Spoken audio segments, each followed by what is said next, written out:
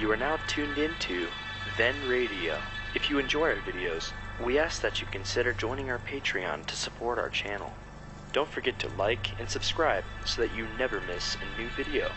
We hope you enjoyed today's episode, and as always, thank you for watching.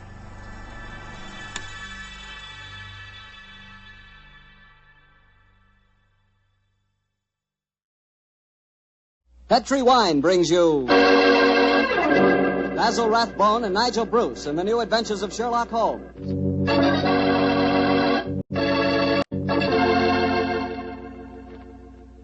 The Petri family, the family that took time to bring you good wine, invites you to listen to Dr. Watson tell us another exciting adventure he shared with his old friend, that master detective, Sherlock Holmes. And if you will, I hope you listen to me for a second, because I want to tell you about a wine that can make waiting for dinner a pleasure. The wine is Petri California Sherry. Any evening, well, let's say tomorrow evening, right before dinner, pour yourself a glass of Petri Sherry. Just look at it.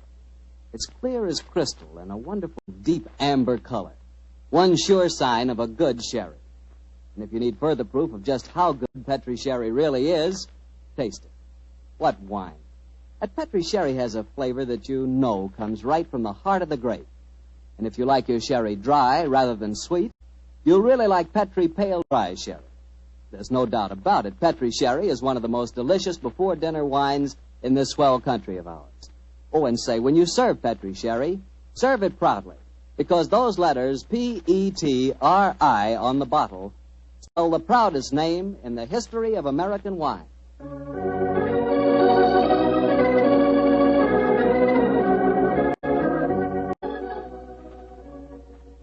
And now I'm sure our good friend Dr. Watson's waiting for us. Let's go enjoy. There you are, Mr. Bartell. Good evening, Doctor. All alone tonight, huh? Yes, my boy, if you can call a man alone when he's got his pipe, his books, and a glass of good port at his elbow. Take your coat off. You'll follow enjoyment. Thanks, Doctor. Help yourself to the port. There's some rather special tobacco in a jar over there. Fine.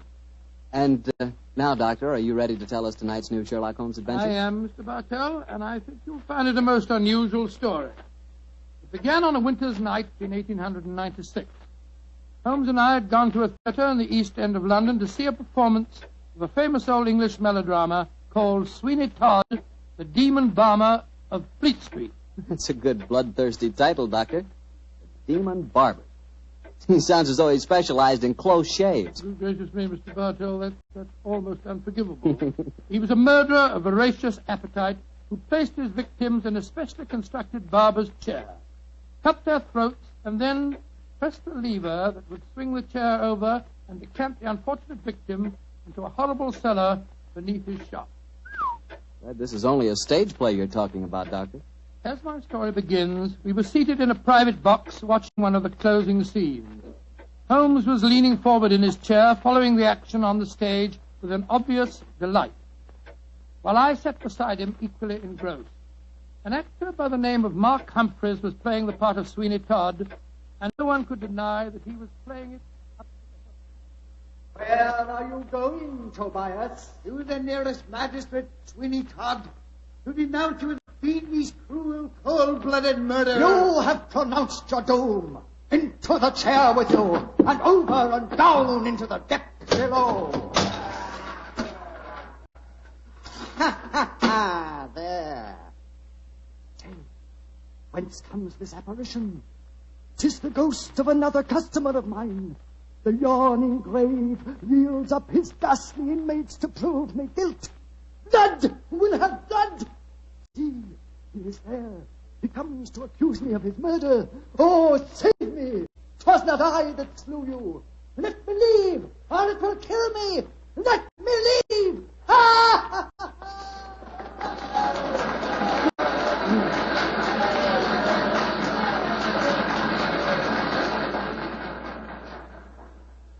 Oh, upon my soul, Holmes, that fellow Mark Humphreys is the most florid actor that I've ever seen on a stage. I find him enchanting, Watson. It seems to me he's really caught the flavor of this murderous monster piece. After all, a restrained performance of the Barber Sweeney Todd would be unthinkable. Yes, I suppose it would. But I must say his makeup seems rather overdone. No barber would wear such an enormous beard. It would be most impractical. probably get in the customers' faces. By the way, I noticed from the program that Mark Humphreys, as well as being the principal actor, is also the owner of the company. Yes, the current trend towards the actor-manager is a healthy sign, I think. Come in. Excuse me, but is one of you gentlemen Mr. Sherlock Holmes? Yes, I am. Oh, I was asked to give you this note. Thank you. Now, who on earth knows that you're at the theatre, Holmes? We'll soon find out. This note is from Mark Humphreys, our actor-manager. What's it say? Dear Mr. Holmes, I recognize you in your box. Please come to my dressing room after the performance. My sanity, and even the safety of London, perhaps, depends on your compliance. Oh, my sanity and the safety of London. I wonder what on earth you mean. That, my dear fellow, we can only discover by going backstage to meet him. As it is, the curtain's going up in the last scene I see. For a little longer, we must possess our souls in patience.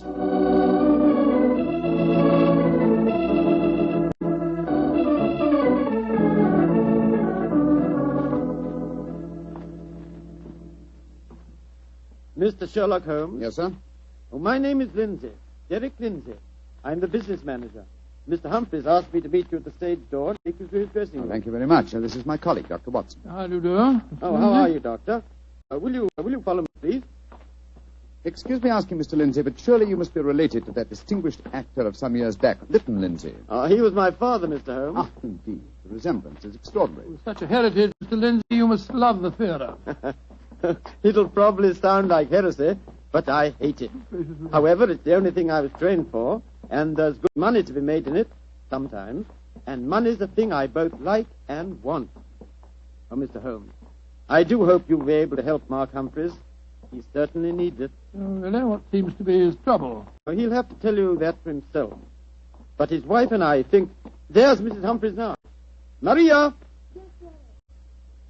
Maria, this is Mr. Sherlock Holmes and Dr. Watson. Mrs. Mark Humphreys. How do you do? Oh, Mr. Holmes, I'm so grateful that you're going to see Mark. He's in such a dreadful state. There have been times lately when Mr. Lindsay and I have been afraid he's going out of his mind, haven't we, dear? Indeed we have. We're both dreadfully worried about him. In that case, I hope I can be of service. Which is his dressing room? Number 1, next door to mine. Derek, I think it'll be better if Mr. Holmes and Dr. Watson go in alone. I'm sure Mark will speak more freely if we're not in the room. I think perhaps that is a good idea, Mrs. Humphreys. We'll see you later on. Come on, fellow. That's all.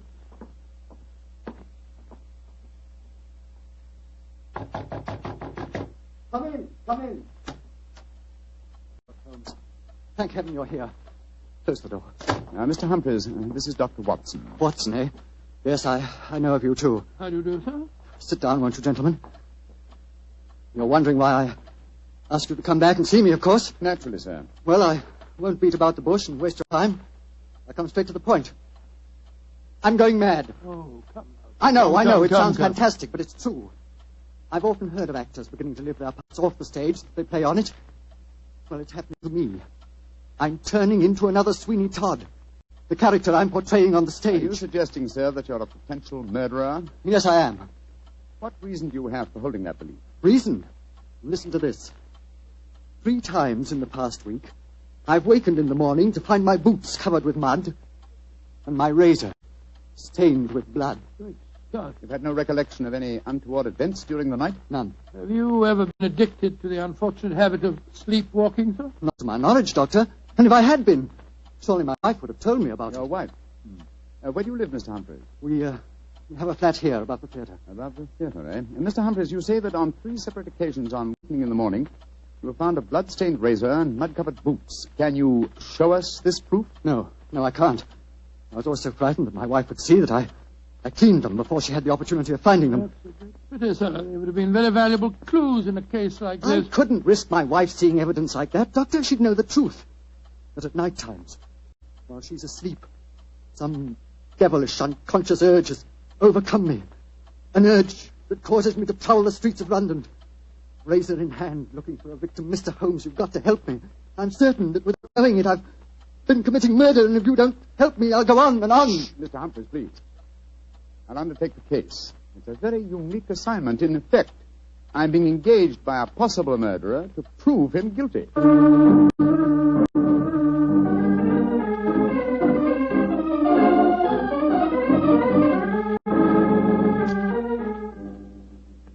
Well, Mr. Holmes, I've been through all the records we have here at Scotland What have you Yard. found, Inspector Gregson? The last 2 months, we haven't had one case of an unsolved killing with a razor. Any mysterious disappearances, Inspector? Bless your heart, Doctor. There's never a day that passes without one or two of them. Here's a list of them, Mr. Holmes, if it's any use to you. Thanks. Come on, Watson. In the morning, we can go back to the theatre and set our friend's mind at rest. I'm much obliged to you, Gregson. Glad to be of service, Mr. Holmes.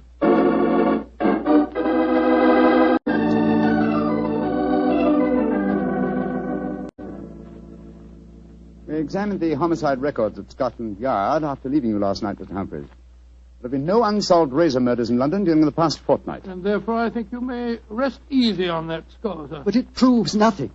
Remember that in the play, Sweeney Todd's victims are never found either. Yes, thanks to his singularly horrible ingenuity in disposing of them. But this is real life, Mr. Humphreys. Then how do you account for the bloodied razors and the muddied boots? Well, now, are you sure that they aren't just in your imagination, sir? You admit that your wife's never seen them? The whole thing could be, or shall we say, an overdose of Sweeney Todd? Well, I admit that I'm suffering from a surfeit of that. And why not drop the play from your repertoire? Our manager, Derek Lindsay, won't let me. It's our best money-maker. He's always got a keen eye to business. Mr. Holmes, I can see that you still don't believe my story. So I've saved some evidence for you, evidence that I found this morning. Look at these. Now what do you say? You still think it's my imagination? Cutter, blood-stained razor, and boots covered with mud. Splendid. At last, some real clues to work on. How can you be so calm, Holmes? It happened again last night. Do you realize that I'm a murderer? I'm a menace to society? For heaven's sake, lock me up before I do some more damage. No, sir. Don't get so excited. Mr. Humphreys, I should like to take these objects back to Baker Street where I can perform some chemical tests. You have no objections, I hope? Objections? Good heavens, no. Excellent. You've told no one of this fresh discovery of yours. No one. Not even Derek Lindsay. Derek Lindsay, that's your manager, isn't it? Yes. The best friend I ever had. Except for his father before him. It was Derek who helped me back on my feet 2 years ago, when I put on that disastrous production of Macbeth. And I'd be the day that went for him. You lost a great deal of money on that production, sir. Nearly every penny I had. Indeed. By the way, where is your wife, Mr. Humphreys? She's in her dressing room next door. We have a matinee today, you know. I'd like a word with her. Watson, old chap. Wait here for me, will you? I won't be a moment. Right you are, Holmes.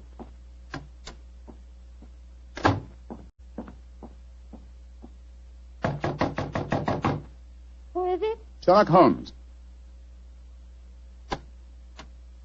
You want to talk to me, Mr. Holmes? For a moment. May I come in, Mrs. Humphreys? Well, couldn't we talk on the stage? It's empty. I prefer to come into your dressing room, if you don't mind. What I have to say is confidential. Very well, then. Come in. Mr. Holmes, may I introduce Signor Vanelli, our musical director? How do you do, sir?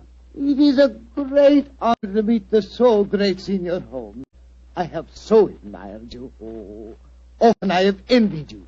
Many times I say to myself, Snipsy... Signor Vanelli, if you don't mind, I wish to speak to Mrs. Humphreys alone. Oh, I quite understand.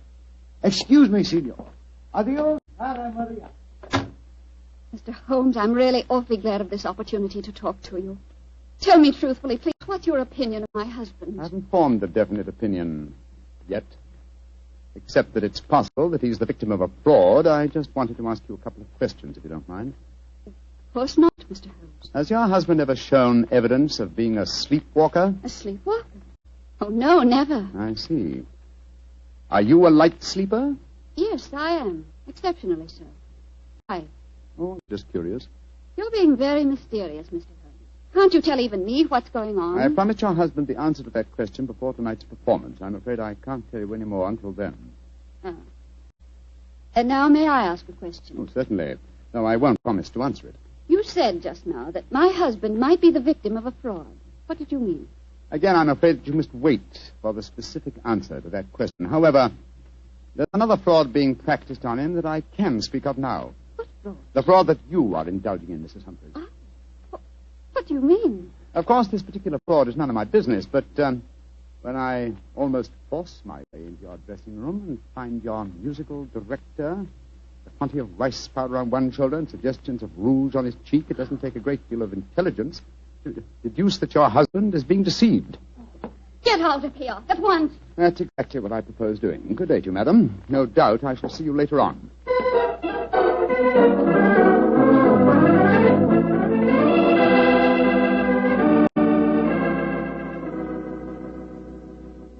Well, Holmes, what does the microscope tell you about the mud on the boots and the blood stains on the razor? On a blank on the mud, old chap. It's an extremely common type that is found in most parts of London. And the blood? I'm examining that now.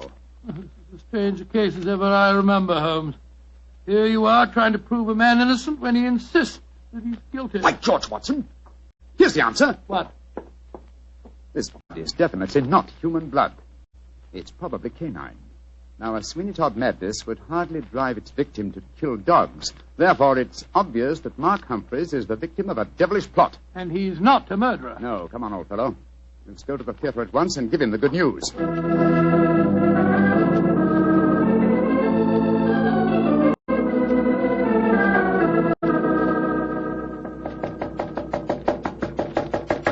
Where doesn't he answer? 3/4 of an hour before the curtain time. Oh, it must be in his dressing room. I'll knock again.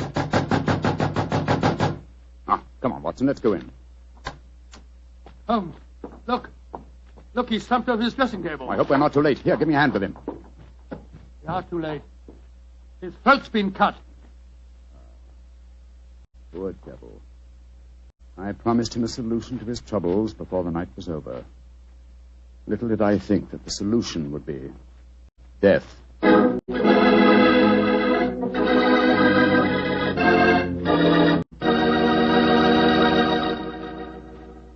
We'll hear the rest of Dr. Watson's story in just a second, so I'm going to ask you if you're one of those people who just eats to live, or whether you really enjoy good food. If you love good eating, you've just got to know about Petri wine. Petri wine makes good food taste wonderful. For instance, if you're having steak or a roast or any meat or meat dish, you'll love it served with Petri California Burgundy. Petri Burgundy is the last word in delicious red wine. Now, with chicken or fish, you can't beat the delicate Petri California Sauterne, a really extraordinary white wine. Just to make sure you don't miss either Petri wine, don't buy one, buy two. Buy both Petri Burgundy and Petri Sauterne. They're both swell because they're both Petri. Well, Dr. Watson, what happened next? Well, I think I'll pick up the story exactly where I left off. Holmes and I were standing in Mark Humphrey's dressing room, looking with horror at the slashed throat of the actor manager. There was a bitter, self-accusing note in Holmes's voice. I promised him a solution to his troubles before tonight was over. Little did I think that solution would be death. This worry over his supposed madness caused him to commit suicide. Suicide? Rubbish, old fellow. It's murder. Look at the razor clutched in his hand. Undoubtedly placed there by the murderer before rigor mortis had a chance to set in. In any case, scrutinize the wound. Does that look as if it had been done by the hand of a suicide? I don't see why not. Look closer, old chap. The depth of the wound is even, whereas a suicide cut always wavers towards the end. No, this is murder, Watson, and I think I know who did it. But I have little evidence. I must lay a trap. What kind of a trap, Holmes? I haven't time to tell you now, old fellow. Every moment counts. Off with you to Scotland Yard and get Inspector Gregson. Bring him back here as fast as you can. Right you are. And Watson. Yes? Tell absolutely no one except Gregson of Mark Humphrey's death. Say that he's still alive, well, and that his problems are solved. It's the performance of the play. Don't you worry about that, old chap. Off with you to Scotland Yard.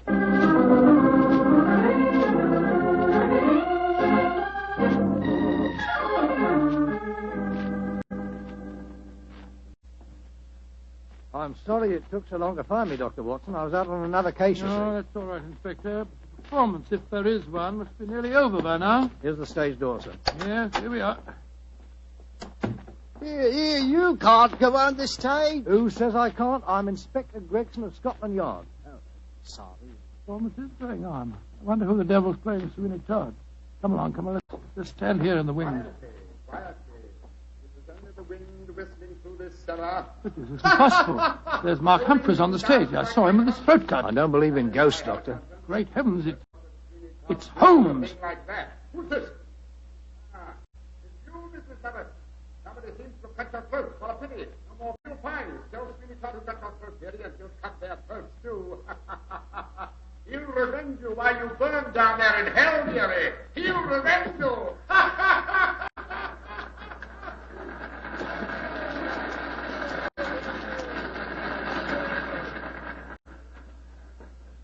Here he comes now, Gregson. Amazing disguise.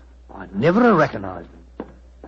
You're both here. Holmes, what are you up to? Surely that's apparent. I disguised myself as the dead man, hoping to force the murderer's hand. You're running a terrible risk, Mr. Holmes. Part of my profession, Gregson. Shh. Here comes Signor Vanelli, the musical director. My dear fellow, I had to leave the orchestra pit to come and congratulate you. Never have you given a finer performance. Bravissimo, bravissimo. Thank you. But it is true. You hardly seem the same person. Your performance, she is incomparable. Keep it up, Mark. Keep it up. I think he spotted you, Holmes. Yes, sir. I didn't like his look as he said that. Well, whoever it is, they've got their hand soon. The curtain's going up in the last scene. Keep your eyes open and suspect everyone.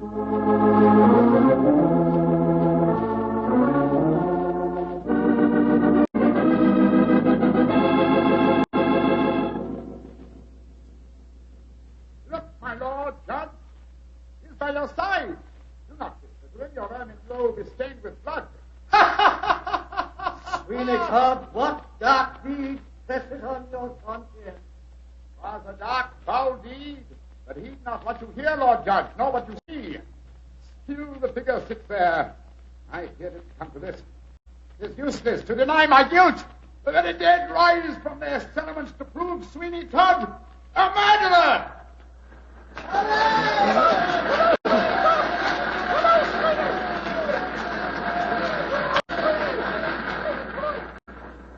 By George, what an actor he'd have made, Doctor. Yes, what an actor he is, Gregson. I'll be hanged if I know how he remembers the lines, though, even if he has seen the play half a dozen times. Here he comes now. Bravo, Holmes. You did splendidly. But it didn't work, Watson. It didn't work, confound it. Murderer still hasn't tipped his hand. Have I underestimated him? Looks as if you have, sir. And if you don't mind my saying so, I think you'd have been a lot wiser to let me handle the case as soon as you found his body, instead of going in for all this dressing up stuff. Oh, but of course. Now I see it. Only one person could have killed Mark Humphreys. Who, Holmes? Do as I say, and I'll show you. I'm going to Humphreys' dressing room now, alone. Give me a few moments' start, and then follow me. Out of sight, but within earshot. Dr. Watson, why does Mr. Holmes always have to be so blooming mysterious? Why can't he just say who the murderer is and take us to him? Well, I've been with Mr. Holmes on a great many cases, Gregson, and yet I can't answer that question. Come along. You've got a big enough start now. Let's follow him. I'm very fond of Mr. Holmes, you know, Doctor, and yet there are times when I get so angry with him. He shouldn't risk his life like that. You know Mr. Holmes. He'll never change. Well, if he don't, one of these days he's going to wake up and find himself dead. Shut the door. Someone inside with him. You devil, Listen. Humphreys! How many times do I have to kill you? Great Scott, it's Derek Lindsay, the business manager. Come along, Gregson. No, Lindsay! You succeeded in killing Humphreys, but you won't kill me. Grab his arm. Look out for that razor. Here, you. Let go of me! No, you don't. Very neat, Gregson. Are you all right, Holmes? Perfectly, thanks, old chap, though I'm a little tired. Gregson, my dear fellow, will you take over from here? I think I've had enough melodrama for one day.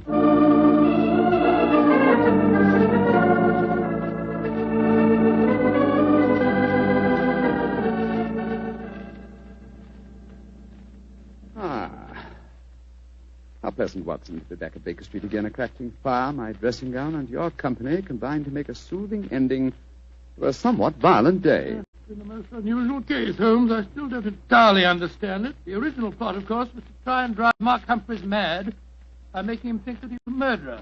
That accounts for the boots and the blood-stained razor. Precisely, my dear fellow. And the killer, having conditioned his victim by this trickery, then murdered him, trying to make it appear a suicide. Now, who had a motive? 3 people, Mrs. Humphreys, her lover, Signor Vanelli, and Derek Lindsay. I must say that I suspected the wife. Well, so did I for a while, and yet it was illogical. She knew, and we may therefore presume that her lover knew, that I was suspicious of her. And she must have known that you promised her husband a solution to his troubles before the night was out. It seems highly improbable that she or Signor Vanelli would have faked his suicide at that point. Quite right, my dear fellow. So I investigated Derek Lindsay's affairs, and I found that what Humphreys had referred to as the kindly act of a friend in helping him back onto his feet was in reality the mortgaging of his entire theatrical effects. Lindsay stood to inherit the theater on Humphreys' death. Therefore, I was convinced that he was the killer. And then, after he'd murdered him, he saw what he thought to be Mark Humphreys on the stage. Ah, that's where I was slow and stupid, old chap. I couldn't imagine what motive gave the cold, clear nerve to suppress all reactions when he saw his supposed victim revived on the stage. Only at that moment did I realize. And what was the motive that made him hold his hand? The characteristic that ruled his life, Watson. Avarice. A morbid love of money. You see, if he'd attacked me during the performance, he'd have had to refund the money to the audience. His greed conquered all other passions. It made him wait until the performance was finished before he attempted my life. You know, Holmes, now that the case is solved, I'll tell you something in confidence. Please do, old fellow. What is At it? the end of the play tonight, I was afraid that you'd made a mistake, that you'd slipped off on the case. Gregson thought so, too. And I, Watson, will tell you something in confidence. Oh, what is it? There were three of us that felt the same way. Well, now you're being modest, Holmes. I assure you I'm not, my dear chap. In fact, in the future, if it should strike you that I'm, getting a little overconfident of my powers, or perhaps giving less pains to a case than it deserves, kindly whisper Sweeney Todd in my ear, will you? I shall be infinitely obliged to you.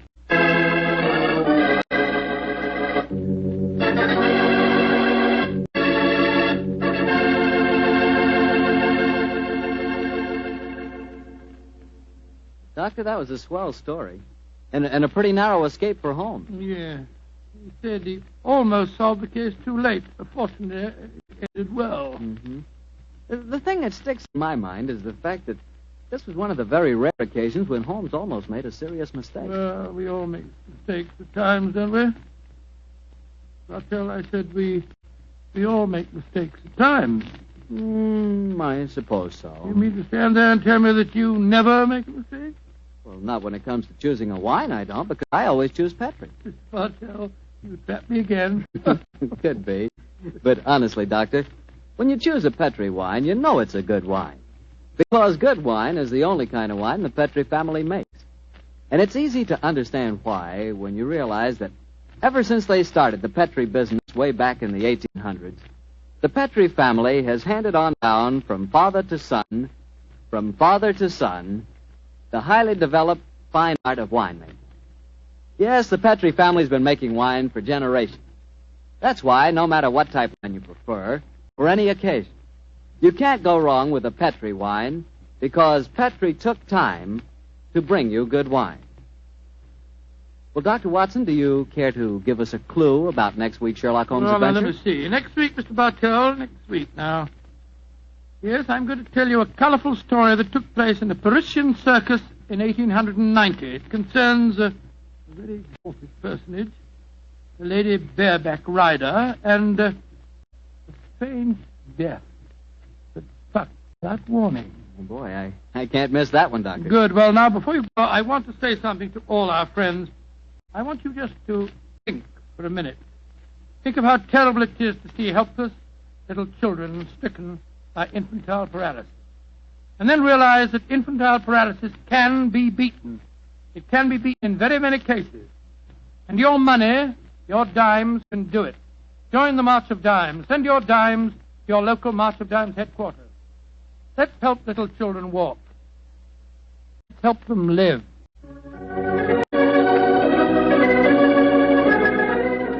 Tonight's Sherlock Holmes adventure was written by Dennis Green and Anthony Boucher and was suggested by an incident in this Arthur Conan Doyle story, The Yellow Face. Music is by Dean Fossler. Mr. Rathbone appears through the courtesy of Metro-Goldwyn-Mayer, and Mr. Bruce through the courtesy of Universal Pictures, where they are now starring in the Sherlock Holmes series.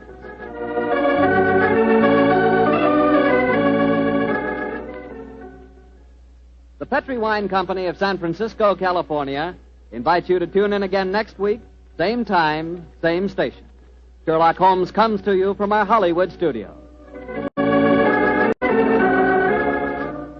This is Harry Bartell saying good night for the Petri family. For a solid hour of exciting mystery dramas, listen every Monday on most of these same stations at 8 o'clock to Michael Shayne, followed immediately by Sherlock Holmes. This is the Mutual Broadcasting System. This is the Mutual Broadcasting System. This is the Mutual Broadcasting System. This is the Mutual Broadcasting System. This is the Mutual Broadcasting System.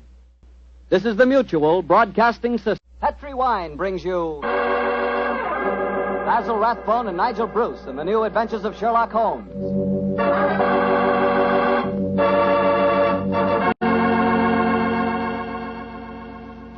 The Petri family, the family that took time to bring you good wine, invite you to listen to Dr. Watson tell us another exciting adventure he shared with his old friend, that brilliant detective, Sherlock Holmes. And say, while you lend an ear to the good doctor, you'll get a lot of pleasure out of a glass of rich, ruby-red Petri California port. Just sit back and sip that Petri port leisurely. There's a wine that's just perfect after dinner. A wine that really goes with storytelling and conversation. Petri port is as rich in flavor as it is in color. And what a flavor. Full, hearty, and delicious. Well, I can't think of a better way to express your hospitality than to offer your friends a glass of good Petri port. Serve that Petri port alone, or serve it with fruit or nuts, or with cake or sandwiches. No matter how you serve it, you can serve that Petri port proudly. Because the name Petri is the proudest name in the history of American wine.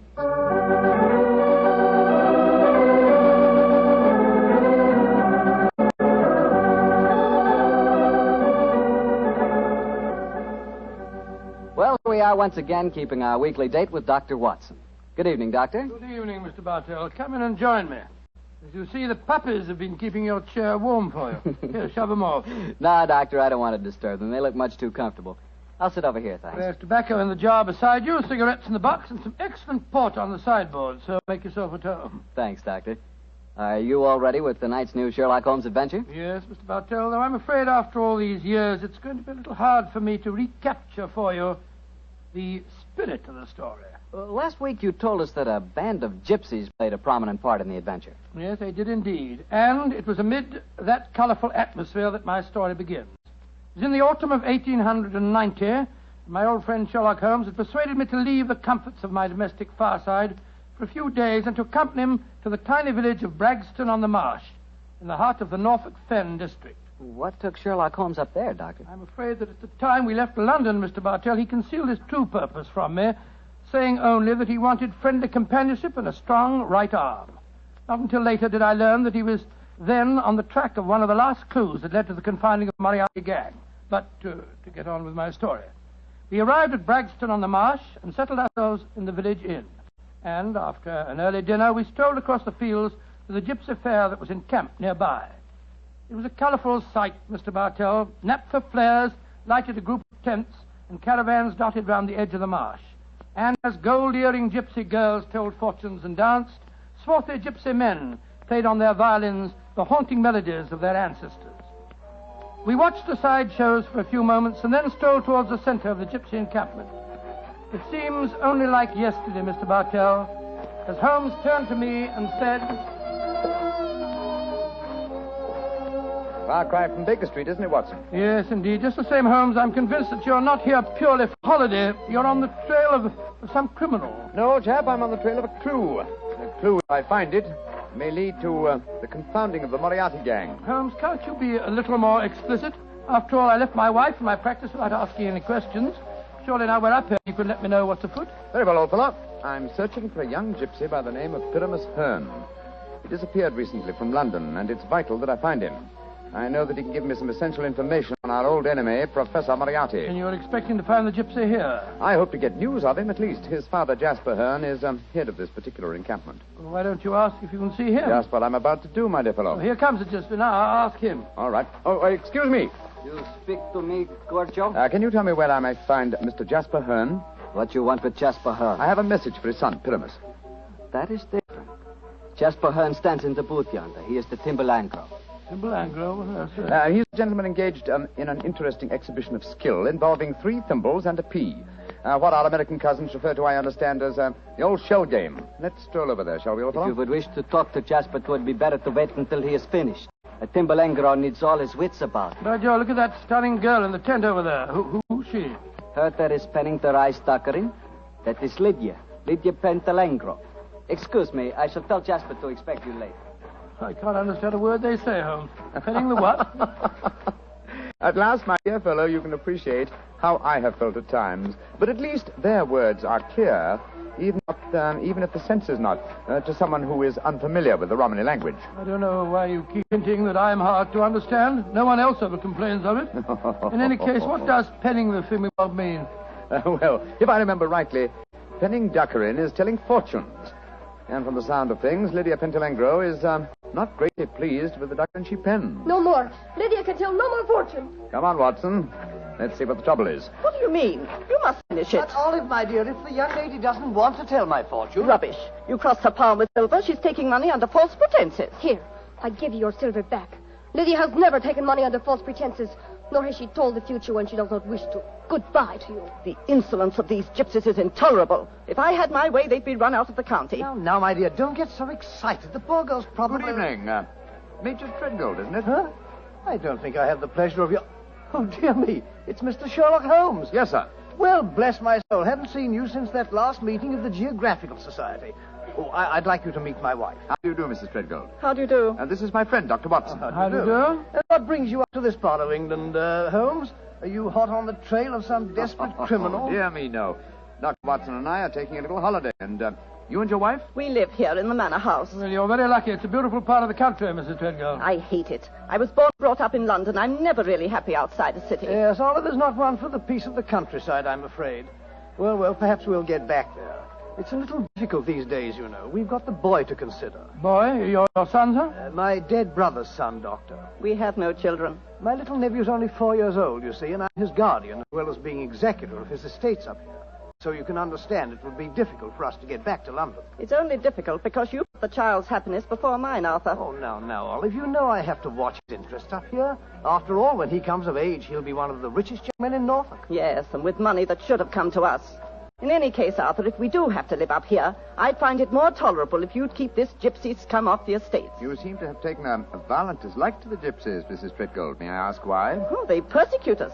They steal our sheep, they break our windows, and just the other day they wantonly led our prize pig into the Bragstone quagmire and let the beast perish. Why should they single you out for persecution like this, do you suppose? Oh, I can't imagine. I've always tried to be nice to them. Too nice, Arthur. That's your trouble. Well, I have a very good reason for humoring them, my dear. You see, Holmes, I've always been afraid they may carry this feud so far that they'll even hurt the baby. Olive, my dear, I wonder if you'd go ahead and wait for me in the carriage. It's getting rather chilly. I'll join you in a moment. Very well, Arthur, but don't keep me waiting long. Good evening. Good evening. Good night, Mr. Treadgold. Let's stroll away from the camp, shall we? I've got something very important to tell you. Something I didn't like to say in front of Olive. The gypsies have threatened to kidnap our boy. How shocking. What form did their threat take, sir? This letter. I found it pinned on the frame of my dressing room mirror when I went up after dinner tonight. Let me see it, will you, please? Well, what does it say, Holmes? A Romany Rye... A Romany Rye? Won't take your insults forever, Major and Mrs. High and Mighty.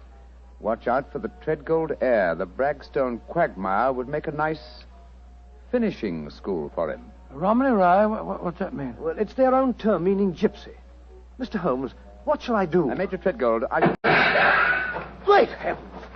That shot just missed me. Where the blazes had come from? I can't see a soul. They have come from behind any one of those caravans ahead of us. If you wanted direct evidence, gentlemen, this is it. That is the first open attempt on my life. Holmes, what extraordinary luck for me that you're in the neighborhood. I'll pay you any fee you name to handle this business. It seems to me that this is a job for the police. I don't want to go to them. Oh, why not, sir? Well, I'm afraid that these attacks may stem from some injustice to the gypsies committed by my late brother.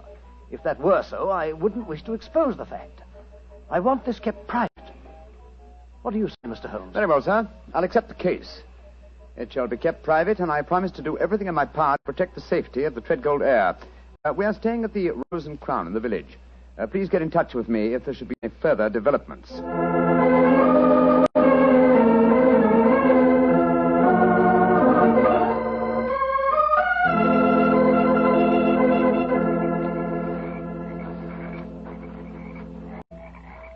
affair seems to be closed down for the night now, Holmes. They're turning out the naphtha flares. Yes, let's stroll over to Jasper Hearn's caravan, shall we? He should be free now. Well, if he's head of this tribe, he ought to be able to tell you something about this Treadgold business. Yes. Though I shall first ask him about his son, Pyramus, the man I'm looking for. I think the fact that I know his son will inspire confidence. Here we are. This is the caravan. That girl, Lydia Petrulengo, sitting outside, the one that was telling fortune. Yes. Good evening. Who are you, and what do you want? I wish to speak to Jasper Hearn. He is not here.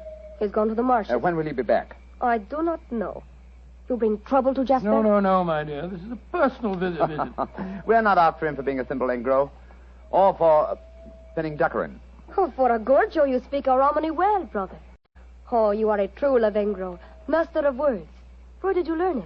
From Jasper's son, Pyramus. Ah, you know Pyramus there.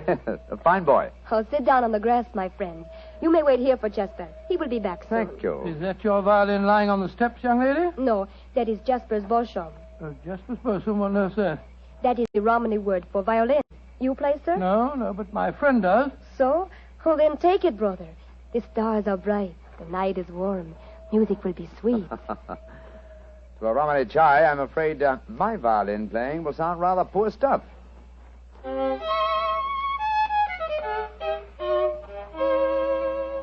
Play on, brother.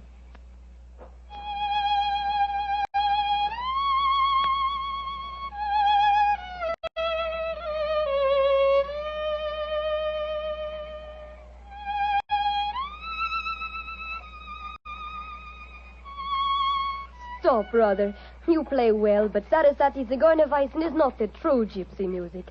I've heard it in London and in Budapest. They call it gypsy. But what can a gorge show know of the true heart of Romany? Wait here. I will get my own violin. Charming girl, charming. But why do you keep on talking about gorgios?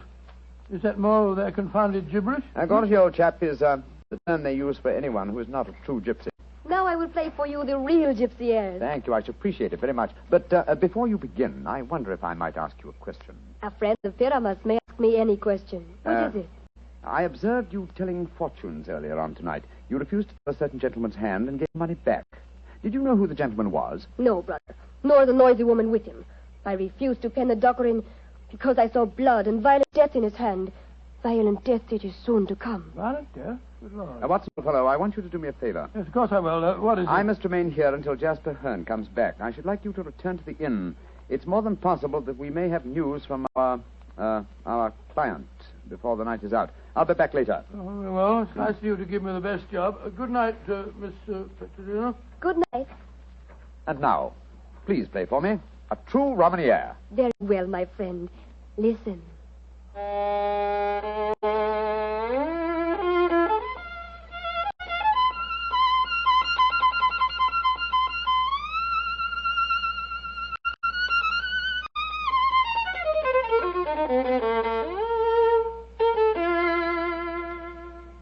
Now you must play, brother. I shall make a true Bochemanger of you. Come, see if you can follow me.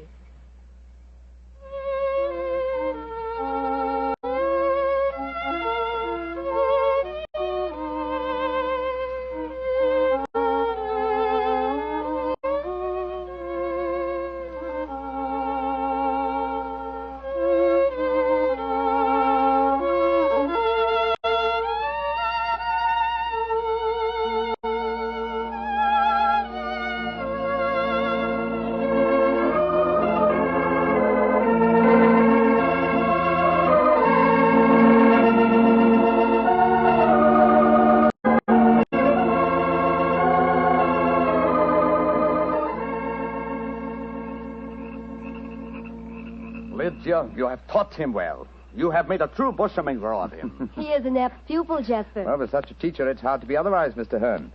That is, if one has a spark of music in one's soul. Call me Jasper, brother. You have spoken well of my son. You have talked wisely to me of things that I have not understood. Come, we shall drink wine together underneath the stars. I shall get glasses and a flagon. Jasper has taken a great fancy to the brother. And I to him. He's a fine man. Sherlock Holmes. Yes, Lydia? May I read your hand, brother? Why, yes, of course. A strange hand, and a beautiful one. A long lifeline, and yet I see sudden death and violence surrounding you. Now, at this moment. And in the future, I see a journey for you, across the seas, within a year. Beware of water that runs in the mountains. Near death will befall you there. More travels, more dangers. Oh, you must be careful, brother. Oh. What is it? Our paths are destined to cross but once. We shall not meet after this night. That makes me sad. Oh, but we shall meet again. I shall be here for some days yet. No, it says in your hand that we shall not meet again. And a hand cannot lie. Who is this that comes toward us through the moonlight? It's my friend, Dr. Watson, I think. Yes. Hello, Watson. What's wrong? Wrong. Everything's wrong. Mrs. Treadgold's waiting in the carriage. She wants you to come at once. Indeed? Why? The child has been kidnapped. Major Treadgold has gone for the police, and Mrs. Treadgold is threatening to rouse the local inhabitants and come out here and burn this camp to the ground if you don't find the You will child. tell Mrs. Treadgold to return home. She can do no good here. But Holmes... Tell her, old chap, that I have the case well in hand. But how can you have? You've been out here all the time, playing your violin. Have faith in me, please, old fellow, will you? And deliver the message. Then come back here and join me, and I'll explain everything to you. Very well. I suppose you know what you're up to. Violence and trouble, brother. It is all there in your hand. Well, what must be shall be, and I wouldn't have it otherwise. But for the moment, the sky is starlit, the air is still, and the melody you played haunts me. Let's play it together again, shall we? I should like that. I should like that very much.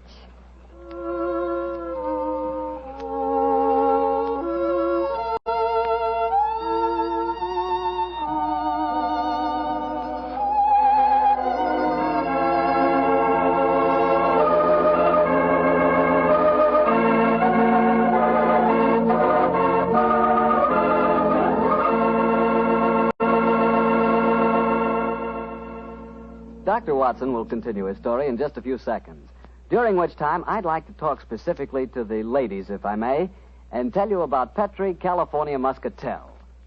Just as Petri California Port has long been known as the wine of gentlemen, Petri Muscatel has been known as the favorite of the ladies. That's because Petri Muscatel is a golden-colored wine that looks like captured sunshine and tastes as... Well, did you ever taste big, plump muscat grapes picked when they're still misty and dew-covered? If you have, you know what to expect when you taste Petri Muscatel. The flavor of Petri Muscatel comes right from the very heart of luscious, hand-picked muscat grapes. You couldn't ask for a more delicious wine than Muscatel. Petri Muscatel.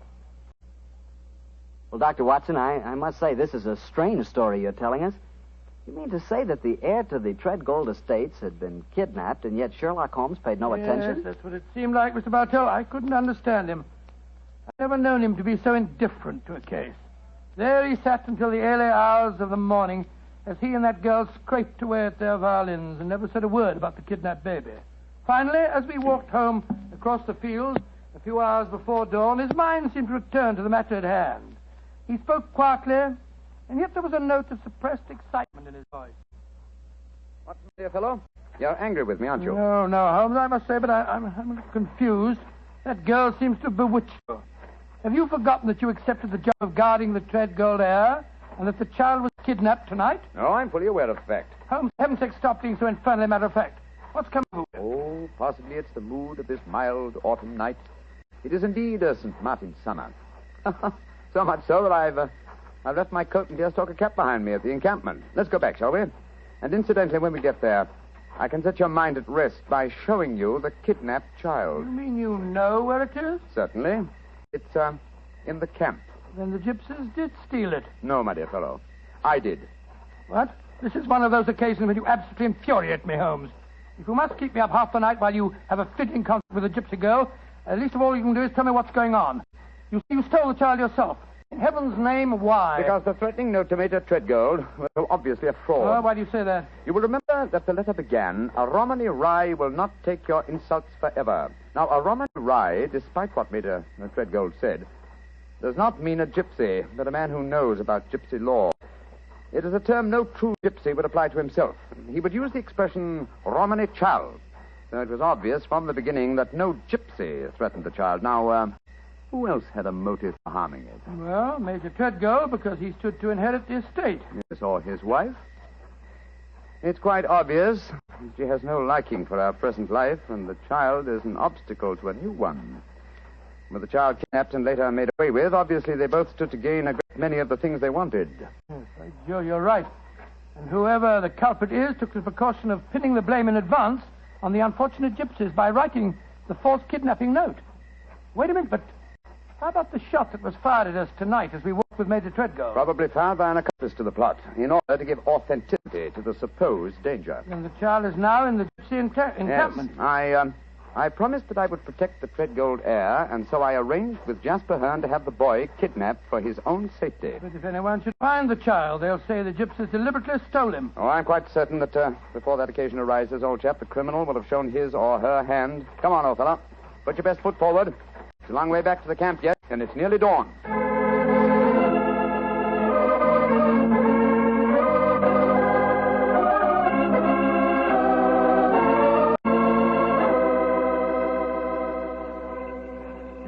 Welcome back, brother. You wish to spend the remainder of the night in the encampment? No, thank you, Jasper. I just came back for my cap and coat. It was so warm tonight, and I forgot about them, and I started to walk home without them. I will find them for you. Oh, we found this message for you soon after you had left. It was pinned to the door of the caravan. I do not know how it got there. I will search for your coat and cap. Another message? What does it say, Holmes? Never trust the Romany Rye. Uh-huh. The same mistake again, Watson. Your plans have been betrayed. For proof, meet me at the Bragstone quagmire at dawn. It's a trap, Holmes. Obviously. We must spring it with caution. I cannot find your coat or your cap, brother. It has vanished. Vanished? May I speak to Lydia? That is a strange thing, too. Lydia has gone also. She's gone. Tell me, Jasper, did she read this note? Yes, she did. She could not help reading it. Then she, too, realized it was a trap. She went out in my coat and deerstalking hat to keep the appointment for me. Holmes, we must go off. Jasper, call out the Romany Childs. There's a devil waiting to be caught in the Bragstone quagmire.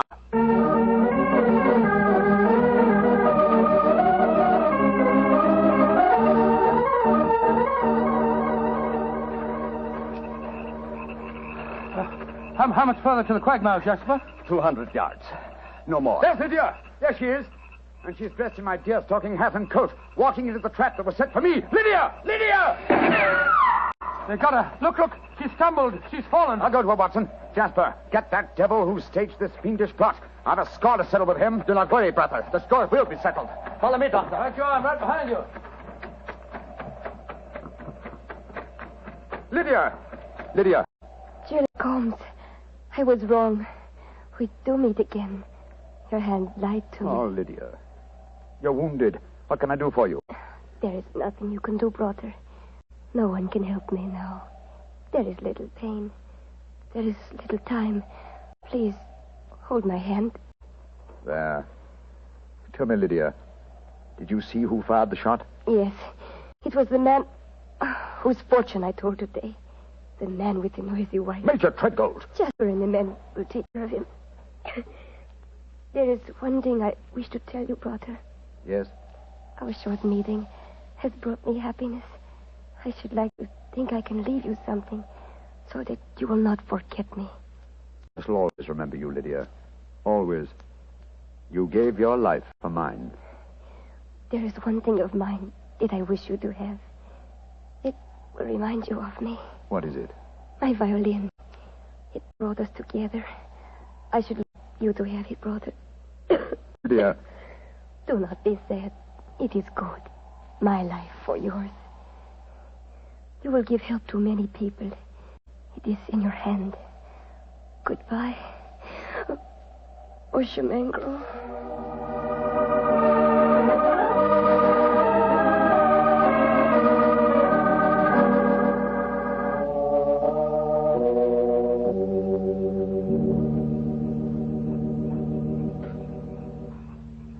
Holmes, it was dreadful.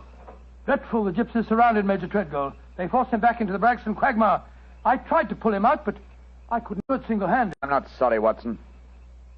Jasper, you know that Lydia is dead? Yes, I know it. The gypsies knew it, too. That is why you were single-handed, Doctor, in your attempts to save the murderer. No Romany child would raise a finger to help him. Yes, I can understand that, but great Scott, man, if you'd seen his face as the quaking mud sucked him under. Lydia's death was less dramatic, but equally moving, I assure you. Sherlock Holmes, I met you less than 5 hours ago. You have saved my tribe from a devilish plot that would have blackened their names. A plot that would have driven them from the countryside. What can I do in return? 2 things. First, tell me where I may reach your son, Pyramus. His address is in this sealed envelope, brother. Thank you. What else may I do for you? As Lydia died, she willed me one gift for remembrance. And what was that gift, brother? A violin. Of course. Here. Here it is. Huh. She told me I might become a true Boshemengro. Let's see if I can recapture the melody once more.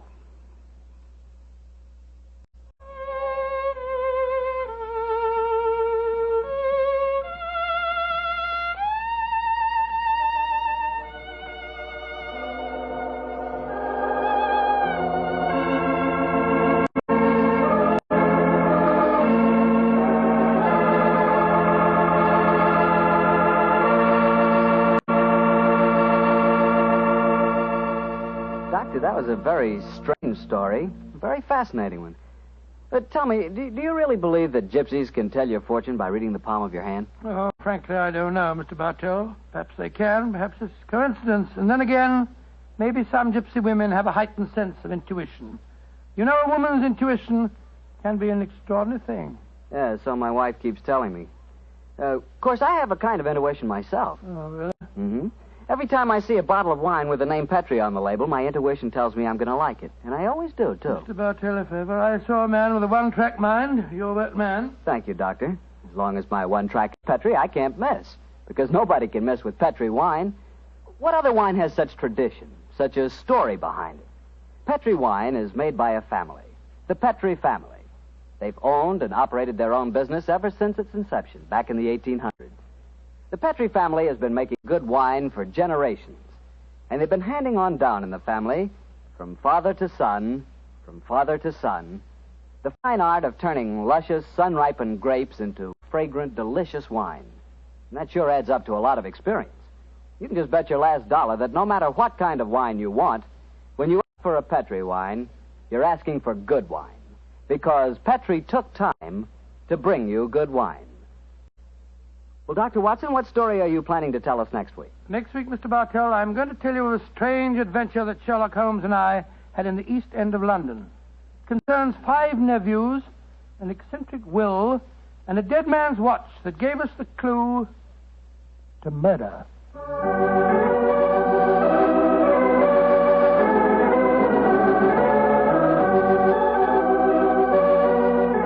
Tonight's Sherlock Holmes adventure was written by Dennis Green and Anthony Boucher and was suggested by an incident in the Sir Arthur Conan Doyle story, The Adventure of the Red Circle. Music is by Dean Fostler. Mr. Rathbone appears through the courtesy of Metro-Goldwyn-Mayer and Mr. Bruce through the courtesy of Universal Pictures. They are now starring in the Sherlock Holmes series.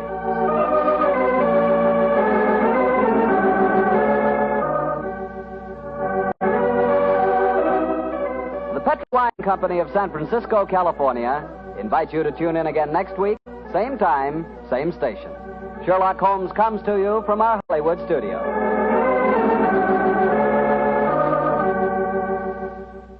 This is Harry Bartell saying good night for the Petri family. For a solid hour of exciting mystery dramas, listen every Monday on most of these same stations at 8 o'clock to Michael Shayne, followed immediately by Sherlock Holmes. This is the Mutual Broadcasting System. This is the Mutual Broadcasting System. This is the Mutual Broadcasting System. This is the Mutual Broadcasting System. This is the Mutual Broadcasting System. This is the Mutual Broadcasting System. Petri Wine brings you Basil Rathbone and Nigel Bruce in the new adventures of Sherlock Holmes.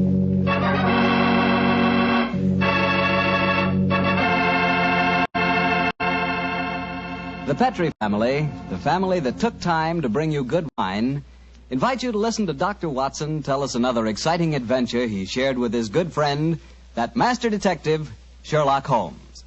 And I'd like to tell you about my favorite time of day. It's just before dinner. You know, when the family's all sitting around in the living room and wonderful things are cooking in the kitchen? Ah, that's for me. And boy, that's the time for a glass of sherry. Because Petri California sherry really makes waiting for dinner a pleasure. That Petri sherry is the perfect before-dinner wine. Just look at its beautiful amber color. And then taste that wonderful Petri sherry. What a flavor. Petri sherry has a rich, nutty flavor that's right from the heart of sun-ripened grapes. And if you like your sherry dry, you know, not sweet, you'll want to get Petri Pale Dry sherry. Or better yet, taste them both. Don't buy one, buy 2. Those letters P-E-T-R-I on the label are the personal assurance of the Petri family that Petri sherry is truly good wine.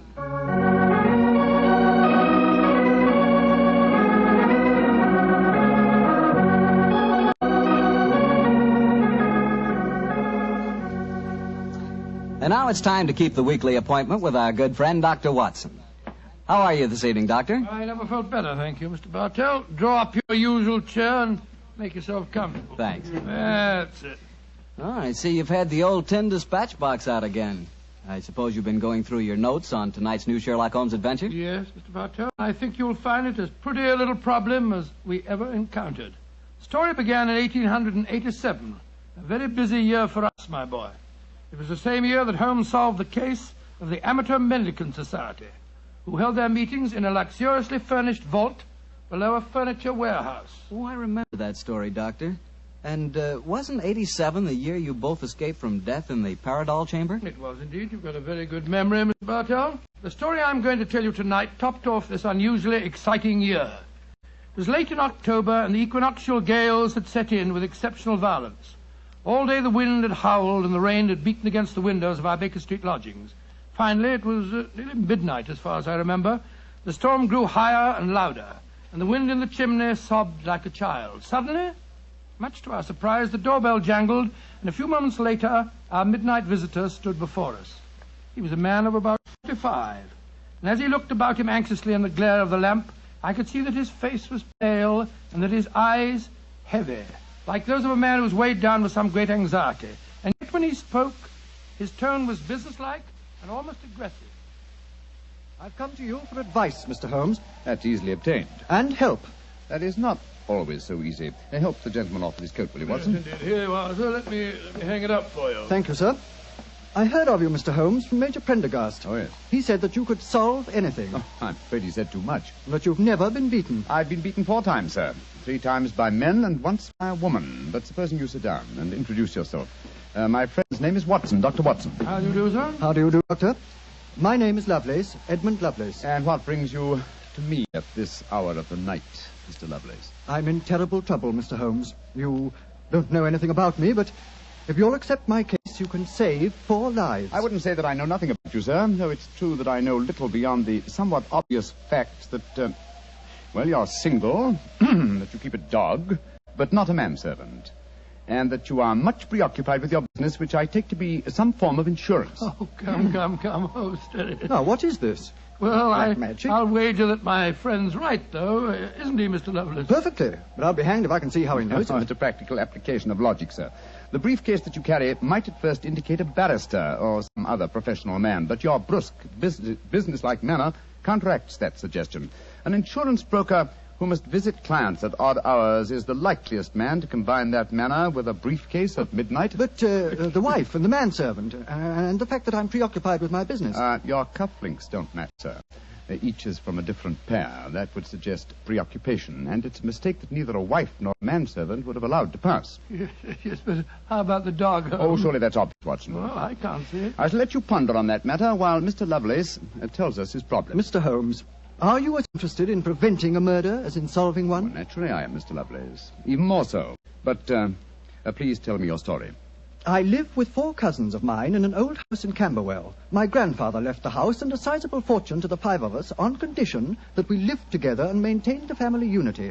It probably won't surprise you to know that we've grown to get pretty much on each other's nerves. Well, what happens if one of you dies, Mr. Lovelace? His share is divided among the others, Doctor. Oh, yes. The wonder to me is, sir, that not that a murder may take place, but that it has not happened long ago. Who's responsible for the administration of the estate? My cousin Gerald. He's much older than the rest of us, and he's a thoroughly unpleasant, cantankerous man. Yeah. He gets an extra share in the estate as administrator, and in consequence he doesn't work. We feel, of course, that he lives off us, and we're continually quarrelling with him about it. Sounds like a jolly household, I must say. There's going to be trouble, Mr. Holmes, I know it.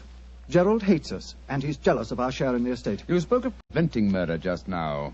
Yet I can see that you've selected your cousin Gerald as the potential murderer. Am I right? Yes, you are. Mm-hmm. But don't think it's personal prejudice that makes me suspect him. I have good reason for doing so. Oh, what reason? This evening, just before dinner, I helped Gerald off with his topcoat and went to hang it up for him. As I did so, I heard a strange, metallic clink in one of his pockets. I slipped my hand inside it and found a hypodermic syringe and a small phial of liquid. I opened the phial and smelled it. Gentlemen, it reeked of bitter almonds. Bitter cyanide, eh? And what did you do? I thought of destroying it, but I realized that would put him on his guard, so I replaced it in his pocket. Of course, I warned the others, and we decided that I'd come to you. I had to see a most important client tonight, or I'd have been here earlier. Yes, it seems odd that you didn't come directly to Mr. Holmes as soon as you'd made the discovery, Mr. Lovelace. After all, if a potential murderer is walking about with a pocket full of cyanide, I should have thought that itself was more important than business. Well, Yes, I suppose it might seem so to you, Doctor. That's a most interesting stick you carry, sir. May I examine it? Of course. Here. Oh, thank you. Now I see how you deduced that Mr. Lovelace had a dog, Holmes. There are the marks of the dog's teeth on the stick. Yes, my dear Watson, but these marks under scrutiny give us even more specific information. He's a large dog. You've had him for some years, Mr. Lovelace, and he's now old and feeble. Well, you're perfectly right, but I'll be hanged if I can see how you can tell that from looking at a walking stick. This stick is covered with teeth marks, therefore it has been carried many times by the dog. Now, it's a heavy stick, so only a large dog could have carried it. And the teeth marks also indicate a large jaw. The older marks are deep sunk. Look here. The fresh ones, where the wood has not yet darkened, are shallow. Yes, it's obvious that the jaws are losing their strength. That's very clever of you, Mr. Holmes, but I don't see what it has to do with the case in hand. Oh, neither do I, Holmes, I must confess. No, surely it tells us that your story, Mr. Lovelace, may bear a less terrifying implication than you think. On the other hand, its implication may be even more terrifying. Though it's late at night, I feel that any further delay in this matter would be extremely dangerous. I suggest that we get a cab and come to your house in Camberwell at once.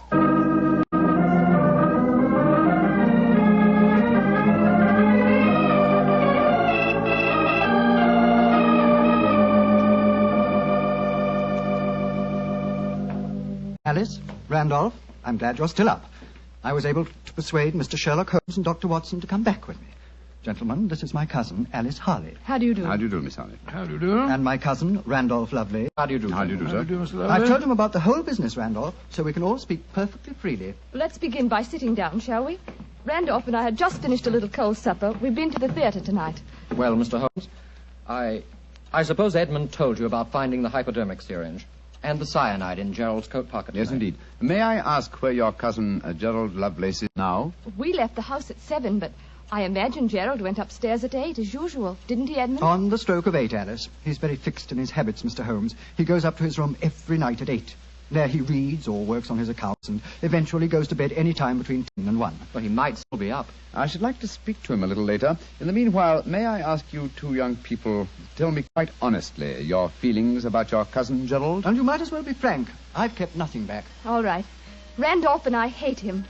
First of all, we're sure he's jealous of our shares in the estate, and then we... Alice and I want to get married, Mr. Holmes, and Gerald won't hear of it. But you're your cousins, aren't you? Only second cousins, Dr. Watson. Gerald is dreadfully conventional. He's threatened us that if we do get married, he'll go to court and try to have our shares in the estate annulled. And from the way the will is worded, I wouldn't be surprised if he could do it. So you can see why we have no great love for him, why we're afraid of him. Well, he sounds an extremely unpleasant person to me. You mentioned there were 5 cousins in the house. 3 of you are here. Mr. Gerald Lovelace is upstairs. Who and where is the 5th cousin? The 5th cousin is my brother, Gilly. He's something of a tragedy, I'm afraid. You see, Gilly's 20, but he never developed mentally beyond the age of 8. He had a bad fall in the hunting field when he was a kid. He's been like this ever since. Oh, I'm sorry to hear that, sir. But he's the dearest, most gentle boy you've ever met. And, incidentally, the one person in this house who doesn't hate Gerald. The poor fellow doesn't understand the conditions of the will, I suppose. No.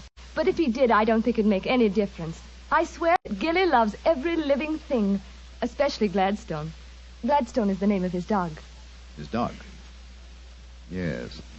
The dog may be the key to this whole matter. The dog? What makes you say that, Holmes? When a man brings a quick and painless poison home to a household containing an old and feeble dog, it's more than possible that he has obtained that poison, quite legitimately, to give the dog a merciful death. To kill Gladstone? Oh, no. After all, Alice, dear, he is old and almost blind But, now. Mr. Holmes, if you think Gerald brought home the poison to put Gladstone out of the way, well, and I admit it sounds perfectly logical, what made you decide to come here tonight? Because I dare not even guess what you may have done by intruding the thought of murder in this situation. Where is your brother, Gilly?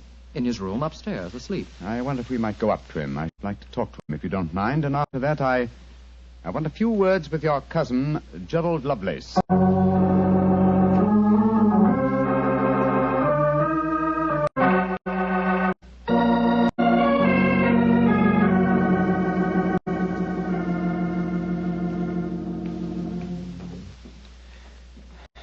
He's asleep, Mr. Holmes. Yes, with a dog in his arm. I'm afraid we'll have to waken him. Gilly? Gilly? That's all right, Gladstone. We're not going to hurt him. Gilly? Who is it? Oh, hello, Alice. Who are these men? They've come to take Gladstone away. No, Gilly, we haven't. Oh, of course not, Gilly. We've just come to admire him. Your brother's been telling us what a fine dog he is. Oh, that's different. Isn't he beautiful? I just had such a wonderful dream about him. Such a wonderful dream. What was it, Gilly? Well, he was all young again. Just a puppy.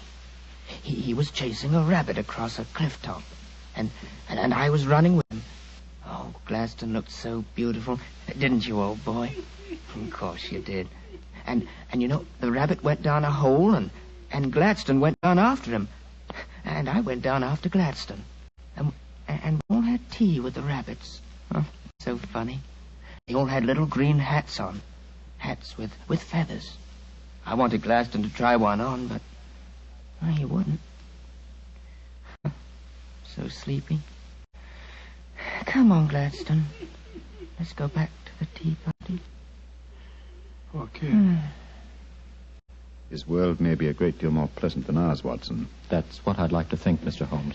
Now I'd like to have a few words with your cousin Gerald. His room's at the end of this corridor. I'm afraid Gilly wasn't much help to you, Mr. Holmes. On the contrary, young lady, he told me exactly what I wanted to know. Here we are. This is Gerald's room. There's no light under the door. He must have gone to sleep. I'm afraid we must waken him, too. Must be a heavy sleeper. But he isn't. He's a remarkably light one. Come on, let's go in. Strike a match, will you, old fellow? Sure. The gas mantle's at the head of his bed, Dr. Watson. Yeah. Well, he's lying on the outside of his bed. He must be... There's blood on the pillow. Great Scott, Holmes. The back of his skull smashed in. He's been murdered. Oh, no. Horrible. Yes, Watson, but not for the blows on his head. Look here on the table by his bed. A hypodermic syringe and a broken file. Yes, a broken file. Reeking of bitter almonds. Poor devil. Well, I won't pretend I liked him. But what a ghastly way to die. All they that take the sword shall perish with the sword. So the scriptures say, Mr. Lovelace. The very suspicion of the killing has brought murder to pass. Well, it's too late to prevent it. Our job now is to find the killer and see that he's brought to justice.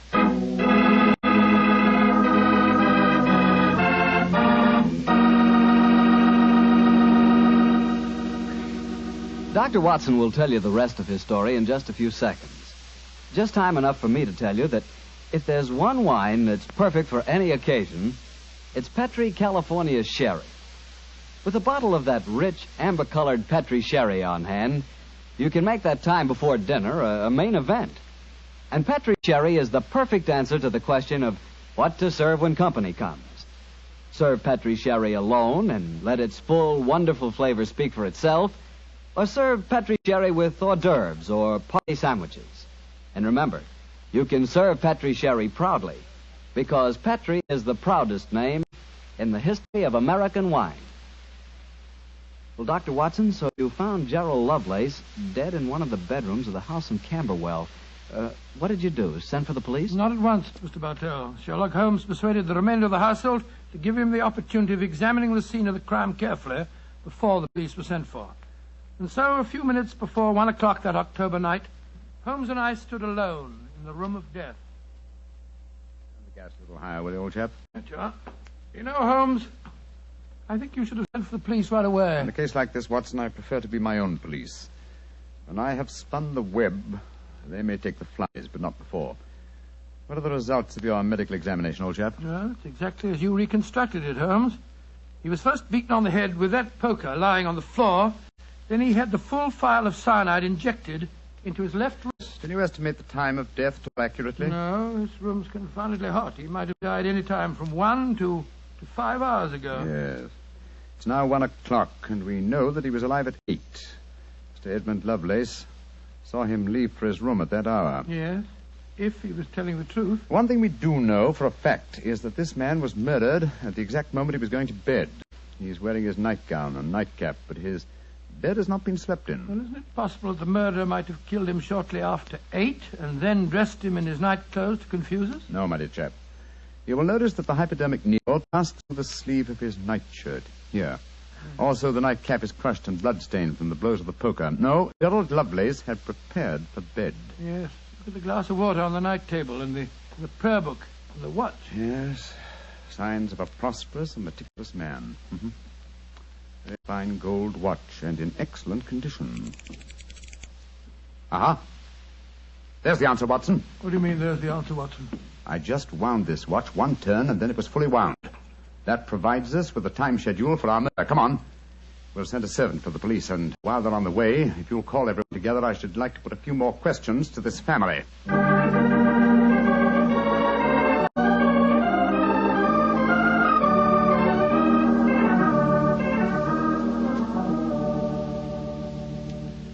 Before the police arrive, I should like to hear your statements again very carefully, if you don't mind. Mr. Edmund Lovelace, what were your exact movements tonight? I left here shortly before 10. From 10 o'clock until the time I came to Baker Street, I was with my client. His name and address, please. Derek Waterlow, 39 Onslow Square, South Kensington. Thank you. Make a note of these, will you, Watson? All right, you're home. You, Miss Harley, and you, Mr. Randolph Lovelace, went to the theater together. Can any independent witness testify as to your movements? Well, yes, Mr. Holmes. We went with friends, the Grant Moresbys. They live at the Clarendon Hotel off Charing Cross. What time did you leave this house? Well, it was about 7:45, wasn't it, Alice? Yes. And after the play, we went to the Café Royal for a little refreshment with our friends and then came back here. I see. And what time did you arrive back at this house? Just a few minutes before midnight. I remember the grandfather clock in the hall striking just as we went into the drawing room. And your brother Gilly, sir. I hate to waken him again. Have you any idea of his movements tonight? Well, he never goes out after dark, Mr. Holmes. But I spoke to the cook as we came in tonight. She says that he played cards with her until just after 10 o'clock. He was fast asleep when I looked in on him shortly after midnight. Thank you. You've made a note of all these facts, Watson? Yes, Holmes, I got them all down. Good. Then let's be on our way to Baker Street. But the police, Mr. Holmes, they're on their way. I know. Please give them my regards, will you? Apologize for my informality and tell them that I shall have the answer to this matter probably in a little over 24 hours.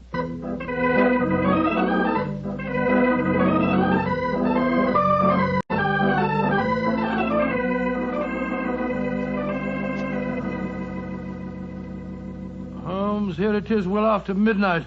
You haven't done a thing on the Camberwell case. No, but you have, old chap. You've checked on all the time alibis and found them valid. I'm much obliged to you. Yes, Inspector Lestrade was here tonight, you know, and he made some pretty caustic remarks, I can tell you. Oh, didn't you inform him that I'll have the answer to the problem before many hours have passed? Yes, I did, but you know, Lestrade, he wanted action. You shall have it. Is the watch still running? Yes, there's another thing. What'll Lestrade say when he finds that you took the dead man's watch? I've no idea. Oh, why did you take it anyway? You sound sleepy, old chap. Yes, I am confoundedly sleepy. Well, why don't you go to bed? Oh, what are you going to do?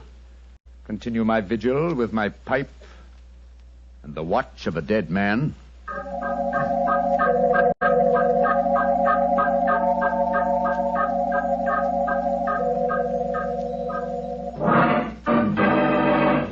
Watson, wake up! What time is it? 5 o'clock in the morning. Good Lord, will you dig up at this hour? The watch has just stopped.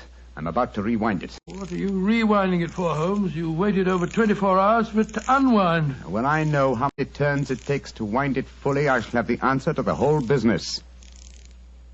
10, 11... You're being confoundedly mysterious, as usual.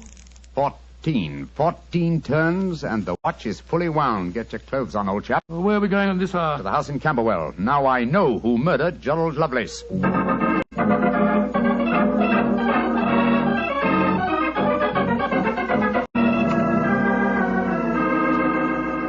Mr. Edmund Lovelace, I'm glad you let us in.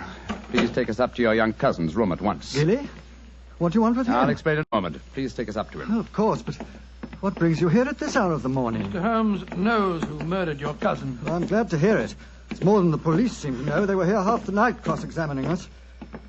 Here we are. I don't think we'll bother to knock.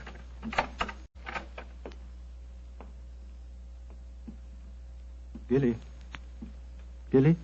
I'm awake. We heard you coming up the stairs, didn't we, Gladstone? It's the same man again. You're not going to take Gladstone away, are you? Please don't take him away. Don't worry, Gilly. We're not going to touch him. Oh. All right, then. Oh, Gilly. Yes? You really love that dog, don't you? Of course I do. More than anything or anybody. I believe you'd even kill a man who tried to hurt Gladstone. Wouldn't you? Oh, yes, sir. I would. Billy! No. Great Scotter. Gilly, I don't think you'd really kill a man. I don't think you could. Couldn't I, though? How would you kill him? I'd hit him first. I'd take a poker and hit him on the head so he couldn't fight back. And then I'd take the nasty needle he told me he was going to stick in Gladstone, and I'd fill it full of that water he showed me, and I'd stick it in him. That's what I'd do. Then he'd be dead. And he couldn't hurt my Gladstone anymore. Not ever. Let's leave him, shall we? Goodbye, Gilly. Pleasant dreams. Goodbye, sir. Good old Gladstone. You satisfied, sir? Yes. Poor Gilly. There's no doubt about it, of course. Can there be no one who described the murder to him, and yet he's just given an exact description of its method? What'll happen to him? They won't try him. No. A little pressure in the right places, and he'll be released to a private nursing home. I'll do everything I can, Mr. Lovelace. Thank you, Mr. Holmes. Thank you very much.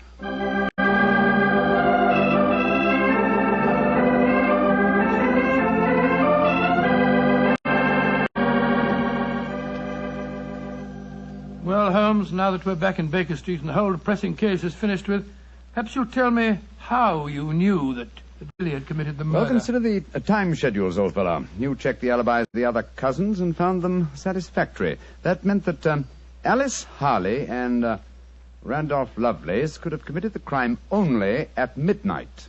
Edmund only before 10.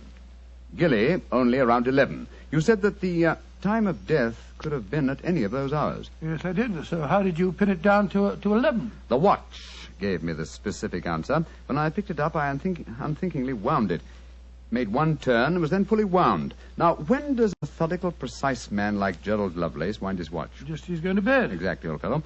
So that it was obvious that he was killed precisely one watch stem turn before I wound his watch. Now I'm beginning to see daylight, Holmes. So you let the watch run down? That's what I did. It took 28 hours, from 1 o'clock the night before last until 5 this morning. Now, how many turns did it take to rewind it? 14, wasn't it? That's right. Therefore, one turn of the watch stem equaled 2 hours, proving that Gerald Lovelace had been murdered 2 hours before 1 o'clock at 11 p.m. When Gilly was the only one who could have done it. You know, Holmes, I still find it hard to believe that boy was capable of such a ghastly crime. He seemed so gentle. Oh, he is. Except when his beloved dog's life was at stake, probably out of some mistaken notion of kindness. Gerald Lovelace warned the boy of his intentions regarding the dog. It's a sad business, Watson, a sad business. I hate to think of that boy spending the rest of his life in a mental home. I have one prayer for his future. What's that, Holmes? The dog Gladstone can't live very long. I pray that Gilly does not long outlive him.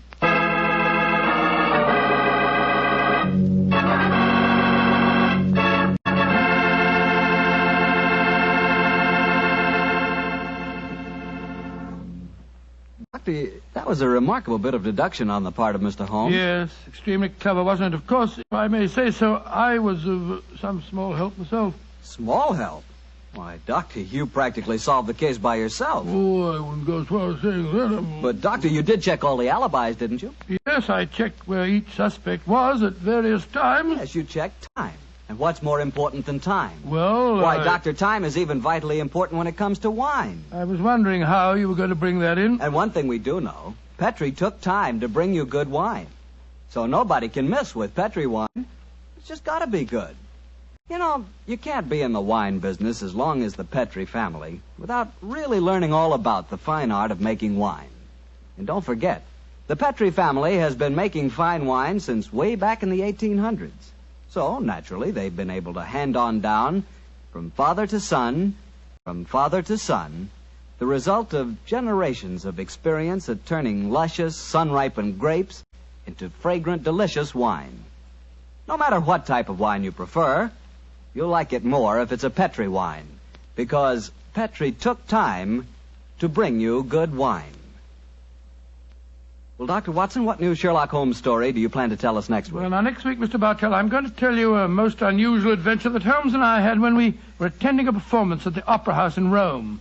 It concerns a famous singer who lost her voice, an understudy who was nearly lynched, and a murder that baffled the police. I call it The Adventure of the Terrifying Cat. Well, that's a story we've got to hear. Thank you, Mr. Bartell. And before you go, I want to talk to our friends about their war bonds.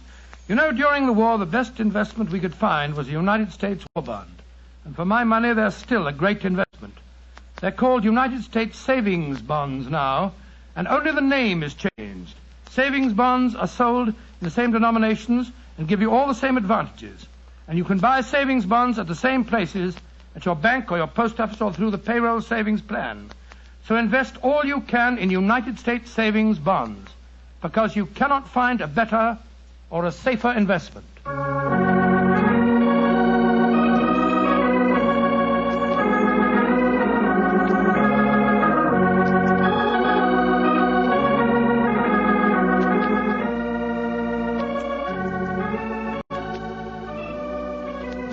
Tonight's Sherlock Holmes adventure was written by Dennis Green and Anthony Boucher and was suggested by an incident in the Sir Arthur Conan Doyle story, The 5 Orange Pips.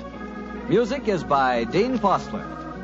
Mr. Rathbone appears through the courtesy of Metro-Goldwyn-Mayer, and Mr. Bruce through the courtesy of Universal Pictures, where they are now starring in the Sherlock Holmes series. The Petri Wine Company of San Francisco, California, invites you to tune in again next week, same time, same station. Sherlock Holmes comes to you from our Hollywood studios.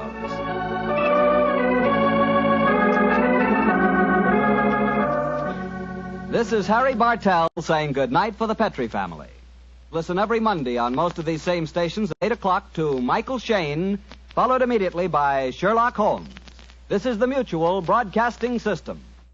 This is the Mutual Broadcasting System. This is the Mutual Broadcasting System. This is the Mutual Broadcasting System. This is the Mutual Broadcasting System. This is the Mutual Broadcasting System. It was tragic to me, the death of radio. Radio was sold down the river.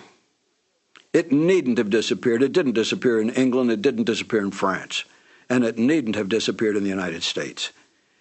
They took the networks primarily, took the proceeds of radio advertising, built up their television networks, and then dumped radio as though it had simply ceased to exist. Radio could have and should have survived. And the fact that there's as much interest in it as there is now, I think is proof of that. I did a show once on Armed Forces Radio service with John Anderson. We did a 13-week series on Lewis and Clark. It was an excellently produced and directed show, very well written, historically accurate. And I've played those records for my children and other children at times, and they're fascinated. The idea that they create the scenery, they create the action. They think this is great, and we don't even have to sit down and watch television. Petri Wine brings you Basil Rathbone and Nigel Bruce in the new adventures of Sherlock Holmes.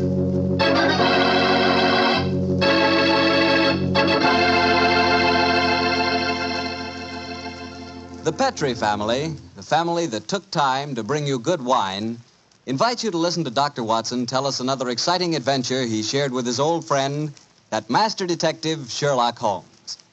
You know, the lives of Holmes and Watson were not always filled with action. They spent many a quiet evening at home in Baker Street, discussing the problems of the world over a glass of port. You know, it seems that no wine is more expressive of friendship and hospitality than port. And I'm sure there's no port wine more enjoyable than Petri California port. Try a good glass of Petri port after dinner some evening, or any time you get together with your friends. You'll love the rich, ruby red color of that Petri port.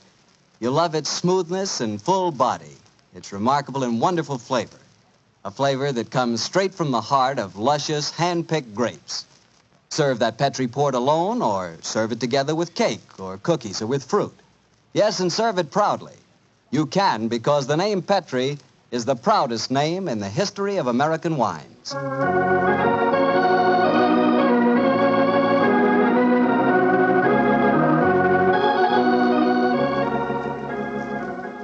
And now I'm sure our old friend Dr. Watson's expecting us. Let's tap on his study door.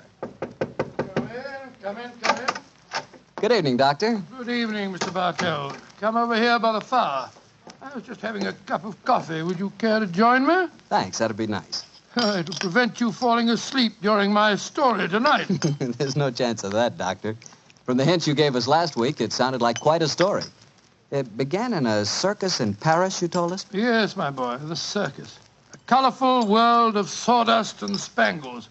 A world, Mr. Bartell, that I may tell you confidentially, always held an irresistible fascination for me when I was a youngster. Me too, Doctor. In fact, when I was 8 years old, I fell desperately in love with a lady bareback rider, a stunning creature who wore pink silk tights with gold sequins on them. Unfortunately, my mother caught me writing her proposal of marriage, and I'm afraid that, that's another story, and one that you probably wouldn't find very interesting. I'm sure I would, Doctor, but I think it would be safer to stick to your Sherlock Holmes story. Yes, you're probably right, my boy. Well, it was a winter in the 1890s, and Holmes and I were in Paris. On our second day there, Holmes suggested we attend that night's performance of the Cirque Royale. Needless to remark, I was delighted, Mr. Bartell. And shortly after 9 o'clock that night, I found myself seated beside Holmes in a box near the ringside. It was an incredibly vivid scene, even for that city of color and light. The gay costumes of the women and the gaudy trappings of the ringmasters and clowns looked like a giant kaleidoscope under the blazing glare of the arc lamps. As we sat there, a brass band nearby blared forth some popular music of the day, and yet he didn't appear to be enjoying himself. And so I leaned across and touched his arm.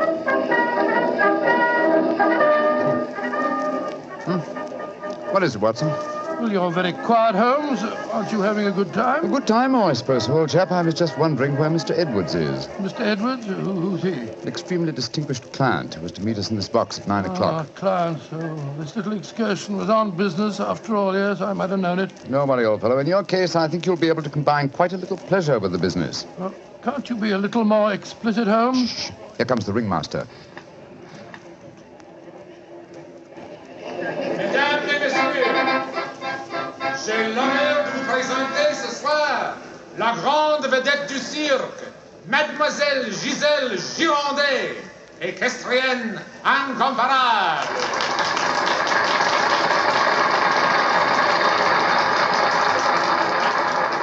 Giselle Girondet, yes, I've heard of her. She's a bareback rider, isn't she, Holmes? Honest in France, old fellow. She also has quite a reputation as a femme fatale. 3 duels have been fought over her. A young English officer in the Grenadier Guards committed suicide last year because of her. And a famous French banker is at present languishing in prison because her extravagances drove him to appropriate funds that did not belong to him. Yes, Watson, she's an extremely colorful personality. You know, Holmes, the funny thing, when I was 8 years old, I fell violently in love with a lady bareback rider. She wore pink silk tights with golden sequins on them, but unfortunately... Here she is, old fellow. Here she is.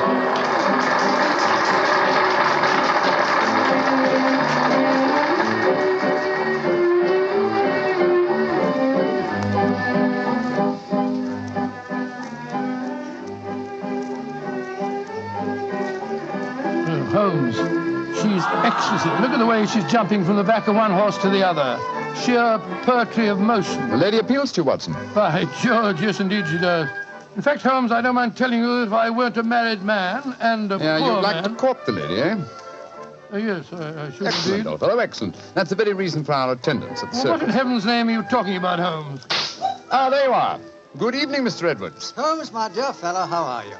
I haven't seen you since that little affair at Windsor Castle when Mother... Excuse me, sir. I am Mr. Mycroft, and this is my friend, Sir William Nigel. Sir William Nigel? Of course.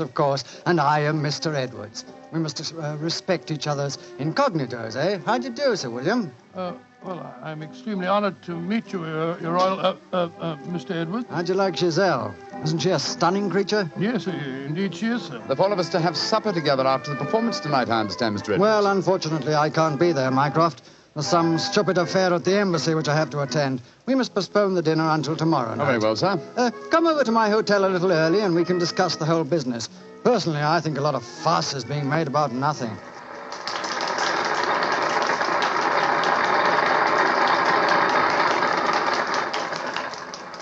Now, if you'll excuse me, gentlemen, I must go back and see Gazelle for a moment and tell her that I can't keep our appointment for tonight.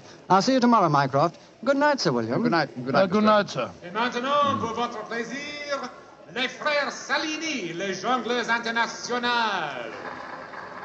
Holmes, what's all this mystery? That wasn't Mr. Edwards, it was the Prince of... Shh, Watson, please. Discretion, old fellow. Mr. Edwards, as you know, is extremely democratic. Too much so, possibly, when one considers his position and responsibilities. He's become quite seriously involved with Mademoiselle Gazelle, the lady bareback rider who has just left the ring. Oh, so that's it. The Foreign Office, quite naturally, I suppose, is deeply concerned over the matter, and I've been entrusted with the delicate mission of protecting Mr. Edwards. Oh, does Giselle Gironde know that his true identity, do you suppose? That's the first thing that we have to find out. It's possible that she is simply captivated by having a rich Englishman at her feet. If, on the other hand, she knows who Mr. Edwards is, then we may be in for a great deal of trouble. Yes, but how are you going to find that out? By tempting her with a richer Englishman. And one with a title. That, my dear fellow, is why you are Sir William Nigel. You mean that... your job, old fellow, is to do your utmost to steal Giselle Gironde from Mr. Edwards. But, I don't even know the girl. We shall remedy that defect in a few minutes. As soon as the performance is over, my dear chap, I shall take you to her dressing room and arrange an introduction.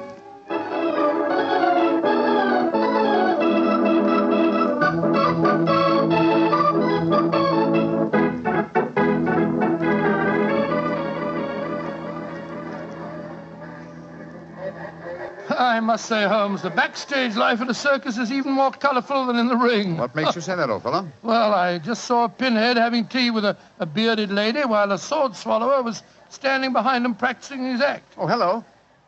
See that man standing talking to the girl in tights? Yeah, attractive, isn't she? The gentleman is Inspector Blarney of the French police, an old friend and a distant relative of mine. Blarney, how are you? Ah, Holmes, mon cher ami, comment ça va? No, Blarney, please. On this occasion, my name is Mycroft, if you don't mind, and this is my friend, Sir William Nigel. How do you do, Inspector? Enchanté, Sir William. Permit me to introduce Mademoiselle Yvette Marat. How you do? How do you do, madame? How do you do? What brings you behind the scenes at the circus, may I ask, mon cher Mycroft? My friend Sir William is most anxious to make the acquaintance of Mademoiselle Gironde. But of course, every man wishes to meet Giselle Gironde. Why not ask Blarney? He will present you to her. Ha! He knows the way. Oh, now, Yvette, chérie, do not begin that all over again. You're in love with her. You have always been in love with her. I wish you were dead. Sometimes I think I could kill her myself. Upon my soul, Inspector, she's a fiery little thing, isn't she? Ah, ça c'est vrai, ça, Sir William. Many times I've told her that Giselle Gironde would never waste her time with a simple police inspector. She prefers a wealthy foreigner. But Yvette ne comprend pas. She does not understand and she does not believe. Mademoiselle Marat was dressed in tights, Blarney. What does she do in the circus? She walks the tightrope. Oh, She's yes, queen of the high wire. A charming and a talented girl, but a most jealous one. Blarney, my distinguished friend Sir William Nigel is most anxious to meet Giselle Gironde. Will you introduce him? I should prefer not to appear on the matter at this stage. Oh, mais certainement. I will take you to her dressing room. Please come with me, Sir William. Yeah, right. I'll see you later, Holmes. I'll be waiting for you, old chap. Good luck. You're a lucky man, Sir William. Giselle has quite a penchant for the Englishmen. And when they are rich and have a title, I am sure she finds them irresistible. You really think so? Oh, but of course. Ah, quel dommage that I'm only a poor policeman. Here we are. Entrez. Giselle, mon chou, permit me to present to you Sir William Nigel. He's a great admirer of yours. Yes, indeed, madam. Ah, Sir William Nigel. Come and sit here beside me, Sir William. I shall leave you. Au revoir. Sit closer. There. That is much more cozy, no? Oh, it's very nice of you to see me, Mademoiselle Gironde. Oh, don't be so formal, my Englishman. You may call me Giselle, and I shall call you... Let me see, I shall call you Sir William... Willie! I shall call you Willie. You do not mind? Mine, it's very delightful. Quite delightful, my dear. I was hoping perhaps that you would care to have a little supper with me tonight, Giselle. So what about some oysters, a cold pheasant, and a bottle or two of Pomeranian Green 072? You get to taste rather well, don't you think? Oh, Willie, I can see you are a perfect Oh, toast. I don't know about One that. moment, I get my clock. Well, you know, Giselle, it's a funny thing. What is the funny thing, Willie? When I was 8 years old, I fell violently in love with a lady bareback rider at a circus. History seems to be repeating itself. Here. Alfieri, do you no longer knock when you come to my door? Who is this man? My name is Nigel, Sir William Nigel, my good man, and who may you be? I am Alfio Alfieri. I am Alfio Alfieri. And what is he? Huh. A trainer of wild animals. An imbecile. Va-t'en! You must not speak to Alfio in that way. You belong to me. Send this stupid Englishman away. Confounded impudence. Grossier. Belong to you. Giselle belong to no one. Do I have to take my whip to Put you? down that way. Put it down, you scoundrel. Next time it will be your face, Carla. You infernal blackguard. Raising your hand against a woman. Shocking. Bravo! Mon cher Willie has knocked him down. He certainly deserved it. Oui. And you in turn deserve something, Willie. Oh, what was that? Come close, Willie, and I give it to you. A little kiss. Oh, kiss? Thanks awfully. Oh,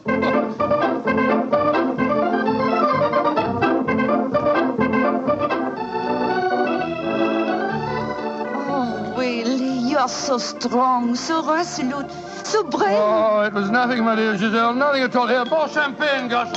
More champagne. Oh, Willie!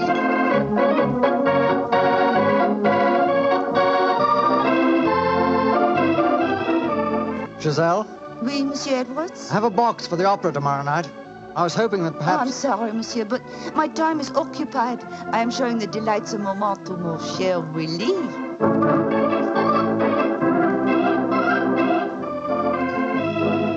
Mademoiselle aime mieux le collier de perles à 5 rangs ou celui à 3 rangs? He says, which do I prefer, the 5-string color pearls or the 3-string color pearls? What does my Willie think? So that you can't hang too many pearls on a pretty neck like yours. I'll take the 5-string collar, my good fellow. You're doing splendidly, Watson, splendidly. Yes, but Holmes, I felt such a blasted fool handing that jeweler fellow a check signed by Sir William Nigel. You quite sure that it'll be honoured? Don't worry, old fellow. Remember who our client is. Money is the least important concern in this matter. On with the masquerade, old fellow. On with the masquerade.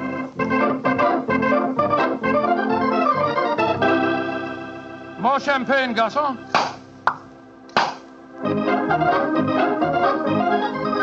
Willie, you are such a headstrong boy. More champagne.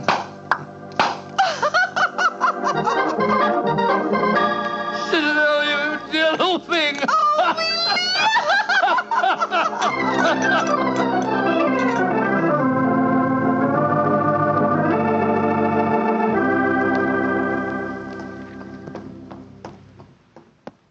Good evening, Vernet.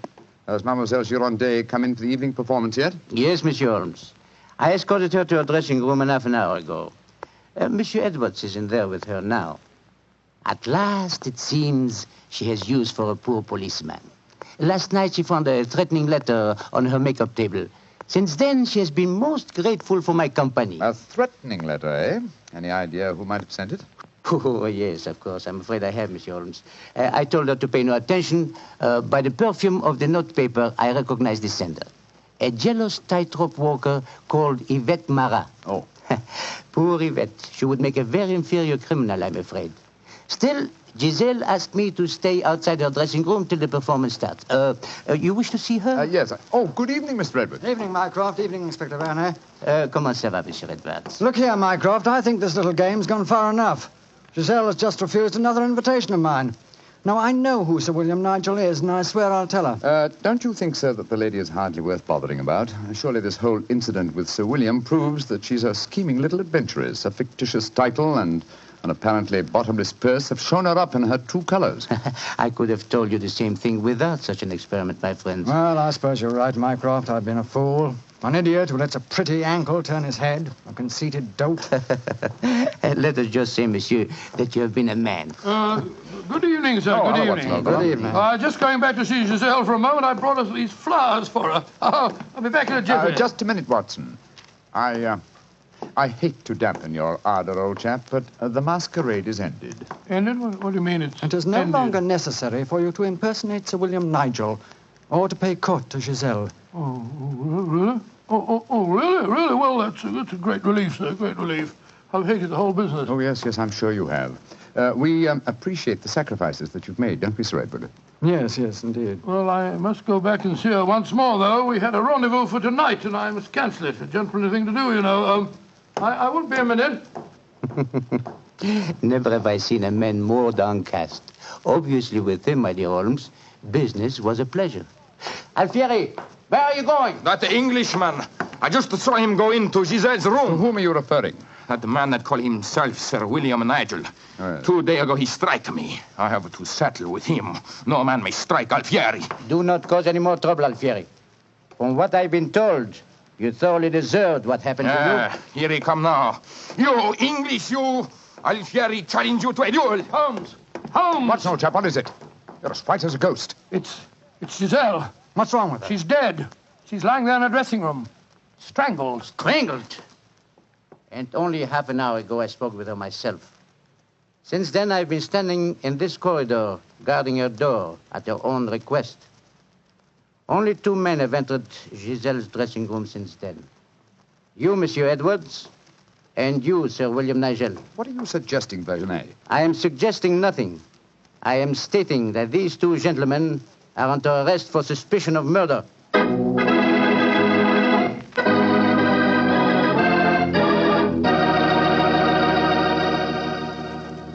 Dr. Watson's unusual story will continue in just a few seconds.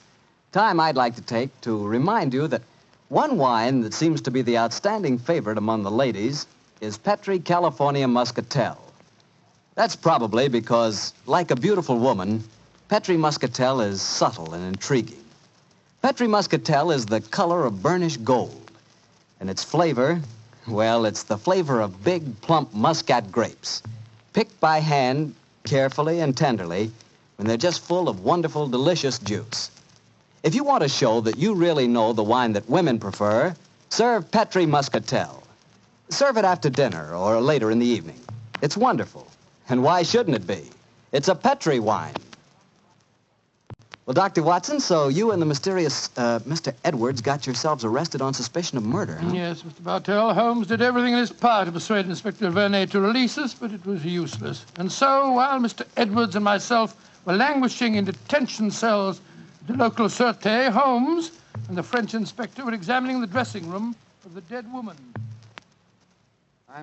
I'm sure, Inspector Vernet, that being as keen a detective as you are, you must suspect the true identity of Mr. Edwards. Of course, Monsieur Holmes.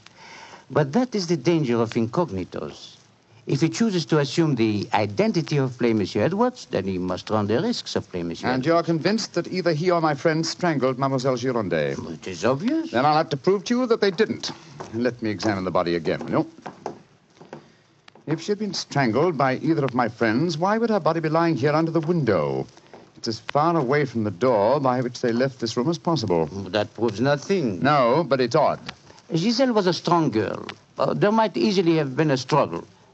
Perhaps she tried to get away through the window. And yet there are no marks of violence on her throat. Just this piece of very fine cord that did its deadly work so cleanly. Cut with a knife. Please do not remove the cord, Monsieur Holmes. The body has not yet been photographed. Dear me, Vernet, you're making it very hard for me, aren't you? You notice, of course, that the window is open. Yes, but we have examined the snow outside. There were no footprints within 3 yards of the window. The murderer must have entered by the door that I was watching. Yes, it would be hard, even for a professional acrobat to jump in. An acrobat? Vernet, your young friend, Mademoiselle Yvette Marat, is a tightrope walker. Yvette, but... Yes, she certainly had a motive. She'd even sent a threatening letter. I heard her express hatred and jealousy for this dead woman. It's conceivable that she could enter a room by a window without leaving footprints in the snow. Where was she at the time of the murder? I do not know. I was waiting for her in the corridor. Then I suggest that we investigate her alibi at once. And after that, Inspector, I must pay a visit to the Sûreté. I don't want my friends to think that I've deserted them.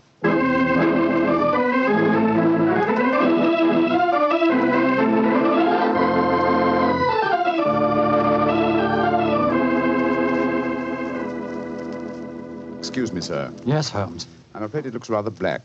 As I was telling you, Yvette Marat, the tightrope walker, was able to establish a completely satisfactory alibi. Verney still suspects you or Dr. Watson. Well, that's ridiculous. May I ask you a very straightforward question, sir? Of course. I can well understand that if you had gone into the dressing room and found the woman already murdered, you might easily be tempted to conceal the fact, to avoid a scandal involving your person. Will you swear to me, sir, on your true identity, that Gazelle was alive when you left her? She was, Holmes. I swear it. Thank you, sir. That's all I wanted to know.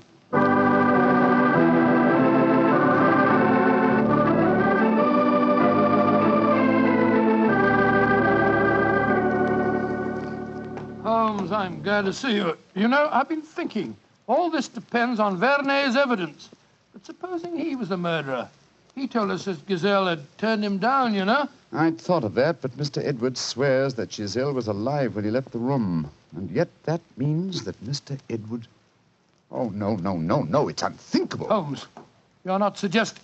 Holmes, if I thought that were possible, I'd confess to the murder myself.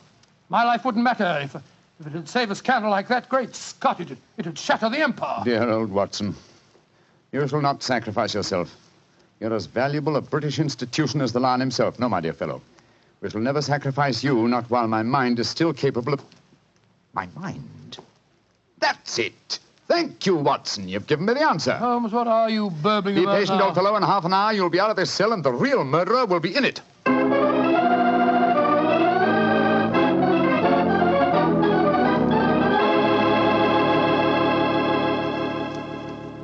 Questions.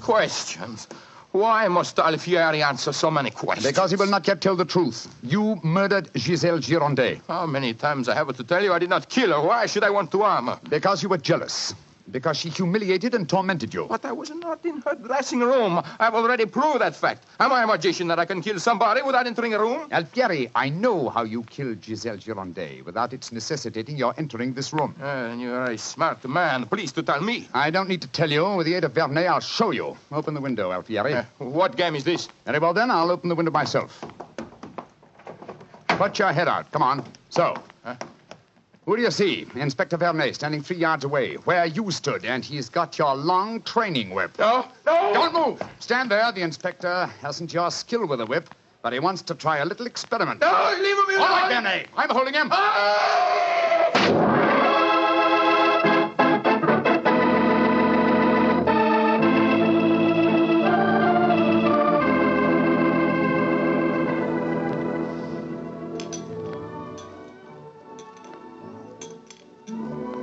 Well, Mr. Edwards, I mean, well, sir, this is a pleasant change from a prison cell, isn't it? It certainly is. Holmes, I can't tell you how grateful I am.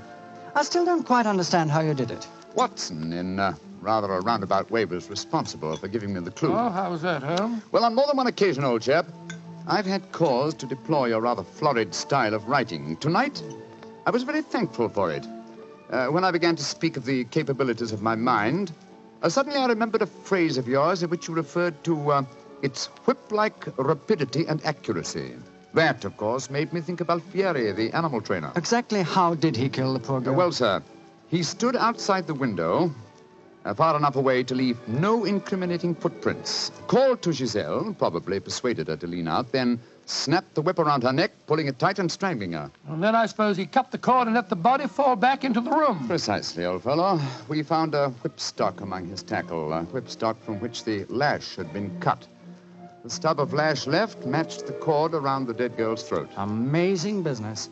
And I don't mind telling you, fellas, I'm very thankful to be through with it. Yes, so am I, sir. In fact, I wouldn't be at all surprised if this whole incident cures me of my love of circuses. Oh, I didn't know you had a predilection in that direction, Watson. Oh, yes, sir. Yes, if you don't mind my saying so.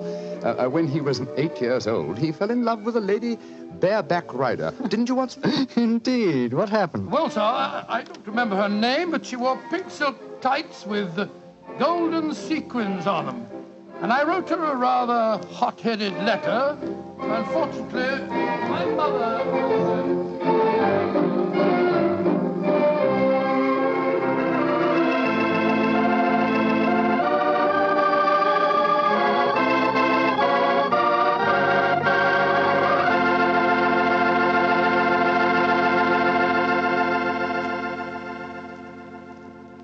Well, Doctor, that was one of the most unusual stories you've ever told. And I might say you played a very prominent part in that case yourself. Oh, I suppose I did at that, Mr. Bartell. Giselle was a beautiful girl. Beautiful. Boy, I sure love that nickname she gave you. Wheelie. Yes, I thought it was rather nice myself. Well, that is, I mean... Don't get embarrassed over a nickname, Doctor. You should hear the nickname I had. Well, when I went to school, all the girls called me Bottles. Bottles? Oh, I see, from Bartell. Bartell? Oh, some nickname, like a prophecy. What do you mean? Well, they called me Bottles, and now that's what I like to talk about most. Bottles. Bottles of Petri wine. Oh, I should have known. And I'd like to talk about Petri wine because, as far as I'm concerned, it's the swellest wine that ever poured from a bottle. That's because the Petri family really knows how to make good wine. Well, they ought to. They've been making good wine ever since they started the Petri business way back in the 1800s. And since the Petri family has always personally owned and operated their business, they've been able to keep that fine art of winemaking right in the family, handing it on down from father to son, from generation to generation. So it's no wonder whenever you want a good wine, you want a Petri wine, because Petri took time to bring you good wine. Well, Dr. Watson, what new Sherlock Holmes story are you going to tell us about next week? Well, now, next week, Mr. Bartell, I'm going to tell you of a strange adventure that Holmes and I had in the swampy fenlands of Norfolk. It concerns a gypsy encampment, a child that vanished, and a horrible death in the murky depths of a fearsome quagmire.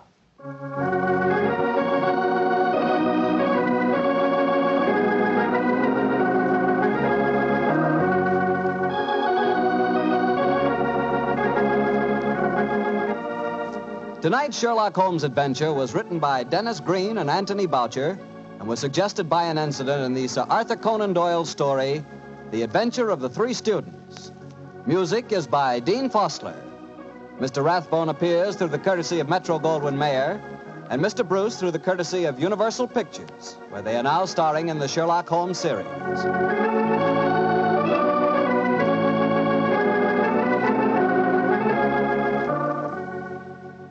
The Petri Wine Company of San Francisco, California, invites you to tune in again next week, same time, same station.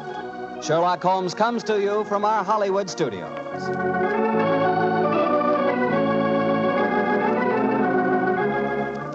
This is Harry Bartell saying goodnight for the Petri family.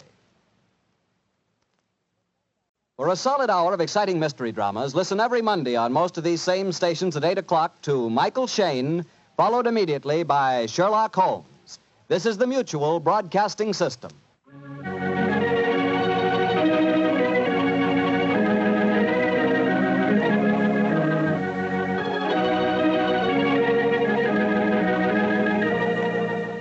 The two episodes you've just heard, The Telltale Pigeon Feathers and The Indiscretion of Mr. Edwards, are part of the new adventures of Sherlock Holmes starring Basil Rathbone and Nigel Bruce, and are a 1989 copyrighted production of 221A Baker Street Associates.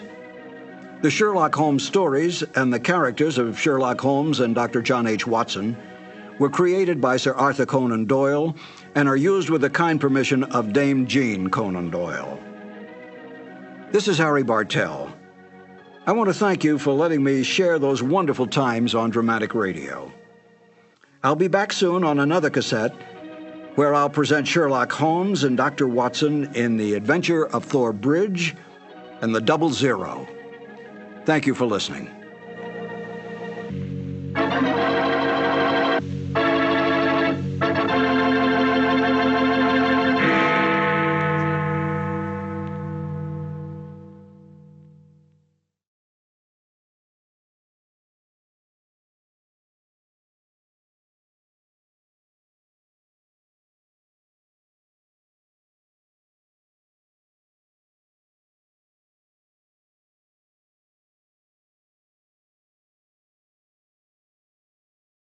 Petri Wine brings you Basil Rathbone and the New Adventures of Sherlock Holmes.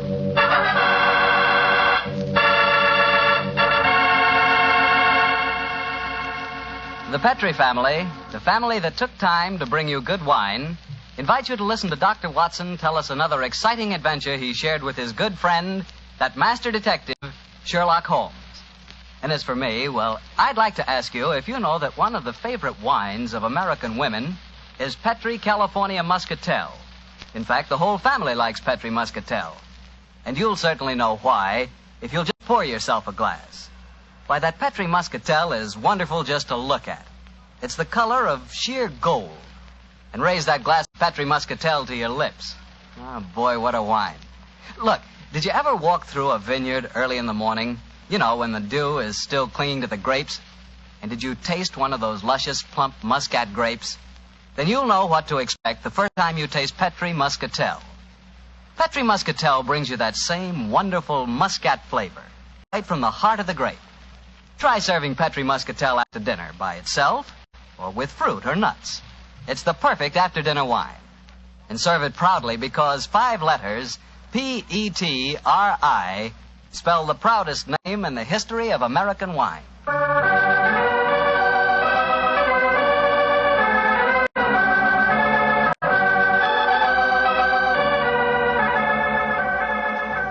And now I'm sure our good friend Dr. Watson is ready for us. Let's go in and join him.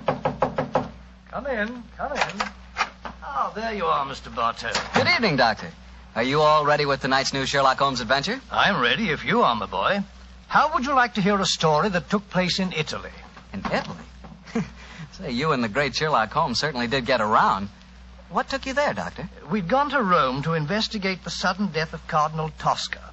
An inquiry, which I may tell you, Mr. Bartell, was carried out by Holmes at the express desire of His Holiness the Pope. Oh, say, Doctor, that sounds like a wonderful... No, Mr. Bartell, that's a story that I'm afraid I can never tell you. However, tonight's adventure took place a few days after Holmes had brought his case to a satisfactory, though somewhat terrifying conclusion. I suggested to the great man that a short holiday would be good for us before returning to England, and so we spent some happy days browsing among the architectural treasures of old Rome. The Colosseum, the Baths of Caracalla, the Forum, the wonderful ruins on the Palatine Hill. I couldn't drag Holmes away from them, Mr. Bartell. And at night time he was able to indulge to his heart's content his great love of music. Finally, it was 2 nights before we were to sail for England, I remember. We went to the opera house to hear the famous Italian soprano Gina Valchesi singing Verdi's immortal La Traviata. I can hear that exquisite voice now, Mr. Bartell, as Holmes and I, seated in a box, listened spellbound to the great Valchesi singing her last act aria.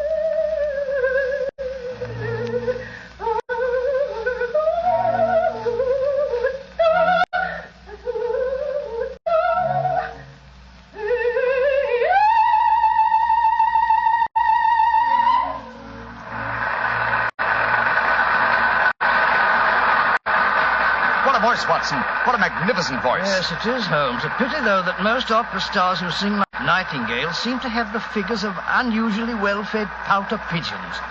Poor woman, she must weigh at least 20 stone. Nevertheless, you mustn't refer to her as poor, my dear chap. Despite her somewhat unfortunate proportions, Signora Gilda Valchesi remains one of the greatest and wealthiest of contemporary sopranos. Listen to the applause. Yes, undoubtedly she'll sing an encore. We might as well go back to her dressing room now. The opera's almost over. Why are we going back to her dressing room? Because during the last intermission, I received a note from her requesting my attendance. Oh, what did the note say? Well, it seems that the lady is not too popular with certain members of the opera company. Well, I've no wish to become entangled in any opera clash of temperaments. I confess I find myself not a little interested in meeting the lady. Shh. She's going to sing an encore.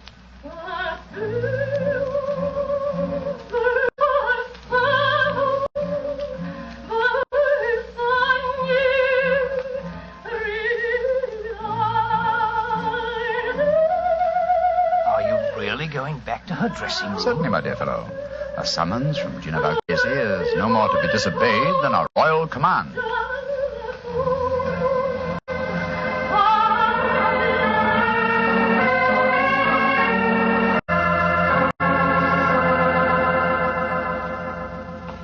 I must ask you, gentlemen, not to stand outside La Valchesi's dressing room. We permit no strangers, particularly foreigners. But the Signora has requested our presence. May I ask who you are? Permit me to introduce myself, gentlemen. I am Armando Bellini, Inspector of Police. My name is Holmes, Sherlock Holmes, and this is my friend, Dr. Watson. Sherlock Holmes? But this is a great honor. Allow me to apologize. Here in the Opera House, we have to be so careful, you understand, of intrigues. There are so many. But Senor Holmes and his friend, I am so happy to meet you both. At headquarters, I hear wonderful reports of your work in the Cardinal Tosca affair. I should prefer not to mention that unfortunate matter, Inspector, except under conditions of extreme privacy. Oh, quite so. And behind the scenes at the opera is not the most secluded place. Please to forgive me. You are waiting to see La Valchese? Yes. Well, she is still on the stage. She has requested your presence, you say, Senor Holmes? Yes, I trust the meeting is to be a social and not a professional one. We're sailing for England in a couple of days. And you came to hear the great Valchese sing before you left. Most understandable. A magnificent voice, Inspector. Yes, Doctor. And still, well, I am a devout opera lover myself. Yet I cannot help but feel its future lies with those who can add a youth and beauty to a great voice. That's true. True, Signor. But where can you find such a combination? I have found it. Here in the opera, there is a girl. She is my protege. Someday, I hope she will be my wife. At the moment, she is only understudying La Valchese.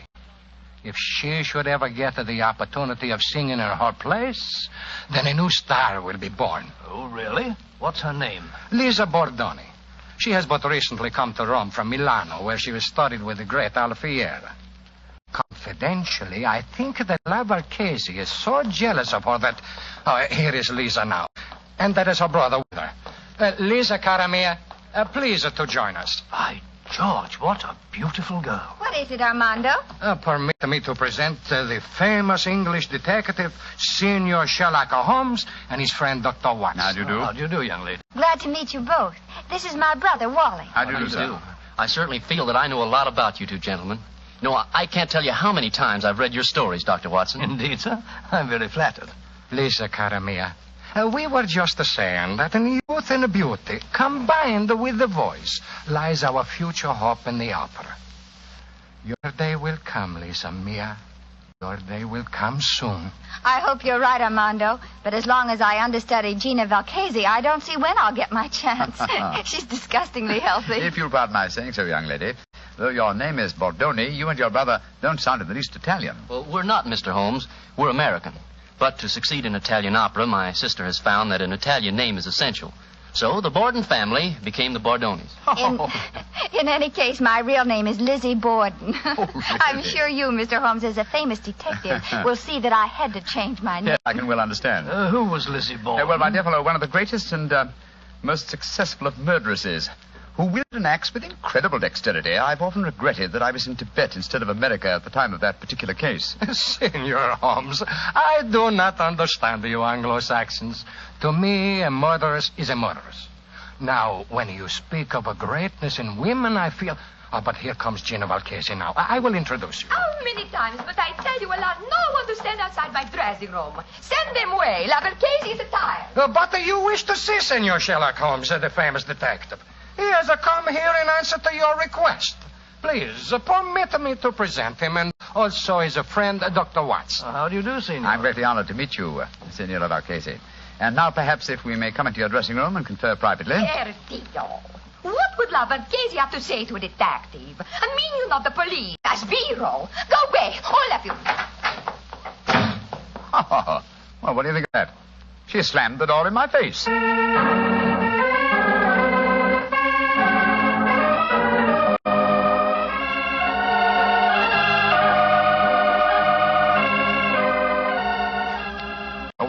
Waiter. Si, senor. Bring me some more coffee, please. Si, senor. The very pleasant dining here on the hotel terrace, I must confess. Very. Amazingly warm, considering yesterday's snow. Yes, it is. Later, I suggest we pay another visit to the opera and hear La Valchese sing Gilda and Rigoletto. Upon my soul, Holmes, it seems to me that you're astonishingly casual after the way that woman insulted you last night, slamming the door in your face as if you were a tradesman. Shocking. What would you have me do, my dear chap? force my way into her room, demand an apology, or have my friend challenge her to a duel in order to avenge my honor? Oh, don't try to be funny, Holmes. You know perfectly well what I mean. The lady asks you to come and see her, and when you do, she pretends she's never heard of you. And here it is nearly 24 hours later, and you've done absolutely nothing about it. Oh, dear old Watson.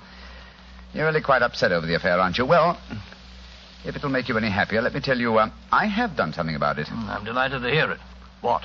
This morning, I was able to obtain a specimen of La Valchese's handwriting from an autographed picture in the possession of Inspector Bellini. I compared the writing with that on the note that I received in the box last night. It was the same, proving that the message I received was authentic. Oh, in that case, why did she snub you like that?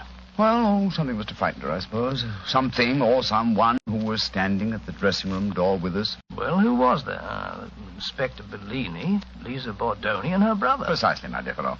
Therefore, we may assume that La Valchese had no wish to recognize me in their presence. But if you think that, Holmes, why haven't you been in touch with her today? She may be in some dreadful danger. Oh, if she is, she can find me easily enough. And meanwhile, I'm perfectly happy to be left alone. The last few weeks have been sufficiently strenuous without becoming involved in some fresh case. On my soul, Holmes, you must be tired. I've never known you to be so indifferent to a case.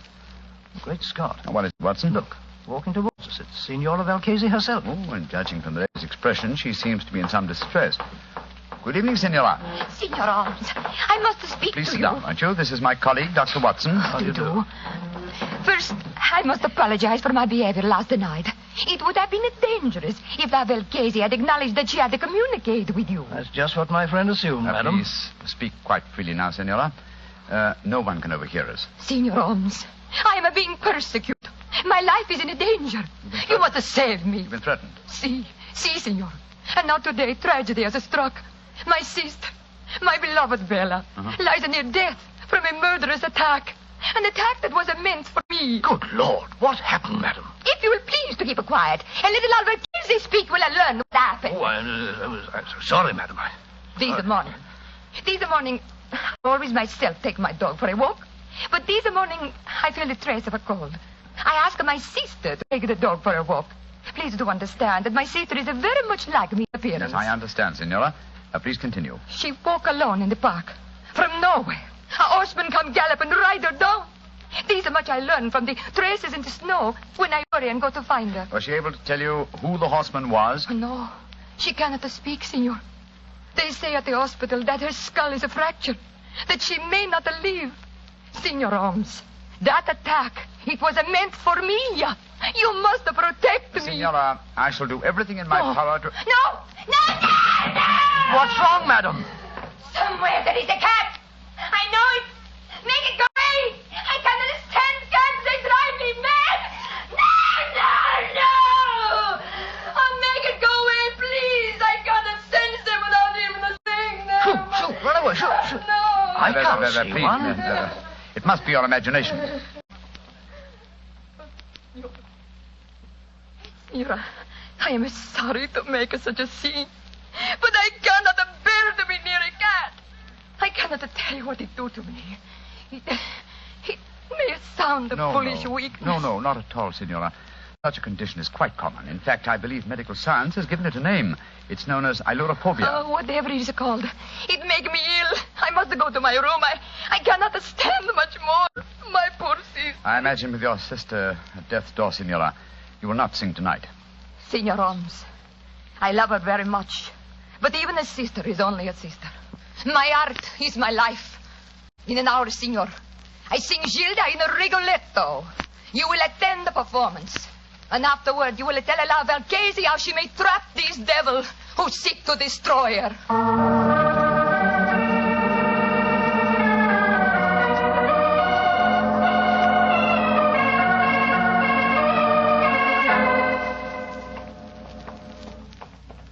Holmes, it's after 9:30. We've missed quite a lot of the opera. It's hardly worth going to our box now. We'll just be in time to hear La Valchese sing the incomparable Caro Nome.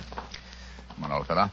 Let's slip in as quietly as we can. Seems to me we should have been in our box from the beginning of the performance. She asked you to keep an eye on her. That's true, old chap. But it occurred to me that an attack on her during the performance was unlikely, and that our time might be more profitably spent making inquiries at the riding academies. You drew a blank. We found no trace of that mysterious rider. No, but at least we tried. Here we are. Let's stand at the back of the theater for a few minutes.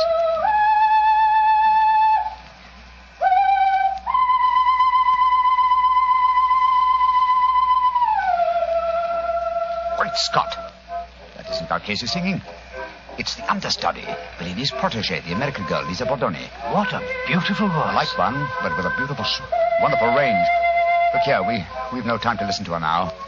We must go to the Valchese's dressing room at once. We know she left for the theater tonight with the intention of singing. I'm very much afraid there's devil's work afoot, Watson.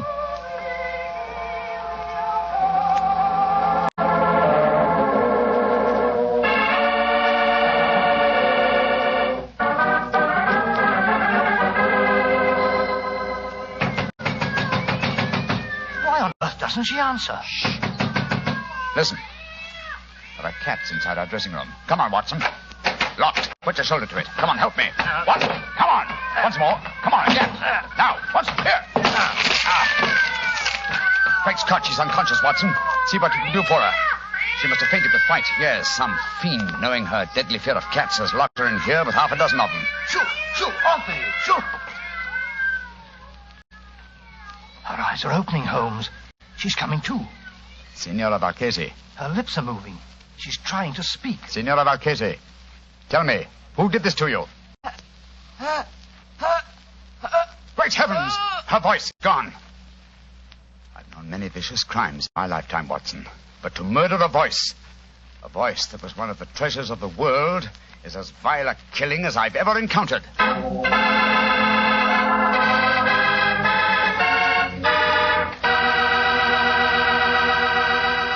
Dr. Watson will tell you the rest of his story in just a few seconds. And right now would be a wonderful time to try a glass of Petri California port. In the evening after dinner, well, any time you're taking things easy, is the perfect time for Petri port. Petri port is a rich red wine, the kind of wine you like to sip slowly, so you won't miss a drop of its truly fine flavor. I'm not kidding when I say you owe it to yourself and your family to try Petri port. In fact, you should try Petri Port and Petri Muscatel. So don't buy one, buy two. Buy both Port and Muscatel. Just be sure you get Petri, because Petri wine is always good wine. Well, Dr. Watson, so the great opera singer lost her voice when someone locked her in a room full of cats, huh? What did you and Sherlock Holmes do? We took Signor Valchese back to her hotel at once and saw that she was properly taken care of. How did the understudy, Lisa Bordoni, make out, Doctor? Well, the tragedy that overtook La Valchese gave her great chance. She received a tremendous ovation at the close of the performance, and it seemed certain that another star had been born. But let me tell you the story just as it happened, Mr. Bartell. A little later that night, Holmes and I were once again standing on the balcony of our hotel, watching a crowd of people that had assembled in the courtyard. You see that crowd, Watson? Yes, I suppose they've come here to acclaim the new star. No, my dear fellow. That crowd isn't planning a celebration. Look at them and listen to their angry murmuring. I'm afraid there's going to be trouble. I don't like the look of it. Hello. Here comes Lisa Bordoni's brother, Wally. What's wrong, sir? Mr. Holmes. Mr. Holmes, you've got to do something. What's happened? Well, somehow the story about the cats in La Valchese's dressing room has spread. The crowd outside are saying that my sister, Lisa, planned the whole thing so that she could sing Valchese's part in the opera tonight. Where's your sister now? In a room at the hotel here. I managed to get her away from the crowd, and I locked her in. But the mob, I'm frightened for her. Here comes the official representative of law and order, Inspector Bellini. Wally, where is Lisa? I was just telling Mr. Holmes that I'd locked her in a room. Now, that crowd's in a dangerous mood, Bellini. What precautions are you taking? I have thrown a cordon of police around the hotel. The mob is getting out of our hand, and Lisa must be protected. As a matter of fact, the situation is even worse than the crowd knows. I have just been told that La Valchese's twin sister Bella died in the hospital tonight. That adds a murder charge. If the crowd knew about that, I tremble to think what might happen. Did you say that La Valchese's sister was a twin, Inspector? Si, Senor Holmes. She was her exact double in everything but voice. Indeed, how very illuminating. If you don't mind, I should like to have a few words in private with my friend, Dr. Watson. Excuse us for a moment, please. What do you make of it, Holmes? What do you, old chap? Well, the American girl seemed very charming and all that, but she might have done it. It had to be either her brother, or the inspector himself. They all had a motive for wanting La Valchese to lose her voice. But I must say I can't understand the motive behind the murder of her twin sister. I think I can give you the answer to that question in a very few minutes. But meanwhile, the mob gets uglier and uglier. The only way to avert violence, Watson, is to give them quick proof and a certainty of conviction. I must go back to Blarney and the young American. I want to keep an eye on them. Meanwhile, I want you to slip out and get me a cat. Cat? What on earth for? You'll find out soon enough. But Holmes, what kind of a cat? Oh, any kind, but hurry.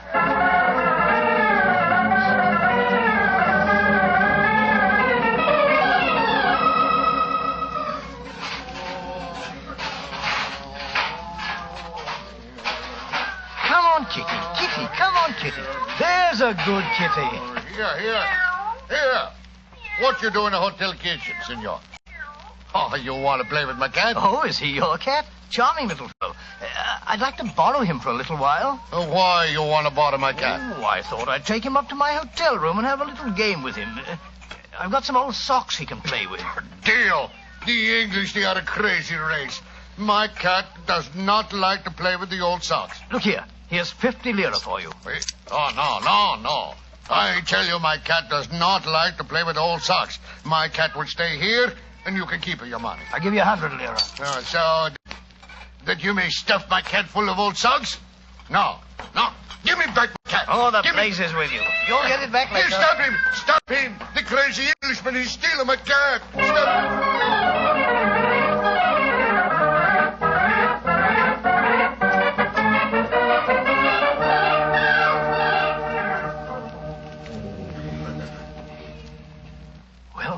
I've got the cat for you, Holmes, but I wish you'd tell me what we're doing outside Valcase's door with it. I'm going to try an experiment. We open her bedroom door softly. So. Slip the cat in. So. And close the door. Holmes, man, what the blazes you think you're doing? You'll drive her mad. I think not. Listen. And watch through the keyhole if you can. Where you come from, you stupid cat? Go away. Holmes, her voice. It's come back. Yes, I thought it might. I can see her through the keyhole.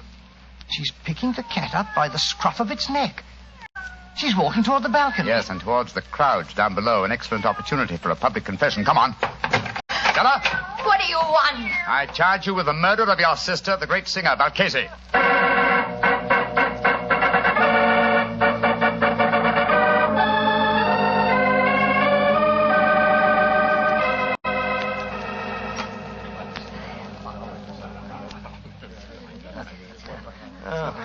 It was a magnificent, Senor Holmes. Magnificent. The way you forced her to confess on the balcony in a full sight of the mob. And so you saved Lisa. I can't thank you enough, Mr. Holmes. Nor can I. Though I still don't see how you guessed. She looked so much like her sister that she fooled even me, her understudy. Yes, it was an extremely cunning plot, Miss Bordone. The real Valcase sent me that note last night. When I met her at the dressing room door, she denied having sent for me because the three of you were there. I suppose she suspected one of us. Oh, yes, obviously. And later, no doubt, she told her twin sister Bella about having sent me the message and also announced her intention of coming to see me. Bella saw her opportunity, murdered La Valcase, assumed her identity, and to give added realism to her role, followed through with her sister's plan by coming to see me today. But I still don't understand this business, Mr. Holmes. Why did the twin sister lock herself in her dressing room and fill it with cats?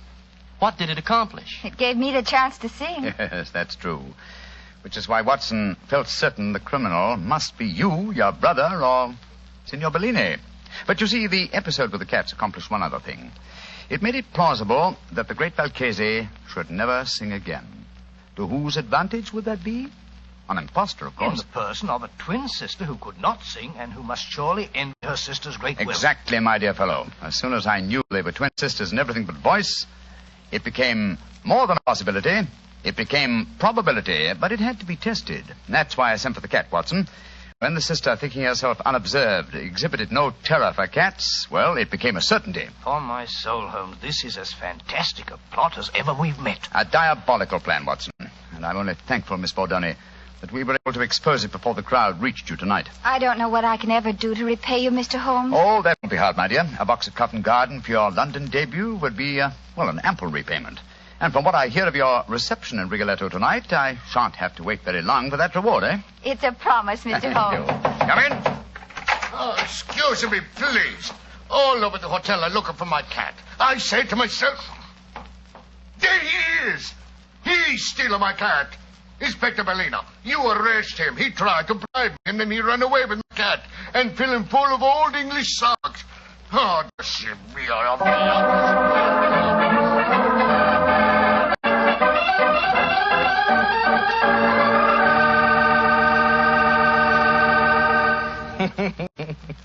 Doctor, I'd sure like to have a picture of you running away with that fellow's cat under your arm. You, a cat stealer. It's not a bit funny, Mr. Bartell. Believe me, it was most embarrassing. I know. But it was all for a good cause, and I think you were splendid about the whole thing. Incidentally, how'd you happen to look for a cat in the hotel kitchen? Oh, there's usually one round the back door of the kitchen. Haven't you ever wandered, backstage in a hotel? Fascinating. Oh, of course I have, but I've never been in a hotel kitchen. Then where were you? In the wine cellar. I should have known. Yes, Doctor, I like to look at bottles of Petri wine because when I see a Petri wine, I know I'm looking at a good wine. And Petri wine is good because of the Petri family. The Petri family first started making fine wine before the beginning of this century, generations ago. Since then, winemaking has been their heritage, handed on down from father to son. So you can take it for granted that the Petri family really knows how to turn luscious, sun-ripened grapes into clear, fragrant, delicious wine. And you can take it for granted, too, that the name Petri on a bottle of wine is more than a trademark. It's a personal assurance of the Petri family that every drop of wine in that bottle is good wine. You just can't go wrong with Petri wine because Petri took time to bring you good wine. Well, Dr. Watson, what story are you planning to tell us next week? Next week, Mr. Bartell, I'm going to tell you a strange adventure that Holmes and I had many, many years ago. It concerns a young girl, the mutilation of her doll, and the tragedy that overtook a certain wise woman from the mountains.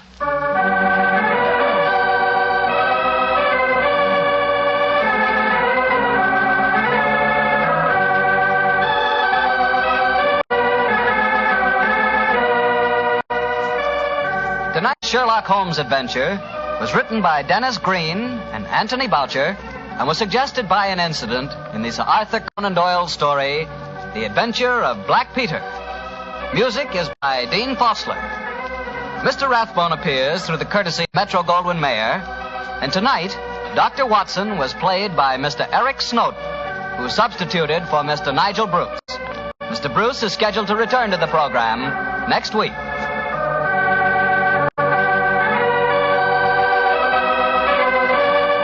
Wine Company of San Francisco, California, invites you to tune in again next week, same time, same station.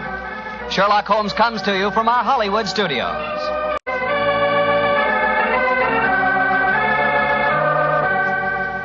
This is Harry Bartell saying goodnight for the Petri family.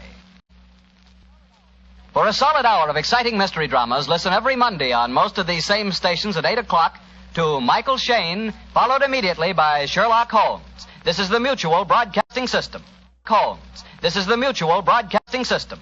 Holmes. This is the Mutual Broadcasting System. Holmes. This is the Mutual Broadcasting System. Holmes. This is the Mutual Broadcasting System. Holmes. This is...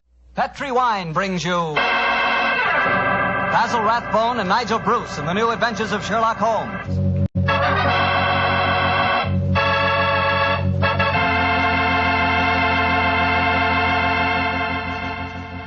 The Petri family, the family that took time to bring you good wine, invite you to spend the next half hour listening to Dr. Watson tell us another exciting adventure he shared with his old friend, that master detective, Sherlock Holmes. And I'd like to tell you about something you ought to share with your family before dinner. And that's Petri California Sherry. Because Petri Sherry can make that time before dinner a high spot in your day. That Petri Sherry is a truly fine wine. Its color is a deep amber, rich and inviting. And the wine is wonderfully smooth and full-bodied. Flavor, a swell.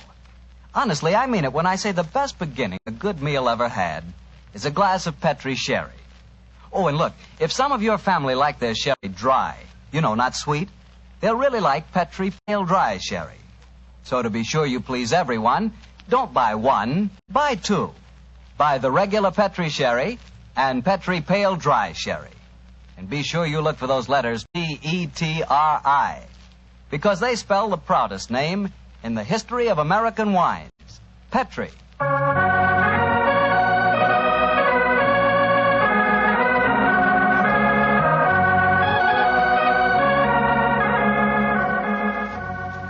And now I know our good friend Dr. Watson's expecting us. Let's go in and join him. Come in. Good evening, Doctor. Good evening, Mr. Barber. Say, how are you feeling, Doctor? All over that attack of flu you had? I'm feeling very much better, thank you, my boy. I'm still a little weak. We old fossils take much longer to get over that sort of thing than you young fellows. Well, you take good care of yourself, Doctor. You've got a lot of friends, you know. Oh, I'm very glad to hear that. Thank you, Mr. Bartell. And now settle yourself down, and I'll get on with tonight's new Sherlock Holmes adventure. Where did it take place? You may not be familiar with the names of Jersey, Guernsey, Alderney, and Sark, but those are the 4 principal islands that make up the group known as the Channel Islands. Oh, yes, Doctor, I have heard of them. Somewhere in the English Channel, aren't they? Between the southern coast of England and the northern coast of France? That's quite right, my boy, though I very much doubt if you ever heard of the tiny island on which this story happened. It was the island of Garth, a minute but self-contained spot with a population of just under 1,000 inhabitants, subsisting, and from what I saw of the island in those days, subsisting very well on its dairy products. Was it under the rule of the British government, Doctor? No, Mr. Bartell, not exactly. You see, the island belonged to a family by the name of Horn. The head of the family, who was known as the Seigneur of Garth, was an independent ruler owing nominal allegiance to the King of England. That allegiance was expressed by one of those traditional ceremonies in which the Seigneur annually presented 1 pound of freshly churned butter to a representative of the British Crown. Times haven't changed much, have they, Doctor? Pound of butter is still worth a king's ransom. But tell me, what were you and the great Sherlock Holmes doing on the island of Garth? Well, I just coming to that, my boy, if you'll give me a minute. It was in the summer of 1896 when, to my utter amazement, Holmes informed me that we were going to the island of Garth as the official representatives of the British Crown to accept the annual presentation of butter. At the time, I must confess, I couldn't see why Holmes wanted to accept such a ridiculous mission. It was only as we approached the island in a small fishing boat that he told me a great deal more was at stake than a pound of butter. Unfortunately, Mr. Bartell, I'm not much of a sailor, and as the wind was blowing hard and the sea racing, I'm afraid I wasn't a very intelligent companion.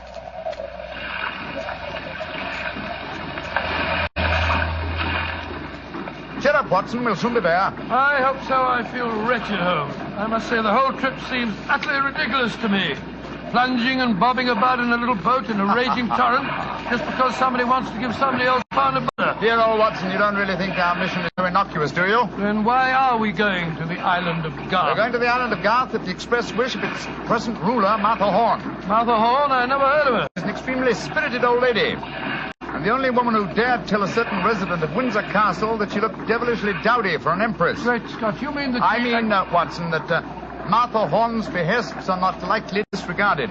Obviously, she wishes to see me urgently. Also, my brother Mycroft put pressure on me. He reminded me that a visit to Garth might be closely allied to this emerald tie pin I wear. Of course, you recall the origin of this pin. Well, naturally. That lady at Windsor Castle gave it to you after our little trouble last year over those stolen plans for the Bruce Partington submarine. Exactly, my dear fellow. But remember that the spy Oberstein had put those plans up for auction in all the naval centers of Europe. Some hint of their nature must have leaked out. It's even possible that other powers may be able by now to duplicate the pride of our submarine fleet. And whoever controls the channel, Watson, controls England. Well, they're dropping anchor, and yet we're still a quarter of a mile out from the island. Why do you think they're doing that? Here comes the skipper. He'll tell us. Here is as close to the island as we may approach, monsieur. We have already sent signals. A smaller boat is putting out for you. It will be here in a little while. Thank you. A smaller boat? Good Lord. Holmes, you were hinting at the naval significance of the island of Garth. Yes, old chap, I was. Well, what good would it be as a port if even a small boat like this can only come within half a mile of it? For a surface vessel, no. But we were speaking of submarines. Garth, I learned from the encyclopedia, boasts a magnificent interior cavern accessible only through underwater channels. Great Scott, an ideal natural harbor and dry dock for a submarine fleet. Precisely. And on the control of the island of Garth, Watson, may well rest the fate of the British Isles. Now, old chap. Perhaps you see why Mycroft was so anxious for us to collect a pound of butter.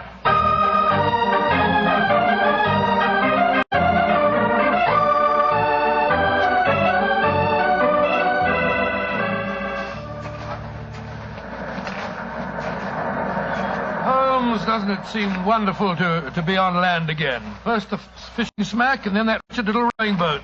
Then the bucket swinging us up the face of the cliff. Now at last I can stretch my legs. Steady, old chap, steady. Let me give you a hand. You'll soon get your land legs back again. Thank you. I'm a bit shaky, I must confess. Hello? Who's that couple walking towards us? Our welcoming committee, no doubt. How do you do? Mr. Sherlock Holmes and Dr. Watson. Permit me to present myself. I am Dr. Hugo Oberwald. How do you do, sir? How do you do, Doctor? And this is Mrs. Reeves, the housekeeper at Horn Castle, where you will be staying. How do you do? How do you do, Mrs. Reeves? Welcome to the island of God, gentlemen. We were deputed to come and greet you and take you back to the castle. We can walk there across the cliff tops. It isn't very far. Splendid. I think my friend will appreciate traveling on terra firma once again. Dear me, Herr Doctor.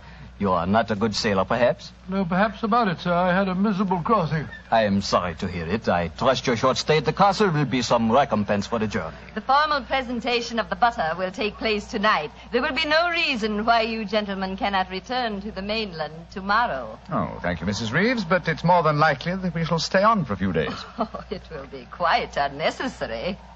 I'm afraid that is a matter for Mrs. Horn and ourselves to decide. I'm afraid that Mrs. Horn is incapable of making any further decisions. Oh, what do you mean, madam? Obviously, you have not heard, but the news is slow in reaching the mainland.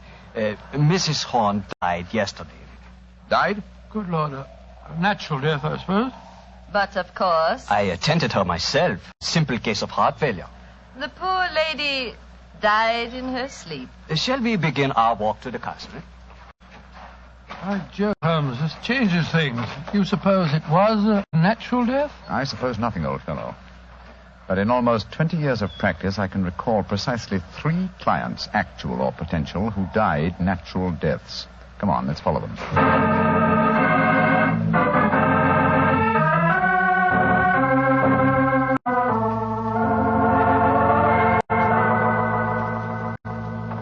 Mr. Sherlock Holmes, Dr. Watson, this is Mr. Christopher Horn, grandson of Mrs. Horn and the new ruler of Gar. How do you do? Hello. How do you do, sir? Very nice of you fellows to come over here. Too bad you had to arrive just as the poor old gal kicked the bucket, though. Allow me to offer my condolences on your grandmother's death, sir. Yes, indeed, Mr. Horn. Thank you. It was a ghastly business. I found her, Christopher. Frightful sight. There was an awful silly grin on the old dear's face, and... Don't you think it would be more to the point if you were to explain the ceremony in connection with tonight's presentation? Oh, you're right, Reeve. Reeve is a terrible tyrant, but she is efficient. Don't know what I'd do without her. Always ran everything for poor old Granny. Why, when the old girl was ill, she... Christopher, I gave you a schedule of the ceremonies this morning. What did you do with it? Dash it, Reeve, I don't know. Must have lost it. And I have my own copy in the study. I swear I don't know what I'd do without you. Excuse us a moment, gentlemen. I'll be back in a jiffy. Holmes, what in thunder's going on here? That boy's completely under the thumb of Mrs. Reeves. He was trying to tell us something, but that frightful woman kept changing the subject. He spoke of an awful, silly grin on the dead woman's face. Didn't that suggest something to you? By Jove, that's one of the characteristic symptoms of strychnine poisoning. Exactly, old fellow. And perhaps he was going on to mention the equally characteristic arching of the body. We've got to get Mr. Horn to ourselves for a little while, and you've got to examine the body of the dead woman. And it's going to be difficult. Is that a balcony outside the window? Yes, it is. Come along. Let's see what it leads to.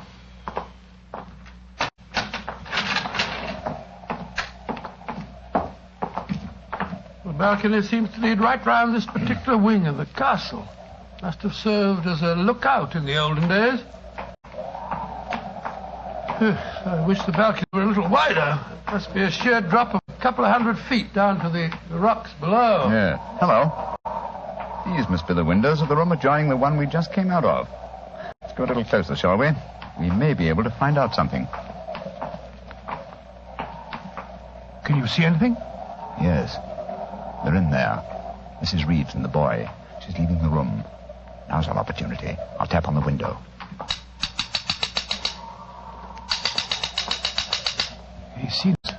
coming to open it. What are you two doing out there? Admiring the view? Yes, my boy, it's quite beautiful. Mr. Horn. Yes, Mr. Holmes. I was a great admirer of your grandmother. I was interested in what you were telling me of her death. She had a grin on her face, you said. Yes, it was awful. Her body was all hunched up like a croquet hoop. Really? Of course, Dr. Oberwald said it was perfectly all right, but I must say it seemed dashed odd to me. Yes, it was far from all right, I assure you. And you started to say something else. What was it? Let me see. You said, when she was ill... Oh, yes, that was a silly business. When she was ill, she thought she was in danger from poisoning, so she made Mrs. Reeves taste all her food and drink. Did she really? Where is your grandmother's body now? In the West Wing. The funeral's to be tomorrow morning. I see. Where did Mrs. Reeves go? I'm here on the balcony behind you, gentlemen, listening to your conversation with the greatest interest. Christopher, let me warn you. These men are the emissaries of the British government. They would stop at nothing to take the island over. These men are trying to influence you against me, against Reevy, who has looked after you ever since you were born, and who tries to protect you now that your grandmother has gone and you are alone. Yes, I know, Reevy, but after all... That is your pride as the head of the Horn family, the Seigneur of Garth. The Garth that I'm trying to save for you.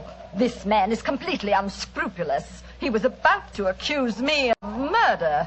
Weren't you, Mr. Sherlock Holmes? The thought had occurred to me, Mrs. Reeves. Of course it had, because you wished to poison Christopher's mind against me.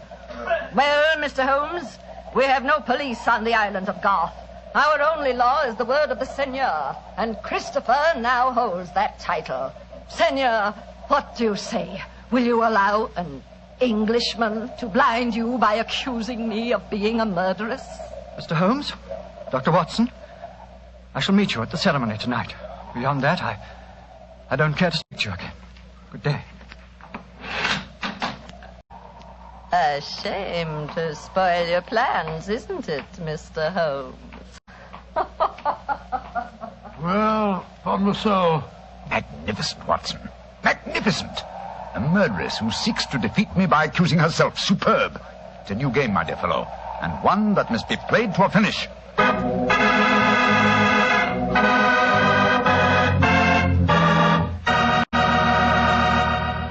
We'll hear the rest of Dr. Watson's story in just a second, so I'm just going to remind you that right now is one time you'd really enjoy a glass of Petri California Port.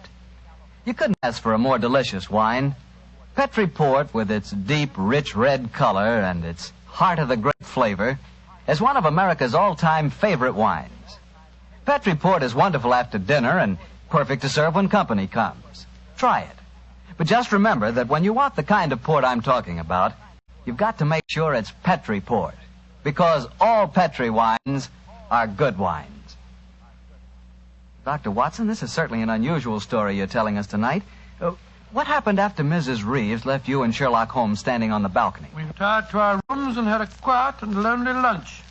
Though the great man said little, I could see that he was deeply excited and that his keen brain was evolving some plan that would enable us to solve the mystery of Mrs. Horn's death.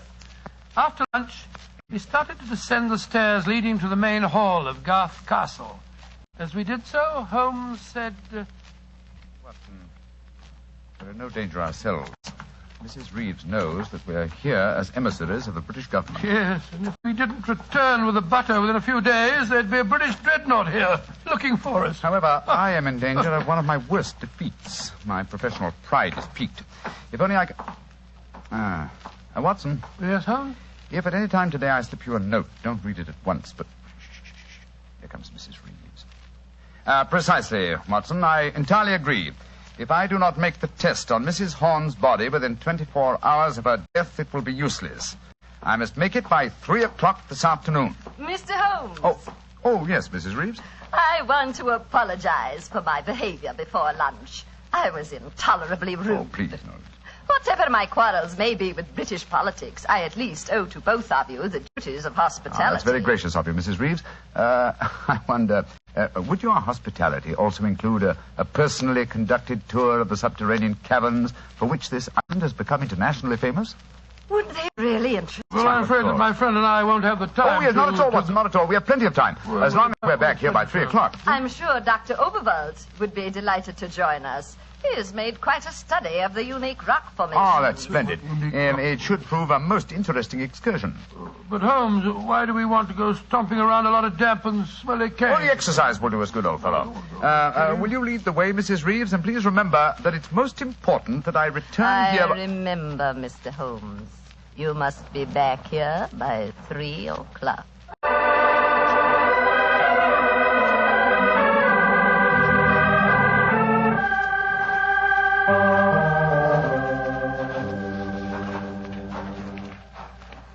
A little further, Mr. Holmes, and we shall reach the giant cavern. Ah, most interesting. Watson and Dr. Oberwald seem to have lagged behind us somewhat. They will be here in a moment.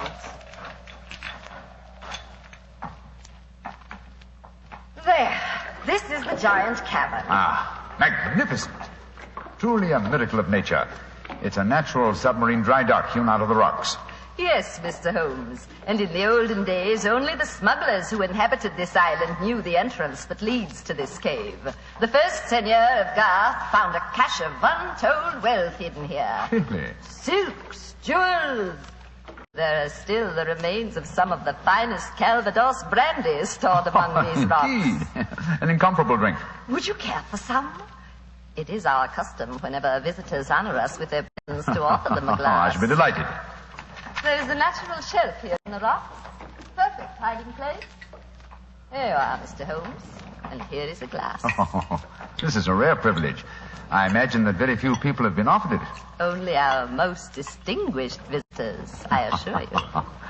This cavern is completely inaccessible from the outer sea, I presume. Completely. Unless, of course, ships could swim under the sea. Which, as you know as well as I, they can, Mrs. Reeves, even outside the imaginings of Jules Verne. Indeed. Would you care to explore a little deeper? The others will be with us soon.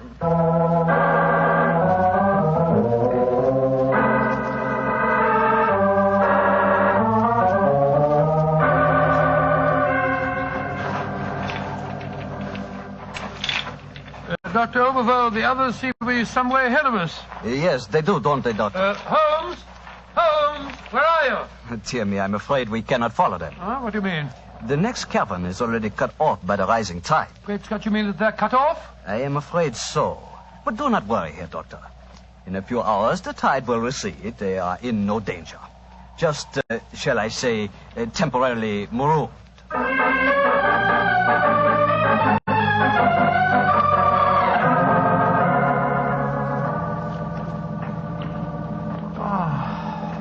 Understand it. I'm getting confoundedly sleepy. I'm so sorry. I'm afraid that we stayed here longer than I intended. I fear that we are cut off by the tides. Cut off? By the tides? We're in no danger. In a few hours, we should be able to return. But I'm afraid I cannot get you back at 3 o'clock, which was the time I promised. But it's vital. Absolutely vital that I could get back. I'm so sleepy. But please keep talking. I must keep awake.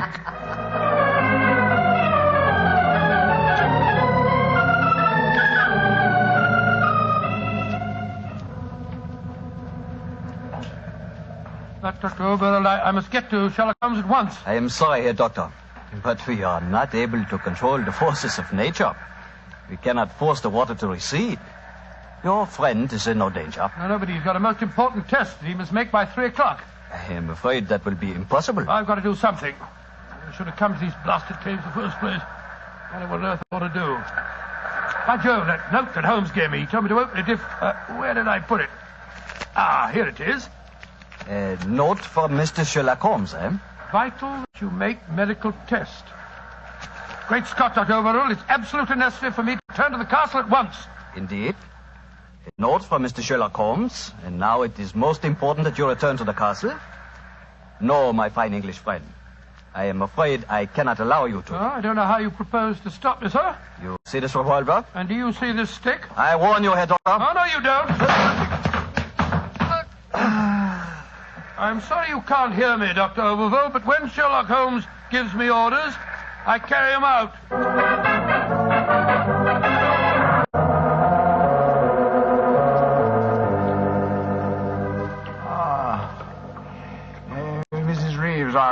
still trapped by the tide.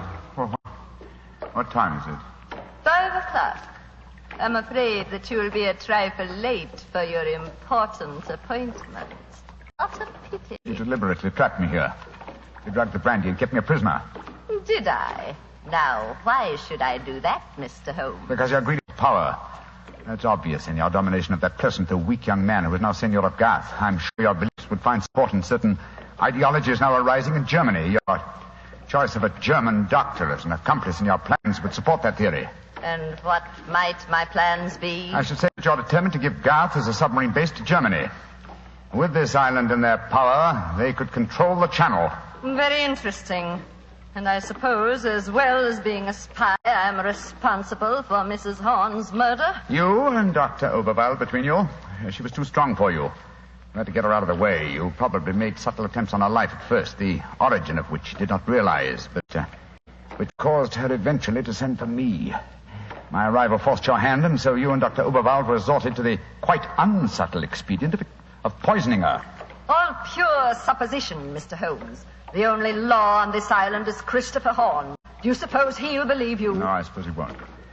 You've outwitted me, Mrs. Reeves. I walked into your trap just as you intended me to. Then in that case, you may collect your pound of butter tonight and return to the mainland tomorrow. Mrs. Reeves, how much longer do we have to wait for the tide before we can make our way back to the castle? We can leave now. We could have left at any time. There's another secret entrance that is above the tide level. I merely had to make you overstay the hour of your test. I could not risk Christopher's seeing definite proof. Come now. I shall lead you back. You fool.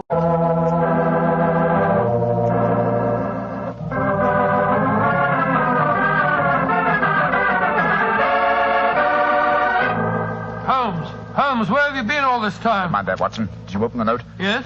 Followed my instructions? Yes, it was, as you suspected. Thank heaven, old chap. Then now we can hoist her with our own petard. Here she comes. I'm glad to see, gentlemen, that you have assembled here in the seigneur's room. The ceremony of presenting the butter traditionally takes place here. As soon as Christopher arrives, we will explain our customs in this matter. Dr. Watson, I trust that Herr Oberwald proved an interesting companion on your excursion this afternoon. Yes, indeed, most interesting. We had a discussion of the relative merits of the walking stick versus the revolver. I think I was able to make my argument fairly convincing. Where is Dr. Oberwald now? I imagine he's lying down. He had all the symptoms of impending headache when I saw him last. Why are you smiling, Mr. Holmes? What's been going on? I'm afraid, Mrs. Reeves, that your plans have misfired rather badly. As soon as Mr. Horn arrives, I expect you will be under arrest for murder and high treason. Christopher would never believe you. Wouldn't I? Mrs. Reeves, you poisoned my grandmother. Christopher, what lies have these men been telling you? You're the one that's been telling me lies. I believed you when you said you'd been tasting the old lady's food. But when Dr. Watson showed me the results of his test this afternoon, it was as clear as daylight. But the tests could prove nothing after 24 hours had passed. You said so yourself, Mr. Holmes. A deliberate lie, Mrs. Reeves. I'm afraid that I invented that mythical 24-hour test. I knew that as soon as I mentioned it, you would attempt to prevent my carrying it out. So I was delighted when you fell into my trap. You thought that you were shanghaiing me, whereas in reality I was shanghaiing you. My job is to prove your guilt to the senor. With your dominant presence away from the household, it was easy for Dr. Watson to make his test. You devil. You knew all the time. Oh, of course I did. But I had to deceive you. I'm glad my performance was sufficiently convincing. By the way, Mrs. Reeves, the drugged brandy was dreadfully clumsy. You didn't drink it home? Why, of course I didn't. But it was very unflattering to me that Mrs. Reeves thought I might. Mrs. Reeves, you realize what this means, don't you? I'm going to ask these gentlemen to take you and Dr. Oberwald back to the mainland with them tomorrow. And stand trial in a British court? Never. I was born on the island of Garth. I have lived here all my life, and I shall die. What are you up to? Stop! She's going out on the balcony. One day, Garth will belong to Germany. One day, the whole world will belong to Germany. Goodbye, you meddling fool. Goodbye. Great Scott, she's gone. It must be a couple of 100 feet to the rocks below. What a dreadful thing. I still can't believe she was a murderess and a traitor.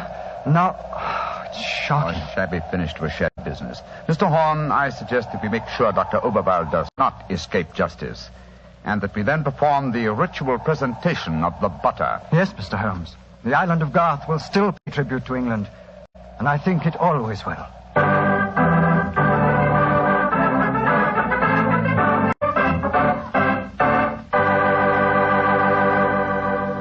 Well, Doctor, that was some story. So Germany didn't get the island of Garth after all. No, Mr. Bartell. In fact, in after years, the island proved to be an invaluable submarine base for England. Say, what about the pound of butter? Did Holmes get it? Oh, yes. But why are you so interested in the butter? Are you kidding? In our house, butter is our second most favorite topic of conversation. Your second most favorite? Well, what's your favorite topic of conversation? Remember, you asked me. Petri wine. Oh, as if I didn't know. Doctor, that Petri wine is something to really talk about. You know, the Petri family has been making wine for generations. Why, the art of making fine wine is their heritage. Handed down from father to son, from father to son. Believe me, when it comes to turning luscious, sun-ripened California grapes into fragrant, delicious wine, the Petri family really knows how. And they're proud of their wine, too. That's why the name Petri on a bottle of wine really means something. It's the personal assurance of the Petri family that every drop of that wine is good wine. It ought to be, because Petri took time to bring you good wine. Well, Dr. Watson, what new Sherlock Holmes adventure do you have lined up for us next week? Next week, Mr. Bartell, I'm going to tell you a story that took place on the Sussex Downs many, many years ago. It concerns a young girl, a painter in watercolors, and a very wise old lady. I call it The Adventure of the Living Doll.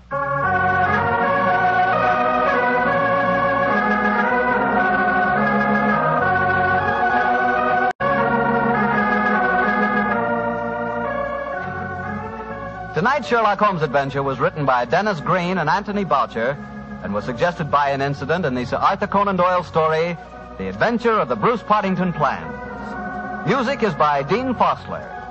Mr. Rathbone appears through the courtesy of Metro-Goldwyn-Mayer, and Mr. Bruce through the courtesy of Universal Pictures, where they are now starring in the Sherlock Holmes series.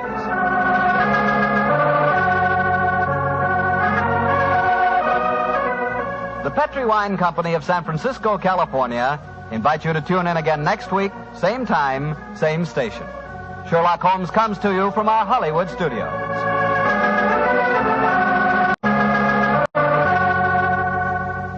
This is Harry Bartell saying goodnight for the Petri family. For a solid hour of exciting mystery dramas, listen every Monday on most of these same stations at 8 o'clock to Michael Shayne, followed immediately by Sherlock Holmes. This is the Mutual Broadcasting System. This is the Mutual Broadcasting System. This is the Mutual Broadcasting System. This is the Mutual Broadcasting System. This is the Mutual Broadcasting System. This is the Mutual. Petri Wine brings you Basil Rathbone and Nigel Bruce in the new adventures of Sherlock Holmes.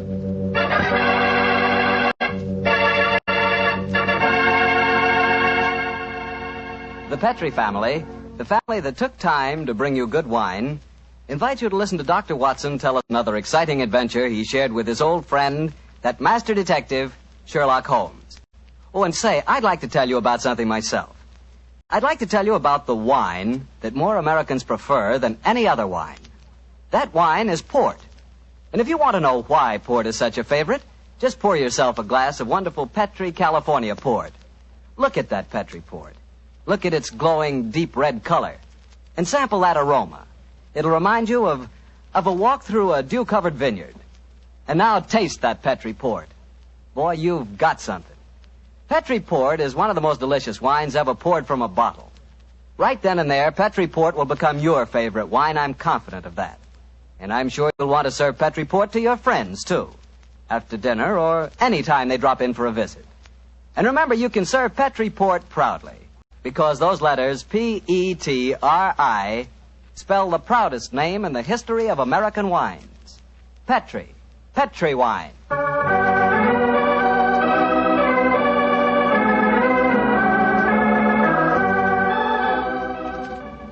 And now I'm sure our good friend Dr. Watson's ready for us. Let's go in and join him. Come in. Ah, there you are, Mr. Bartell. Good evening. Oh, excuse me, Dr. Watson. I didn't know that you had company. Shut the door, my boy, and come in and join us.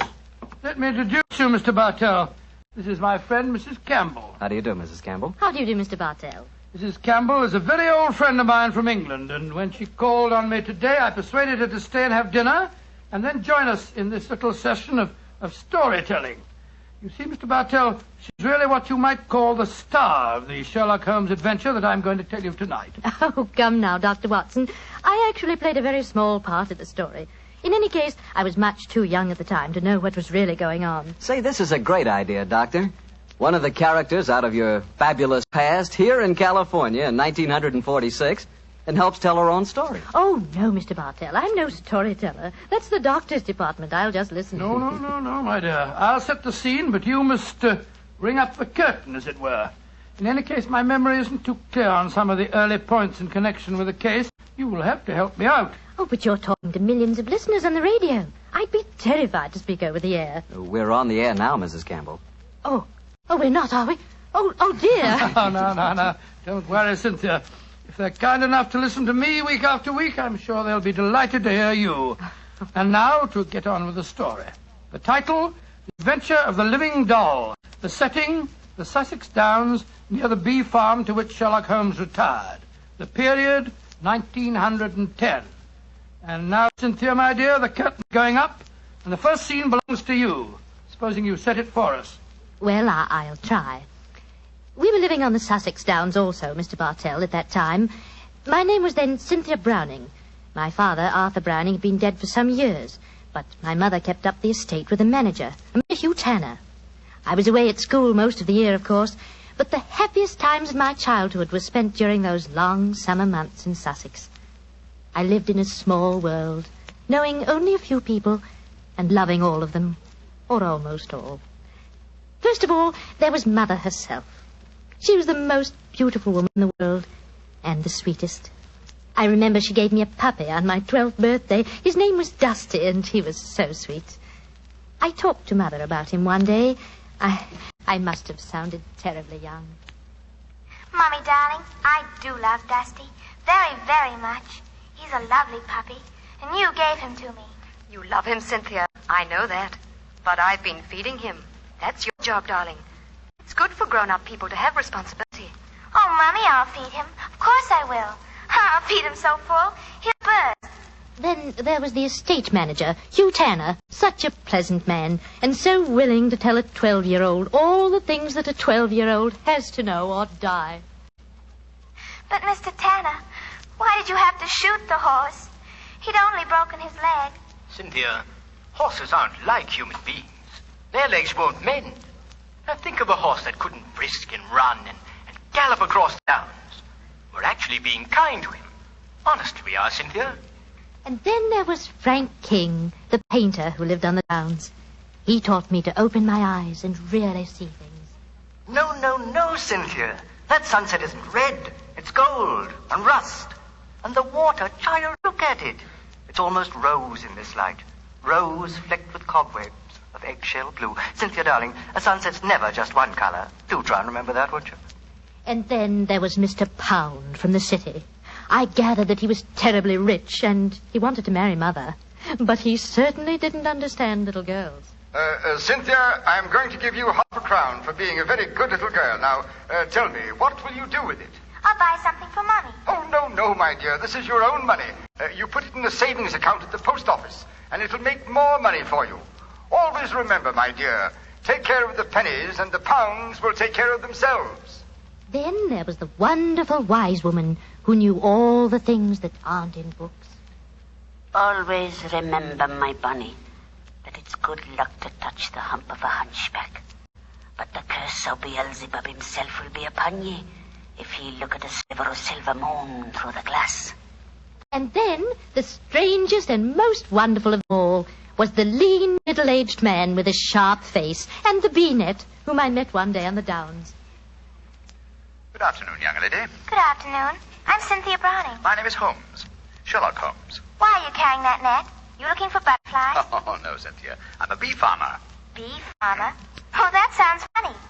How do you farm bees? Well, come over to my place one day and I'll show you.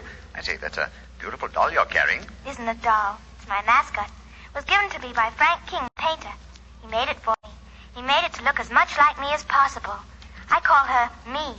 It's a remarkable likeness. See the hair? That's clippings off my hair. And the nails? Those are clippings from my own nails. She's really me, and I love her. Your own nails and hair, and the doll is an exact replica of you? I don't like that, Cynthia. Remember, my dear, my name, it's Sherlock Holmes, and I live at the bee farm, and if anything unusual happens, come to me at once. Of course, Dr. Watson. I'll confess that first meeting with Sherlock Holmes rather frightened me. You didn't understand why he was so worried about the doll, eh? No, but I remembered what he said about coming to him if anything unusual happened. And I'm sure that unusual something did happen. Yes, Mr. Bartell, and within a very few days. But at this point, I think Dr. Watson should take over the story. It's where he and Mr. Holmes really entered into it. Oh, very well. As I mentioned earlier, Mr. Bartell, I was staying with Holmes. Late in the afternoon, as I remember, that you ran over to the bee farm where I first met you, Cynthia. A few moments before you arrived, Holmes and I, each of us with a cup of tea in our hands, were seated on the veranda, gazing out across the downs, and discussing the mutability of human affairs. It's strange, Watson, that after a lifetime devoted to the more flamboyant aspects of everyday life, that now, in what is the fast approaching twilight of my days, I find such peace and companionship in the exact and predictable behavior of bees. I wonder what Moriarty would have thought. Oh, you talking as if you're an old dodder of 90. You say what you like, but I don't think that you'll ever really be happy in retirement. You miss the danger, the excitement of the case, the public acclaim. What are you talking about? My work was never for the public. What did the public, the great unobservant public, who could hardly tell a weaver by his tooth or a typesetter by his left thumb, care about the finer shades of analysis or deduction? In any case, Watson, I chose a happy time to sink into oblivion. In comparatively recent years, the criminal seems to have lost all his originality and enterprise. My own little practice, when I gave it up, seemed to be in danger of developing into an agency for recovering lost lead pencils or giving advice to young ladies from boarding schools. Oh, talking of young ladies, who's this little girl running up your driveway? Oh, great Scott, it's little Cynthia Browning. Oh, and who's she? Oh, a charming young neighbor of mine. Hello, Cynthia. Hello, Mr. Holmes. You've come to see how I farm bees, haven't you? No, Mr. Holmes. You told me to come to you if something unusual happened. It has. Something that's frightened me. Well, now, sit down, my dear. This is my old friend, Dr. Watson. Oh, how do you do, Cynthia? How do you do? Now, Cynthia, dear, what has frightened you? It's my mascot. My me. Look, somebody stabbed her through the heart. Great Scott, a doll that's an exact replica of her, with a penknife thrust into it. Good gracious me. When did you find your mascot like this? Just after tea. Mommy had some gentlemen calling on her, and afterwards I went up to my room and found poor me on the bed.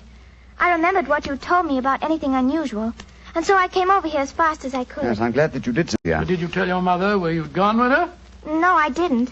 She was still talking to the gentleman. Well, she'll worry about you when she discovers your disappearance. No, don't worry, Watson. I shall go over and talk to her at once. Cynthia, my dear. Yes, Mr. Holmes? Who were the gentlemen calling on your mother? Well, there was Mr. Tanner. Yes. He's the man who looks after the estate for Mummy. Mm-hmm. Mr. King, the painter. Mr. King is the man who made this doll, eh? Now, who else was there? Mr. Pound.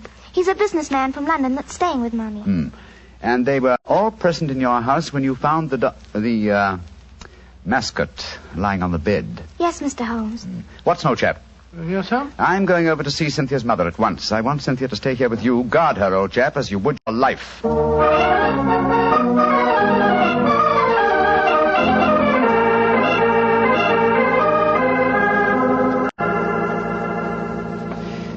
Mrs. Browning, I know I must seem like an intrusive neighbor, but possibly you've heard of me. My name is Holmes, Sherlock Holmes. Well, who hasn't heard of the famous Sherlock Holmes? Please sit down, won't you? Thank you. Your guests have left? Yes. But how did you know I had guests? I know you're a great detective, but... Your charming little daughter, Cynthia, came over to see me half an hour ago. She told me. So that's where she went. Did she come back with you? No, Mrs. Browning. I felt it safer that she remained at my place for a while. My friend, Dr. Watson, will look after her. I'm afraid she may be in danger. In danger?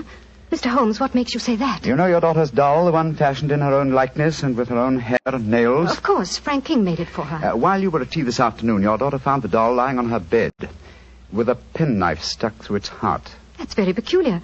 But I don't see that she should be in any danger because of it, Mr. Holmes. Mrs. Browning, certain practitioners of magic believe that if a doll like effigy is made of a human being, and the effigy is then mutilated, that a similar fate will befall the living original. But, Mr. Holmes, that's black magic. You can't possibly believe in it. Not in the results of stabbing a doll, Mrs. Browning, but well, it's possible that someone is trying to kill your daughter. To kill Cynthia? Oh, no. It may be more than a possibility, I'm afraid. And when these magical means fail, they will turn to more direct methods. But who could possibly want her death? You have not remarried, Mrs. Browning? No, I feel it my duty to devote my life to Arthur's child, Cynthia. Yes, then anyone wishing to marry you might feel that Cynthia stood in the way. But that's absurd. But logical, Mrs. Browning. Do you mind if I ask you a very personal question? With Cynthia's safety at stake, you may ask any question. Are any of the 3 men who were present at tea this afternoon desirous of marrying you? Well, Please be completely honest, Mrs. Browning. At different times, they've all asked me to marry them, yes. And you won't contemplate marriage because of your dead husband's child, Tell me, Mrs. Browning, have you seen this penknife before? It was the one found stuck through the doll's heart. I don't think I've ever seen it before. One final question. Would anyone among Cynthia's acquaintances have a knowledge of the practice of magic? Well, the old woman that Cynthia calls the wise woman might. Oh, who might she be? A strange creature that lives in some hovel on the downs near here. She brews weird concoctions with herbs, love philters, and all that sort of thing. Hardly a suitable companion for your daughter, Mrs. Browning. I know it, Mr. Holmes. I've told Cynthia over and over again that she mustn't stray off and see the old woman. But you know how disobedient children are at her age. I'm sure she's been over there recently. I'd like to talk to this woman. Where does she live? I don't know exactly, but Frank can take you there. He used her as a model. Frank King, the painter? Yes, he lives in the village. Then I shall call on him at once and persuade him to accompany me. We must find that wise woman and I hope save your child from magic. Magic and possible murder.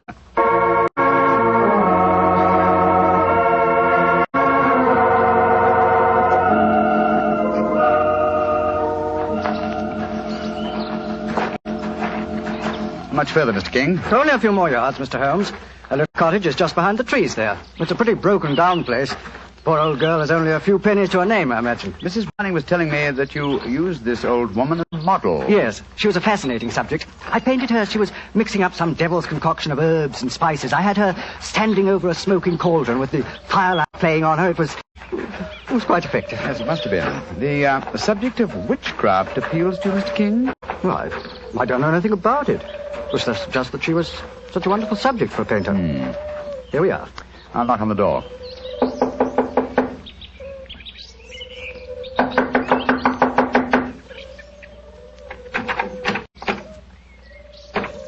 I think we'll take the liberty of going in, shall we? I don't know why not.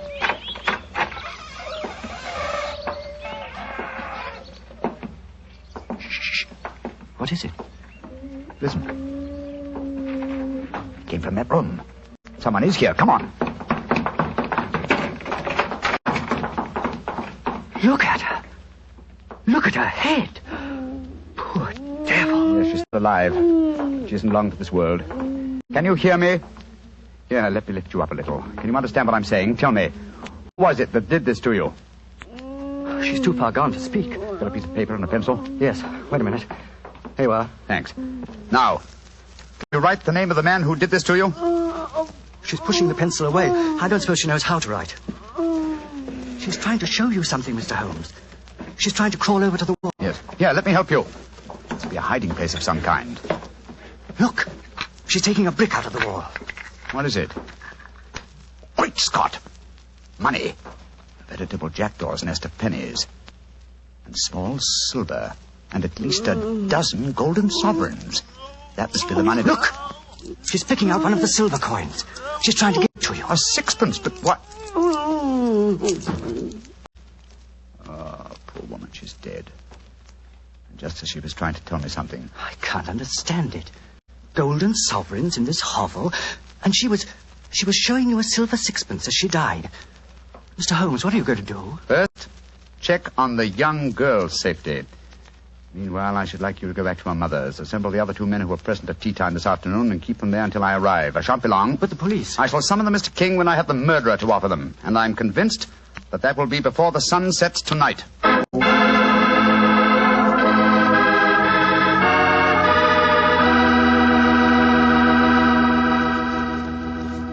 We'll hear the rest of Dr. Watson's story in just a second.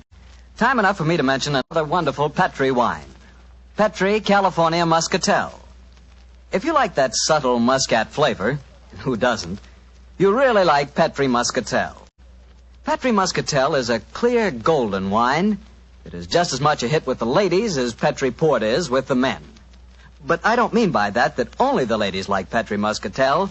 In fact, if you want to be sure to please everybody, get both Petri Port and Petri Muscatel. In other words, don't buy one, buy two. But do be sure you always buy Petri. Now back to Dr. Watson and his guest tonight, Mrs. Campbell, who played a most important part in the story herself. Oh, not nearly as important a part as that played by Mr. Holmes and Dr. Watson. Well, Dr. Watson, what happened when Sherlock Holmes rejoined you at the bee farm? Well, first of all, he made sure that the little girl was safe. Then he told me of finding the dead woman and of his theories as to the killing. I can almost hear him now, Mr. Bartell, as he said... Watson. Someone wanted the little girl out of the way because they knew the mother would never marry while the child was alive. And that someone persuaded the old woman to do the job for him, I suppose. Undoubtedly. And she, believing in the powers of black magic, mutilated the doll, firmly convinced that in so doing she was destroying the young girl it was fashioned after. And then, I suppose, when the potential murderer discovered the woman was merely indulging in stupid folklore, he killed her, realizing she was only a hindrance to him, and with her knowledge of the plan... a dangerous hindrance. Exactly, my dear fellow. But how do you suppose we account for the hoard of money? Golden sovereigns, don't forget, that we found in the hovel. Well, no doubt it was a sum that she was already being paid for the murder that she was going to commit. As she died, she tried to give me the clue to her murderer by selecting certain coin. Now, in her possession, she had gold, silver, and copper. She chose a silver coin. And yet I can't see its significance, I must confess. Well, at the moment, possibly not. And yet, before the evening's over... I bet you that... What did you say, Watson? I said before the evening's over, I bet you... Thank you, old fellow. That's the clue. You bet me. What on earth are you talking about, Holmes? I was just saying... You've just given me the answer to the whole problem, Watson. What? I'm much obliged to you. Stay here, will you, old chap? And look after Cynthia a little while longer. Within a very short time, I shall have her intended destroyer under lock and key.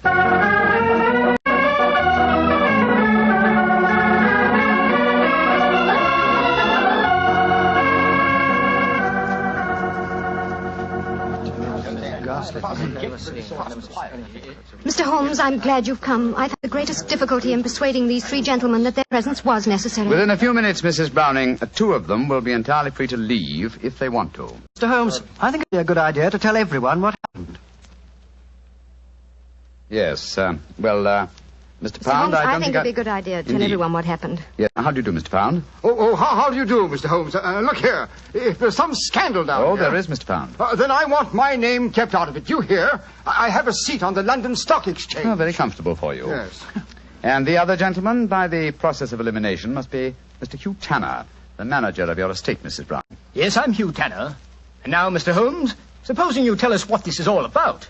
I'm a straightforward man, and all this mystery is rather aggravating. Something has happened. Something that concerns us all. What is it? Murder. What? Murder? Good Lord, who's been murdered? An old woman who lived in the village. Your daughter, Mrs. Browning, referred to her as the wise woman. Mr. King and I found her tonight in her cottage on the Downs, beaten to death. Murdered. Well, that's shocking, but what's it got to do with us? I'll explain, Mr. Pound. Each one of you, I believe, would like to marry Mrs. Browning. Her daughter, Cynthia, is an obstacle to such a marriage. One of you decided to remove that obstacle and engaged the wise woman to carry out the plan. Finding the woman clumsy and ineffective, you decided that she was a dangerous witness, and so you murdered her. Fortunately, the poor woman, as she was dying, gave me the clue to her murderer. But how did she do that, Mr. Holmes? I thought you said that she died without speaking. She did, Mrs. Browning, but she gave me the clue nonetheless, though I was shockingly slow in spotting it. Well, what was the clue? Yes, let's stop being mysterious and come out into the open. You were with me, Mr. King. As she died, I shall let you tell them. Well, she was dying, unable to speak when Mr. Holmes asked who had attacked her. She couldn't write, but she showed him a hoard of copper and silver coins and a dozen golden sovereigns. Sovereigns in a hovel like that? Oh, I see. She meant her murderer was the man who had paid her. And with all that ill-gotten wealth, she died clutching a silver sixpence. And you still don't see who the murderer is? Come along, gentlemen. You should know it as well as you know your own names. Now, Mr. King mentioned that there were a dozen sovereigns. Whose name does a sovereign suggest? Sovereign? King. You, Frank King, were the murderer. Oh, that's ridiculous. The old woman wasn't exactly a mastermind. Why should she be so indirect? And how much is a sovereign worth? £1. And your name, my friend, with a seat on the London Stock Exchange is Pound, isn't it? This is absolutely absurd. I can prove that I've never even met the woman. Well, what is the answer, Mr. Holmes? I'm sure that you know it. The answer is obvious, Mrs. Browning, though I'm ashamed to say that a chance remark of Dr. Watson's gave me the clue. Oh, now look here. Stop beating about the bush, Holmes. What is the answer? A very simple one, Mr. Pound. With 12 golden sovereigns at hand, sovereigns that would suggest either the name of King or Pound, what coin did the dying woman select? A sixpence. Exactly. A humble silver sixpence. And what is the common slang word for a sixpence? A tanner. Precisely. Which tells us that you, Mr. Hugh Tanner, killed the wise lady. Try and prove it. That's all. Just try and prove it.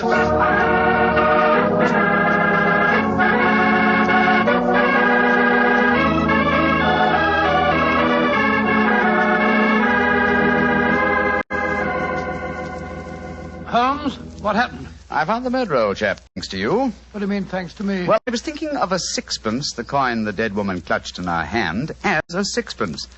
When you said, I bet you, I thought of the much-used expression, bet you Tanner. That gave me the clue to the whole business.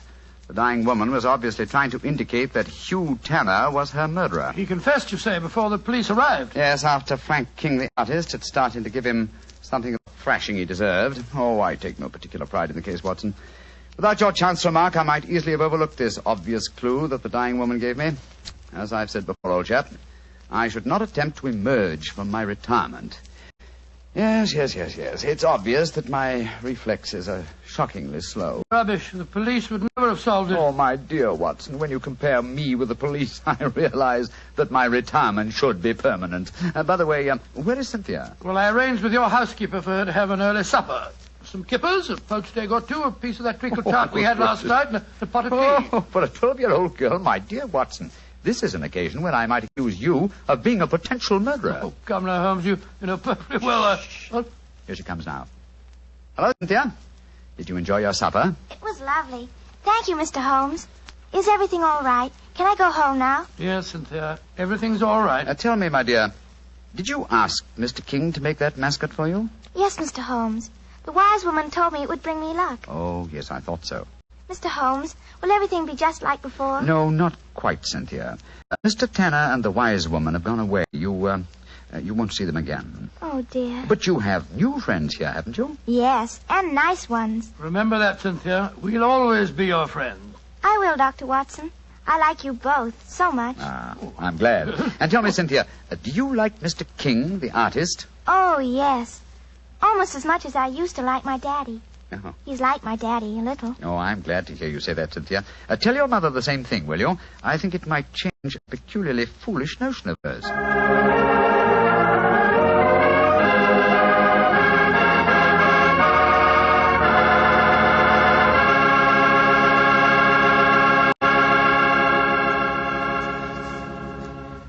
Well, Dr. Watson and Mrs. Campbell, that was a really different kind of story. I'm sure glad you were here tonight, Mrs. Campbell. Tell me, has Dr. Watson changed much since you last saw him? Well, yes. I think he's grown handsomer. No. And what about Mrs. Campbell, Doctor? Has she changed? Well, she is more grown up than the last time I saw her, but she hasn't changed much in one respect. What's that, Doctor? Your appetite, my dear. Oh. I remember how Holmes was amazed at the amount you ate when you were a child. But you certainly had just as hearty a dinner this evening. Well, that was your fault, Doctor. Your dinner was too good. Oh, Cynthia, don't talk about the wine. Well, why shouldn't I talk about the wine? It was wonderful. Sure it was. It was Petri wine, that's why. You see? Now you got him started. And Mrs. Campbell, Petri wine is always good wine. That's because the Petri family has been making wine for generations. Ever since long ago when they started the Petri business, winemaking has been an art with the Petri family. It's a tradition. A heritage that they've handed on down from father to son, from father to son. Believe me, when it comes to turning luscious, sun-ripened California grapes into fragrant, delicious wine, well, you can bet your last dollar that the Petri family really knows how. No matter what type wine you prefer, for any occasion, you just can't miss with a Petri wine, because Petri took time to bring you good wine. Well, Dr. Watson, what new Sherlock Holmes adventure are you planning to tell us next week? Well, as next week, as St. Patrick's Day is about 6 days away, Mr. Bartell, I thought next week that I'd tell you a rather unusual story that took place at Ireland at the turn of the century. It concerns the famous ceremony of kissing Blarney Stone, St. Patrick's Night Revel, and an old Irish ballad that led directly to one of the most devilish murders that Sherlock Holmes and I ever encountered.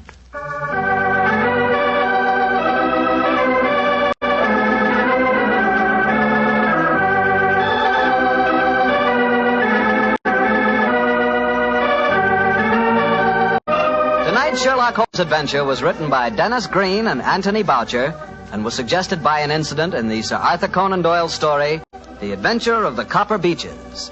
Music is by Dean Fossler. Mr. Rathbone appears through the courtesy of Metro-Goldwyn-Mayer, Mr. Bruce through the courtesy of Universal Pictures, where they are now starring in the Sherlock Holmes series. You can read about the stars of our broadcast in the April issue of Everybody's Digest. The Petri Wine Company of San Francisco, California, invites you to tune in again next week, same time, same station. Sherlock Holmes comes to you from our Hollywood studios.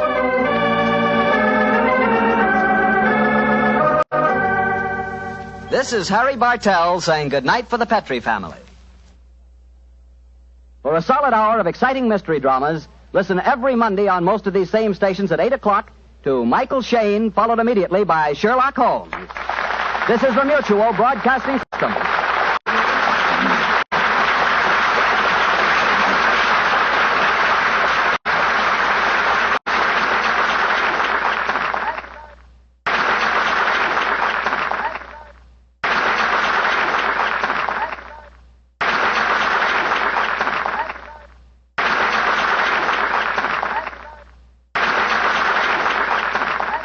Petri Wine brings you Basil Rathbone and Nigel Bruce in the new adventures of Sherlock Holmes.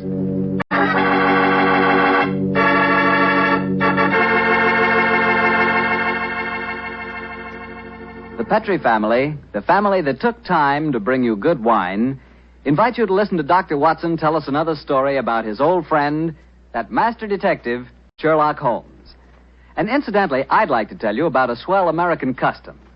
The custom of serving sherry wine just before dinner. Petri California sherry. You know, especially when you have guests, while you're waiting for that call to the dinner table, there's nothing better than a good glass of that good Petri sherry. You don't need fancy glasses for Petri sherry. No, sir. That wine tastes good out of any glass. And it looks good, too. Beautifully clear and the color of precious amber. Just try that Petri sherry and you'll feel like smacking your lips after every sip. Oh, and say, Petri makes two kinds of sherry. The regular sherry and Petri pale dry sherry. Just to make sure you get the perfect sherry for the whole family, don't buy one, buy two. But do be sure the sherry you buy is Petri sherry. Petri, the proudest name in the history of American wines.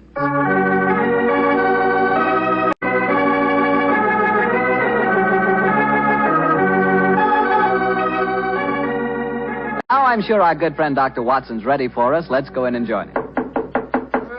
Come in. Oh, there you are, Mr. Bartell. Good evening, Doctor. Say, where are the puppies this evening? Mr. Bartell, don't you think it's about time you began to refer to them as the dogs? They're almost a year old, you know. I stand corrected. Where are the dogs this evening? Well, they had another furious battle with a dead seal on the beach today. My housekeeper, Mrs. West, is giving them a much-needed bath. They certainly have an aversion to seals, don't they? Well, Doctor, are you all ready with tonight's new Sherlock Holmes adventure? Yes, my boy, and as yesterday was St. Patrick's Day, I decided to tell you a story that took place in Ireland a few years before the turn of the century.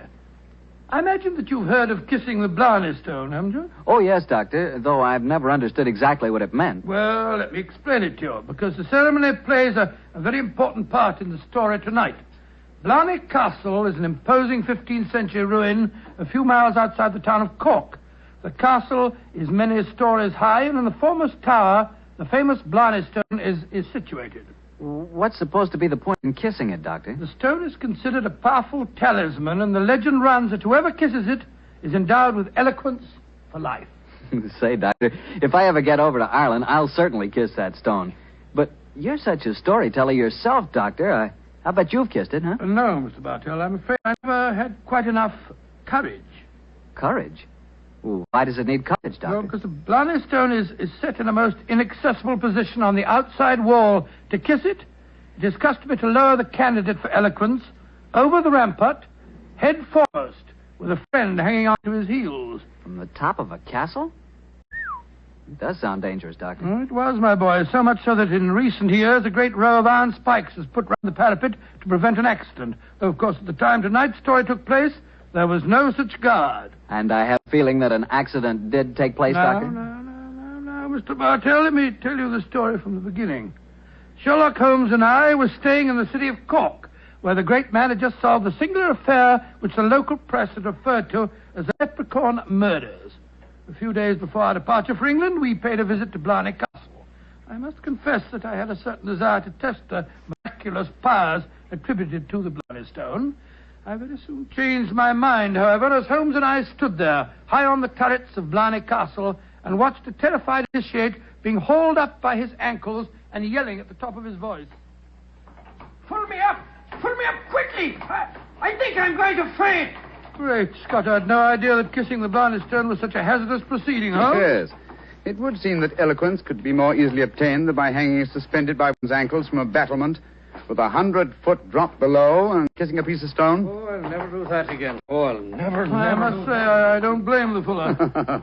And yet, my dear chap, on our way over here, you expressed a sneaking desire to kiss the stone yourself. I'll be very happy to hold your ankles if you want to try the experiment. No, thank you. After witnessing the ceremony, I've changed my mind. Then I suggest we make our way back downstairs. I don't think there's much more to be seen up here. Very well. By the way, Holmes, do you know the origin of the superstition regarding the Blarney stone? Yes, I do, old chap. The stone was, the story of the stone dates back to the middle of the 15th century. A certain Cormac MacCarthy, called the Strong, a descendant of the ancient kings of Munster and builder of this castle, chanced one day to save an old woman from drowning. In her gratitude, she offered Cormac a golden tongue, which would have the power to influence men and women, friends and foes, as he willed. She told him to mount the battlement, kiss a certain stone in the wall 5 feet below the gallery running round the top. He followed her directions and obtained all the fluent persuasiveness she had promised. And I suppose the story spread and the Blarney stone has been a magnet to pilgrims ever since. Yeah, a pleasant legend. Holmes. Yes, old chap? Tomorrow's St. Patrick's Day. I bet there'll be quite a bit of excitement in the village tonight. Don't you think it'd be rather fun to pay a visit to one of the local inns? Splendid idea, old chap. Our rather arduous work here in Ireland is concluded, and I think we're more than entitled to a little gaiety.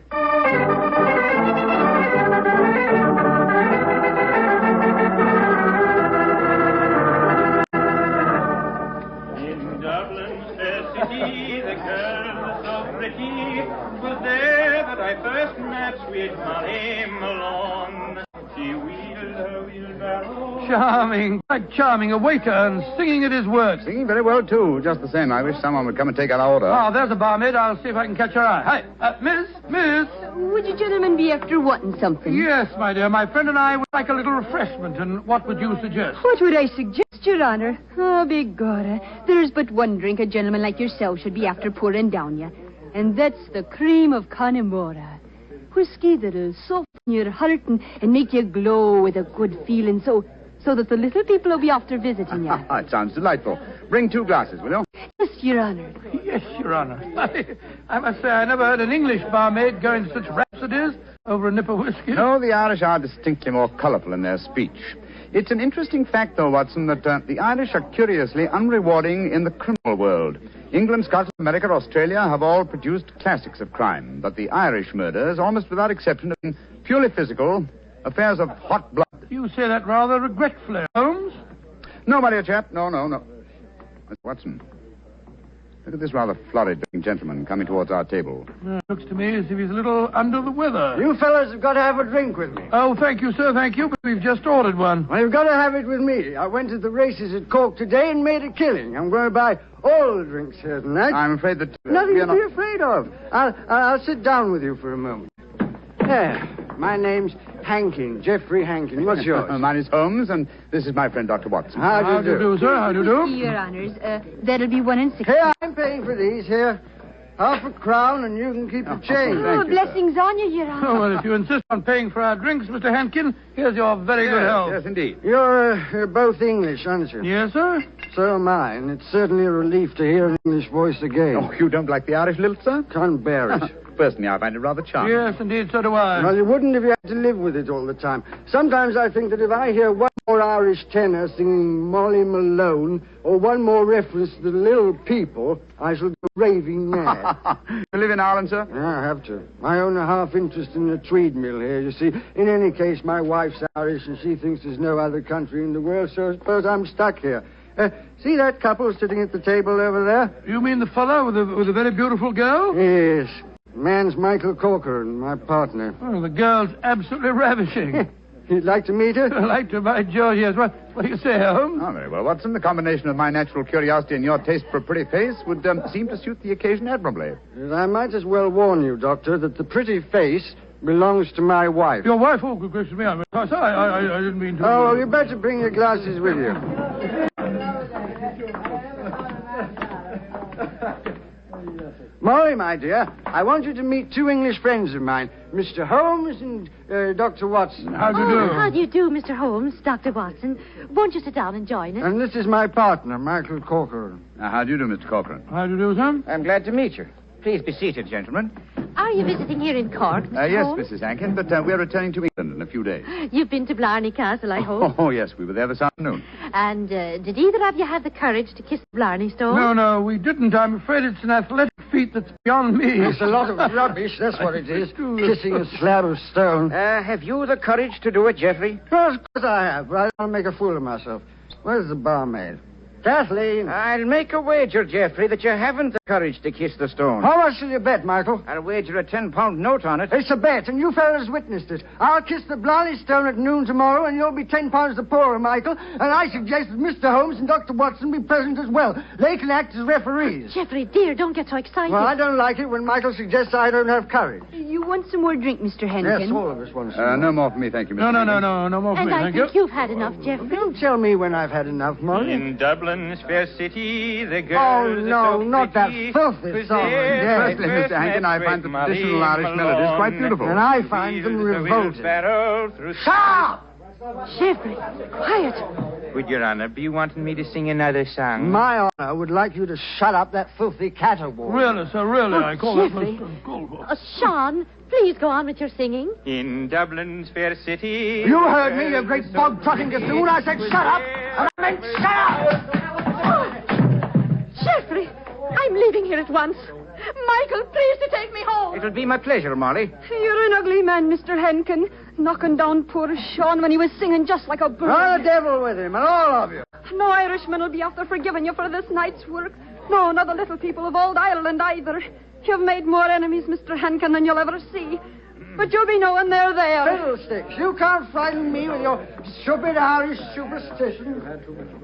Well, bless my soul, that was a charming little party, I must say. Englishmen like Hankin are a disgrace to their country. Fortunately, they're not representative, though. Yes, I must say I hate to have a curse put on me like that barmaid laid on him. Watson. Yes? Did you see the glances which Mr. Hankin's partner and his wife exchanged as the brawl started?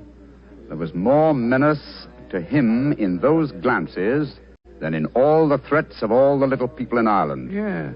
I thought that there was something between them. I say, Holmes, that bet about Hankin kissing the Blarney stone at noon tomorrow, do you suppose... I suppose nothing, old fellow. But there are forces at work here that I don't like. I think, Watson, that you and I will be at the Blarney stone at noon tomorrow. It's possible that the bet made tonight is all part of a definite plan, and I have a feeling that the bet is still on.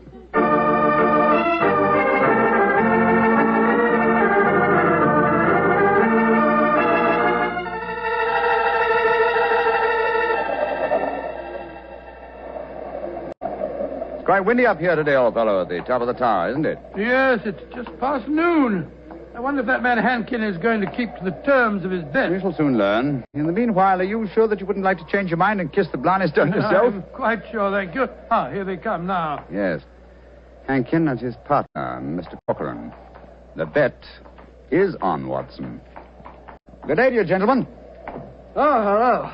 It's my friends from last night. Well, I see you're going through with the bet, son. Oh, yes. Geoffrey set his mind on the £10 of mine. Your wife didn't accompany you, Mr. Hankin? No, she didn't. I'm afraid I'm rather in disgrace for my behavior last night. Well, they made me go round and see that waiter fellow that I hit. I offered him money, but he wouldn't take it. Did you offer him an apology?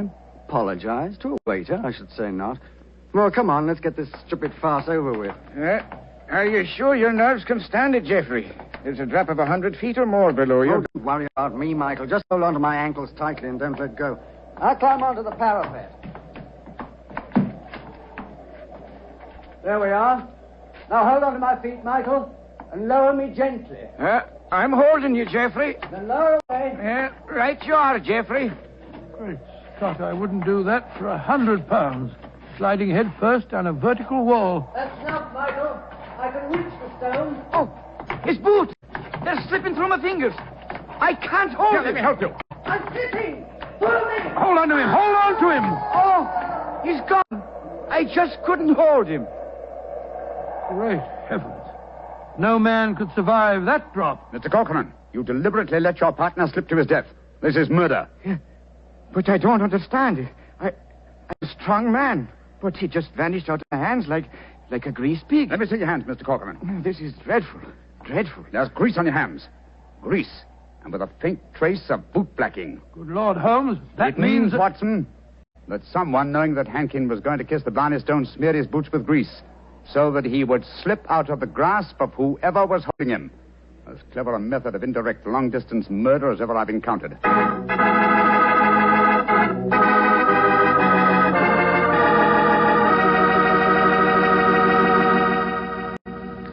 You'll hear the remainder of Dr. Watson's story in just a second, so I'm going to remind you that Petri California Sherry is not only wonderful before dinner, but it's good almost any time. If you had to choose just one wine for almost any occasion, that wine would be Petri Sherry. Petri Sherry is a perfect wine to serve in the afternoon or in the evening. It's good before dinner, yes, but it's swell after dinner, too. In fact, with a bottle of Petri Sherry on your shelf, you've got practically a small-sized wine cellar. So get a bottle of Petri Sherry soon. And remember, you can't miss with any wine that has the letters Petri on the label, because all Petri wine is good wine. Well, Dr. Watson, this is quite a story you're telling us tonight. What happened next? I suppose you went down into the castle grounds and looked for the dead man's body? Well, we tried to, Mr. Bartell, but the authorities were curiously uncooperative. They refused to let us search, insisting that the police be called first. And so, Mr. Bartell, half an hour after the tragedy, Holmes and I found ourselves standing in a tiny police station as we told the story to the local sergeant. Sure the saints be praised, Mr. Holmes. 'Tis a terrible story you've told me. Tomorrow I'll be after arresting Sean O'Flaherty. Sean O'Flaherty? He's the waiter at the inn, the one who sings. That he is, and he sings like a breath of spring. I'll be sorry to see him hang. But you've got no proof that he was responsible for the murder? Proof, you say, sir? Well, I can't arrest a big manufacturing man like Mr. Corcoran, can I? Or a fine lady like Mrs. Hankin. But you can't arrest a man without any evidence of guilt. Oh, I can't I? Then supposing I tell you that Sean O'Flaherty cleans the boots at the hotel where Mr. Hankin was staying. He does, eh? Then he had the perfect opportunity for the greasing of Hankin's boots this morning.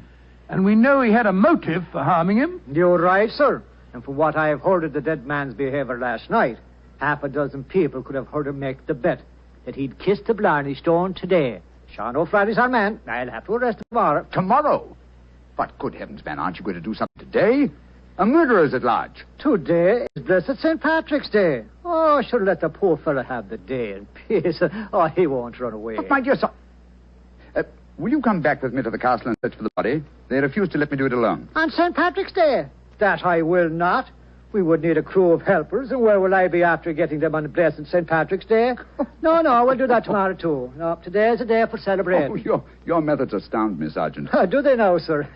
Don't be after fretting about me. Just enjoy yourself today. Tomorrow we'll see what can be done about it. Well, good day to you, gentlemen.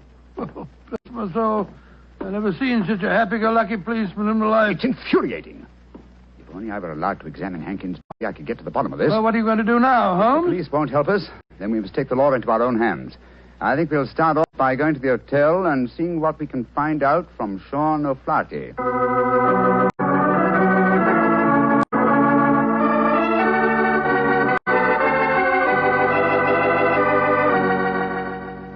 As I was going to Blarney a day I well remember, for to view the lads and lasses on the 5th day of November, with a murring do a day and a murring a do a daddy. Oh, your honors would be after speaking to me, Sean O'Flaherty, perhaps? Yes, Sean. Did you know that Mr. Hankin, the man who struck you last night, was dead?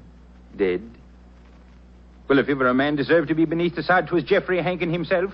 A mean, ugly man. The saints be praised that he's gone. How did he die, sir? He was murdered. Murdered? Well, but, Dad, I'm not surprised to hear it. Who murdered him, sir? At the moment, the police seem to think that you are the culprit. Myself? Well, how would I be after murdering the man, sir, when I don't even know how he died? He died when he fell from the top of Blarney Castle as he was trying to kiss the stone. He fell because Mr. Corcoran, his partner, couldn't hold on to his feet. His boots had been greased. And we know that you have been cleaning his boots, Sean. That I have, sir. I cleaned them this very morning. But I put no grease on them, if that's what you'd be after suggesting. I'm suggesting nothing. I'm trying to establish a few facts. Do you know Kathleen, the barmaid? Oh, and why shouldn't I know her, sir? She's to be me wife before the winter sets in. She pronounced a curse on the dead man last night, just after he had knocked you down. It's possible that she may... Here she comes, huh? Sean, my darling, what are the fine gentlemen doing here? Oh, Kathleen. They've come to ask me questions about the death of Mr. Hankin. He fell off Blarney Castle today and got himself murdered, they say. The saints be praised. But what has that to do with you, my darling? Well, the gentlemen tell me that the village police think that I might have greased his boots so that he slipped to his death. The village police is as stupid as my father's big sow. If Mr. Hankin fell to his death today because his boots were greased, I can tell you who did it. Indeed, who? The little people. I warned Mr. Hankin last night that the little people would be after him. He insulted the Irish. Oh, come, my dear. You don't seriously expect us to believe in the little people? And why not, Your Honor? We have them here. Oh, there be those that say the fairies all be dead, but I know different. I've seen them. When I was a slip of a girl, close to where I lived, there was a rat. That's a fort, you know. And the rat was a fairy's fort. We never dared touch it with a spade or cut down a tree growing on it or carry away a stone. We'd put our ear to the ground at night and we could hear the fairy music rising up from under the ground. Ah, they're gentle people. Most of the time. But they'd grease the boots of a man like Mr. Hankin if they didn't like them. That they would, Your Honor. Holmes, I'm certain that we're wasting our time here. I feel so, Watson. You get the whole thing turned on the greasing of those boots. If only I could have the boots in my hands. If only I could make laboratory tests. But until that dolt of a police... But of course! I have it, Watson. You have what, Holmes? The answer, I hope. Get hold of Mrs. Hankin and Mr. Corcoran. Have them meet me in the Blarney Stone Tower in half an hour. And you, where are you going? To the police station to try and convince the sergeant that even though St. Patrick's Day, it's his duty to help me trap a murderer.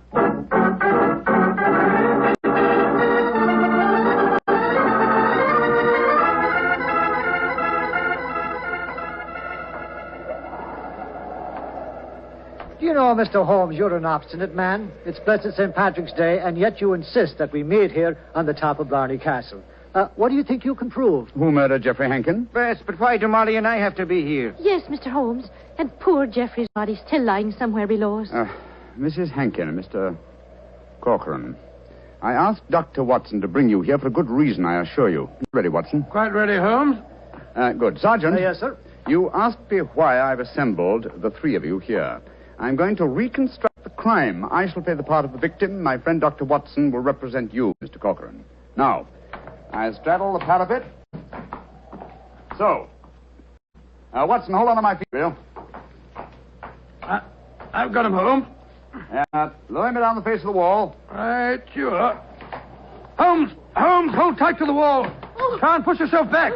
The murderer's tried to get you. Your boots are covered in grease. Stand back. Come away. Grab my trouser legs, Watson. I've got him, Holmes. Come, up you come. There we go. Oh, by Jove, that was a near thing. Devilish plot, Sergeant, and very cleverly carried out.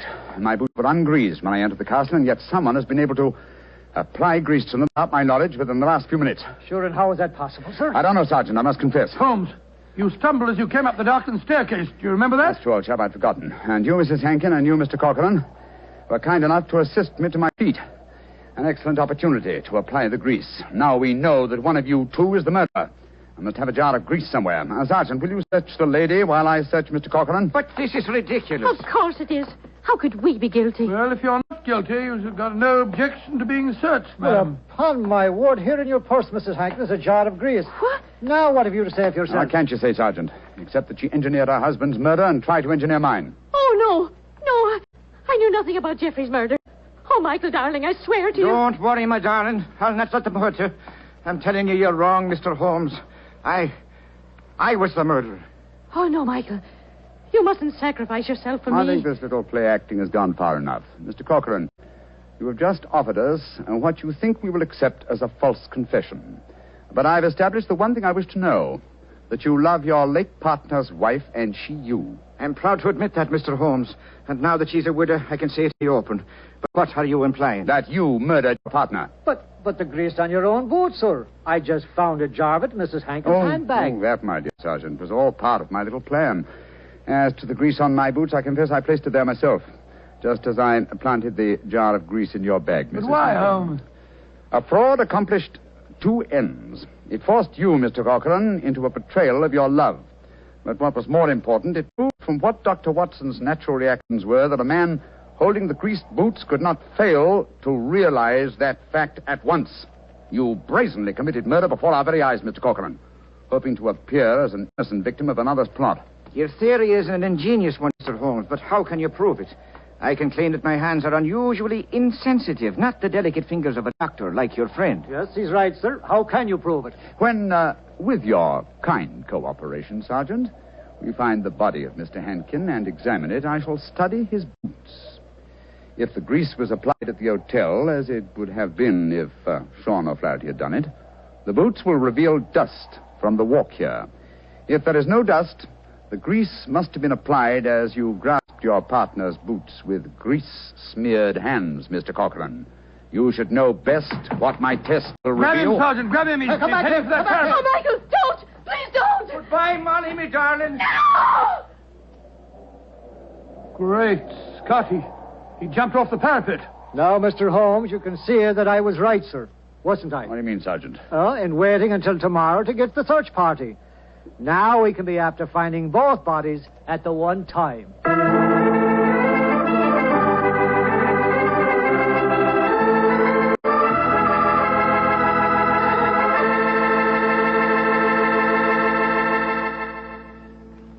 Well, Doctor, that was really an unusual story. Even now I get a bit of a shudder when I think of that afternoon at the castle. I don't blame you. Doctor, you know something? Earlier this evening, I said that if I ever got to Ireland, I'd certainly want to kiss the Blarney stone, remember? Yeah? Well, I've changed my mind. I'd no more want to hang by my heels, kiss that stone than...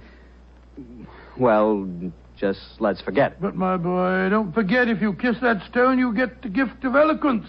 You'd be the most convincing fellow in the world. So? So, well, whenever you talked about Petri wine, you would really do people a favor because they wouldn't be able to resist trying it. Oh, talking about Petri wine isn't important, Doctor. The best way to determine just how good Petri wine really is to taste it. One sip and there's all the proof you need. That's because the Petri family has developed the art of winemaking to a truly fine point. They've been making wine for generations. And all the things the Petri family knows about turning luscious, sun-ripened grapes into fragrant, delicious wine have been handed on down in the family from father to son, from father to son. That's why whenever you want a swell wine, for any occasion, you can't go wrong with a Petri wine, because Petri took time to bring you good wine. Well, Dr. Watson, what new Sherlock Holmes story are you planning to tell us next week? Well, now, let me see. Next week, Mr. Bartell, I'm going to tell you a story in which that arch-criminal Professor Moriarty played a most important part. It deals with the theft of a famous painting, of a strange night that Sherlock Holmes and I spent trapped in the interior of a giant metal vault, and of mysterious bloodstains in an empty room.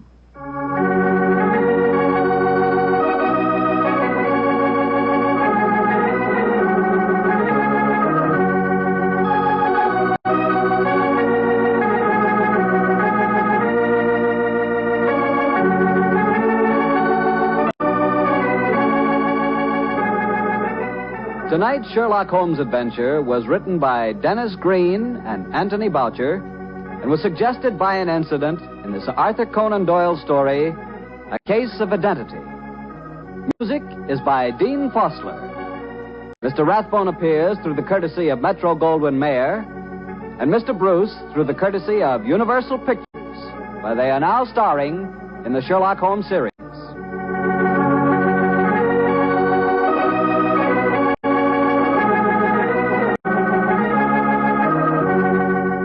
The Petri Wine Company of San Francisco, California, invites you to tune in again next week, same time, same station. Sherlock Holmes comes to you from our Hollywood studios.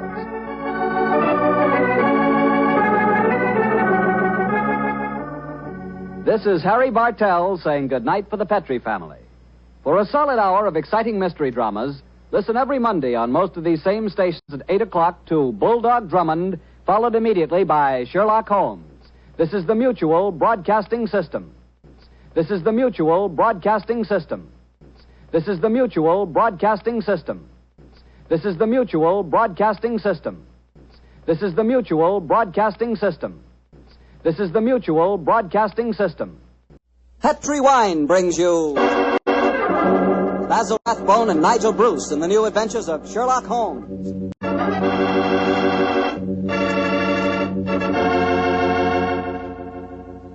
The Petri family, the family that took time to bring you good wine, invite you to listen to Dr. Watson tell us another exciting adventure he shared with his old friend, that master detective, Sherlock Holmes.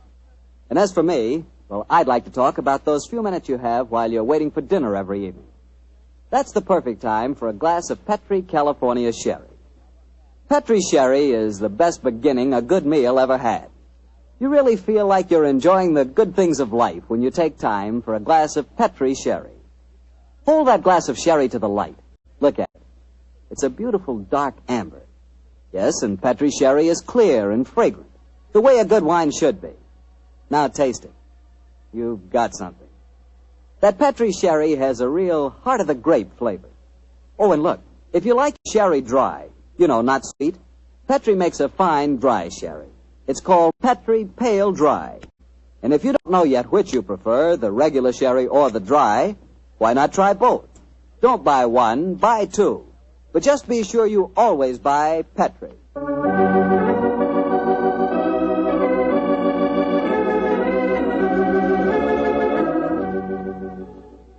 And now let's look in on our old friend, Dr. Watson. I'm sure he's expecting us. Good evening, Doctor. Good evening, Mr. Bartell. Draw up your usual chair. Now get on with tonight's new Sherlock Holmes adventure. Well, how did the story begin, Doctor? It was one day in the autumn of 1887, I remember. Holmes and I were seated on either side of the fire in our Baker Street lodgings. The great man, his eyes half closed, his long, thin fingers pressed together, lay back in his chair, filling the room with large blue clouds of tobacco smoke, and discoursing on one of his favorite subjects, Professor Moriarty. I can almost hear him now, Mr. Bartell, as he said... Napoleon of crime, Watson, is the organizer of half that is evil and nearly all that is undetected in this great metropolis. Oh, surely that's an exaggeration, No, it Holmes. isn't, my dear fellow. He has a brain of the first order, and his agents are numerous and splendidly organized. He himself sits motionless like a spider in the center of his web. But that web has 1,000 radiations, and he knows every quiver of each one of them. It's fortunate for me that there's only one Moriarty. If every criminal were equally astute, I'd be in bankruptcy within the year. I don't think you need to worry about bankruptcy, Holmes. As I came in just now, I picked these letters up from the whole table and slipped them into my pocket. Here you are. Oh, thanks, old chap. They didn't look like bills to me. I observed the crest of the Duke of Carlisle on the top envelope. Oh, dear me. 500 guineas. His Grace is extremely generous in his evaluation of my services. I don't agree. After all, you did save him from a shocking scandal. Oh, listen to this, Watson. I seen you yesterday when you come to the cricket match. You wasn't watching the cricket.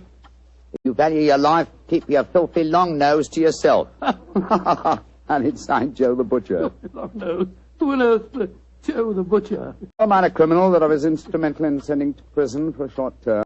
He flatters himself, though. I was watching the cricket.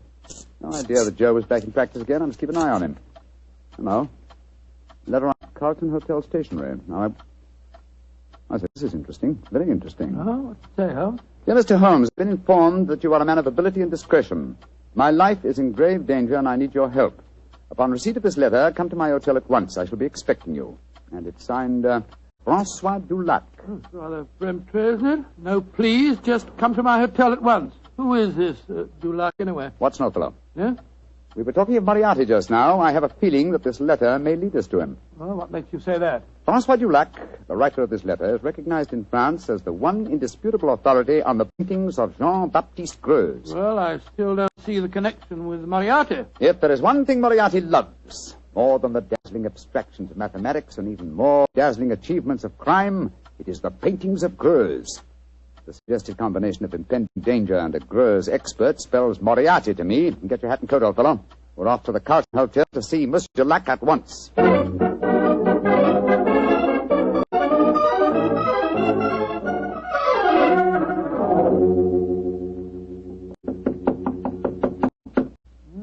is room 212, all right, but there's no answer. I'll knock again. Shall I go and get someone to unlock the door? No, chap. Huh?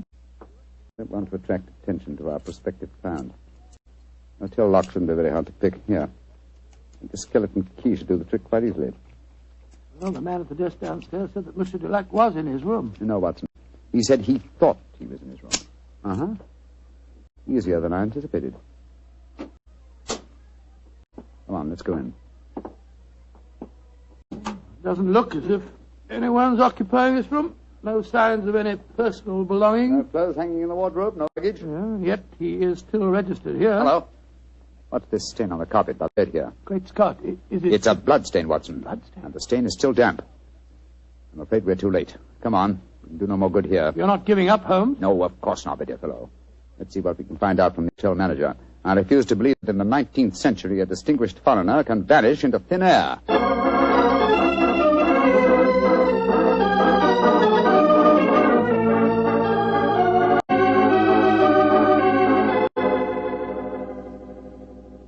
Yes, Monsieur Dulac did have a visitor early on today, Mr. Holmes. Do you remember his name? I think it was Perkins or Parsons, but I'm not sure. Can you describe his appearance? I think so, Mr. Holmes. He was a very tall gentleman, tall and thin, with deep-sunk eyes. Clean-shaven? Oh, yes, sir. He had a high forehead and a funny way of moving his head from side to side. Oh, yes. Right, Joe Holmes, that's almost an exact description of Moriarty. Exactly, Watson. Have you seen Monsieur Dulac since this Mr. Perkins or Parsons called on him? No, I haven't, sir. But his visitor came back only an hour ago. He had some men with him. They carried some large packages out of the hotel. Packages? But not luggage, eh? No, packages, Mr. Holmes. Has Monsieur Dulac received any other visitors since he arrived here? None that have been here to see him, sir. But I understand that Sir Henry Davenant has been most anxious to get in touch with him. Sir Henry Davenant? Thank you. I'm extremely obliged to you. Come on, Watson. Always proud to be of service to Mr. Sherlock Holmes. The plot begins here, Watson. And what makes you say that, huh? Sir Henry Davenant is a millionaire whose art collection is world famous. A year ago, the papers were full of his latest acquisition, the gem of his collection, Jean-Baptiste Greuze painting, Young Girl with a Gazelle. And now it would appear that for some reason Moriarty wishes to prevent a meeting between Sir Harry Davenant and Monsieur Dulac, a Greuze expert. Now, do you see why the plot begins to clear? Vaguely, but what are you going to do? Davenant said to, there's something to permit. He won't have anything to do with officials, interviewers, and people like that. But we know that he wishes to consult an expert on the paintings of Jean-Baptiste Greuze. The next move should be obvious, old chap. Gracious me, you mean that you'll impersonate one? Certainly. If a Greuze expert is what he wants, then a Greuze expert is what he's going to get.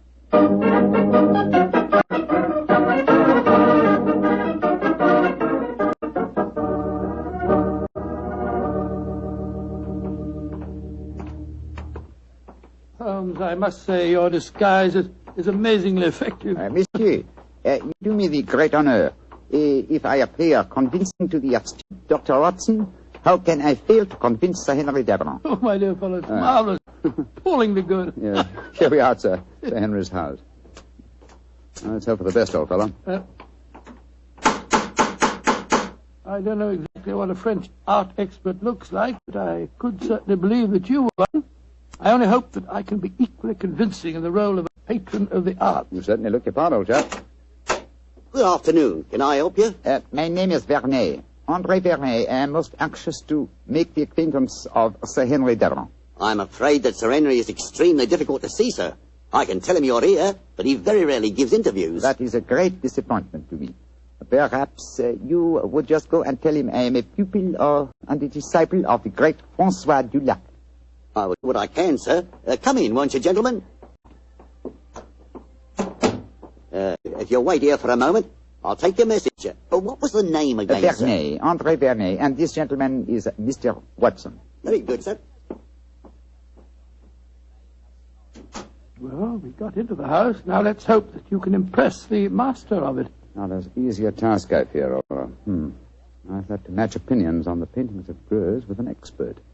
My knowledge of the subject is somewhat sketchy, I'm afraid. Yes, and mine is absolutely nil. Greuze was a naturalistic painter who flourished at the close of the 18th century, and though his paintings command a fabulous fee in this day and age, he himself died in great poverty. Someone's coming. Monsieur Vernet, will you and Mr. Watson come with me, please? Sir Henry is most anxious to meet you. Merci, mademoiselle. My name is Violet Jackson. I look after Sir Henry's art collection. Indeed, a very pleasurable job, I'm sure, my dear. From what I hear, he has a magnificent gallery. He has one of the finest in the world. Yes. His latest acquisition is the famous young girl with the Gazelle by Greuze. Oh, but I'm sure you know all about that, Monsieur Vernet. I think you said in your message you were a student of the great Dulac. I have that inestimable privilege, mademoiselle. Oh, this is Sir Henry's study. Come in. Oh, thank you, Violet. You may go. Yes, Sir Henry. You're Blarney, I'm sure, and this is Mr. Watson? That's right, Sir Henry. Mr. Vernet is staying with me. I see. Well, sit down, won't you? Look, Blarney, you're a friend of Dulac's, aren't you? I think I may claim that honor, monsieur. Then why in thunder can't I get in touch with him? He's staying at the Carlton Hotel, isn't he? He was, or has been staying there, monsieur. Oui.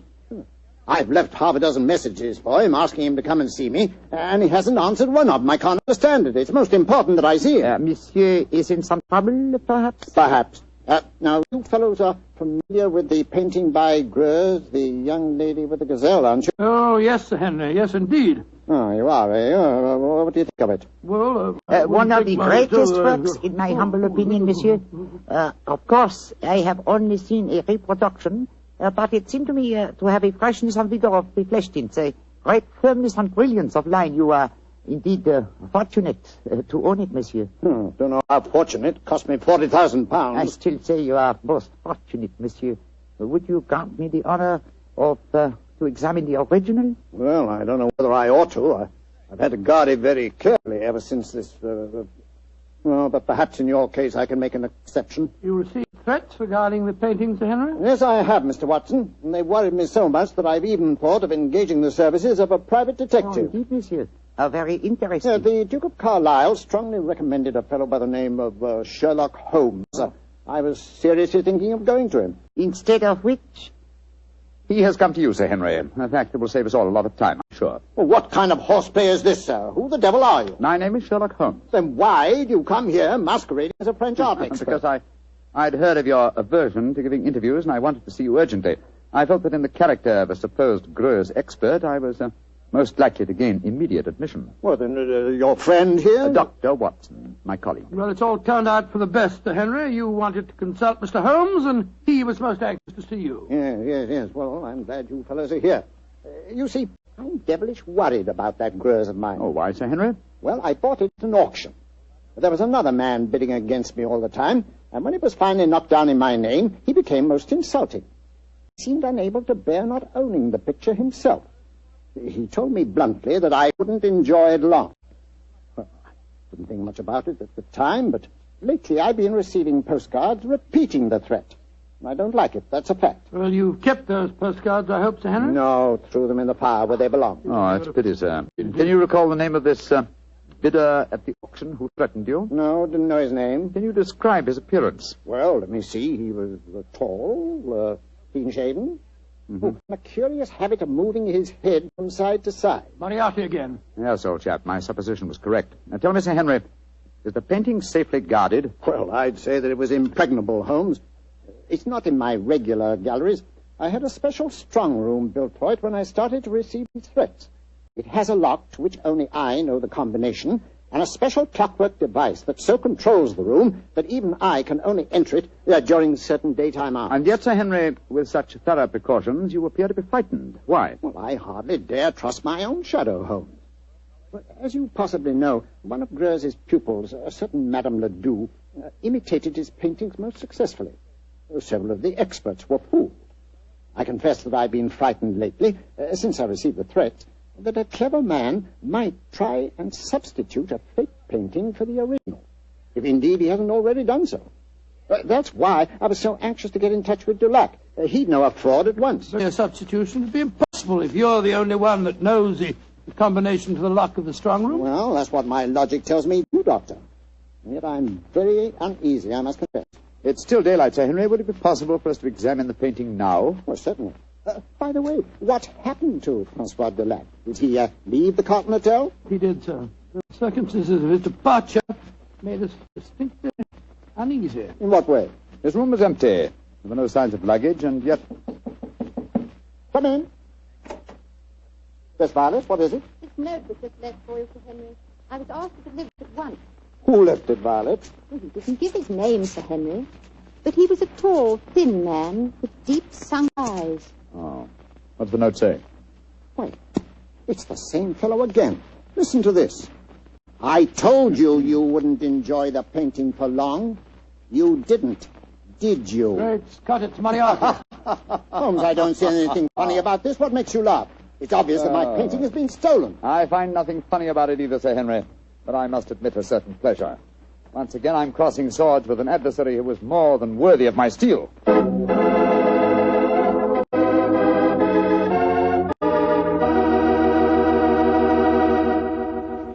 You'll hear the rest of Dr. Watson's story in just a second, so I'm just going to remind you that Petri Sherry could really be called the all-round, all-American wine.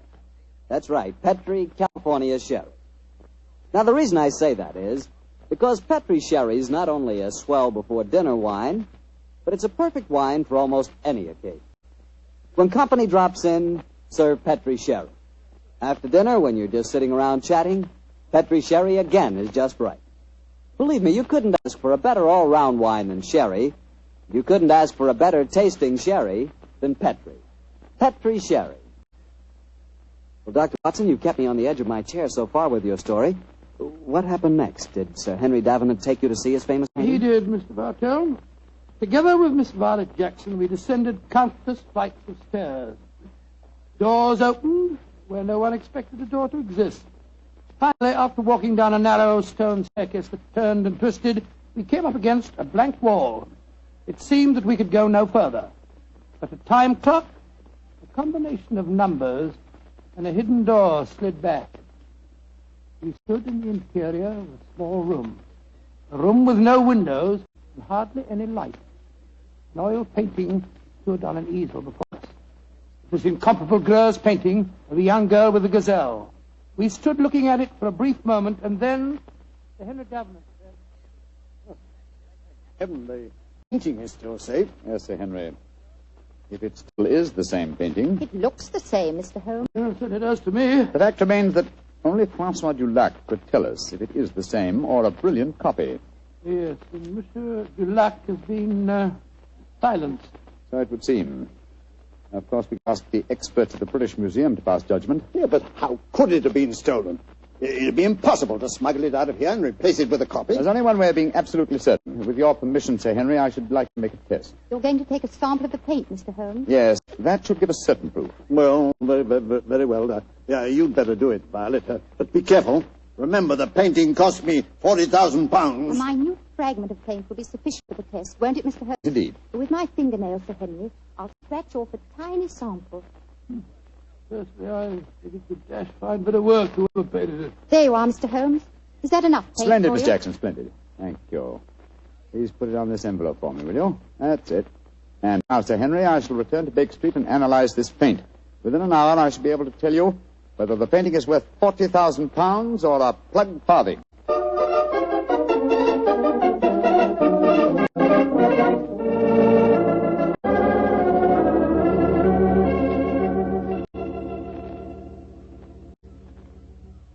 Well, Holmes, Did you make the test? I did, Sir Henry. And? I'm afraid there's no doubt that your painting is a fraud. Oh, fraud. The sample of paint that I examined was manufactured not more than 25 years ago, and Greuze died in 1805. Well, I still say that it's a fine painting, whoever did it. I wouldn't mind having it myself. I agree, Dr. Watson. In fact, I'd be glad to buy it. It's a brilliant copy, and more than likely it was done by Madame Ledoux. You're remarkably quiet, Sir Henry. £40,000. 40,000 No, sir. Put that knife down. Holmes, help me grab him. Don't worry, gentlemen. I'm not about to commit suicide in despair, if that's what you're thinking. Now, why are you grasping that knife, sir? Because I have work to do in my strong room. I'm going to use this knife to slash that lying canvas into 40,000 pieces.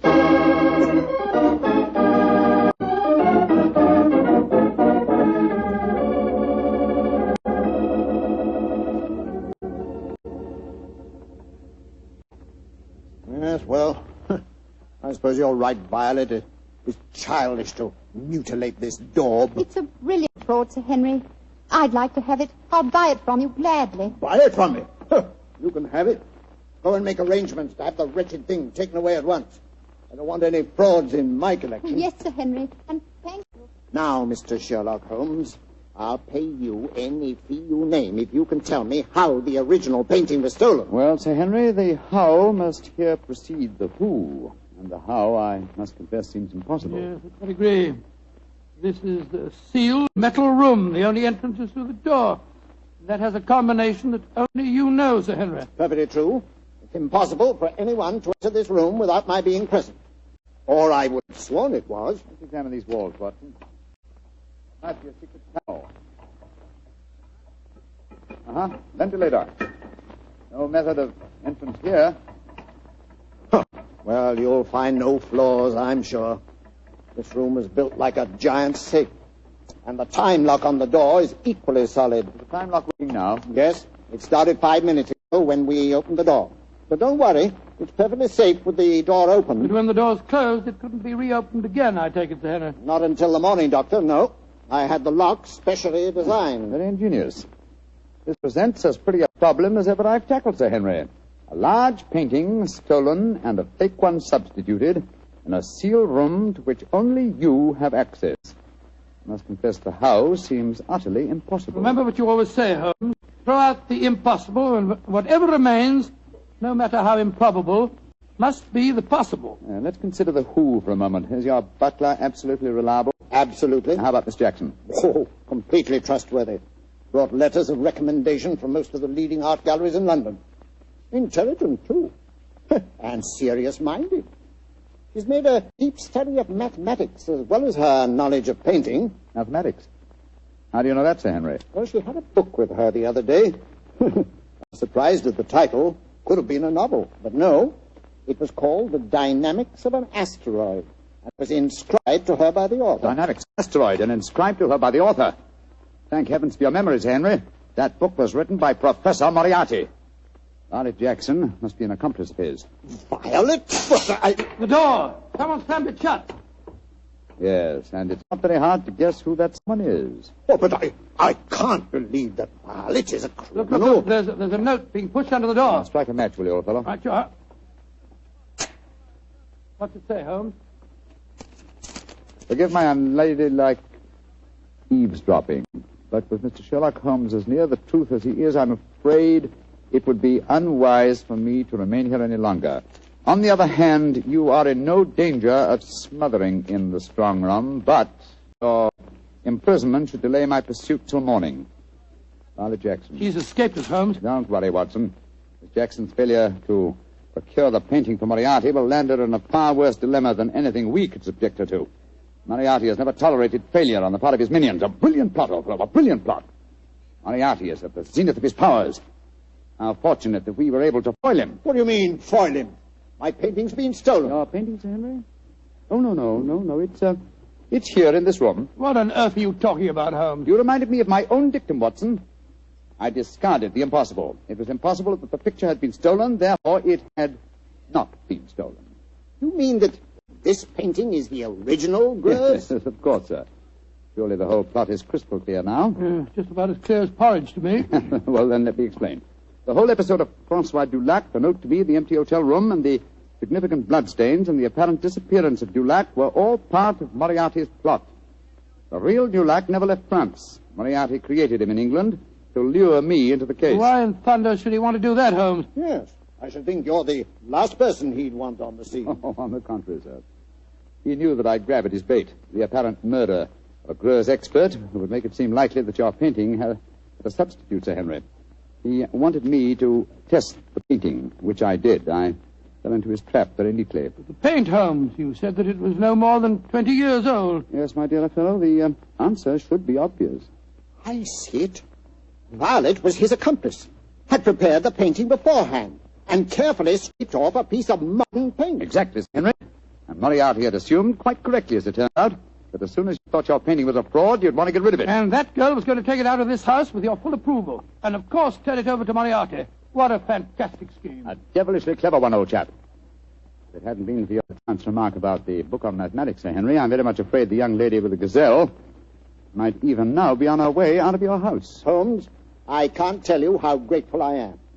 And I'm going to express that gratitude in a very material manner, I assure you. Thank you, Sir Henry, but I wouldn't dream of accepting a fee for this case. I've been shockingly obtuse. I might easily have let them walk away with your treasure right under our noses. We locked in here for the night, sir?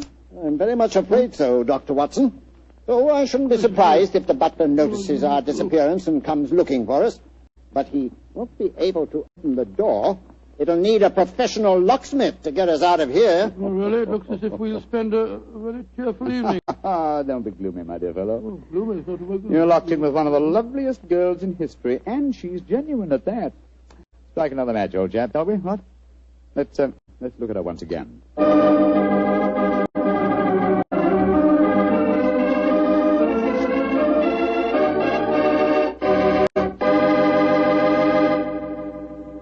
Doctor, that was not only a swell story, but I really learned something. Oh, good, Mr. Bartell. And just what did you learn? Well, this fellow Greuze, the painter... Yeah? I know this must sound stupid to you, but until you mentioned his name, I'd never heard of him before. Until Holmes mentioned his name to me, I'd never heard of him before either. But then... we'll never learn about the good things in this world unless somebody tells us. Exactly. That's the way I feel about Petri wine. Oh, no. Wait a minute. Here's the way I look at it. There are thousands of people who know about Petri wine and love it, right? Yes, but even though it's a wonderful wine, there must be some people who don't know about it. So I tell them about it. And I tell them about the Petri family and how they've been making wine for generations and how they've been handing on down from father to son, the fine art of turning luscious grapes into delicious wine. Yes, and when I tell them that the name Petri on a bottle of wine is the personal assurance of the Petri family that every drop of wine in that bottle is good wine, well, that's all you have to know. So it adds up to this. If you want a fine wine for any occasion, you want a Petri wine, because Petri took time to bring you good wine.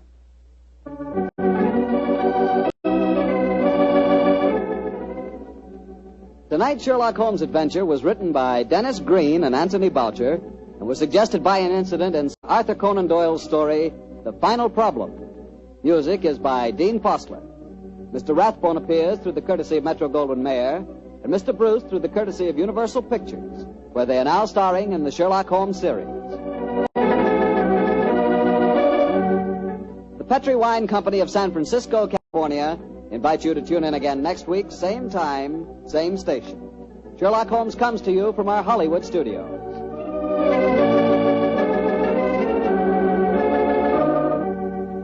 This is Harry Bartell saying goodnight for the Petri family. This is the Mutual Broadcasting System. This is the Mutual Broadcasting System. This is the Mutual Broadcasting System. This is the Mutual Broadcasting System. This is the Mutual Broadcasting System. This is the Mutual Broadcasting System. Petri Wine brings you Basil Rathbone and Nigel Bruce in the new adventures of Sherlock Holmes.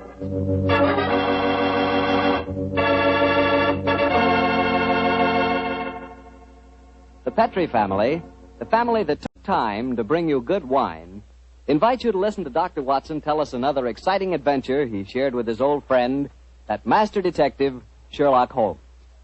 And right now, I'd like to just briefly mention an idea you ought to try tomorrow night, just before you sit down to dinner. Just pour yourself a glass of that good Petri California sherry. Petri sherry is the perfect before-dinner wine. Its cheerful, glowing amber color looks festive and, well, it sort of lends an air of importance to the occasion. And as for the wine itself, just taste it. That Petri sherry is not just ordinary wine, no, sir.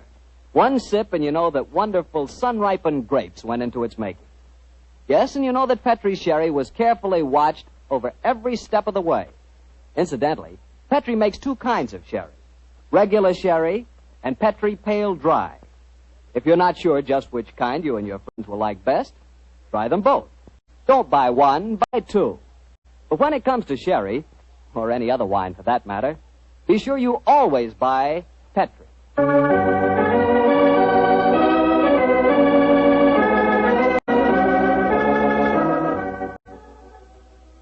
And now I'm certain our good friend Dr. Watson's waiting for us. Let's go in and join him. Come in.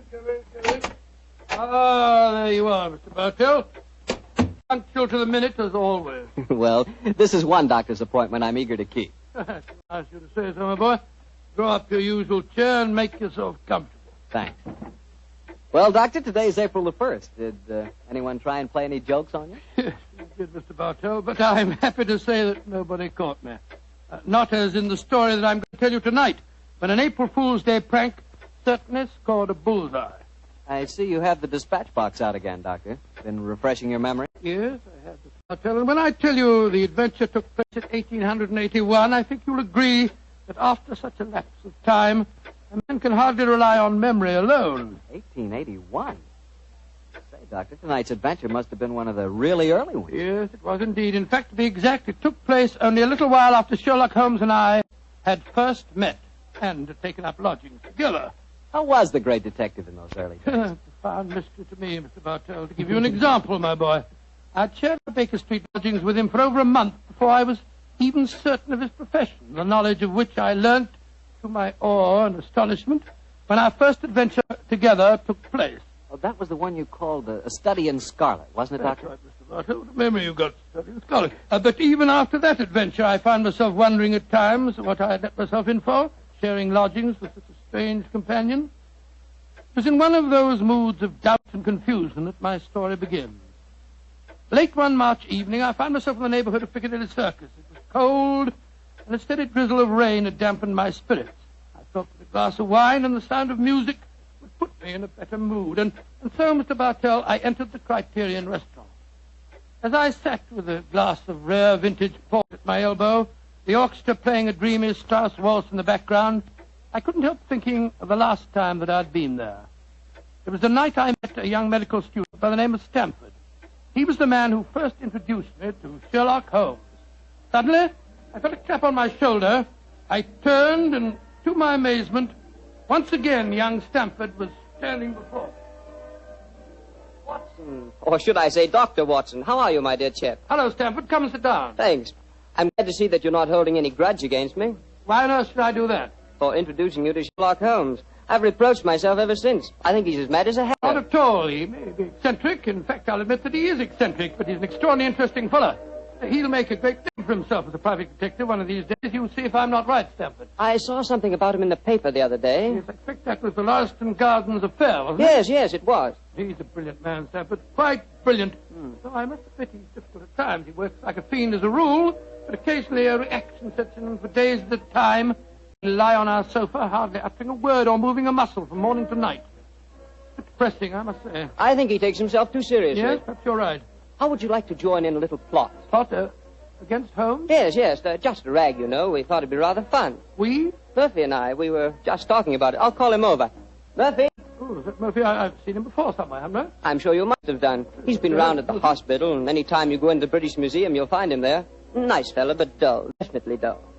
Yes, Stamford. Oh, this is a friend of mine, John Watson. This is James Murphy. How do I think I've seen you at the hospital? And I know I've seen you, Dr. Watson. Oh, sit down and come and join us, won't you? Oh, thank you very much. I was just telling Watson about our little plot. Oh, you mean about Sherlock Holmes? Now, look here. I'd like you fellows to realize that Holmes is a very good friend of mine. Oh, don't worry, Watson. This is all in good fun. Don't you realize what date is tomorrow? 1st of April, isn't it? Yes, April Fool's Day. Oh, now I see. You're going to play an April Fool's Day joke on Holmes. Yes, that's our plan. Well, it's hardly our plan, Stamford. It's really Lady Anne Partington's idea. You see, Holmes was very rude to her when she visited the hospital recently, and she wants to, take him down a peg or two. Sounds innocent enough, but I must say he's inclined to be rather arrogant at times. Well, what's the plan? Well, we'll need your help, Watson. You must be careful not to give the joke away. I'll bet you a $5 that Holmes falls for the whole story, hook, line, and sinker. Now, here's exactly what we're planning to do. Lady Anne is going to call on Holmes at Baker Street in the morning.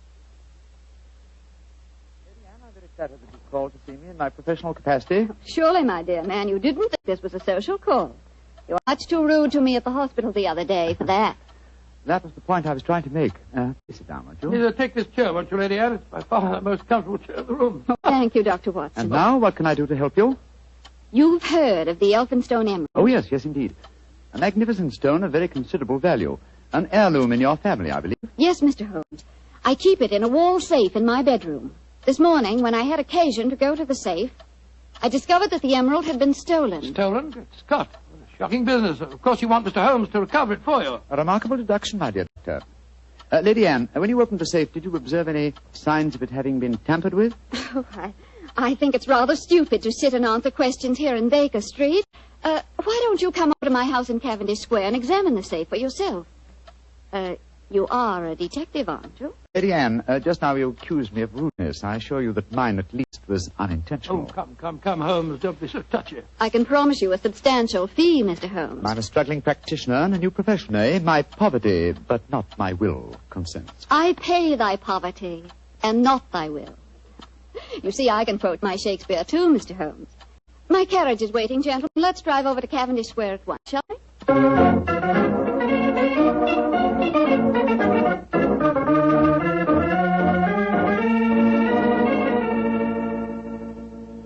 This is the wall safe, Mr. Holmes. Not too difficult a safe to crack for an expert.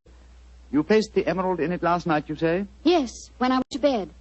And this morning, it had gone. Well, surely, Holmes, this is a good occasion to use that magnifying glass that you're always fitting about with. Excellent occasion, my dear doctor. That's why I brought it with me. Uh-huh. That's very interesting. What is it? This safe was opened by an expert. There isn't a sign of its having been forced. Hello. What have you discovered?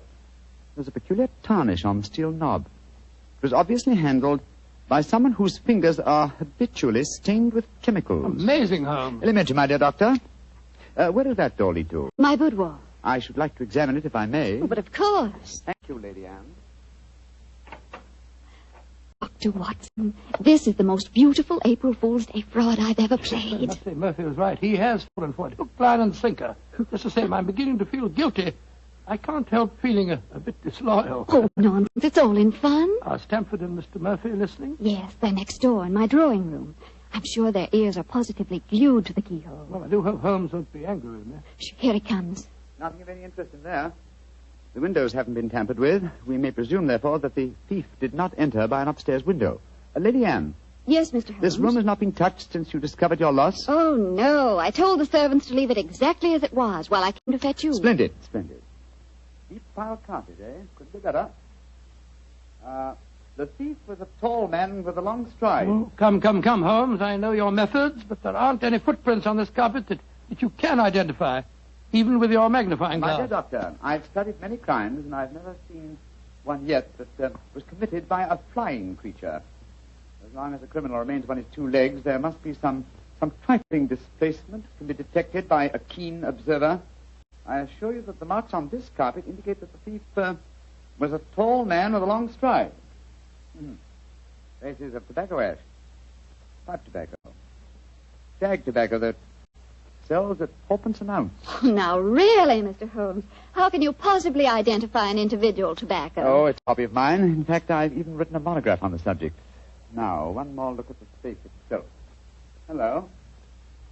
What's this powdered dust here? What? It's rosin. Distinct trace of rosin. Lady Anne, I suggest that you get in touch with Scotland Yard at once. You mean that you've solved it, Holmes? I mean, my dear doctor, that I can give you a reasonably complete picture of the thief, and that picture is so individual that I'd be surprised if it would fit more than one man in London. What? This is pure magic, Mr. Holmes. Please describe him to me. Well, he's a tall man. The width of his stride indicates that, and he's thin. What enables you to tell that, Holmes? His footprints have made a remarkably light indentation on the nap of the carpet. Our thief dabbles extensively in chemicals, as indicated by the tarnishing of the knob on the safe, and the traces of rosin would suggest that he plays the violin also. He smokes shag tobacco, has a great practical knowledge of the ways of combination locks, and he's obviously in close contact with the criminal classes. How do you know that, Mr. Holmes? Well, he wouldn't steal a famous stone unless he knew how to dispose of it through some trustworthy fence. Yes, it's a very comprehensive picture, Holmes. I almost feel as if I knew the chap. Thank you, Doctor. I'm sure there's only one man in London, and it shouldn't be hard to trace him. I agree entirely, Mr. Holmes. Dr. Watson, I think the joke has gone far enough. Joke? What do you mean? You're quite right, Holmes, in saying there's only one such man in London. You've just given a perfect description of yourself. April Fool. Dr. Stamford, Mr. Murphy, you can come in now. April Fool, Holmes. April Fool. April Fool.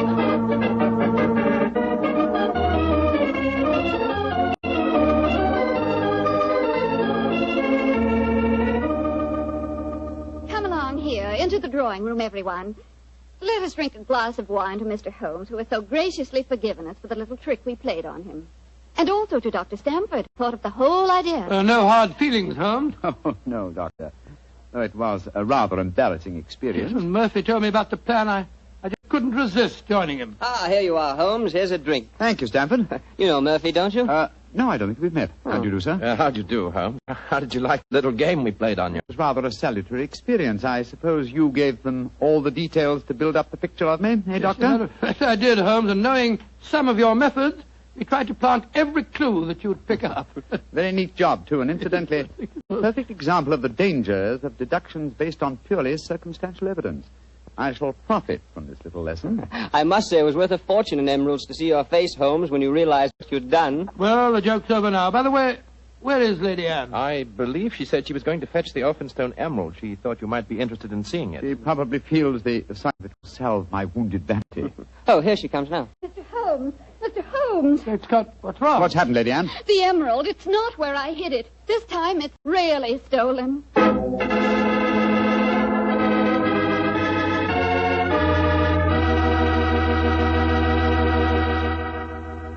Dr. Watson's story will continue in just a few seconds, so I've just time to remind you that there are many, many different types of wine.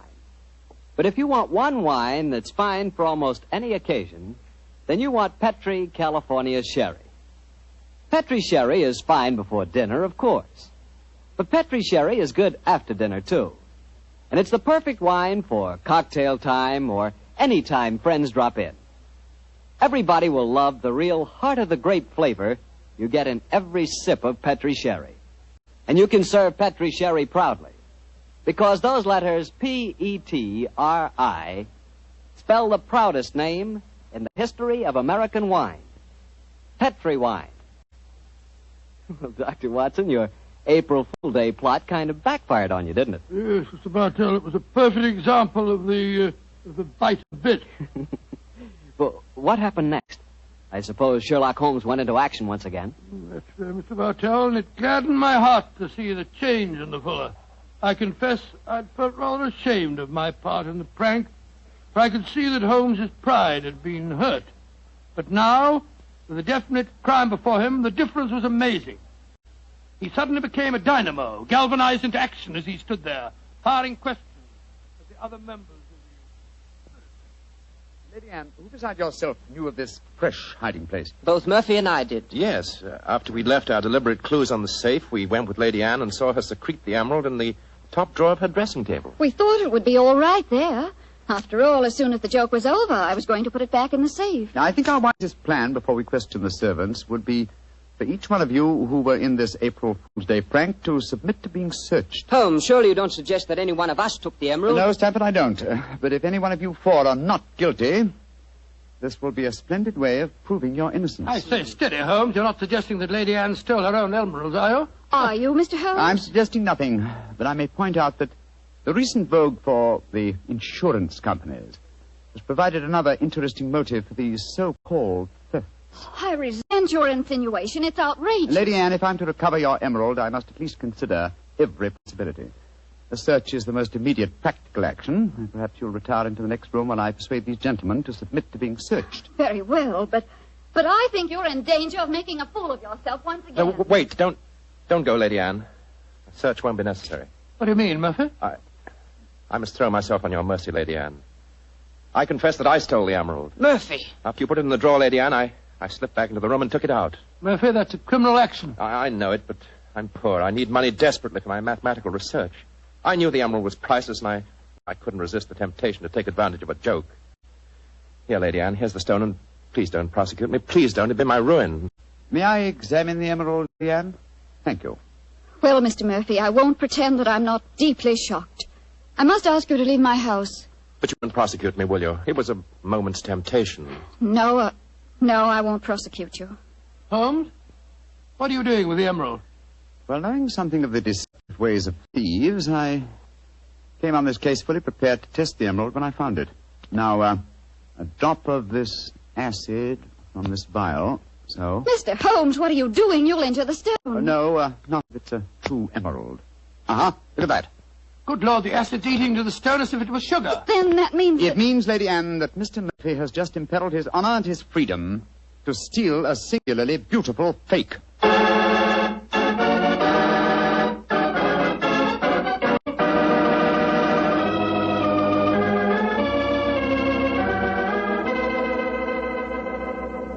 Mr. Holmes, this joke has turned into a nightmare. Is there no way of recovering my emerald? I hope so, Lady Anne. I've been taking steps in their logical order. The servants have all been questioned. We've searched Mr. Stamford and Mr. Murphy. Yes, most humiliating experience. Made me feel like a criminal. Well, personally, I was only too thankful to submit to a search this time. I knew I had nothing to worry about. And you yourself, Lady Anne, you consented to being searched by the police matron that Holmes sent for? Only because he threatened to send for the police if I didn't. But distasteful though it was, I'd rather endure that than have this story on the front pages of the newspapers. And in spite of all these rather unfriendly proceedings, we've got exactly nowhere as regards finding the emerald. No, Stamford, but we have at least eliminated the possibility that the thief is secreting the jewel on his person. Still somewhere in these two rooms, eh, Holmes? I think so, though there is one remaining possibility. And that is? That the fake stone was substituted for the real emerald sometime before all of you engineered your April Fool's Day joke. Oh, no, Mr. Holmes, that's not possible. I know it was the genuine emerald I took out of the safe this morning. How can you be sure? The substitute was an excellent imitation. Without a chemical test such as I performed, it would be hard to be certain. I can tell you why I'm certain. Last night, Papa came to dinner and brought a Mr. Vanderleider of Amsterdam. He examined the stone. And you'll agree that a jewel expert like that couldn't be fooled. That's true, Lady Anne. And what did you do with the emerald after Mr. Vanderleider left? I locked it in my safe and went to bed. I didn't unlock the safe again until Dr. Stamford and Mr. Murphy came here this morning. That settles it, then. The real emerald is still hidden somewhere in these two rooms. But where? That's the question. I must say it's completely mystifying. Well, let's go back to what we were all doing at the exact moment you came into the room, Lady Anne, and informed us of the loss of your stone. Now, we were... We were drinking a toast to you and... That's it. Lady Anne, hard thinking is, well, it's thirsty work. Oh, I'm so sorry. Let me get you something. A glass of port, perhaps. No, thank you. But I observe that you have a remarkably comprehensive assortment of liqueurs. I wonder if I might have a glass of creme de menthe. Oh, of course. I'll get it for you. Creme de menthe in the middle of the day, Holmes? I knew you were eccentric, but this really This bottle, it clinked as I picked it up. I thought it might, Lady Anne. There's something inside it. Allow me, madam. Thank you. I'm sure you won't mind if I waste this liqueur on the aspidestra. No, of course not. So... Lady Anne, allow me to restore to you the Elphinstone Emerald. Great Scott. Amazing. Fantastic. Ingenious. The one safe hiding place in the room. Where could a green gem be more effectively hidden than in a bottle of green liqueur? But who stole it? Who substituted the fake stone? Frankly, I don't care. The gem is restored. That's all that matters. I prefer not to go to court. Neither you nor I, Mr. Sherlock Holmes, would show up in the best of lights. And my father would disapprove of this whole affair, I'm afraid. Just as you wish, Lady Anne. In either case, I shall expect your check for my services in due course.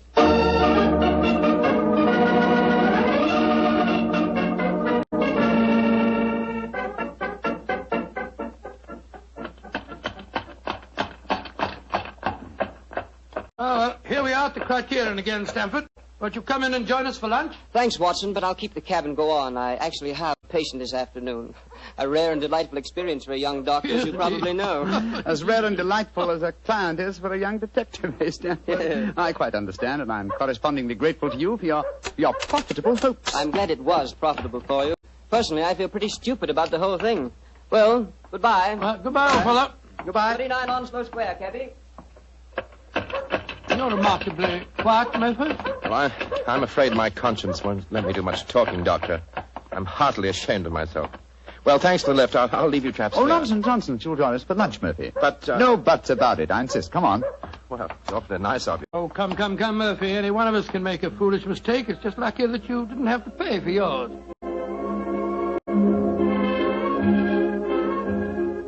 Monsieur wishes a table? Yes, for 3, please. This way, monsieur.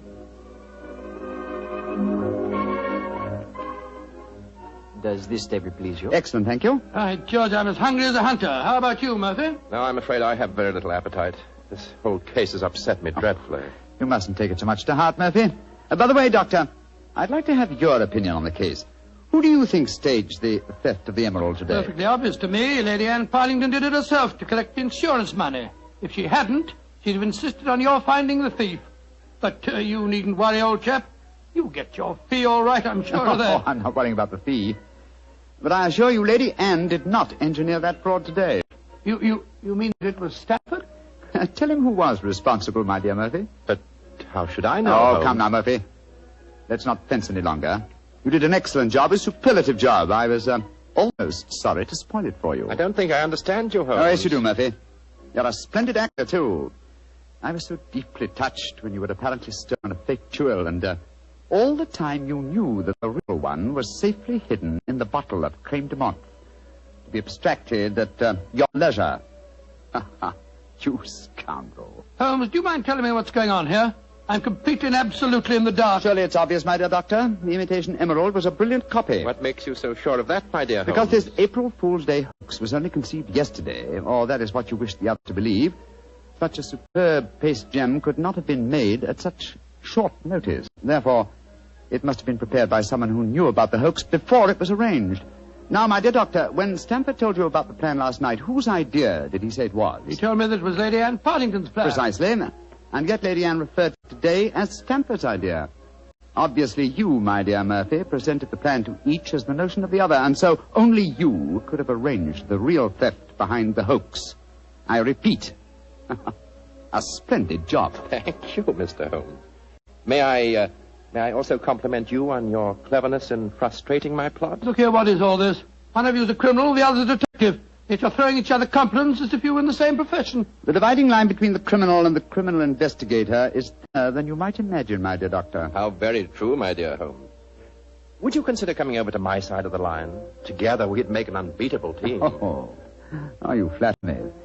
Nevertheless, I must decline your offer, Mr. Murphy. Oh, pity. On your side of the line, you'll never be a rich man. By the way, for your edification, my name is not Murphy, though Stamford insists on thinking it is. Then what is your name, you scoundrel? Your friend says the word scoundrel so much better than you, Doctor. My name is Murtry. Oh, indeed. Spelled M-U-R-T-R-Y? No. Dear me, I have so much trouble with my name. People will either misspell it or mispronounce it. I'm afraid I'll have to begin calling it the way it looks. M-O-R-I-A-R-T-Y. Moriarty. Moriarty. I shall remember that name. I have a feeling we shall meet again. I trust that we shall. You've won the first round, Sherlock Holmes, I admit that. But I believe that a return match is indicated. I shall look forward to it, Moriarty. And now, Doctor, I can't stand your baleful glare any longer. Let's order lunch, shall we?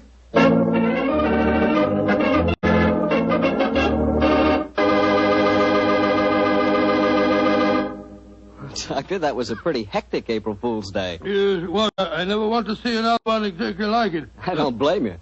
You know, I'd sure hate to have someone come to my house and pull a trick like that on me. Why, Mr. Bartell, do you have a precious emerald you fear may be stolen? Are you kidding?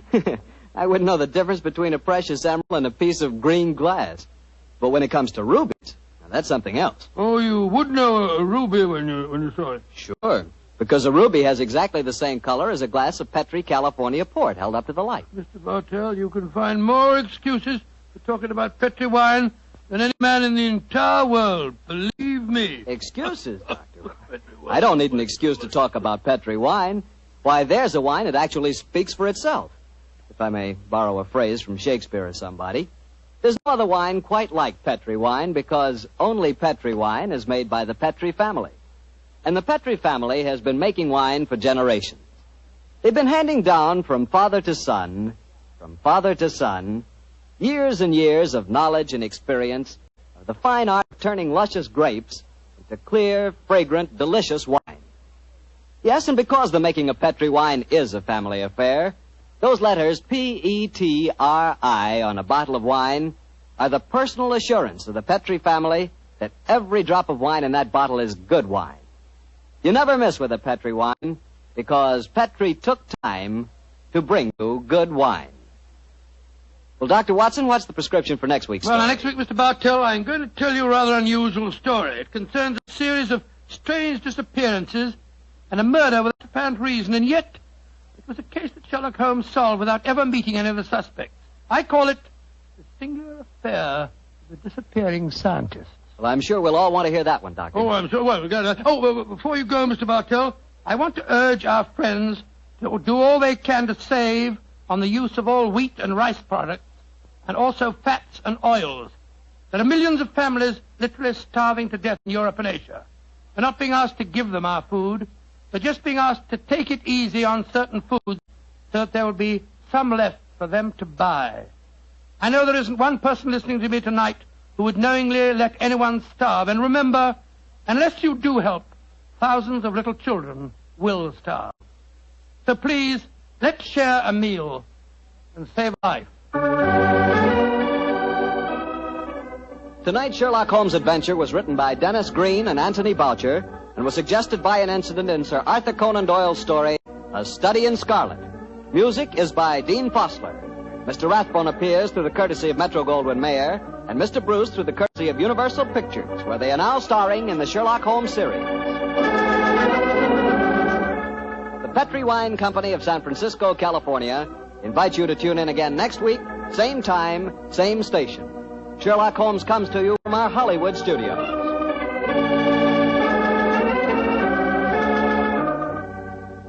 This is Harry Bartell saying goodnight for the Petri family. For a solid hour of exciting mystery dramas, listen every Monday on most of these same stations at 8 o'clock to Michael Shayne, followed immediately by Sherlock Holmes. This is the Mutual Broadcasting System. This is the Mutual Broadcasting System. This is the Mutual Broadcasting System. This is the Mutual Broadcasting System. This is the Mutual Broadcasting System. This is the Mutual... Petri Wine brings you... Basil Rathbone and Nigel Bruce in the new adventures of Sherlock Holmes.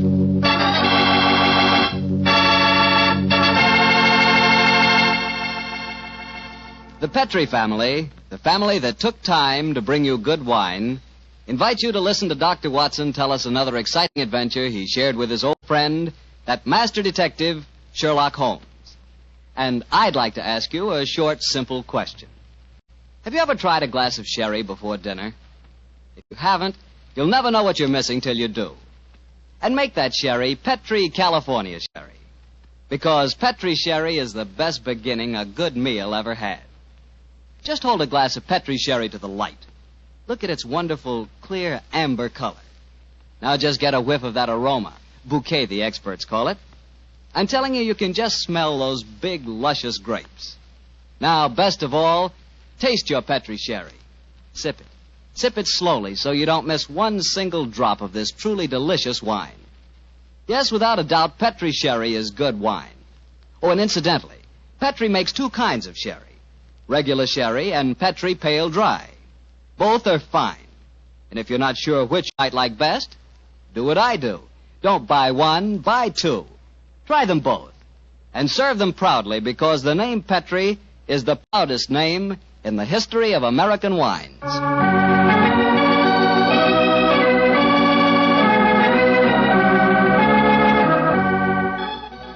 And now I'm sure our good friend and host, Dr. Watson, is waiting, so let's go and join him. go in. Good evening, Doctor. Good evening, Mr. Bartell. Here, quiet. Down, Monty. Down there. Dogs seem very chipper tonight. Yes, tonight, yes, but they've been in disgrace most of the day, Mr. Bartell. Oh? What have they been up to? After the seals again, Doctor? No, my boy, this time it was chickens. They got into my neighbor's coop and had a delightful time. Fortunately, there were no casualties, but I'm afraid that my good neighbor policy has suffered a slight diplomatic strain. But you come here to listen to Sherlock Holmes' adventures, not those of my dog, so draw up your usual chair and make yourself comfortable, and I'll get on with tonight's story. Last week, Doctor, you told us it was a case in which Sherlock Holmes found the solution without ever meeting any of the suspects. That's quite correct, Mr. Bartell. As remarkable as an exhibition of long-distance detection as I ever recall. But judge the story for yourself, my boy. It was in the autumn of 1903, and Sherlock Holmes was about to retire to his bee farm on the Sussex Downs.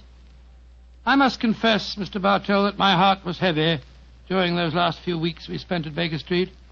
I thought of the countless adventures that we'd shared together.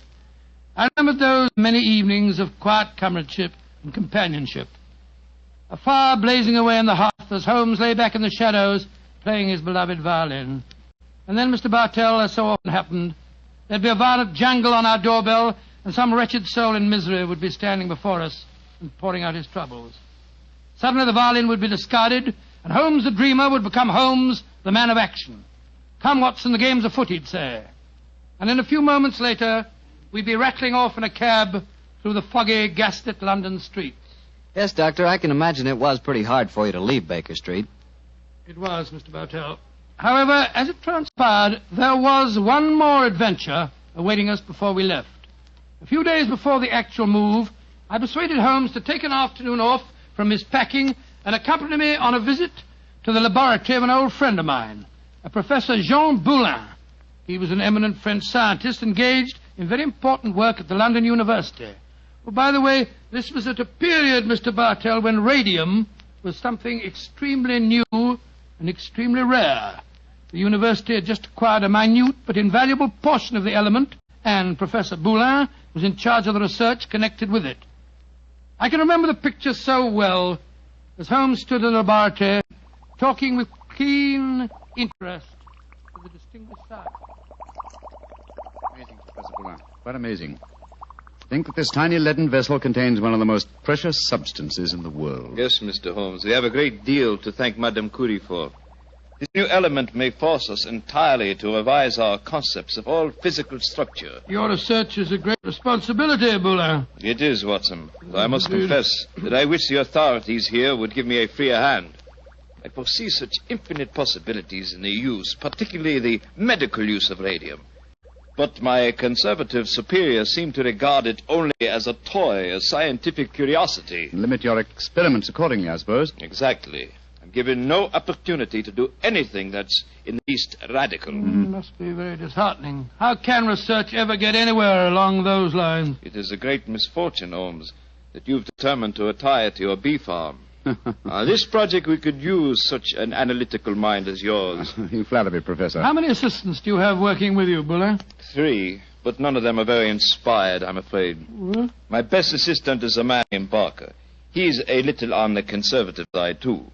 But he is extremely adroit. The other 2, a young man called Taylor and the girl Gladys Hughes. They mean well. But gauche, I fear, is the only word to describe them. Why do you laugh, Boulin? I was just amused to observe that in describing my assistants, I chanced to be literal as well as figurative. It's odd that random symbolism can sometime... but never mind that.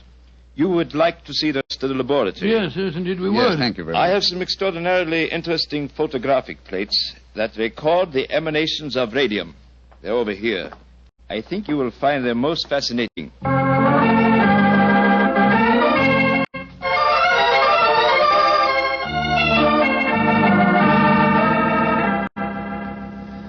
Baker Street, particularly when our rooms are full of packing cases, seems rather drab after the scientific stimulations of Professor Boulin's laboratory. Doesn't it, old chap? Yes, it seemed drab even if we hadn't been to see him. I feel frightfully depressed, Holmes. I just don't know what I'm going to do without you. Oh, you're still a young man, Watson, and a susceptible one. You'll marry again. No, I won't. You will, old chap. And you'll end up by being glad that your old roommate, your difficult, rather unsociable old roommate, is living in retirement on the Sussex Downs. Rubbish. I shan't feel anything of the kind. In any case, I don't think you'll be able to stay in retirement for long. Your mind is much too alert to be satisfied by being a sort of midwife to a bunch of beastly bees. Oh, dear Watson. I feel that you'll never eat honey again. Yes, you can laugh, Holmes, but I could see how excited you were when Boone suggested that you might help him with his radium experiment. Flattering suggestion, I must admit, my dear fellow. Just the same, Oh, now, who the devil's that? From the urgency of the tug on the bell pull, I'd say that it was a client. And go and head him off, will you, old chap? Yes, I'll do my best. Oh, Watson, explain that I'm no longer in practice. Too late, Holmes. He's brushed past Mrs. Hudson. Here he comes rushing up the stairs. Oh, confound it. I beg your pardon, sir. You but, Mr. Sherlock Holmes? No, I am not Sherlock. Then you must be Mr. Holmes. That is my name, sir. But may I ask what accounts for your rather whirlwind entrance? My housekeeper, Mrs. Hudson... I haven't any time to consider etiquette. My sister Gladys Hughes has vanished. Vanished into thin air. You've got to find her for me, Mr. Holmes. I'll pay you any fee you name, but you've got to find her. Mr. Hughes, I'm extremely sorry that your sister has vanished, but I'm afraid that I can do nothing to help you. I'm retiring. I'm giving up my practice. If you won't help me, I'll go to someone who will. That's exactly what I mean, sir. I suggest that you go to the police, or if you insist on a private investigator, I can strongly recommend Mr. Martin Hewitt. Yes. His address is 39 Pont Street, Knightsbridge. Good day to you. Good day, Mr. Hughes. 36 Pont Street, Knightsbridge. Mr. Martin. Yes, I can understand his concern, but his manners leave a great deal to be desired. Holmes. Gladys Hughes, his missing sister. That was the name of one of Professor Boulin's assistants, wasn't it? True, old fellow, but it's probably only a coincidence. What? Both Christian and surnames are extremely common ones. Well, I have a feeling that it may not be a coincidence. Oh, come now, my dear fellow. Don't you try and embroil me in a fresh adventure. I've retired and I'm leaving for Sussex in a few days. And if any more clients come wrenching at my doorbell, I shall ignore them.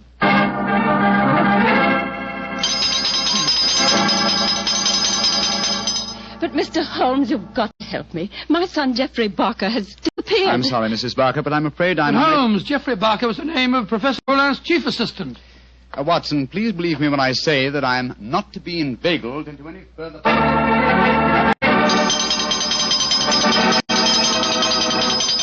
Mrs. Taylor, I'm sorry, but I can't help you. Oh, but Mr. Holmes, it's my husband. He's disappeared.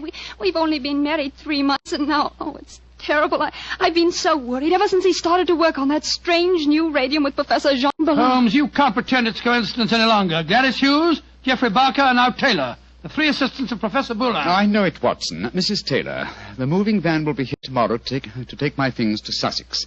I shall follow them immediately. I have retired, madam. Do you understand that? Retired.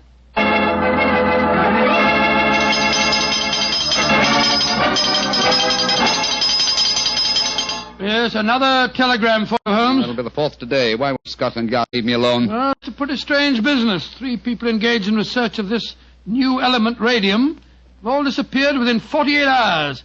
Scotland Yard needs your help. Let them earn their salaries, my dear Watson. I've helped them for the last time. Well, let's see how they've couched their latest effusion. Oh, this isn't from Scotland Yard. It's from my brother, Mycroft. Mycroft? What's he going to say? Listen to this. Now Professor Boulin has disappeared. Great Scott. And the radium with him. Surely the pattern is obvious, Sherlock. Radium must be found, could solve the problem for you, but I'm too lazy. Consider what a flashy case for you to retire on. Regards, Mycroft. The old devil. Holmes, this is shocking.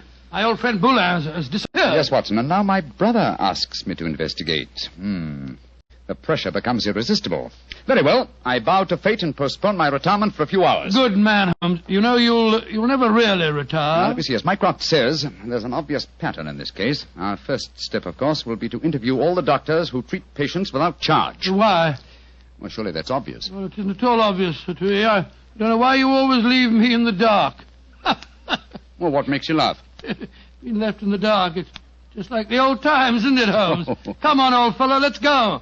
The game's afoot.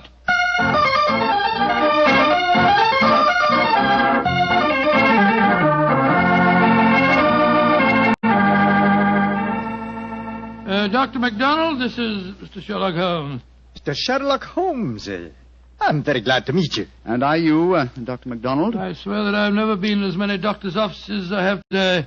But Mr. Holmes is in search of some information. Perhaps, Doctor, you can help him. I'll do my best. What do you want to know, Mr. Holmes? Whether you have any charity patients with skin eruptions or growths of any kind. I mean, patients that have not kept their appointments recently, perhaps. Now, let me see. Why, yes, I do. Old Mrs. Pendle. She has a very bad case of lupus. She was due for a treatment here yesterday, and I've seen nothing of her. Splendid. Can you give me her address? Why, certainly. It's in my book here. Well, I hope this isn't a false trail, Holmes. You can only explore it and see, dear chap. Here we are. Mrs. Pendle, 36 Elm Gardens, Clapham. Mrs. Pendle, 36 Elm Gardens, Clapham. Thank you, Doctor. I'm greatly obliged to you.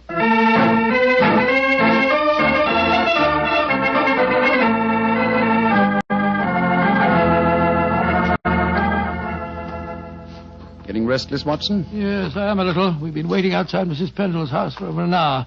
Why don't we knock on the door? See if she's at home. Oh, no, my dear chap. We mustn't frighten her. I hope that she's going to lead us to our quarry. You see... Shh. Front door's opening. A woman's coming out. Yes, it's Mrs. Pendle, beyond doubt. Look at that bandage around the upper part of her face. Yeah, hello, she's turning down the street. We're going to follow her, I suppose. Naturally, but let's give her a start, shall we? We don't want her to spot us. Well, while we're waiting, perhaps you'll clear up 1 or 2 points for me. I'm still very much in the dark. With pleasure, old chap. What puzzles you? Well, one of the things that Come on. What? We've given her enough of a start. Let's follow her. Oh, very well. But look here, Holmes. You asked me what I didn't understand. 2 things puzzle me. What did Mycroft mean by the pattern of the case? Why are we following a poor sick old lady through the London street? I'll answer the first question, and I think the answer to the second will be self-apparent. The pattern of the case is clear. Professor Boulin and his 3 assistants have vanished together with Iridium, but their disappearances were not simultaneous. Had they been so, it would have been a transparent case of theft. But with the disappearances gradual rather than simultaneous, the emphasis has been subtly shifted. Yes, I can see that, Holmes, but what do you suppose is at the back of the whole business? Can't be a simple case of theft. Radium is enormously valuable, but it'd be hard stuff to sell again. Not to an unscrupulous criminal with a knowledge of medicine, Watson. My own theory, and I admit at the moment that it's purely a theory, is that Professor Boulin was worried because he was so hampered in his research.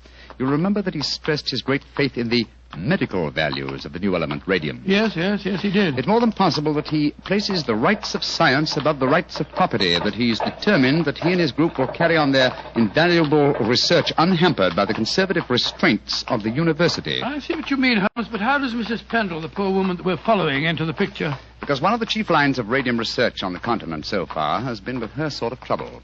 Professor Boulin's obvious move, if my theory is correct, would be to contact poverty-stricken patients, promise them relief, induce them to abandon their regular treatments, and submit to him. By Jove, yes, Holmes, that seems perfectly logical, and yet I can't believe that Boulin would Mrs. Pendleton has reached her destination. She's turned down a driveway. Yes, she's walking up to what looks like a deserted warehouse. Hurry, old chap. Don't let her out of our sight. She's opened the door without knocking. She's gone in. We'll wait here for a moment or 2, then we'll follow her. I have a feeling that your old friend, Professor Boulin, is not far away, Watson. Yes, you're probably right. But I hope we can do something to protect him from the consequences of what he's done. It might easily mean the finish of a brilliant career. I'll do everything in my power, but you know as well as I do... Shh, look. Mrs. Pendle's coming out again. Yes, and she's in trouble. Come on. Mrs. Pendle, what's wrong? I don't know how you know my name or who you be, but you ask me what's wrong. They tell me to come here to this address, and I find a doctor who'd help my face. I comes here, and what do I find? What did you find, madam? A corpse, sir. That's what I find. A dead man lying there in a great pool of his own blood.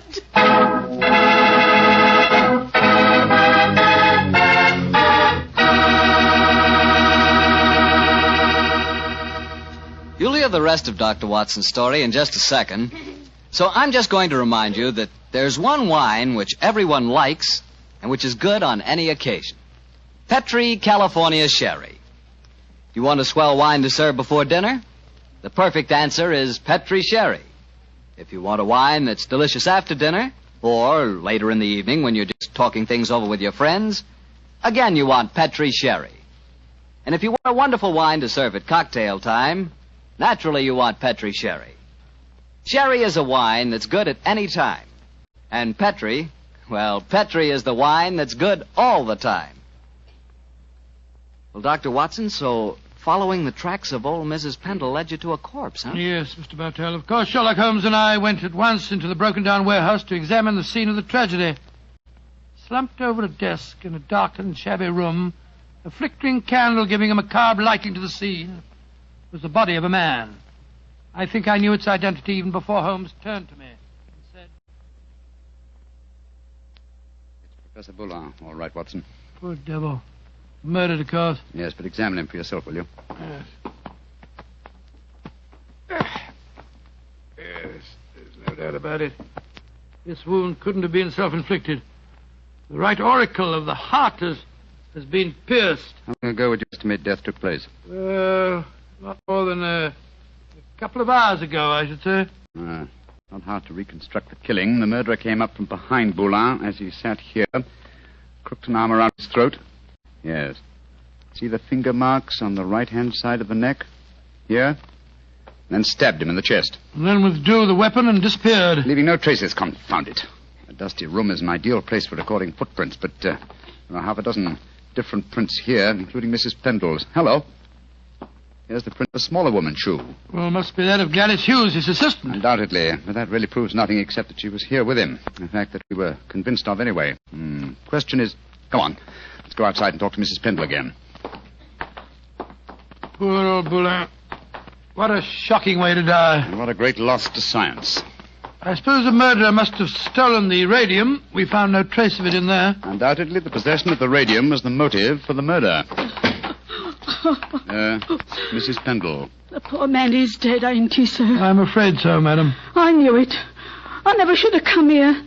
I never should have left Dr. MacDonald. Mrs. Pendle, let me ask you a question. I can't be answering no questions, sir. I don't know nothing about how the poor soul got himself murdered. What would a poor woman like me know about such things? No, my good woman. My friend isn't suggesting at all that you know anything about the murder. Then what do you want to know, sir? Who told you to come to this address today, Mrs. Pendle? A young lady. Nice young lady she was, too. She met me coming out of Dr. MacDonald's yesterday and told me that if I come here today, I'd find a doctor who could cure me. Yeah, that was obviously Miss Hughes. Holmes, I believe that your theory was right. Come on, Mrs. Pendle. We'll escort you to the nearest police station where you can report the murder. Yes, sir. And then, Watson, we must keep on the track of the radium. That, perhaps, is more important than any life. Well, how are we going to do that? We haven't a clue to go on. Remember that Professor Boulin's 3 assistants are still missing. We must go to the homes of each of them and see what can be found out. Mr. Hughes, you must realize by now that your sister's disappearance is part of something vastly more significant than you think. I must ask you in the My first... sister didn't disappear, Mr. What do you mean, sir? You came to us and said that she had. Oh, it was all a mistake, gentlemen. She came back today. She'd just been down to the seaside for a short rest, and she'd forgotten to let me know. I'm sorry to have bothered you. May I see your sister at once, please? I'm sorry, Mr. Holmes, but she's out just now. I don't know where she's gone or what time she'll be back. Mrs. Barker, I've come to you about your son's disappearance. I'm afraid that... But my son didn't disappear, Mr. Holmes. It was all misunderstanding. He came home today. Then may we speak to him, please, Mrs. Barker? Oh, I'm afraid that's impossible. You see, he... Mrs. Taylor, I want to talk to you about your husband's disappearance. Oh, that. He came home this afternoon, Mr. Holmes.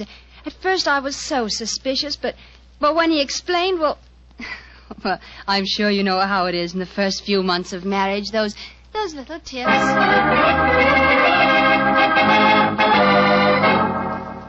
Confound it, Watson.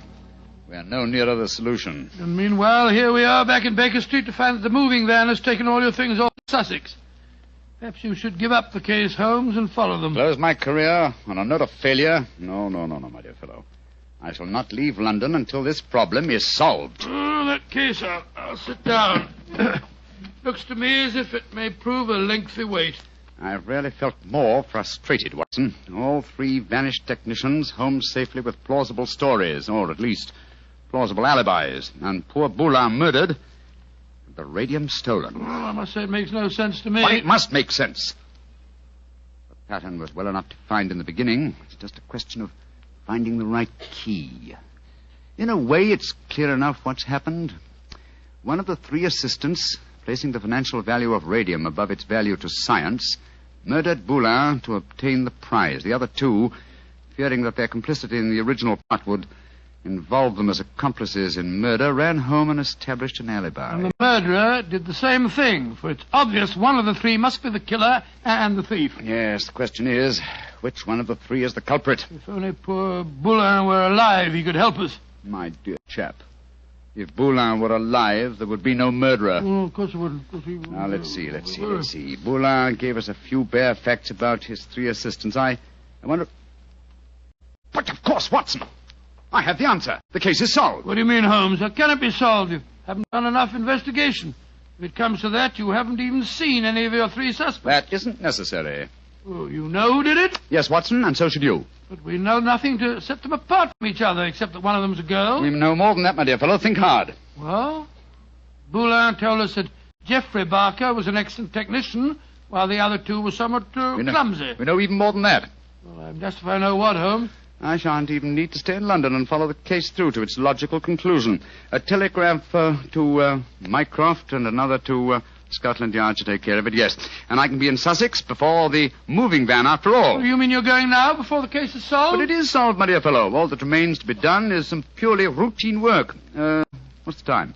Look, it's just 3 o'clock. Splendid. If we hurry, we can catch the 3:45 express from Waterloo. We? Yes, I was counting on you spending a few days down there with me, old chap. I hope you can spare the time. I should hate to make so drastic a change without my good old friend Watson at my side. Oh, of course. I'll be delighted, but... But what, my dear boy? The case of the disappearing scientists. Wait until we get to Sussex, shall we? As soon as I get an answer to my telegrams, I'll explain the whole thing to you. And now let's hurry, shall we? Our train leaves in 40 minutes.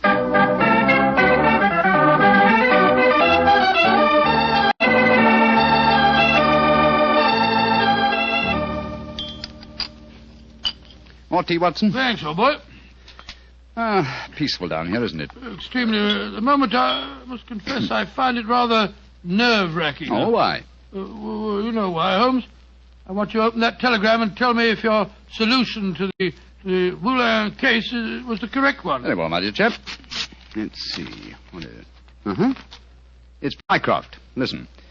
Murderer arrested and radium recovered. Well done, Sherlock, though you took longer than I expected. Regards, Mycroft. Congratulations, Holmes. And now perhaps you'll condescend to tell me how you solved it. Don't be angry with me, old chap. I only wanted to make sure that my solution was correct. You remember the nature of the fatal wound on Boulin's body? Of course. He'd been stabbed through the right auricle of the heart. From behind. Proving that the murderer was clearly right-handed. Oh, what does that signify? Almost everybody's right-handed. Oh, no, not in this case. If you recall, Professor Boulin said that Geoffrey Barker was adroit, while his other two assistants were gauche. Then he laughed because he said his remark was true both literally and figuratively. I still don't see what he's talking about. Oh, come now, Watson, come. Think of the origin of the word adroit. Ardois. Droit is the French word for right. And gauche is the word for left. Meaning the two gauche assistants were left-handed, and therefore only the adroit, the right-handed Barker, could have inflicted the fatal wound. I see it now, Holmes. You know, if you'd remembered that mark of Boulin's at the time we found his body, you could have solved the case much sooner. That's true, old fellow, very true. And when my old friend Watson points out that my memory is failing and my mind sluggish, then I know that my retirement has been postponed for far too long.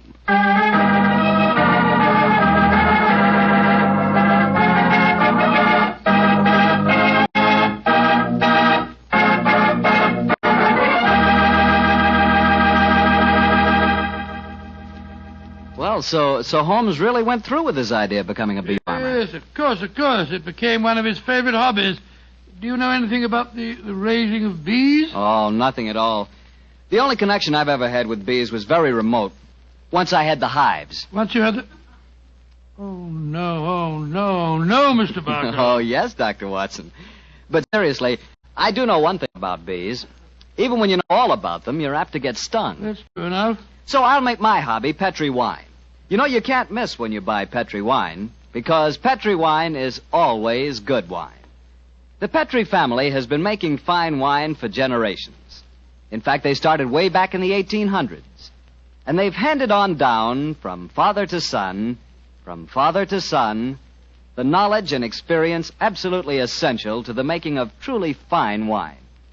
And since the making of Petri wine is a family affair, you can be sure that the name Petri means something on a bottle of wine. Those letters P-E-T-R-I are more than a trademark. They're the personal assurance of the Petri family that every drop of Petri wine is good wine. So when you buy wine of any type, you can put your faith in the Petri label, because Petri took time to bring you good wine. Well, Dr. Watson, what new Sherlock Holmes story are you going to tell us next week? Well, now, next week, Mr. Bartell, I'm going to tell you about one of the weirdest adventures that Holmes and I ever had. It concerns a haunted chapel in the wilds of Cornwall, strange organ music that played at midnight, and the headless ghost of a murdered monk.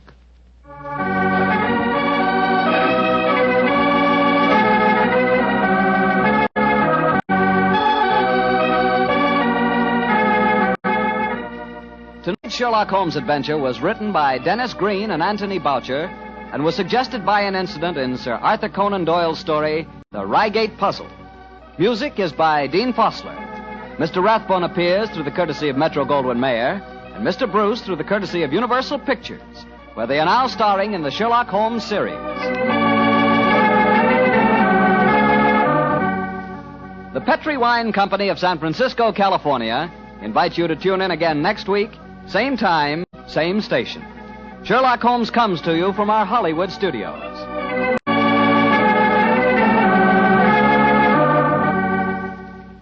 This is Harry Bartell saying goodnight for the Petri family. Harry Bartell saying goodnight for the Petri family. Harry Bartell saying goodnight for the Petri family. Harry Bartell saying goodnight for the Petri family. Harry Bartell saying goodnight for the Petri family. Harry Bartell saying good. Petri Wine brings you Basil Rathbone and Nigel Bruce in the new adventures of Sherlock Holmes.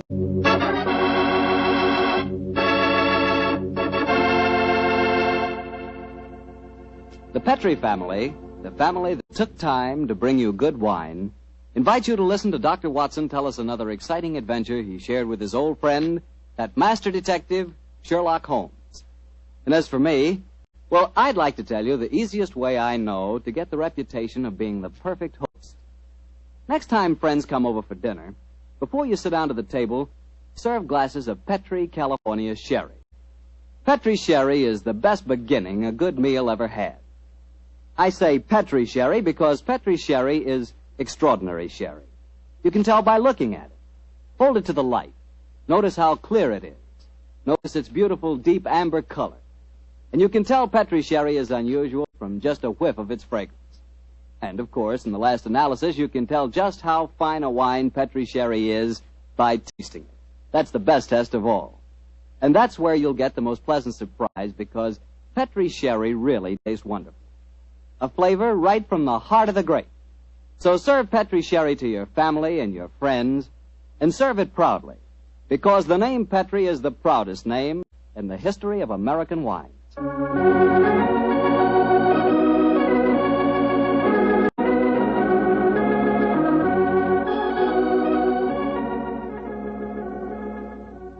And now I'm sure our good friend Dr. Watson's expecting us. Let's not keep him waiting. Come in. Good evening, Doctor. Good evening, Mr. Bartell. You'll forgive me if I don't get up, won't you, my boy? Of course, Doctor. What's the matter, a touch of rheumatism? No, I've played 18 holes of golf today. I hope that when I'm your age, Doctor, I can be half as sprightly. Oh, it's nice of you, but if you don't mind, we won't discuss the question of my age. So draw up your chair, make yourself comfortable. I'll get on with tonight's new Sherlock Holmes adventure. Well, from the hint you gave us last week, it sounded like quite a spooky story. It was, Mr. Bartell. It certainly was. Towards the end of November in the year 1895, a dense yellow fog had settled down over London.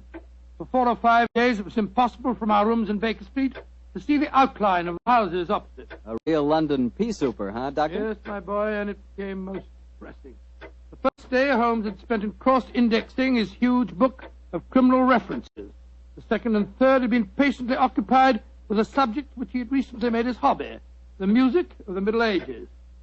But when on the fourth day, pushing back our chairs after breakfast, we saw the greasy, heavy brown swirl still drifting past us and condensing in oily drops upon the window panes, Sherlock Holmes' impatient and active nature could endure this drab existence no longer. He paced restlessly about our sitting room, chafing against the inaction. After several minutes of these perambulations, he turned to me and spoke. Anything of interest in the paper, Watson? There's news of a revolution, a possible war, and of an impending change in the government. Nothing to interest you, though. No crimes of any importance. The London criminal is certainly a dull and unenterprising fellow these days. Look out of the window, Watson. See how the figures loom up, are dimly seen and then blend once more into the foggy depths. What a day for a thief or a murderer. He could roam London as the tiger does the jungle, unseen until he pounces, and then evident only to his victim. That's a cheerful thought, I must say. Hello. I wonder who that is. Probably a visitor for Mrs. Hudson, or perhaps the local plumber has finally condescended to pay some attention to the faulty gas jet in our hallway. I don't think you're right on either count. I can hear Mrs. Hudson's footsteps on the stairs. Come in. Come in. Yes, Mrs. Hudson, what is it? Oh, excuse me, Mr. Holmes, but there's a gentleman to see you. Says it's most important, and he asked me to give you this card. Oh, thank you. Oh, Mortimer Harley, eh? Show him up, please, Mrs. Hudson. Very good. Mortimer Harley, and who's he? I've not had the pleasure of meeting him personally, but I'm quite familiar with his scientific reputation. Scientific? In what does he specialize? Oh, I suppose one might refer to him as one of the greatest authorities on all matters connected with the occult. You mean the fellow dabbles in supernatural stuff and all that sort of thing? I mean, my dear Watson, that Mortimer Harley is an extremely intelligent man with a thoroughly comprehensive and scholarly knowledge of his field and an intense belief in the existence of the supernatural force. Now, here he is to speak for himself. Oh, come in, Harley. Thank you, Mrs. Hudson. You're Mr. Sherlock Holmes? Yes, sir. This is my colleague, Dr. Watson. How do you do, Mr. Harley? How do you do, Doctor? Won't you sit down, sir? Thank you. Well, you fellas are probably wondering who I am and what's brought me here. Well, we're not wondering who you are, Mr. Harley. My friend Holmes was just telling me of your scientific eminence. I'm flattered that you know of me, Holmes. Just the same, you're wondering why I'm here. Naturally, sir. Well, since you know I'm a student of the occult, I'll get right down to my problem. Mr. Holmes, have you ever heard of the Headless Monk of Trevennis Chapel? Oh, yes, indeed, Mr. Harley. An apparition to be counted among our more intangible national treasures, I should say. I'm sorry to appear stupid, but I have never heard of the Headless Monk of whatever it is, Chapel. Well, then, let me tell you about it, Doctor. Yes, I wish you would. Trevennis Manor in Cornwall was once an abbey. It was expropriated during the reign of Henry VIII, and several of the monks were killed in some of the minor difficulties attendant on such an act. But one of the murdered monks, a certain Brother Hugh, the chapel organist, was persistent. He still haunts the chapel today. He still plays the organ, and since he was beheaded, he always appears headless. A charming little legend, Mr. Harley, but you don't expect us to believe it's anything but a legend, surely. Skeptic, eh? How about you, Mr. Holmes? I'm extremely curious to know why you come to see me, Mr. Harley. I'll tell you why. I have a rare opportunity to investigate the phenomena. You see, the son of an old friend of mine, a young fellow by the name of Leonard Miles, is secretary to the owner of Trevennis Manor. He asked me to stay there, and I find the invitation irresistible, particularly since the phenomena have curiously increased of late, Mr. Holmes, almost as though some more mortal agency were motivating them. Oh.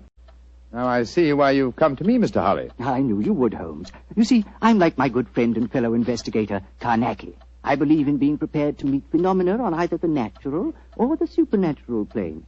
If the phenomena are real, they fall legitimately in my field. Whereas if, as I'm sure you suspect, they are being contrived by human forces, then you think that's more in my department, eh, Harley? Exactly. Well, what do you say, Holmes? That a trip to Cornwall would be a nice few days.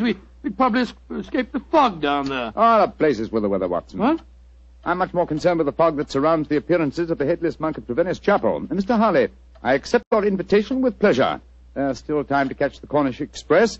We can be at Trevennis Manor before the moon is up.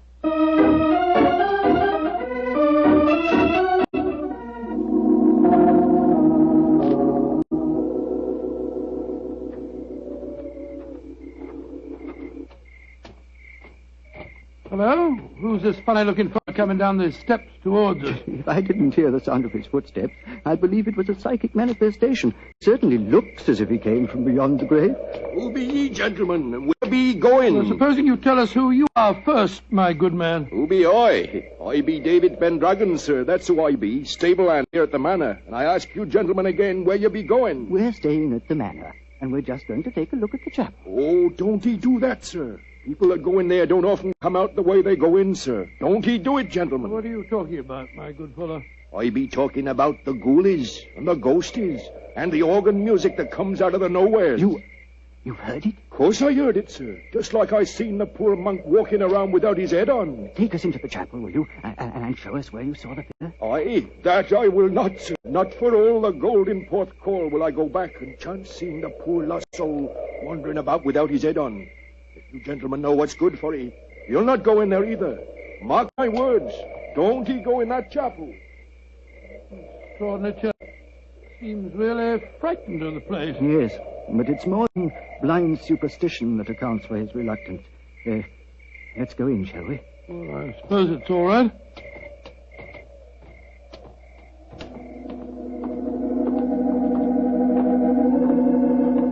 Great Scott! Listen to that. The organ. The ghost's playing it. We're extremely fortunate. A psychic manifestation as soon as we enter. Remarkable. Psychic manifestation. Rubbish. Look who's sitting at the keyboard. It's Holmes. Holmes! What's the matter, Watson? What's the matter? You frightened us to death, didn't you, Holly? Well, speaking for myself, Doctor, it disappointed me. I thought it was a genuine phenomenon. What do you think you're doing, Holmes? I thought you were still behind us. I'm sorry if I frightened you, Watson. I was curious about this organ. I slipped in by the side door ahead of you and tested the instrument. It's in astonishingly good condition for a disused chapel, don't you think, Harley? Yes, I do, Holmes. One might reasonably presume that someone tends it with great care. In fact, I would go further and say... What are you doing in here? We are guests at the manor house, and we decided to pay a visit to the chapel before we paid our respects to our host. Oh, my father is your host. I'm Dorothy Brownlee. How do you do, Dorothy? My name is Holmes, and these gentlemen are Dr. Watson and Mr. Harley. How do you do, Dr. Watson? Mr. Harley. I heard the organ music, and I was terribly frightened. You've heard of the legend, I suppose. You mean about the Headless Monk and the ghostly organ and music, Miss Barber? Yes, Doctor. And it's more than a legend, I assure you. That's why I rushed over here as soon as I heard it. It must have frightened all the servants within hearing distance. Why were you playing the organ? I'm curious to see whether it's in good repair. Obviously it is, Mr. Holmes. Well, my father and his secretary, Mr. Miles, are expecting you, I know. Let's walk over to the house, shall we? I'm sure you've seen enough of the chapel for tonight.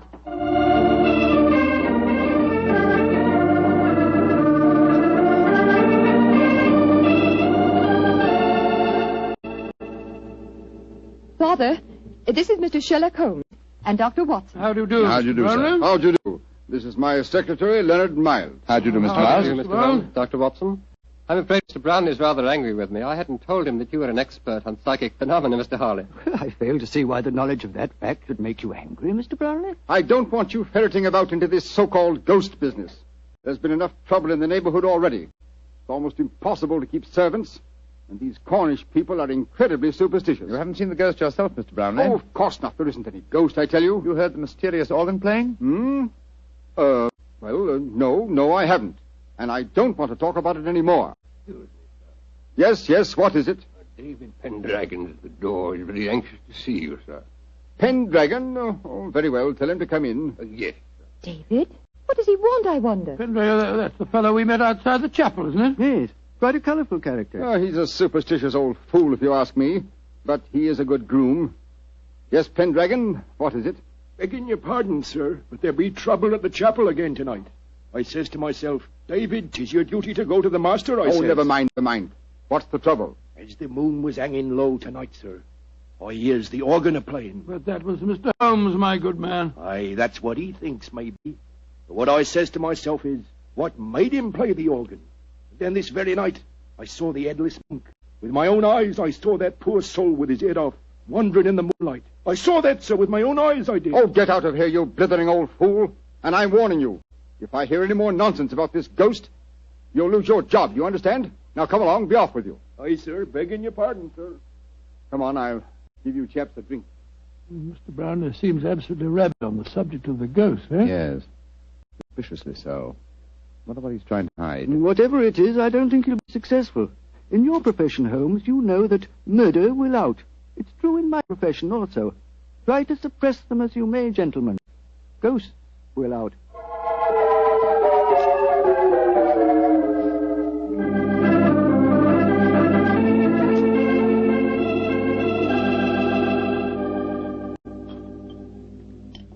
Well, Holmes, this place may be haunted, but I swear that I never spent a better night anywhere. Good morning, Mr. Holly. Good morning. Good morning, sir. Good morning. I'm glad to see I'm not the only late riser. Oh, were you up late too, sir? Yes, I was, Doctor. I decided to ignore the veiled threats of Mr. Brownlee, and so I did a little investigating in the chapel. Would you mind passing the teapot? And what were the results of your investigations, Mr. Holly? Well, there was no psychic manifestation, you understand, but I'm sure of one thing. That chapel is evil. Evil to the hearts of its stones. And I'll swear that evil does not stem from the hapless monk who was murdered there. You confirm certain suspicions aroused by my own investigations last night. There is evil here, Mr. Holly, and I think I know its nature. Unless I mistake every sign and reaction, someone has been initiating the local peasantry to the evils of the Black Mass. Black Mass? Good Lord, what a shocking thought. My own sensations last night confirm your theory, Holmes. There is a coven here, I swear it, hiding its own obscene practices under cover of the haunting. Well, that sounds quite feasible. After all, the people are so superstitious that they'd keep as far away as possible from the chapel when they heard the organ playing. This problem falls into both our fields, Holly. The practice of black magic is a criminal offense. Perhaps it's just as well the old laws against witchcraft are still in force. I imagine, Mr. Harley, that you have your own methods of combating such forces as we're up against. Oh, yes, Holmes. Oh, mine are not connected with the legal aspect of the case. May I ask what you plan to do, sir? Well, I have several rather elaborate preparations to make, Doctor. It'll take me most of the day, I'm afraid. However, I shall explain them to you all after dinner tonight.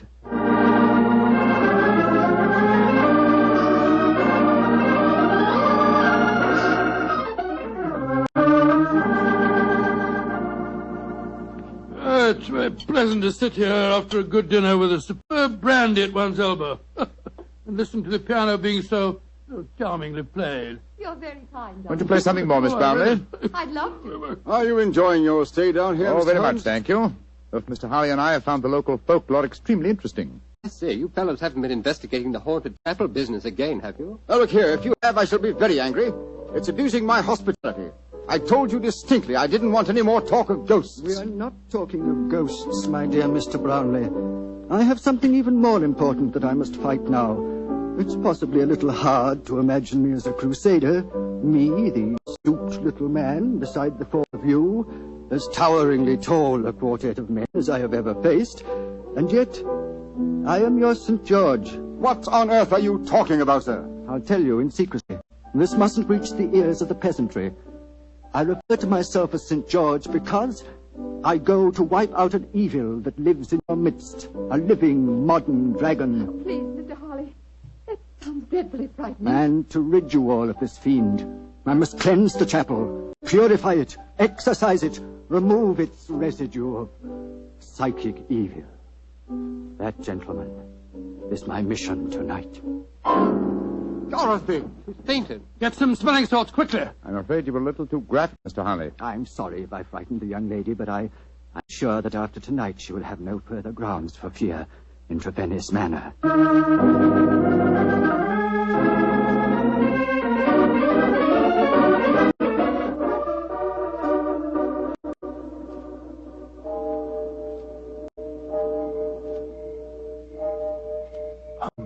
Yes, old chap? Did you hear anything? Nothing but the owls and the clock striking midnight. I'm getting awfully jumpy. What do you suppose Harley's up to? I can imagine his procedure. Midnight, the crucial hour, I suppose, in his endeavors. I wish him luck. My own plans are not nearly as clear, unfortunately. I sense a guiding force here, but I lack the clues. There is something, Holmes. Listen! Great heavens! It's the organ in the chapel. And Harley's in there alone. Not alone. Listen to the organ. Pealing forth its madness. Come on, Watson. Something has gone horribly wrong.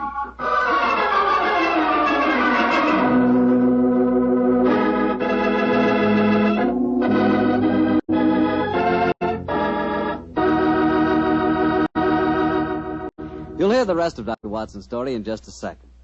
You know, a moment ago, I told you how much I thought you'd like Petri California Sherry, but I didn't tell you that Petri Sherry is the all-round, all-American wine. You can not only serve Petri Sherry before dinner, it's good after dinner, too. And, of course, later in the evening, when you're listening to the radio with some friends, a glass of Petri Sherry is just the thing. And say, Petri makes two kinds of sherry, the regular and Petri Pale Dry. To make sure you get the one that you like best, do what I do. Don't buy one, buy two. But remember, always buy Petri. Dr. Watson, that was a heck of a place to break off your story. Then let us continue it as speedily as possible, my boy. As soon as we heard that devilish organ music, Holmes and I rushed out of the house and raced in the moonlight down the path leading to the ruined chapel. By the time we reached the entrance, the organ music had ceased, and the tall, gangling figure of David Pendragon was standing in our path. You gentlemen be wanting at this time of night. What are you doing here? I be here because the gentleman gave me 5 shillings to stand outside here and see that no one disturbed him. That's why I be here. And nobody did come or go. He still be there, he be. But when you heard that organ music, why the devil didn't you go in? Organ music? I heard no organ music, come on, sir. Watson.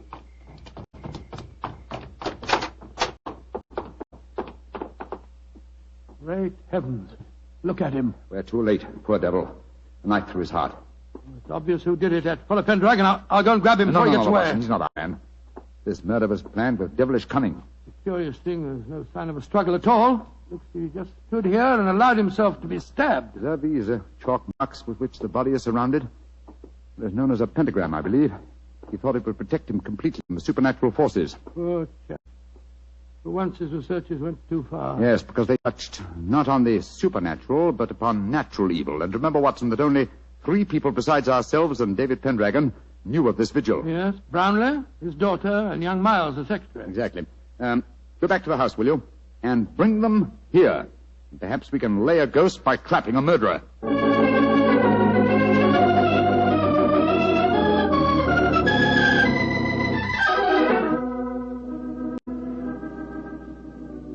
And that's all I know, Mr. Holmes. Well, you've not established much so far, Holmes. The 3 of them all swear they were asleep and that they didn't hear the organ. Yes, then you can't prove otherwise, I think I can prove that one of you was not only awake, but also murdered, Mortimer Harley. But why should any of us want the poor man dead, In Mr. your Holmes? case, young lady, I confess that I find it hard to conceive a motive. Implying that Mr. Brownlee and I might have one. Well, Miles, you must admit that you're responsible for Mr. Harley coming here. And you, Mr. Brownlee, must admit that you did everything in your power to prevent the dead man from carrying out his investigation. Why? What were you trying to hide? Nothing. It's just that I wanted to sell the manor house. All this talk about ghosts was giving the place a bad name. If it had gone on, I'd never have disposed of the property. Well, speculation can get us nowhere. Let's get down to facts. Is there any other entrance to this chapel besides the 2 doors? None. Oh, there was an old smuggler's cave which came out near the organ lot, but Father had it bricked up some years ago. I had to. The tourists kept crawling in. Go and examine it, will you, Watson, old chap? All right, you are, Holmes. If you don't mind my saying so, Mr. Holmes, it seems obvious who did this murder. You told us David Pendragon admitted that no one went in or out as he stood guard. He must have done it himself. Oh, the man's half-witted. And superstitious. He might have killed Mr. Harley because he was attempting to interfere with a ghost. And then played the organ to celebrate the occasion? I think you overestimate David Pendragon's capabilities, Miss Brownlee. Mr. Miles. Yes, Mr. Holmes. Pendragon is waiting outside. Would you be kind enough to ask him to come here for a moment, please? Certainly. What did you find out, Watson? Well, it's easy to see where it was bricked up, but it's a solid wall now. No one could get in that way. But if no one came in or out, who else could have killed Harley except Pendragon? The ghost, or rather the person disguised as a ghost. The dead man expected a psychic manifestation. When he saw the supposed ghost coming towards him, he offered no resistance. He believed that the magical pentagram would protect him. Ah, there you are, David. Aye, here I be, sir. But I don't know nothing more than what I told thee. No, don't be frightened, Pendragon. All we want is the truth. That's what I told thee, sir. And tell us a little more, will you? When you said no one had entered the chapel tonight, you meant that no mortal man had entered, didn't you? That I did, sir. But how could I say I'd seen the ghost when Mr. Brownlee here had told me I'd lose my job if I spoke of the ghost again? Oh, now we're getting somewhere. So you did see the ghost? That I did, sir. The poor soul walking through the moonlight with no head on his body. You saw it clearly? Just as clearly as I sees you now, sir. How tall was he? Would you mind standing against the wall, sir? Yes, of course. He was as tall as, well, His shoulders come to just where your shoulders come now, sir. A tall man, then, so we narrow it down to either you, Mr. Brownlee, or you, Mr. Miles. But this is utterly ridiculous. Of course it is. On the contrary, gentlemen, the case is solved. Which one of them was it, Holmes? Neither. Remember that the ghost is headless. That means that the impostor must have built up fake shoulders covering the head. On either of these men, it would have brought their shoulders to the level of my head. Great Scott, it was... Bravo, Mr. Holmes. I didn't think you'd catch me. Dorothy! No, I don't believe Miss Blarney, I must warn you that... Get back. Don't let any of you come near me. As you see, I have a revolver. Dorothy, for heaven's sake! Don't speak to me of heaven! You thought I was a sweet little girl, didn't you, Father? You didn't know your dear, demure daughter could murder a man, did you? Why did you kill Mortimer Harley? Because he was a meddler. For months I've been practicing black magic here. For months I've been building up the legend of the Headless Monk and the organ music. It made me so wonderfully alone, so gloriously free to practice the rites. And then he came here. I let him live that first night because I thought he was a fool. But on the second, when he said he was going to exorcise this chap, to purify it, as he said, he signed his death warrant. If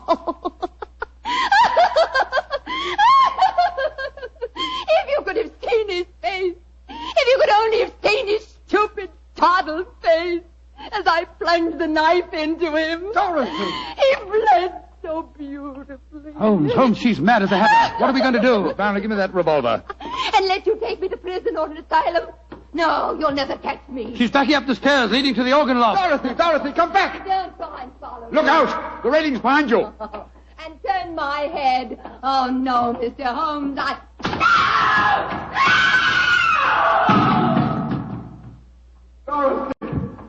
Dorothy! My poor little girl. Mr. Brownlee, the powers of evil are frightening. Your daughter had killed one man and might have killed more. She was insane. Hopelessly insane.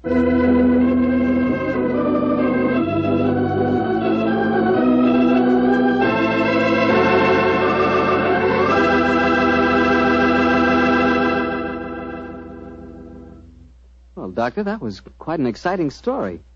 Oh, I wish I could play the organ and write music for it. There's nothing like music to really express a thought. Yes, I can just imagine the kind of music that you'd write. Probably catchy little ditties such as, "The family took the time to bring you such good wine. So when you eat and when you drink, remember Petri wine." Oh, no, Doctor. Is that the way I affect you? Although on the level, you could probably write beautiful music to describe the way the grapes look on the vine in the sunlight. But what music could tell you about the Petri family and how long they've been making fine wine? You know, the Petri family has been making wine for generations, handing on down from father to son, the knowledge necessary to transform luscious, sun-ripened California grapes into delicious, fragrant wine. And when you see that name Petri on a bottle of wine, remember, you're not looking at a mere trademark. That name Petri is the personal assurance of the Petri family that every drop of wine in that bottle meets their unusually high standards. Petri wine is always good wine. It's got to be, because Petri took time to bring you good wine.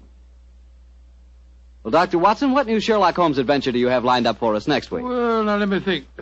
Next week, Mr. Bartell, I'm going to tell you a story that started quite enough as Holmes and I sat at a London dinner party, and yet, before the evening was over, we found ourselves involved in one of the most shocking scandals that ever rocked London society.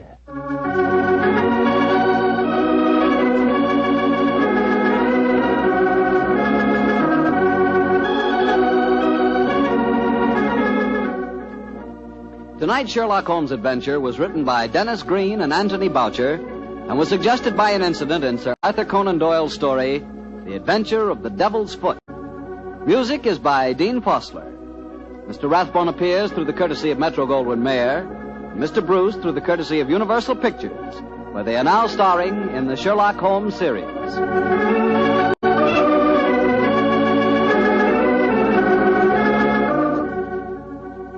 The Petri Wine Company of San Francisco, California, invites you to tune in again next week, same time, same station.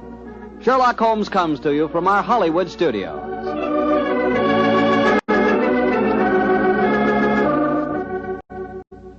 This is Harry Bartell saying good night for the Petrie family.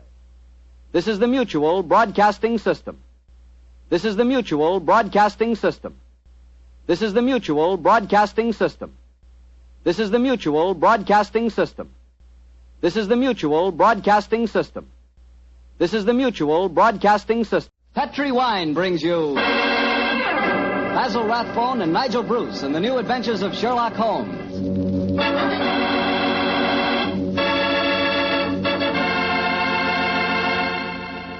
The Petrie family, the family that took time to bring you good wine, invite you to listen to Dr. Watson tell us another exciting adventure he shared with his old friend, that master detective, Sherlock Holmes. And I know that Dr. Watson will agree with me when I tell you that the best way to begin a good meal is with a glass of Petrie California sherry. Before you sit down at the table, pour yourself and your family a glass of Petrie sherry. Try it.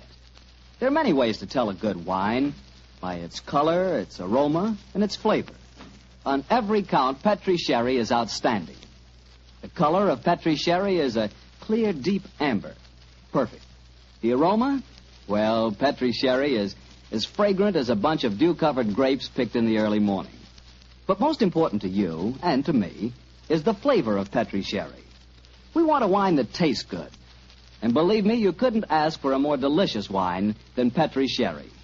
And just to make sure you get a wine that's exactly the way you want it, Petrie makes two kinds of sherry, the regular and Petrie Pale Dry. If you're not sure which you like better, why not try them both? Don't buy one, buy two.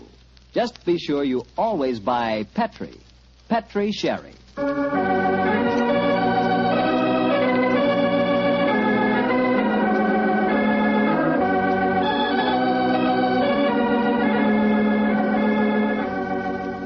And now I'm sure our good friend Dr. Watson's ready for us. Let's go in and join him. Good evening, Dr. Watson. Good evening, Mr. Bartell. Quiet minute. I don't want it. The dogs seem very chipper tonight, Doctor. Have they been getting into any more trouble lately? Oh, no, my boy. It's been a relatively quiet week for them. One meeting with a dead seal, 2 visits to my neighbor's chickens, and a losing battle today with a cross-eyed Siamese cat. You call that a quiet week, huh? Oh, it is for them, but never mind about the dogs. Draw up your usual chair and make yourself comfortable. You're just in time to join me in a glass of sherry. That'd be very nice, Doctor. Oh, I see you have the old dispatch box out again. Yes, my boy. As the story I'm going to tell you tonight took place in 1887, I thought I'd better refresh my memory on some of the details of the case. But shortly after my marriage, and as I had bought a practice in the Paddington district, I saw very little of my old friend Sherlock Holmes. How was doctoring in those early days? A struggle, my boy, a distinct struggle. Dr. Farquhar, from whom I had bought the practice, had at one time an excellent clientele, but his age, combined with an unfortunate affliction, the that resembles St. Vitus' dance, had very much thinned it. I had confidence, however, in my youth and in my energy, and I was convinced that in a very few years the practice would be as flourishing as ever. But, as I said, I saw very little of Holmes in those days. I guess you were too busy to visit Baker Street, huh, Doctor? Yeah, you guessed quite correctly, Mr. Bartell, quite correctly. Holmes seldom went anywhere himself save on professional business. You can imagine my surprise, therefore, when one day on coming home from a heavy day's work, I found that Holmes had decided to pay us a visit. My wife persuaded him to stay to dinner, and as the three of us sat at the table, the flickering candlelight dancing strange patterns on the walls, made it quite like old times.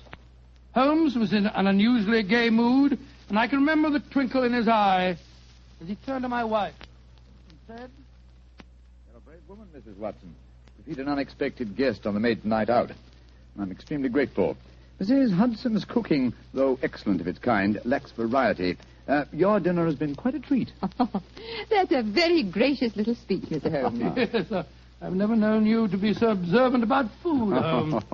Perhaps the lack of your company, my dear chap, and the consequent lonely meals have made me conscious of Mrs. Hudson's culinary shortcomings. I suppose you're taking John out with you tonight on one of your cases. Oh, no, Mrs. Watson. Now, I can understand your suspicions. My visit was purely social. Then let's go into the other room and have a pipe, shall we? Well, don't you think you'd be more comfortable at the club? Miss O'Mary, I believe you want to get rid of us. Oh, no, dear, it's not that. Just that... Your visitor is due at any moment, and you had counted on the house being empty by now. Why, how on earth did you know that, Mr. Holmes? Past half hour, you've been glancing at the clock with mounting anxiety. I feel sure that if it had not been for my unexpected visit, your good husband would already have been walking towards his club. Yeah, it is my custom to go to the club on Thursdays, but how'd you know? I know your habits, my dear chap, as well, if not better than you do. It's a good thing I'm a bachelor, isn't it, Mrs. Watson? Yes, indeed. A wife will keep no secrets from you, Mr. Holmes, I'm sure. Well, Mary dear, who is your visitor, and what is the secret that you've been hiding? Oh, it's innocent enough, John. As Thursdays is the maid's night out, and you've been going to the club, I've been letting Alicia Wentworth meet her young man here. With me as chaperone, of course. Oh, so that's the mystery. Well, Watson, young love is on the wing, and I'm sure we're dreadfully in the way. Let's stroll to Baker Street, shall we? Well, of course, I'll get my coat. Why didn't you tell me, Mary? Well, I was afraid you might be angry, John. Angry, of course, ma'am. Alicia's such a sweet girl. And Harry Prendergast is a very charming young man. He comes from an excellent family, has a commission in the infantry, and the children are tremendously in love. But her beastly guardian forbids them to meet. Oh, there she is now. Well, we can pretend that we were just leaving anyway. Yes, I'll get my coat. Hello, Alicia, dear. Oh, Mrs. Watson, I'm so glad to see you. Come, dear. Alicia, this is my husband and Mr. Sherlock Holmes. How do you do, my dear? It's a shame that we have to go now, but my friend and I have some very important business to attend to. You're Mr. Sherlock Holmes, the detective, aren't you? Yes, Miss Whitworth. Please don't go, Mr. Holmes. Please don't. I need help so badly. Why, Alicia, what's wrong? You're as white as a ghost. Let's go into the drawing room, shall we? What's troubling you, Miss Wentworth? It's Harry, Captain Prendergast. I don't know exactly what's the matter, but something dreadful has happened to him. Oh, now sit down here beside me, dear. That's it. Miss Wentworth, what reason do you have to suppose that Captain Prendergast is in trouble? I've seen friends of his today. They spoke of him almost as if he were dead, and yet they wouldn't tell me why. And just now I went to his club, and they told me that Captain Prendergast was not a member. But he is a member. He's been a member for years. Oh, what's happened to it? What has happened to it? There, dear. Mr. Holmes will help you. Now, don't you cry. Have you been to the police, Miss Wentworth? No, Doctor. You see, I went to my guardian, but he wouldn't let me go to the police. He said there'd be a scandal. But then he hates her. The Prendergasts are a fine family. Why does your guardian object to him so strongly? I don't think he would approve of anyone I choose. He doesn't want me to get married. Oh, sounds like a positive ogre to me. Who is your guardian, my dear? Colonel Moran. Colonel Sebastian Moran. Indeed. He's a man who has many entries against him in my ledgers, but a man that I've never met. I have long hoped to cross swords with him directly. But how could Uncle Sebastian have anything to do with the criminal profession, Mr. Holmes? He's a son of Sir August Moran, and he was once British minister to Persia. Oh, you must be confusing him with someone else. No, my dear, it's the same man, and furthermore, I'm almost certain that your guardian is the right-hand man of a certain friend of mine whose name also begins with the three letters M-O-R. Good Lord, Moriarty. I have no proof. And yet I suspect that Colonel Moran is the second most dangerous man in London. That's Harry. It must be Harry. Oh, poor girl. I do hope you can help her, Mr. Holmes. I shall do my best, Mrs. Well, Watson. if that is her young man at the door, it's more than likely her problem doesn't exist any longer. I hope you're right, Watson. With Colonel Moran as a guardian, I'm afraid the young lady is destined to have trouble. Come on, Harry. Good evening, Mrs. Watson. I'm so glad to see you, Harry. This is my husband. How do you do, Doctor? How do you do, my boy? And Mr. Sherlock Holmes. How do you do, Captain Prendergast? How do you do, sir? Harry, what's wrong? I can tell by your face that something dreadful has happened. It has, darling. Tell Mr. Holmes about it. He's promised to help us. Well, sir, I'm afraid this is a little outside of your province. You will find that my friend's province is quite extensive, Captain Prendergast. I shall be more than happy to do anything I can to help, sir. That's very nice of you, Mr. Holmes. Well, it's pretty bad. Last night I was accused of cheating at cards at the Tankerville Club. Oh, dreadful. Of course, I don't have to tell you that I didn't cheat, but the evidence was dead against me. I'd been winning heavily, and the cards were proved to be marked. Marked? How? There were pinpricks on the edges. Pinpricks which indicated the card's value. How did the pack of cards come into play? That's the devil of it. I myself broke open a sealed pack given to me by the club porter. And I swear that was the pack that was later found to be marked. Was everyone searched? Yes. But they found a new, unopened pack in my pocket. The obvious implication being that you had substituted the marked cards, of course. I can see what happened. Somebody deliberately tried to incriminate you by dropping the new pack in your pocket. Of course, darling. But what I can't understand is how the marked pack was introduced into the game. Were there any other cards found in the room? None, Doctor. The Tankerville, eh? Colonel Moran is a member of the club, isn't he? Yes, he is. Uncle Sebastian uses it all the time. He was present at the game last night, Alicia. Oh, Harry, now we're worse off than ever. If he thinks you cheated at cards, he'll never let us get married. Now, don't worry, Alicia. I'm sure that Mr. Holmes can find a way out of this. I'm afraid it'll be too late. I couldn't marry you now, Alicia. What do you mean, Harry? But they forced me to resign from the club. That's a bad enough disgrace. But I know there's worse to come. You see, I was expecting my promotion to major any day. Now it'll be a miracle if I'm not cashiered from the regiment. What kind of a life can I offer you? Harry, you're talking absolute nonsense. I think, Captain Prendergast, the next step is obvious. We must remove this apparent stain on your character. But how? Miss Wentworth can stay here with Mrs. Watson. The doctor and I will drive over in a cab with you to the club and see what can be done.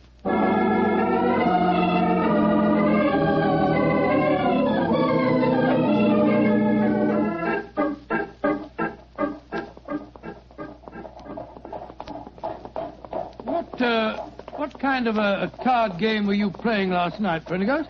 Stud poker. Ever since the American ambassador introduced it at the club, it's been quite a favorite. The perfect game for marked cards. It requires no elaborate dexterity in the dealing, simply the knowledge of your opponent's whole card. How many of you were playing? Half a dozen of us. You were winning heavily, you say? Yes, Doctor. Though one of the others, a fellow named David Harkness, was doing well. Now I come to think of it, Harkness almost seemed to know when I was bluffing, as though he could see the marked card. Well, perhaps he was the one who marked them. It's possible. And yet certainly no one could accuse him of tricky dealing. He was so clumsy with his bandaged finger, eh? How did you know he had a bandaged finger, Mr. Holmes? I'll tell you that, Captain Prendergast, when you tell me what's really on your mind. There's a great deal more at stake than a card scandal, isn't there? Yes, there is. I didn't dare to tell Alicia about it. You see, I'm fighting a duel tomorrow. A duel? Lord, with whom? Colonel Moran. Huh? He insulted me last night. He goaded me beyond a man's patience. He taunted me until I couldn't stand it any longer. And so I challenged him. And in so doing, gave him the choice of weapons. Yes, confound it. Of course, he chose revolvers. Moran is a big game hunter of note. He was reputed to be the best shot in England. And I'm probably the worst in London. If only I could shoot as well as I can box. I'm regimental champion, you know. Revolvers? Good heavens, man, revolvers. A duel with Moran is suicide for you. No, it's not suicide. There's the Tankerville Club. Here, cabby. Keep the change, will you? Oh, blimey. Thank you, Governor. Suicide. No, it's not suicide. This is a carefully laid plan for murder. Pray heaven that we are not too late to avert it.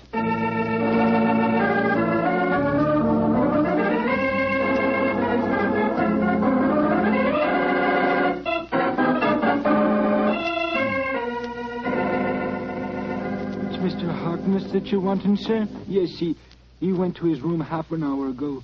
Number 108.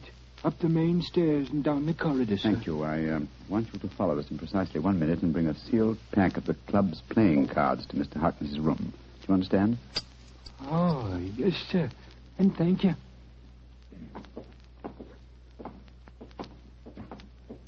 Did you make the arrangement? Yes, come on.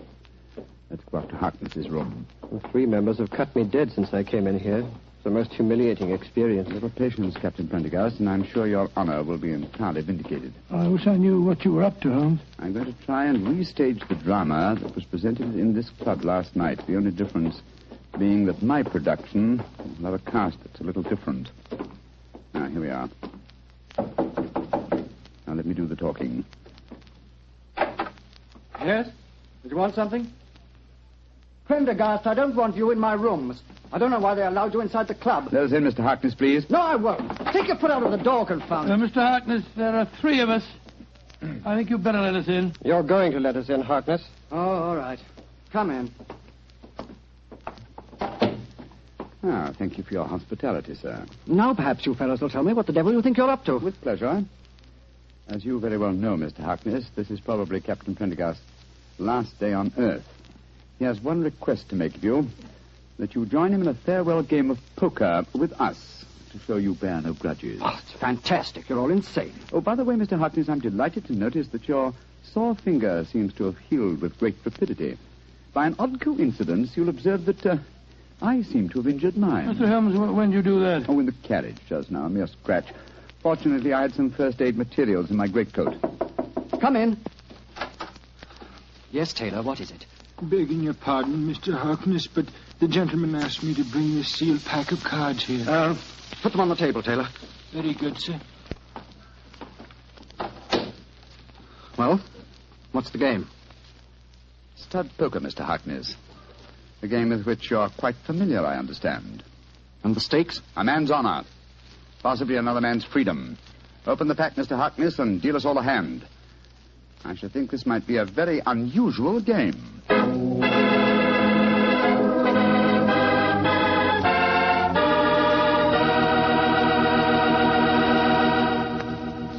You'll hear the rest of Dr. Watson's story in just a few seconds.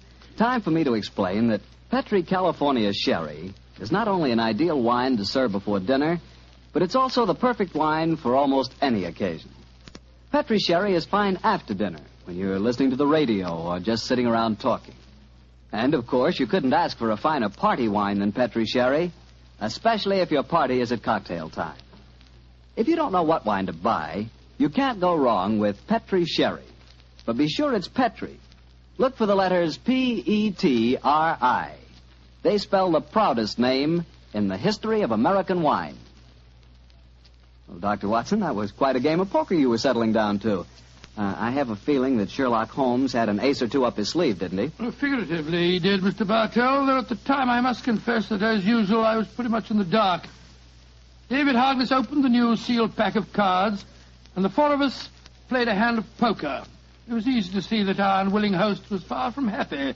His ferrety eyes darted from one to the other of us as he played our cards. He knew that he was the victim of a conspiracy, and so he was watching every move we made. Finally, as that strange game progressed, Captain Prendergast leaned across the table and said, I think you're bluffing, Harkness. Do you? Well, it'll cost you exactly the limit to find out. How curious are you? By Joe, I think you are bluffing, Harkness.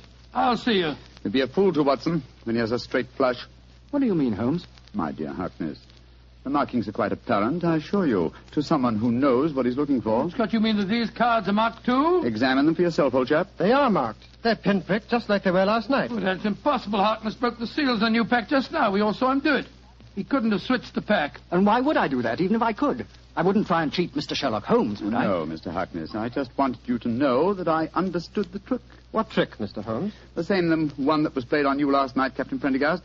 This was a demonstration of how easily a sealed pack of cards may be turned into a marked one by a man with a sore finger. What on earth's the sore finger got to do with it, Holmes? Oh, it's very simple, Watson. A pinhead or a thumbtack hidden under the bandage, a tiny pressure against a card one wishes to mark as it comes into one's hand, and after several deals, hey, presto, a marked pack. Oh, so that's how it was done. You can't prove it, Holmes. You can't prove a thing. You weren't here last night. No, unfortunately, I wasn't, Mr. Harkness. Otherwise, I should have had the great pleasure of exposing your trick at the time. As it is, I shall have to rely on a public confession. You'll never get a confession from me. Possibly not, but I'm sure that you'll be interested to know that I've made quite an extensive study of card sharping. In fact, I've considered giving a little lecture or demonstration here at the club. What are you talking about? This game that we've just played was in the nature of a rehearsal. I should, of course, stress this particular method as being of great local interest. I'm sure most of the gambling members will recall one man who has had unusually bad luck with his fingers. Holmes, you're trying to ruin me. Well, you were willing to see Prendergast ruined. And killed. But a pistol duel with Colonel Moran is almost equivalent to murder. What do you want me to do? From the direction of your glance, Mr. Harkness, I'm certain that you keep a loaded revolver in your desk drawer. That's a very poor solution, I assure you. Why not be a man, write a confession and sign it? It'll free Captain Prendergast from any stigma, and it'll help to trap the real culprit, Colonel Sebastian Moran. Moran? Where does he come into the picture, Holmes? Mr. Harkness knows, don't you? And I think I know now. Why don't you tell us, Harkness? One thing at a time, Prendergast. I owe it to you to write a confession. I'll do that, rather than face a public exposure in the club, but that's as far as I'll go. If you have any ideas about Moran, go and talk to him yourselves. There's a certain honor, you know. Even among thieves? Thank you for the implication, Mr. Harkness. You have writing materials here? Yes, I have writing materials, Holmes. Splendid. Then while you're telling the truth about last night's episode, we'll call on Colonel Sebastian Moran. Have you any idea where we might find him at this time of night? Yes, I have every idea. You'll find him in the gun room. Thinks he has a duel on his hands tomorrow. In the gun room, eh? Thank you, Mr. Harkness. We'll go and talk to him. You may expect us back within half an hour.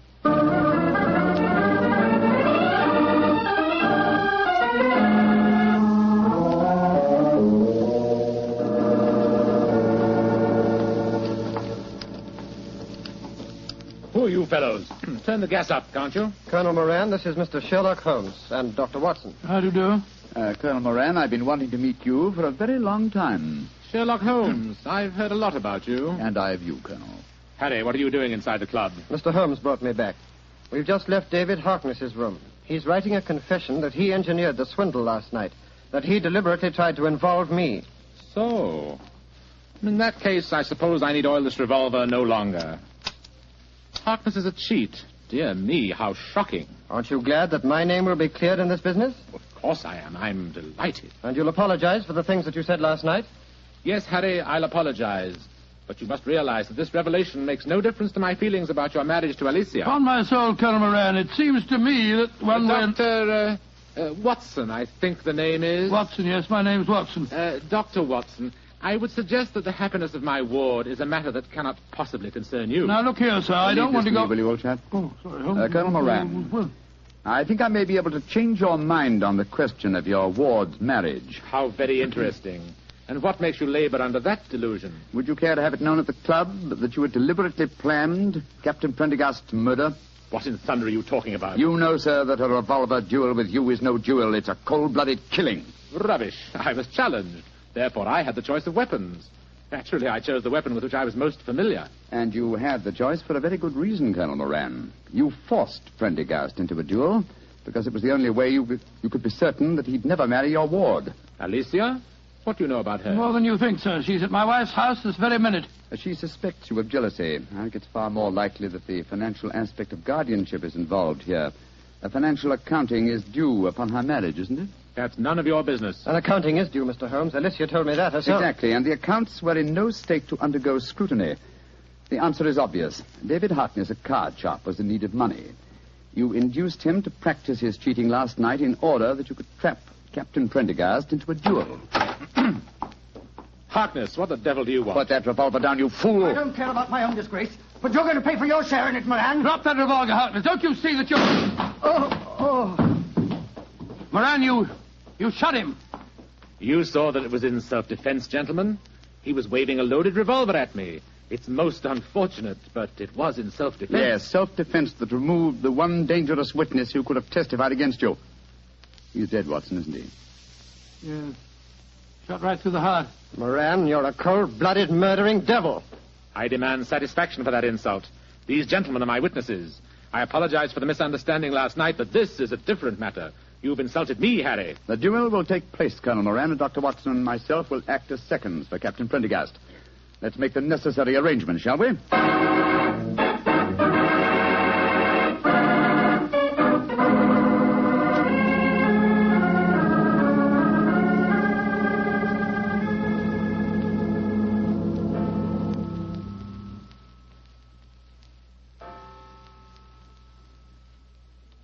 Miss Watson? Yes, Alicia, dear? It's 2:00. What can have happened to them? They left here just after 8. Oh, well, if you'd been married to John for any length of time, my dear, you wouldn't worry. When your husband goes out with Sherlock Holmes, you're prepared not to see him for a few days. Mrs. Watson, what are you saying? I haven't got a husband. Oh, now, Alicia, don't glower at me like that.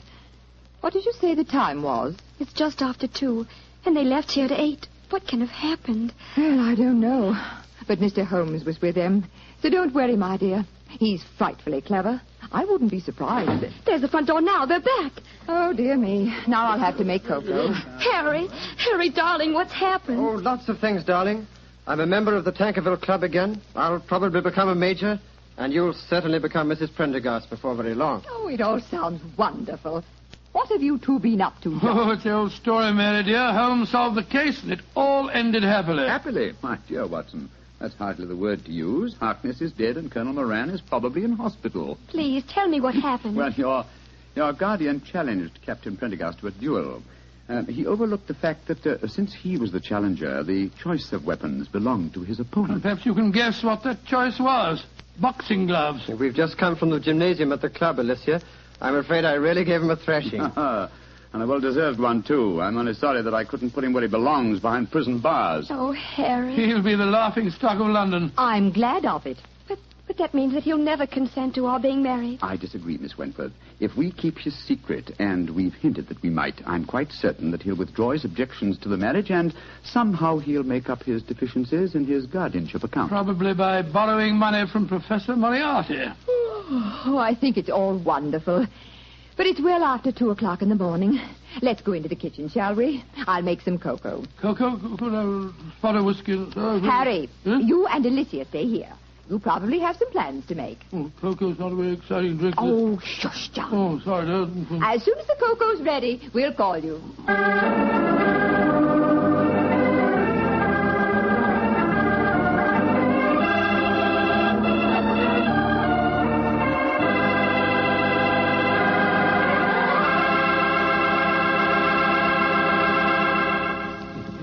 Well, Doctor, that was some story.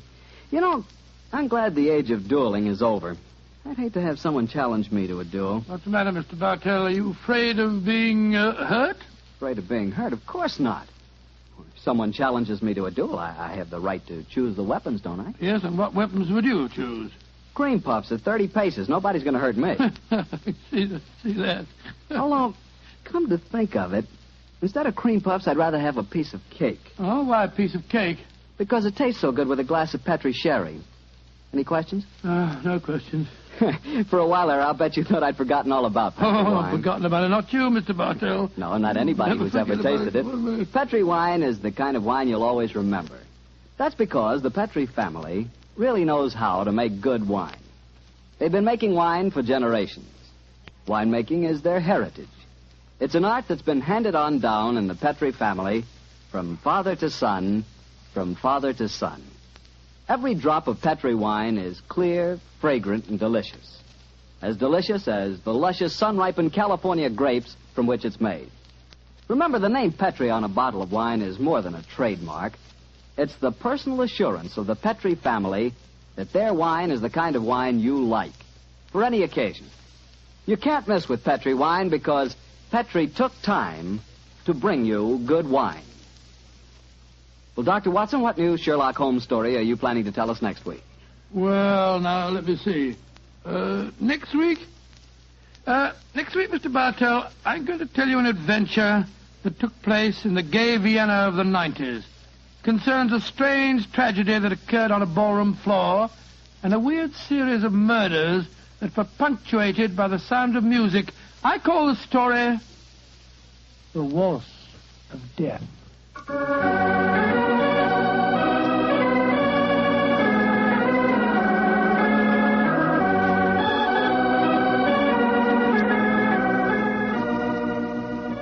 Tonight's Sherlock Holmes adventure was written by Dennis Green and Anthony Boucher and was suggested by an incident in Sir Arthur Conan Doyle's story, The 5 Orange Pips. Music is by Dean Fossler.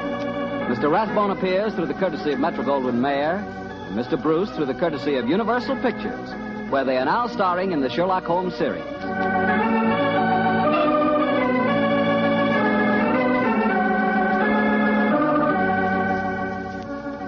The Petri Wine Company of San Francisco, California, invites you to tune in again next week. Next week, many communities will change time, and this program will reach some of our listeners at a different hour. Consult your local newspaper or mutual station for the exact time in your area. Sherlock Holmes comes to you from our Hollywood studios. This is Harry Bartell saying goodnight for the Petri family. For a solid hour of exciting mystery dramas, listen every Monday on most of these same stations at 8 o'clock to Michael Shayne, followed immediately by Sherlock Holmes.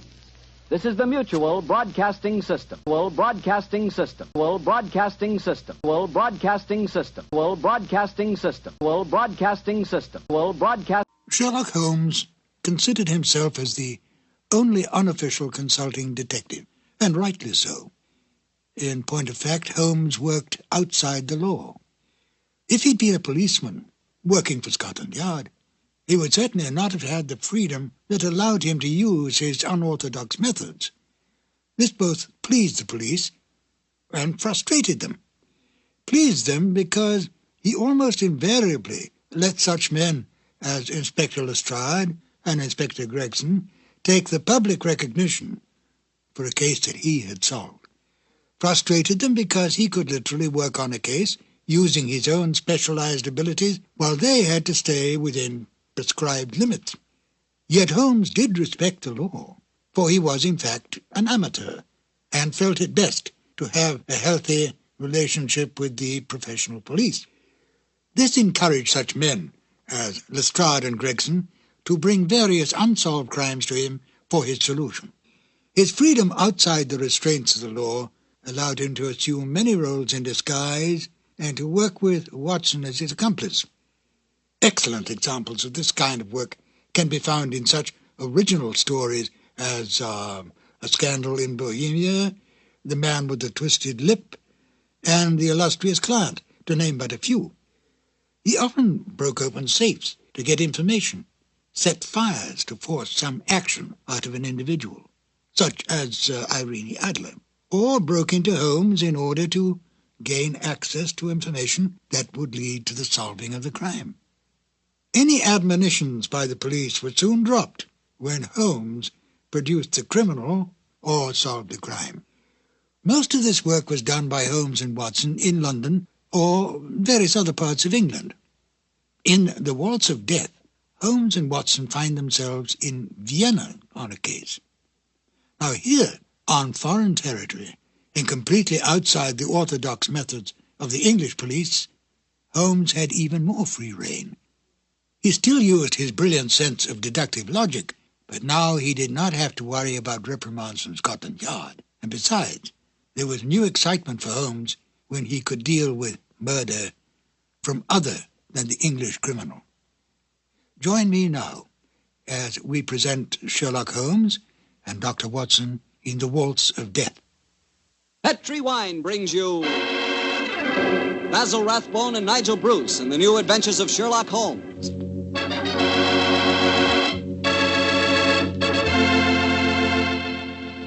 The Petri family, the family that took time to bring you good wine, invite you to listen to Dr. Watson as he tells you another exciting adventure he shared with his old friend, that master detective, Sherlock Holmes. And as for me, well, I'm going to tell you about a swell idea. The idea of serving Petri California sherry before dinner. Tomorrow night, just before dinner, instead of that last-minute rush, take it easy. Pour yourself a glass of Petri sherry. Now, if you'll do that just once, I wouldn't have to say another word about Petri sherry. You'd be a customer for life. Because Petri sherry is good wine with a capital good. Judge that Petri sherry any way you like. By its beautiful amber color, its heart-of-the-grape aroma, or by the best test of all, its flavor. Petri sherry is delicious. And you have a choice of two kinds, Petri regular and Petri pale dry sherry. If you're not sure which you'll like better, try them both. Don't buy one, buy two. But remember, always buy Petri.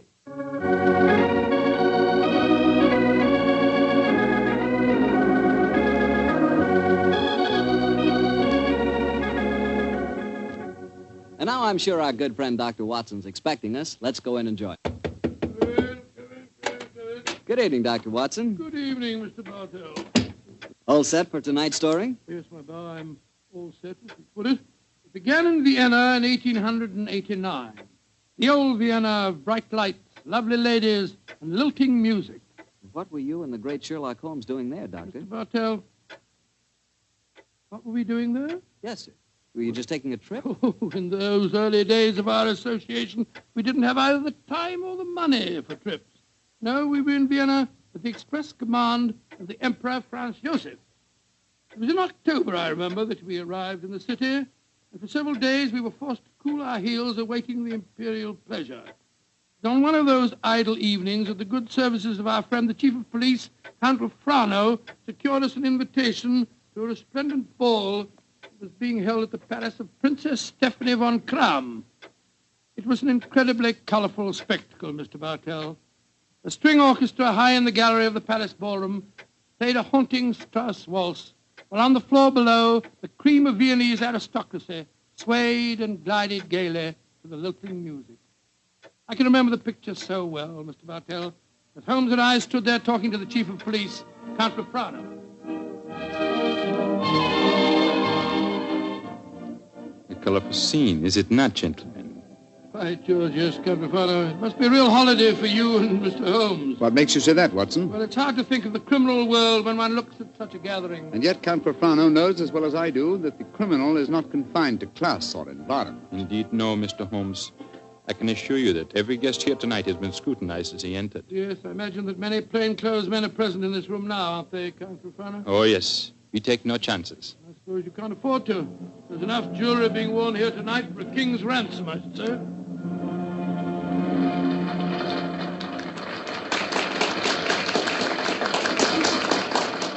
The waltz is finished. Now I can present you to our hostess, Princess von Kram.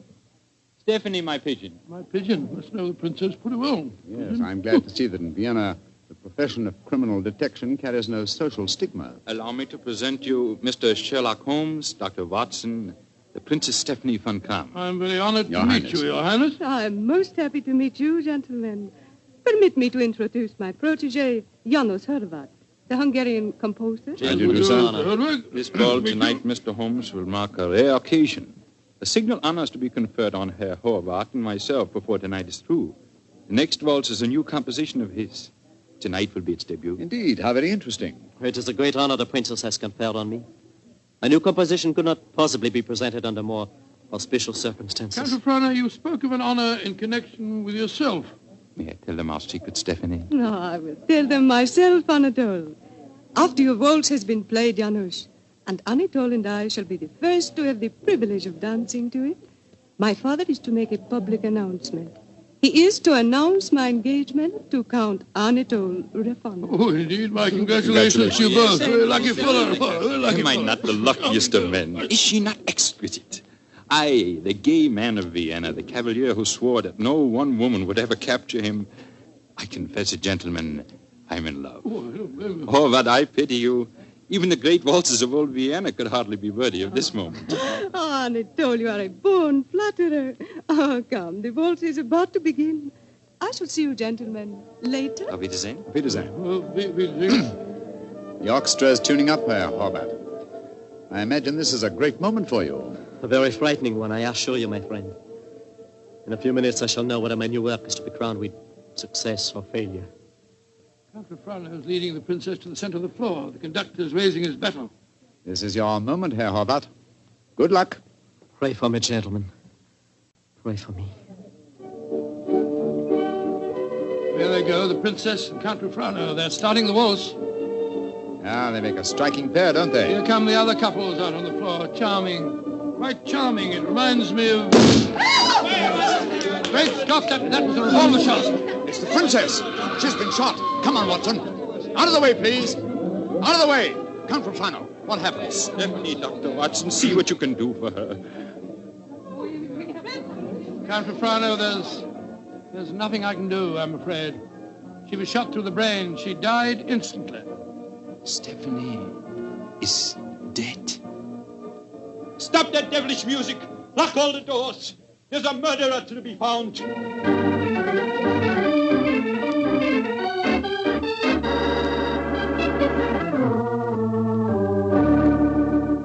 Count Profano, have you found any clues? One of my men found a revolver. It had been tossed into the earth of a potted palm. May I see it, please? Of course. Here. Rammed into the soft earth. Confound it. Count Profano, your fiancée was an extremely beautiful woman. You must have had rivals? Yes, several, but none of them are present tonight. Who will inherit her estate? A 6-month-old nephew. Who's his guardian? The Emperor Franz Joseph himself. No, Mr. Holmes. I know of no obvious motive for someone wishing poor Stephanie dead. Well, perhaps it was a political crime. She was a wealthy aristocrat and a very prominent one. Yes, it's very possible. Many nihilist assassins have been active in my country recently. Meanwhile, we have a ballroom full of suspects waiting for us. I was just going to suggest we went back there. We can't find out very much by staying here in the library. It's a delicate matter. Almost everyone present tonight is known to me personally. May I suggest that you go back to the ballroom and have the male guests file past you?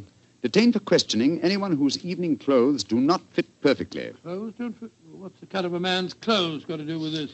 Anyone invited to such a ball as this would naturally have his own tailor. I think, Count Profano, if you found a man who had to hire his costume, he might be an imposter and may well prove to be your assassin.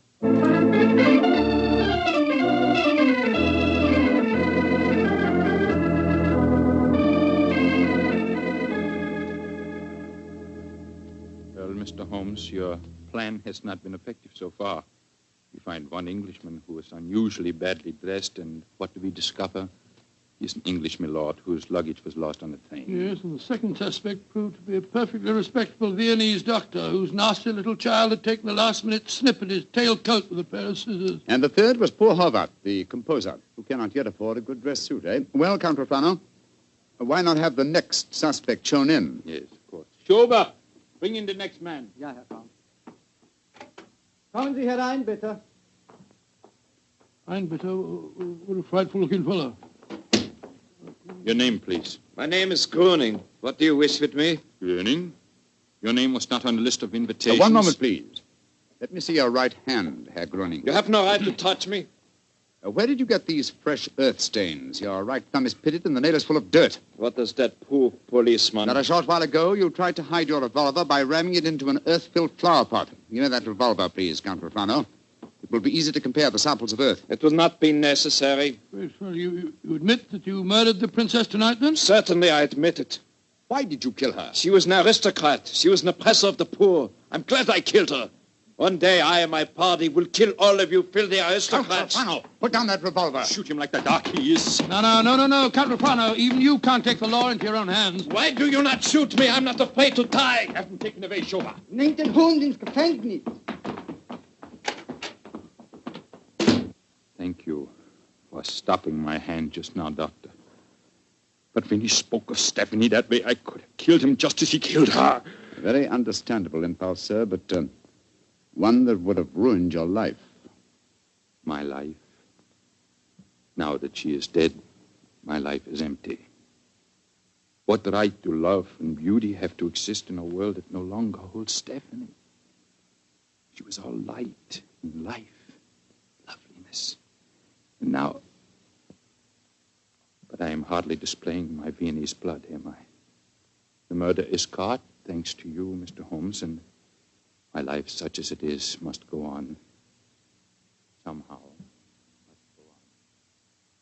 That's how the story began, Mr. Bartell. Began?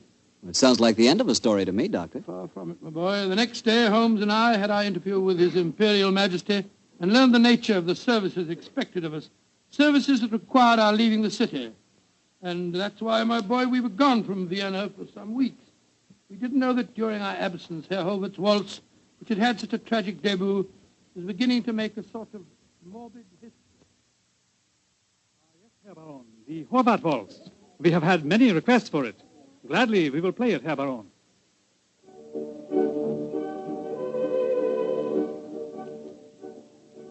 Isn't that the Horvath waltz they are playing? Yes, my dear, and see who is walking onto the floor to dance to it.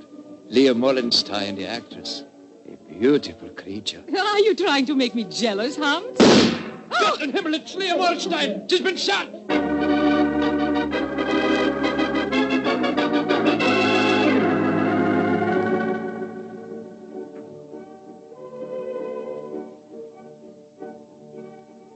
A new ballet, and to the music of the Horvath waltz. Magnificent. Never has Krasnova danced better.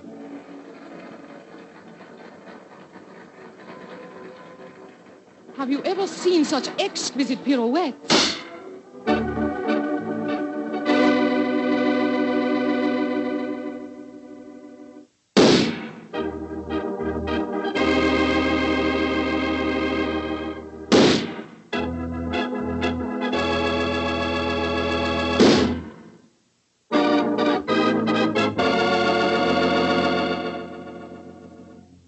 Six deaths in 4 weeks, Schober. All beautiful women and all killed to the music of the Horvath waltz. There's a homicidal madman at watch in Vienna. There's only one thing to be done. We must forbid absolutely the playing of that waltz by imperial decree. Hear all of this, Mr. Bartell, until we return to Vienna. And then, I suppose, Sherlock Holmes was drawn into the case again, Doctor. Yes, my boy. Holmes immediately made a close study of the newspaper reports on the tragedies, and it was with great difficulty that I tore him away from his investigations to attend the reception at which the Emperor was to thank us for our services on the mission that we just completed.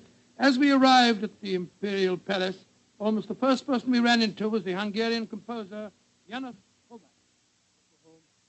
Dr. Watson, You have heard of the tragedies connected with my waltz? Yes, we have indeed, sir. We have indeed. I was making a close study of the newspaper reports on them just before I came here. You must do something, Mr. Holmes. People will hardly listen to other music. They want my waltz. But that is forbidden. I'm losing a reputation and a fortune while that waltz remains unplayed. Or perhaps, Herr Horvath, you are laying an excellent foundation for a later reputation and fortune. What do you mean? All this publicity, however distasteful to you at the moment, must in the long run prove invaluable. Ah, there you are, my dear Count Rufano. Mr. Holmes, Dr. Watson, I'm glad to see you back in Vienna. You've heard of the murders? Yes, Count, we were just discussing them. I need your help again, my good friend. For over a month now, the murder has been at large, and I cannot seem to get on the trail. But I'm Gruning, the first killer. What have you done with him? Released him. What? Released him? Great Scott, why? At the hearing, it was obvious the man was an egomaniac. He boasted of the murder of Stephanie, apparently out of pure vanity. The liberal newspaper editors made quite an issue of the case. They brought pressure to bear, and we had to let him go. Confound it. I wish I hadn't left Vienna. Well, if the fellow's at large again, Count Rufano, it's pretty obvious that he's the murderer of the other women, too. On the contrary, Doctor, he was in prison until yesterday. The last of the murders was committed 3 days ago. Oh, here comes His Imperial Highness Franz Joseph.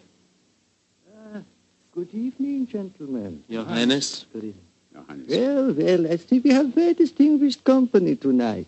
Not only the masterful Sherlock Holmes and his colleague, Dr. Watson, our English friends that we are honoring, but I see that we have a distinguished representative from our Hungarian Empire, Janos Horvath. A worthy success, I'm told, as a breed of composers for whom Vienna is famous. Your Imperial Highness is most kind. The pipe organ in here is in excellent condition, I am told. Will you not play as one of your compositions, Herr Horvath? I shall be most honored, Your Highness. Sit down, gentlemen, sit down. Thank you.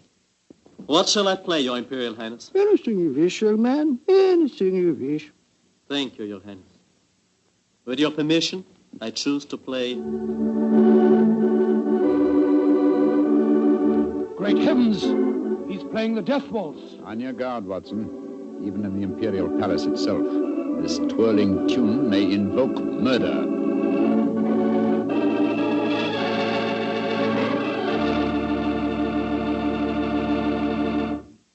You'll hear the rest of Dr. Watson's story in just a second, which just gives me time to remind you that if any one wine could be called the perfect wine for almost any occasion, that one wine would be Petri California Sherry. Petri Sherry is not only a fine before-dinner wine, but it's wonderful after dinner, too. And, of course, when you're entertaining or when guests drop in, whether in the afternoon or evening, there's nothing better than a glass of Petri Sherry. And it's comforting to know that you can serve Petri Sherry proudly, because the name Petri is the proudest name in the history of American wines. Dr. Watson, you certainly left me hanging on a cliff that time. You broke off your story just as the Hungarian composer started to play his ill-fated waltz to the Emperor Franz Joseph. What happened? At the time, my boy, fortunately, nothing happened. Herr Horvath completed his composition without apparent incident, and shortly afterwards we attended a banquet that was given in our honor, a banquet that concluded with a rather curious ceremony at which the Emperor presented Sherlock Holmes with a medal to commemorate his services. I never got anything was. Never mind about that. Finally, it was shortly after 10 o'clock, I remember. Holmes and I, together with Count Rufano, left the royal chambers and started to descend the spiral staircase leading to the main hall. You were greatly honored tonight, Mr. Holmes. I've only known His Imperial Highness to make 3 such presentations before, and they were all to my own countrymen. He might have made another while he was about Please, it. Watson, please. Sorry. The Emperor was most kind. I can't help feeling that he over-evaluated my services. You're being unusually modest, Holmes. Perhaps because I feel that my visit here is incomplete until I've solved the death waltz murders. I hope you'll be able to stay in Vienna long enough to do that. I confess I am at my wit's end. I've been giving the matter a great deal of thought, Count Rufano. I have a plan for trapping the killer. It's in rather an embryonic stage at the moment, but over a few pipes at the hotel tonight, I expect to develop it thoroughly. I shall call at your office in the morning and explain it to you. I shall be awaiting your visit eagerly. One more of these murders and the newspaper outcry might become so loud that I should have to resign my post as chief of police. Well, when Horvath made that daring gesture and played the death waltz tonight, it proved one thing. It's not infallible. the death of a beautiful woman doesn't always follow the playing of the melody. Very true, Doctor, but... Watson. Yes, Holmes? Strike a match, will you? Huh? There's a figure here slumped on the landing. Great Scott, it's the body of a girl. And a very beautiful girl, too. Shot through the forehead. You were wrong, Watson. The death waltz is infallible, but I swear to you that the killer has struck for the last time.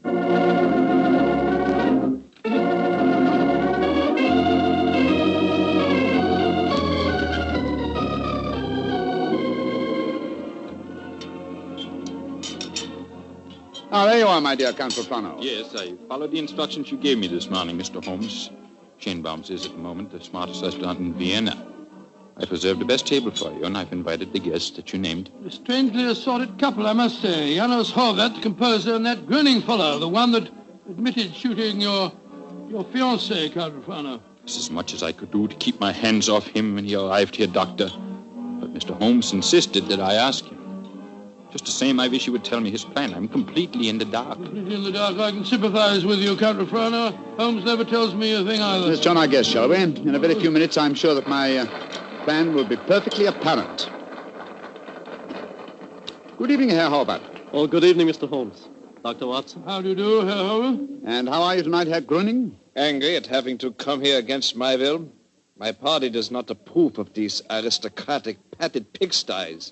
But Count Refrano informed me that if I did not come here tonight, I could expect to find myself back in prison.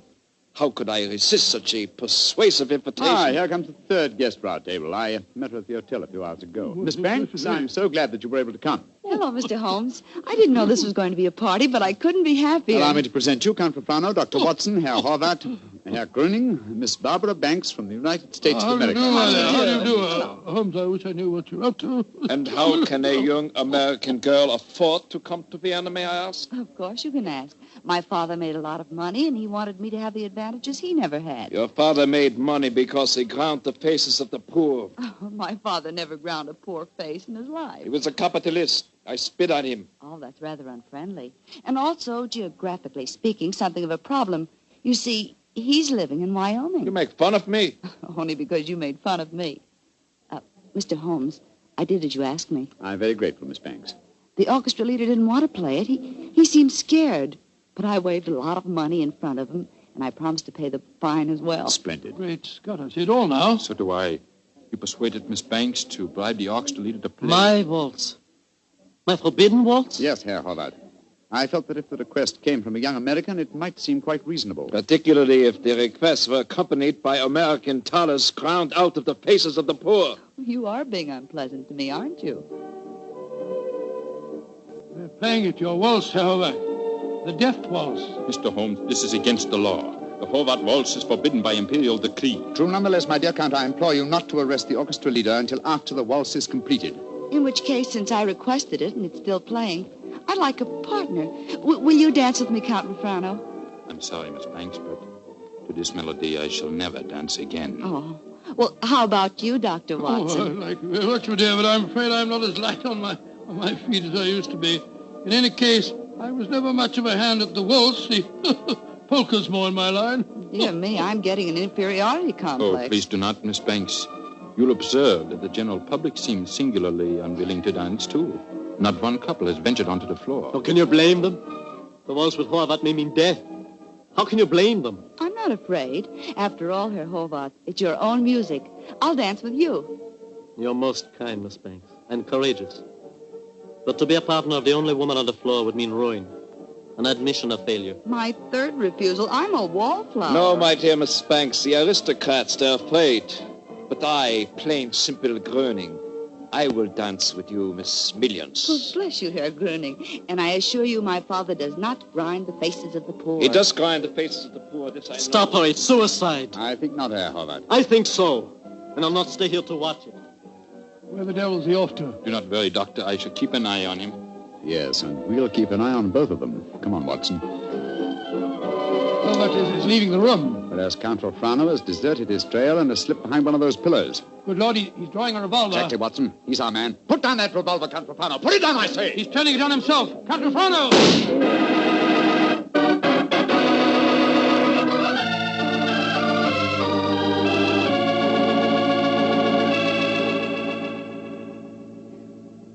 still can't believe it, Holmes. Not the fact that Count Frano blew his brains out, but the fact that he was a murderer. Yes, I was slow to believe it too, old chap, and I blame myself in consequence. Two things should have been instantly apparent about the madman who killed beautiful women when he heard the Horvath waltz. Firstly, he must have had some motivation which drove him to such an act. Secondly, he must have carried a revolver with him at all times, since he was invariably armed when the occasion presented itself. Exactly, and that factor made me think of the police official. Then, of course, I saw Frano's motivation. He loved the Princess Stephanie dearly. Her death in his arms was a psychological shock that was more than his mentality could stand. And when he heard that music, it reminded him of the dead princess and forced him to kill. That's right, old fellow. You will recall that what he said to us after his fiancée's death. What right do love and beauty have to exist in a world that no longer holds Stephanie? When he heard the music, he couldn't bear to think that other loveliness existed, and so, well, he destroyed it. But who killed the Princess Stephanie? The man who was first arrested for it, Herr Gröning. He admitted it. After a little persuasion, when the police arrived, taken back to prison in the carriage that just took Count Frano's body. It's shocking to think that 7 innocent women have been murdered before this case is solved. Yes, a fact that will be a constant reproach to me, I assure you. Oh, I didn't mean that, my dear fellow. We weren't even in Vienna when 5 of the killings took place. Hello. Here comes Miss Banks. Mr. Holmes, what happened to that funny little man who danced with me? Herr Gröning? Mm-hmm. He went to prison, Miss Banks. He was a murderer. Well, I must say this is a strange kind of a party you asked me to, Mr. Holmes. One of the guests blows his brains out, and the other, the only man who danced with me, turns out to be a murderer. Oh, I see now why Father sent me to Europe. An evening like this could never happen in Wyoming. Look. Elvis walking out in front of the orchestra. Ladies and gentlemen. Shh. Listen. Ladies and gentlemen, I, Amos Horvath, wish to assure you, upon the word of the great English detective Sherlock Holmes, that never again shall my new waltz be an accompaniment for murder. Henceforth, its melody will be for life and love and laughter.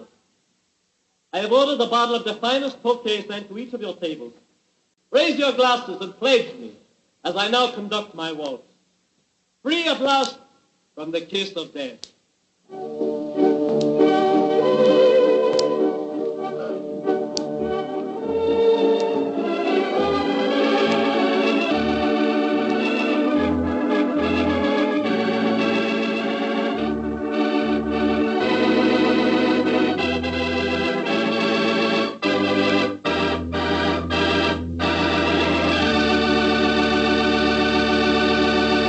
Say, Doctor, I really like that story. That was a baffling. Yes, wasn't it? A highly placed police official is the last person in the world you'd think guilty of murder.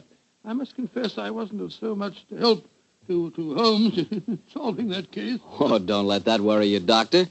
After all, Holmes almost missed solving it himself. Oh, thank you, my boy. Nice of you, thank you. But it certainly was one of the most interesting cases that I was ever connected with. I know what you mean. You know, I came across quite an interesting case myself the other day. Oh, you don't say where?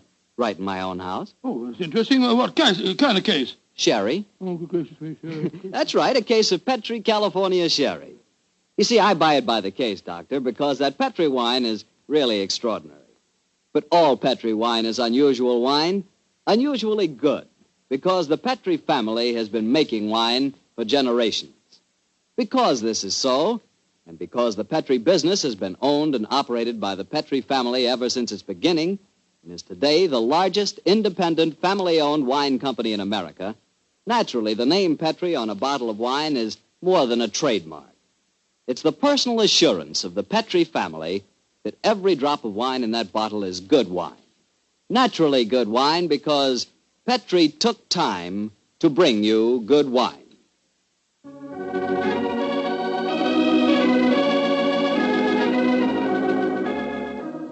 Tonight's Sherlock Holmes adventure was written by Dennis Green and Anthony Boucher and was suggested by an incident in Sir Arthur Conan Doyle's story, The Adventure of the Illustrious Client. Music is by Dean Fostler. Mr. Rathbone appears through the courtesy of Metro-Goldwyn-Mayer, and Mr. Bruce through the courtesy of Universal Pictures, where they are now starring in the Sherlock Holmes series. The Petri Wine Company of San Francisco, California, invites you to tune in again next week, same time, same station. Sherlock Holmes comes to you from our Hollywood studios. This is Harry Bartell saying goodnight for the Petrie family. This is the world's largest network, the Mutual Broadcasting System.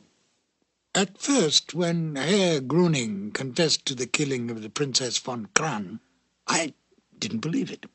When the other women were killed, I felt sure that Herr Gruning was innocent. I at least suspected Count Refrano of having committed the other murders. But then, that's exactly what Dennis Green and Anthony Boucher wanted, don't you think?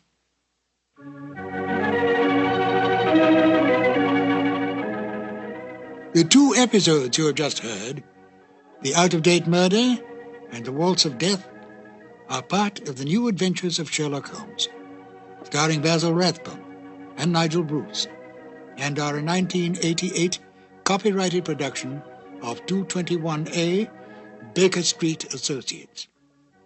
The Sherlock Holmes stories and the characters of Sherlock Holmes and Dr. John H. Watson were created by Sir Arthur Conan Doyle and are used with the kind permission of Dame Jean Conan Doyle. This is Ben Wright. Won't you join me again soon for more new adventures of Sherlock Holmes? Thank you for listening.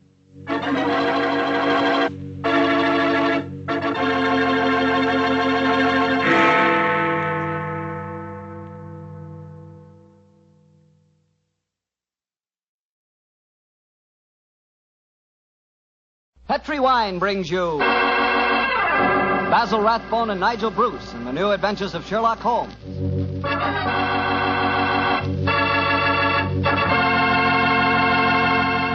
The Petrie family, the family that took time to bring you good wine, invite you to listen to Dr. Watson tell another exciting adventure he shared with his old friend, that master detective, Sherlock Holmes. Before he starts, I can tell you something it's really worth knowing. Simply this. The best beginning a good meal ever had is a glass of Petrie California Sherry. Petrie Sherry is the perfect before-dinner wine. While you're waiting for dinner to be put on the table, pour yourself a glass of that clear, amber-colored Petrie Sherry. Now, just sit back and sip it slowly. Take your time so you can thoroughly enjoy every single drop of that wonderful Petrie flavor. And what a flavor that sherry has. It comes right from the sun-ripened heart of wonderful California grapes. You may be a real wine expert and know all about sherry wine, but believe me, until you've tried a Petrie Sherry, you're really missing something. Serve Petrie Sherry alone or serve it with canapes or appetizers. And by all means, serve it proudly. You can because the letters P-E-T-R-I spell the proudest name in the history of American wines. Petrie.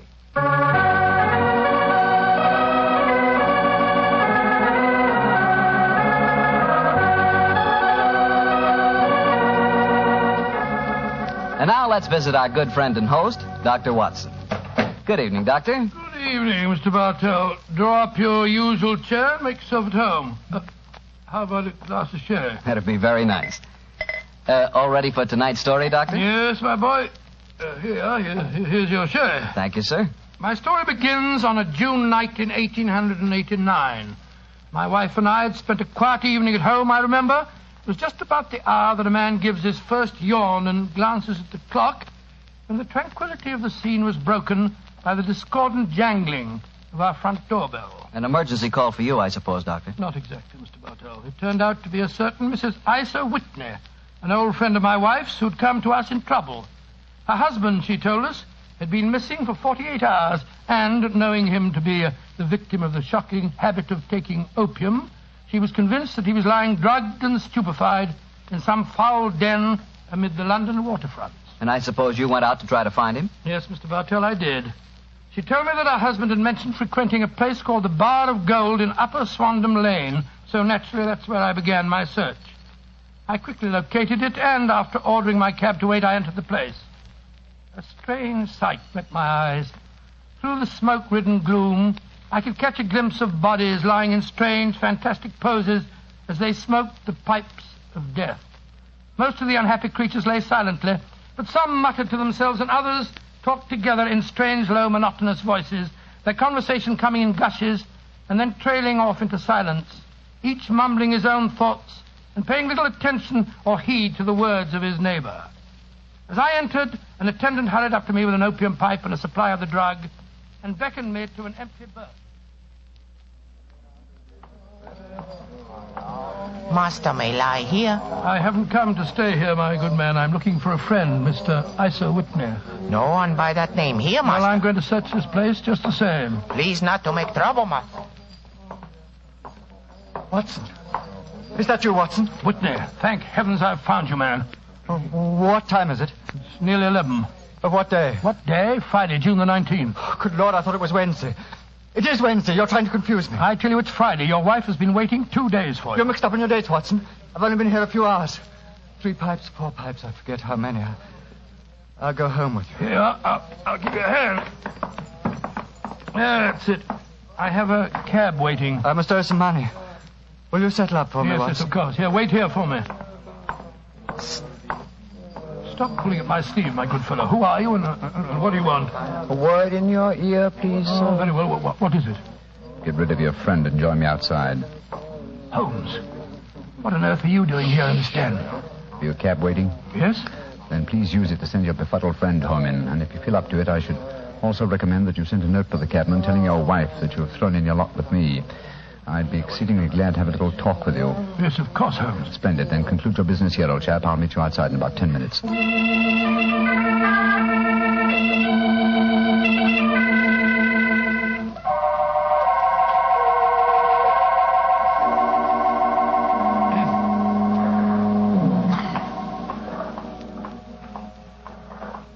on earth is he? It's nearly... Is that you, Holmes? Yes, Watson, it's me. Your disguise is wonderful. I'd never recognized you if you hadn't spoke to me just now. Disposed of your friend? Yes, good. Splendid. Let's start walking. I have a horse and trap waiting for me in the next street. Oh, what on earth were you doing in the Bar of Gold, Holmes? Trying to get news of a missing man. You see, I'm in the midst of a very remarkable inquiry, and I'd hoped to get a clue from the incoherent ramblings of those poor devils back there. There's the horse and trap. Under the street lamp on the corner. You'll come with me, Watson? Yes, of course, if I can be of any use. I trust a comrade is always of use. My room at the Cedars has 2 beds in it. The Cedars? Yes, that's Mr. Neville St. Clair's house and our present destination. It's near Lee in Kent, about 7 miles from here. I'm using it as a headquarters while I conduct my inquiries. Evening, Mr. Holmes. Everything all right? Yes, thank you, John. Get in, Watson. Right, John. I shan't need you any more tonight, John. Here's £1/crown for you. Look out for me tomorrow about 11. Right you are, Mr. Holmes. Good night, gentlemen. Good night, John. Go on, get up. Well, Holmes, if we have a 7-mile drive ahead of us, perhaps you'll tell me about the case that you're working on. With pleasure, old chap. But first, take the reins for a few minutes, will you? I want to remove my makeup and take off my wig and be comfortable. After that, I'll tell you why we are headed for the Kentish countryside at this hour of the night.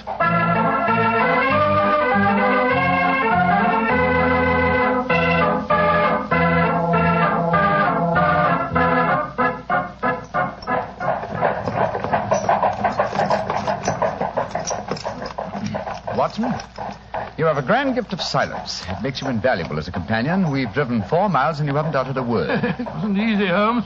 I've been dying to question you, but I could see that you were preoccupied. Then I shall reward you with a clear and concise statement of my problem. Mr. Neville St. Clair, aged 37, the father of 2 children and an affectionate husband, is missing.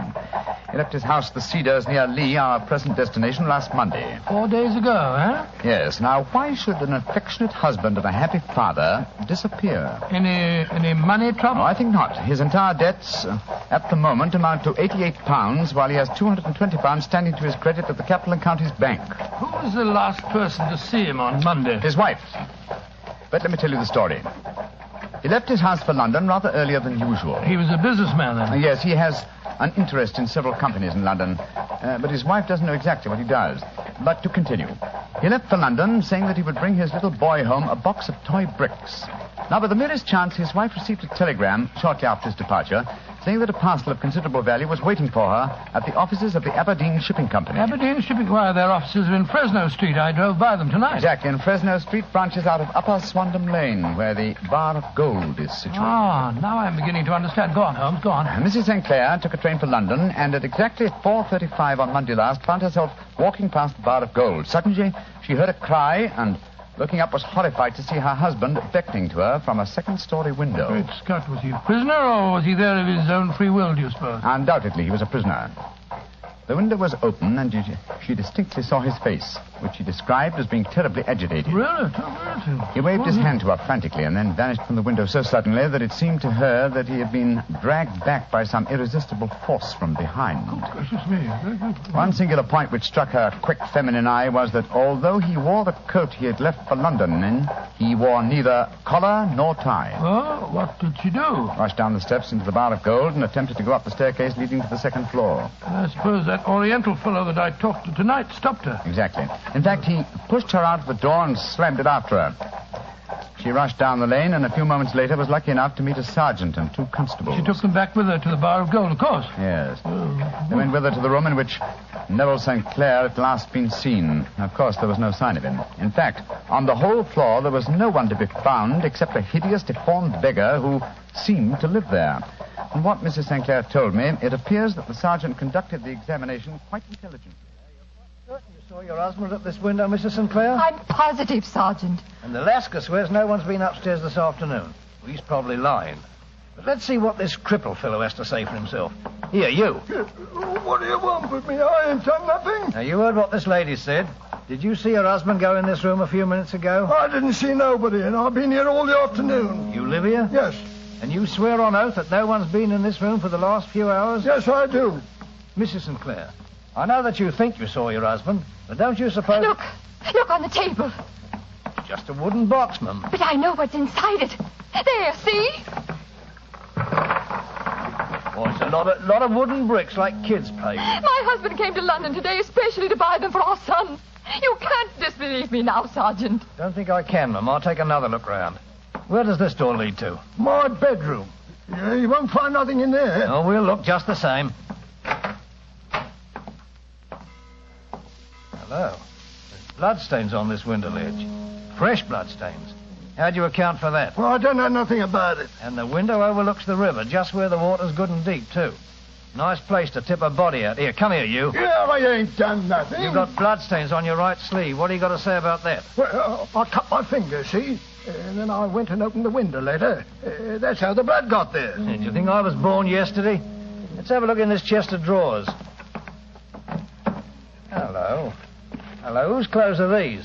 Pair of trousers, socks, shoes, hat, everything except the coat, eh? Mrs. Sinclair, will you come in here, please, Mum? What have you found, Sergeant? These clothes. Are they your husband's, Mum? Yes. Yes, they are.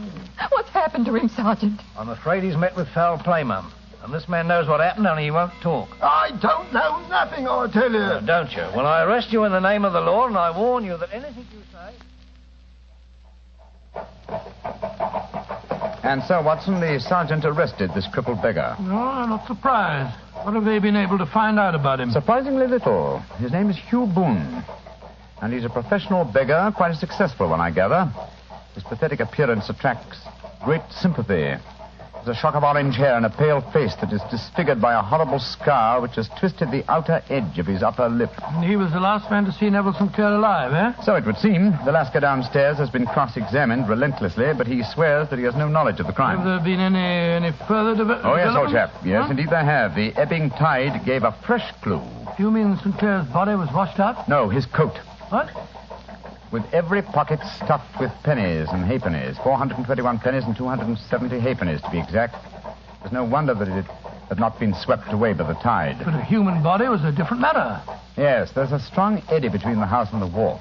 It seems likely that the weighted coat had remained when the stripped body had been carried away into the river. Well, the other clothes were found in the room. Why would the body be dressed in a coat alone? We can only surmise, old chap, but supposing that this man Boone had thrust Neville St. Clair through the window and into the river, what would he do then? Try and dispose of the telltale garments. Yes, that would be logical, wouldn't it? He would seize the coat and be in the act of throwing it out of the window when it would occur to him that it would float and not sink. So he loaded the pockets with coins to make it sink. Quite so. Yes, of course. But he has little time, for he has heard the scuffle downstairs when Mrs. St. Clair tried to force her way up. He only succeeded in getting as far as throwing the coat out when the police arrived on the scene. Well, that seems perfectly feasible. Well, it'll do as a working hypothesis anyway. Neville St. Clair disappeared on Monday, and yet we still don't know what he was doing in the opium den. What happened to him when he got there, or where he is now? Oh, what Hugh Boone, the beggar with the twisted lip, had to do with his disappearance. Now, here we are at our destination. Well, there's a light burning. Mrs. Sinclair must be waiting up for you. Yes, poor woman. I hate to return here with no news of her husband, but she's being brave, Watson, extremely brave. We must do everything we can to comfort her.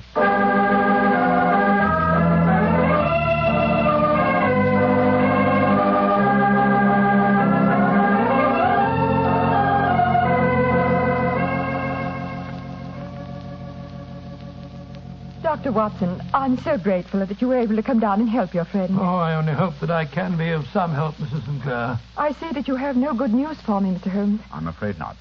No bad. No. Thank heaven for that. Mr. Holmes, tell me honestly, do you think that Neville is still alive? Well, Frankly now. Frankly, then I don't. You think he's murdered? Oh, I don't say that, but perhaps you see... And on what day did he meet his death? On Monday. Then perhaps, Mr. Holmes, you can explain how I received a letter from him today. What? Well, where is the letter, madam? Here. Let me see it. This is very crude writing on the envelope. Surely it's not your husband's hand? No, but the writing in the letter is. Uh-huh. This letter contained an enclosure. Yes, there was a ring. His signet ring. What does the letter say, Holmes? Dearest, do not be frightened. All will come well. There is a huge error which it may take some little time to rectify. Wait in patience. And it's signed Neville. Mm-hmm. Written in pencil on the flyleaf of a notebook. No watermark. Posted today in Gravesend by a man with a dirty thumb. Mm-hmm. And the flap has been gummed, if I'm not mistaken, by a man who has been chewing tobacco. My husband must be alive, Mr. Holmes. This might be a clever forgery to put us off the track. But the signet ring. Yes, it may have been taken from him. But the handwriting, and then the postmark. Might have been written on Monday and only posted today. I won't be discouraged, Mrs. Mr. Holmes. Sinclair, I have no wish to discourage you. I'm just trying to be practical. If your husband is alive and able to write letters, why should he remain away from you? I can't imagine. He made no special remarks before leaving on Monday? No, none. Except to say that he was going to buy the wooden blocks. When you saw him at the Bar of Gold in Swandam Lane, was the window open? Yes.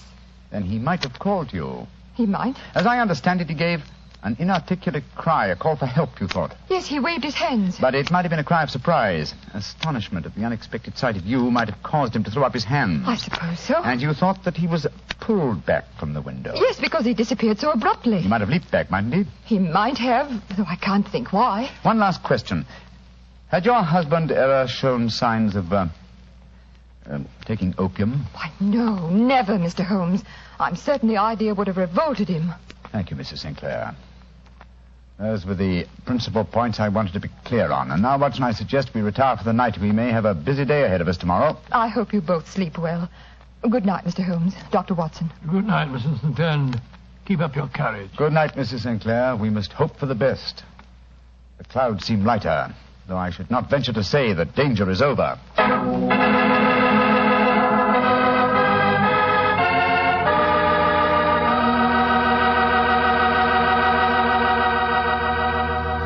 You'll hear the rest of Dr. Watson's story in just a second. So I'm just going to remind you that when you buy Petri California Sherry, you have a choice of two kinds of sherry. You can choose Petri regular sherry, or if you prefer your sherry dry, not sweet, ask for Petri Pale Dry Sherry. They're both fine wines. And if you don't know which you'd prefer, don't buy one, buy two. Buy them both and try them both. And remember this. Petri Sherry is the perfect all-round, all-occasion wine. It's good before dinner, after dinner, at cocktail time, and any time. Just be sure you get Petri. Petri Sherry. Well, Dr. Watson, you and the great Sherlock Holmes certainly deserved a good night's rest. Did you get it? I did, Mr. Bartell, but Holmes made no attempt to sleep. As soon as we retired upstairs, he donned a blue silk dressing gown and then wandered about the room collecting pillows from his bed and cushions from the sofa and the armchairs. With these, he constructed a sort of eastern divan on which he perched himself cross-legged with an ounce of shag tobacco and a box of matches laid out in front of him. He was all set for a session of thinking, I guess, huh? Yes, my boy. In the dim light of the lamp, I saw him sitting there, an old briar pipe clenched in his teeth, his eyes fixed vacantly on a corner of the ceiling, the blue smoke curling up from him, silent, motionless. So he sat as I dropped off to sleep, and so he sat when I wakened in the morning to find the summer sun shining into the room. The pipe was still between his lips, the smoke still curled upward, and the room was full of a dense tobacco haze. But nothing remained of the heap of shag which I had seen on the previous night. Watson? Awake, Watson? What time is it? 20 minutes past 4. Lord Holmes, you haven't been to bed. True, old chap, I had to think. I couldn't allow my brain the luxury of sleeping. You game for a morning drive? Yes, certainly. I'll get dressed. Good. No one's stirring yet, but I know where the stable boy sleeps. I'll have the horse and the trap out in no time at all. Oh, where are we going? To prison. To visit Hugh Boone, the man with the twisted lip. Holmes, you're unusually excited. What's on your mind? I want to test a little theory. I think, Watson, that you are now standing in the presence of one of the most absolute fools in Europe. I deserve to be kicked from here to Charing Cross, but I think I have the key to the affair now. Oh, where is it? In the bathroom. What? You're joking, Holmes. No, I've just been there and removed it. It's in my coat pocket now. Hurry and get dressed, old chap. And we'll drive over to the prison and see whether my key fits the lock.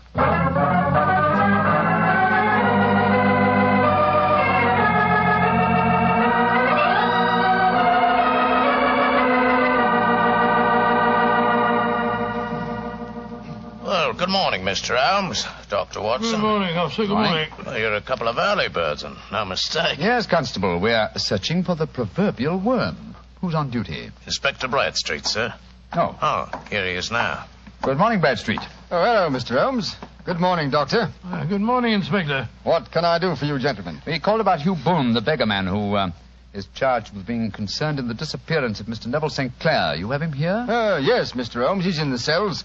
I'll take you to him. Follow me, will you, gentlemen? Thank you. Well, what kind of a prisoner has he been, Inspector? Oh, he hasn't given us any trouble, but he's a dirty devil. It's as much as we can do to make him wash his hands. His face is as black as a tinker's. So he has an aversion to washing, has he? Yes, Mr. Holmes. Well, once his case has been settled, he'll have a regular prison bath, and when you see him, I think you'll agree with me that he needs it. Well, here we are. This is his cell. He's still asleep. Good Lord, what a filthy, repulsive-looking fellow. Yes, he's a beauty, isn't he? Want to go in, Mr. Holmes? Please, Inspector. Oh.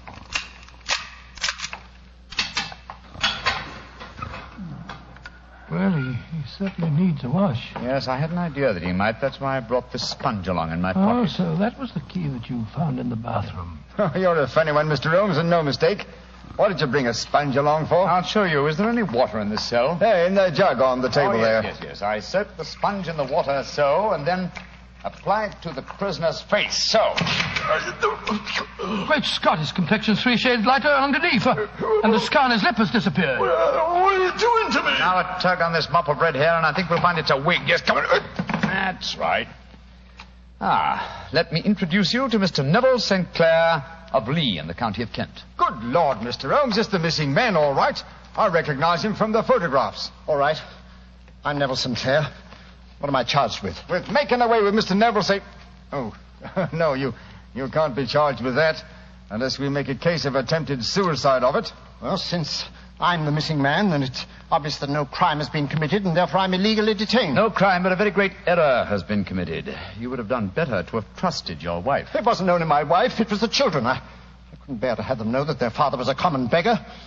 Now you've exposed me. What can I do? Well, if you leave it to a court of law to clear this matter up, sir, you can hardly avoid newspaper publicity. But if you're perfectly honest with us now, I'm sure that the inspector and Mr. Holmes won't be too hard on you. No, Mr. St. Clair. Inspector Bradstreet will, I'm sure, make notes on the information that you give us and submit them to the proper authorities. But now, sir, your story, please. Why have you been posing as Hugh Boone, a crippled beggar with a twisted lip?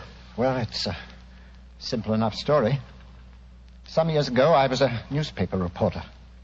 One day, my editor wanted an article on begging in the London metropolis. I suppose you thought the best way to get your facts was to disguise yourself as a beggar. Yes, I'd been an actor in my youth, and it wasn't hard for me to adopt a convincing disguise.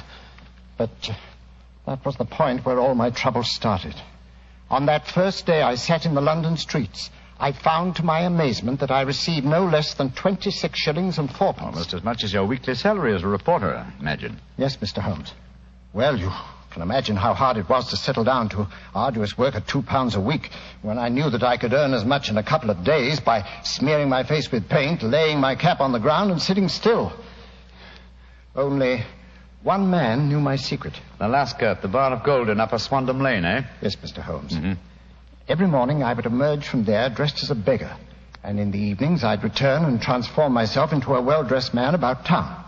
The fellow was well paid for his rooms, and well, I knew that my secret was safe in his possession. And when you got married, you couldn't bring yourself to confide in your wife, I suppose. No, I couldn't. My wife knew that I had a business in the city. She little knew what. When you saw your wife from the window last Monday, you quickly changed back into the character of the beggar, I suppose. Yes, Mr. Holmes. Of course.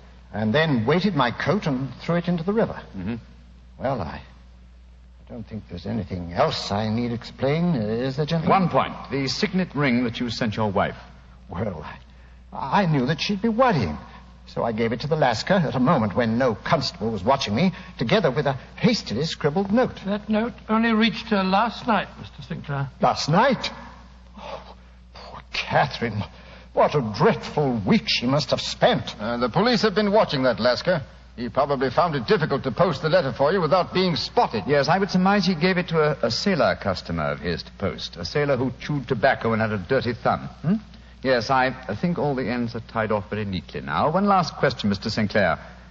Have you ever been prosecuted for begging? Oh, many times, but what was a fine to me? It's got to stop here and now, Mr. Sinclair. And if the police had asked this thing up, there must be no more of you, Boone, the beggar. I swear it. And you must tell your wife the truth at once. If you'd done that a long time ago, you'd have saved both of yourselves a very great deal of misery, sir. I shall tell her everything. Well, Mr. Holmes, we're very much obliged to you for having cleared this matter up. I wish I knew how you reached your results, though. Well, in this case, my dear Inspector, I reached them by sitting upon 5 pillows and consuming an ounce of shag tobacco. I only wish that all my problems might be solved so comfortably.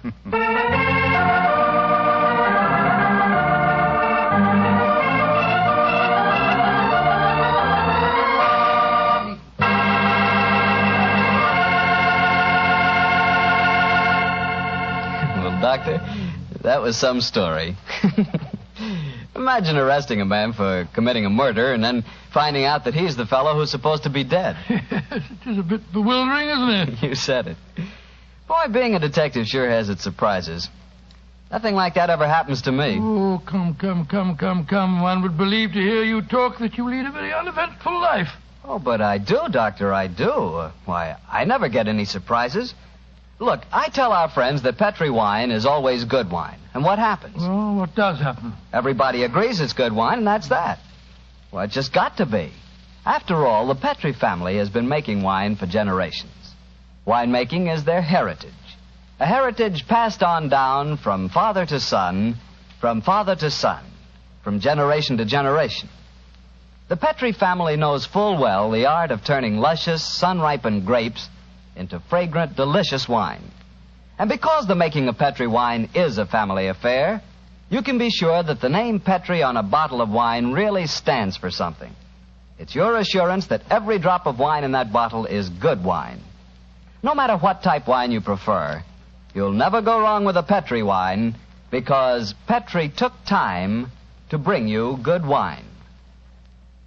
Well, Dr. Watson, what new Sherlock Holmes adventure are you planning to tell us next week? Well, now let me see. Next week, Mr. Bartell, I'm going to tell you a weird story of violence and of sudden death that struck without warning. I call it the strange adventure of the uneasy easy chair.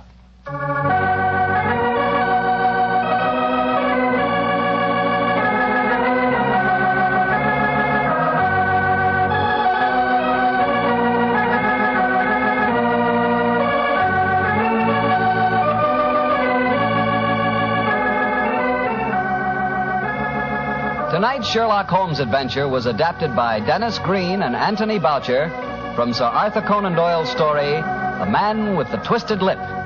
Music is by Dean Fossler. Mr. Rathbone appears through the courtesy of Metro-Goldwyn-Mayer, and Mr. Bruce through the courtesy of Universal Pictures, where they are now starring in the Sherlock Holmes series.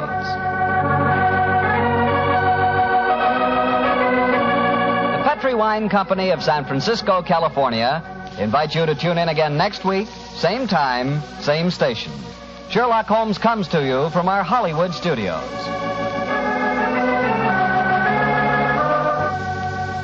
This is Harry Bartell saying goodnight for the Petrie family. This is Harry Bartell saying goodnight for the Petrie family. This is Harry Bartell saying goodnight for the Petrie family. This is Harry Bartell saying goodnight for the Petrie Wine brings you Basil Rathbone and the New Adventures of Sherlock Holmes.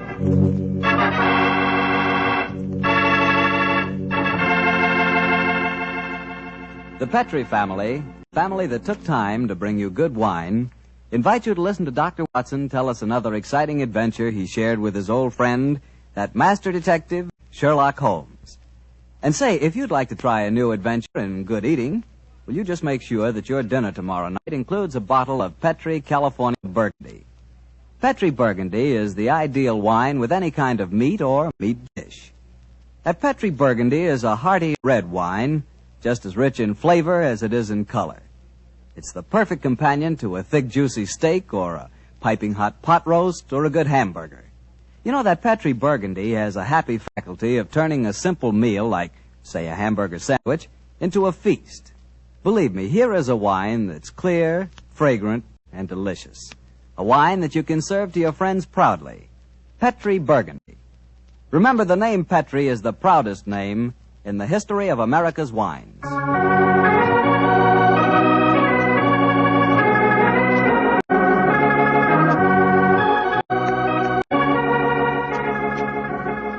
And now let's join our good friend, Dr. Watson. I'm out here on the patio, Mr. Bartell. Well, I see you're making the most of a wonderful evening, Doctor.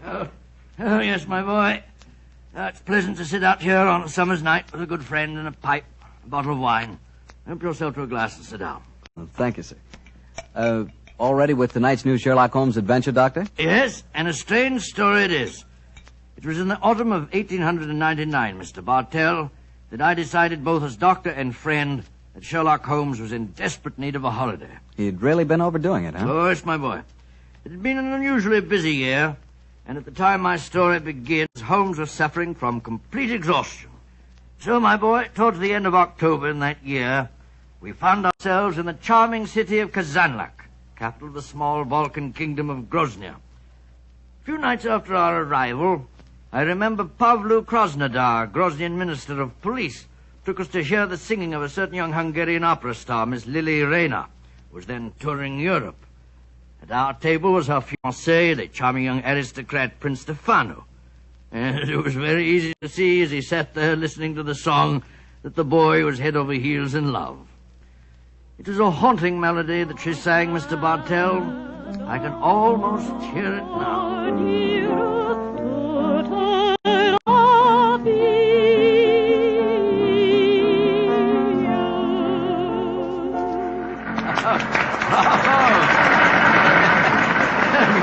You're a very lucky man, Prince Stefano. Your fiancée's voice matches her beauty. Oh, yes, Dr. Watson. I consider myself the most fortunate man in Grozny. She has a magnificent voice, the finest singing I can recall since... Since when, Mr. Holmes? I was thinking of a prima donna of the Warsaw Opera who attained considerable success in London. Miss Irene Adler. Oh, by George, yes. She was a criminal, one of the few that outwitted you, Holmes. Oh, that was a case that would have interested you, Mr. Krasnodar. I'm familiar with it, my dear doctor. You are unusually solemn tonight, Krasnodar. Have a glass of wine, and I will bring Lily to our table, and we will toast our happiness. I'm afraid I cannot drink to that toast, Prince Stefano. Why not? Oh, I know why. You, the notorious lady killer of Grozny, are jealous. You're in love with Lily yourself. Prince Stefano, I have sad news for you. I have come here tonight, but for one purpose. To arrest your fiancée. You're joking. It is far from a joke. At my ministry, we have evidence, conclusive evidence, that Miss Lily Rayner is a spy. Spy? Good Lord. And the penalty for spying in Grozny? That, my friend, is why I would drink no toast. In Grozny, the penalty for espionage is death.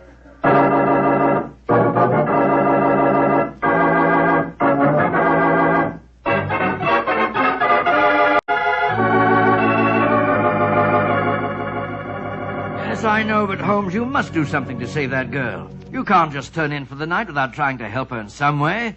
They might shoot her in the morning. Krasnodar's no fool. Since he's made the arrest, obviously he has a watertight case against the girl. I suppose so.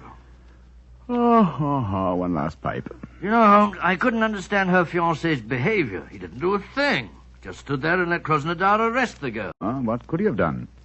Krasnodar is commissioner of police. There was no point in arguing with him until the evidence had been examined. I imagine the prince will try and pull some political strings. After all, Grozny... Come in. Who's this now? Oh, you wish to speak to me? Mr. Sherlock Holmes, I've come to talk to you about my baby. My name is Martha Greggett. Your baby? Mr. Holmes doesn't... Oh, my baby, she is 20 years old, and she is flaxen-haired and beautiful. Oh, that's an entirely different matter. We'll be delighted to help you, delighted. Sit down, won't you? On whose behalf have you come to me? Poor Lily Rayner. Lily Rayner? Well, that's the girl who's arrested tonight. I am only her dresser. And yet I'm Martha Greggett. I'm her mother and father. I have toured Europe with her ever since she left Vienna. She sent you to me tonight, I suppose. Yes, Mr. Holmes. She said you would understand. What does she mean by that, I wonder? She said that Mr. Holmes would take care that a talent like hers should not perish, just because she had broken a few laws. In other words, she wishes me to establish her innocence in the same breath as she confesses her guilt. I'm afraid I don't take that sort of plant. Good night to you.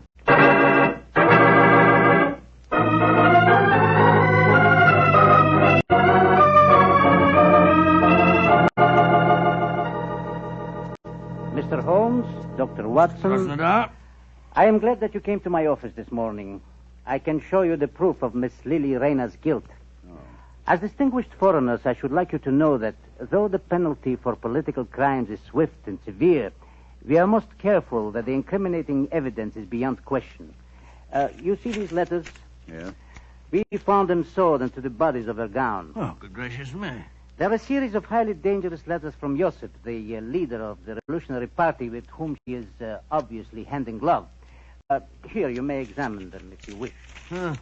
Say, it looks like Greek to me. My knowledge of the Groznian language is far from perfect, but these letters certainly seem to incriminate their owner beyond doubt. You will observe that the letters have followed her to each of the cities in which she has been singing. All of them ask questions as to the military garrisons and the chances of a successful revolution.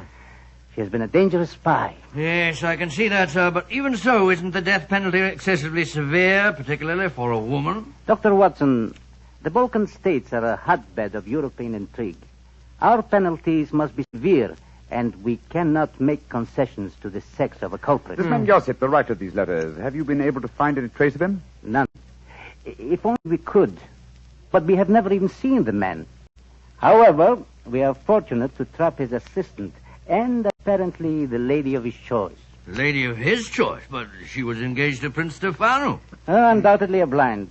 In her home, we found an unsigned love letter in English. It was in the same handwriting as these letters from Joseph. Are you satisfied, Watson? Well, I suppose. Obviously she's guilty. Well, there's no place for me in this affair, particularly when you consider that she made a virtual confession in sending her dresser to me last night. I suppose you're right, but just the same. If you want to trap this man Josip, I should think you'd be wiser to hold the girl as a hostage. It might bring him on the scene if he's afraid she'll talk. If you hang her, you'll never find him. Dr. Watson, in my country we found that prompt justice gets the best results.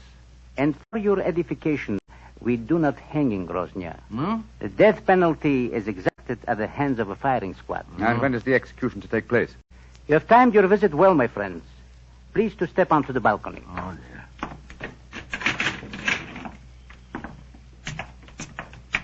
I think that answers your question, Mr. Holmes. Great Scott. Against the wall, blindfolded, with a firing squad before her. It's Lily Rayner. Groznian justice indeed moves swiftly, Mr. Krasnodar. It has to, my friend. Capitano! Hospritov? Great heaven, I can't watch this. I don't care what she's done. I don't want to see it. Up! Two! First! Up! She's crumbled to the ground. Poor little thing. What an artist. Hard to see a woman executed even if she is a spy. May all traitors to Grozny die as swiftly. But what a loss. Her beautiful voice. Yes, her beautiful voice. Shall we go in, gentlemen?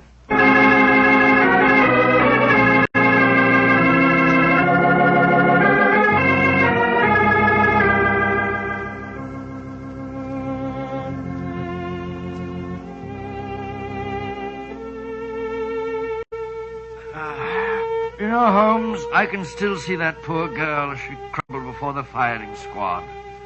So can I, old chap. That's her song you're playing, isn't it? Yes. The melody still haunts me.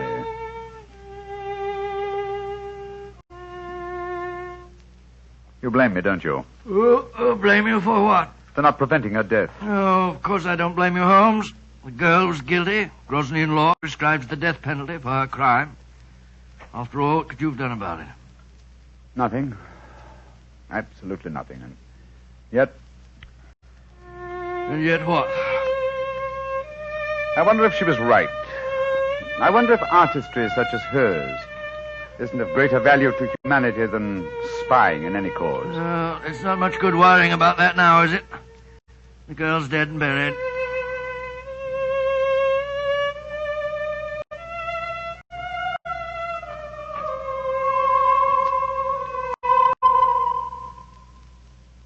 Watson. What's the matter, Holmes? Did you hear that? I hear what? I can swear that I heard the dead girl's voice. She was singing a song to my accompaniment. Oh, dear. Your nurse must be in a very bad state, Holmes. Hearing voices indeed. You'd better turn in for the night. Perhaps. It's well, it may be more my conscience than my nerves. I'll give you a sleeping draught if you like. No, my dear Chapita. I'm all right. It's funny, though. I could have sworn that... Oh, well. Play some more of that tune, will you, Holmes?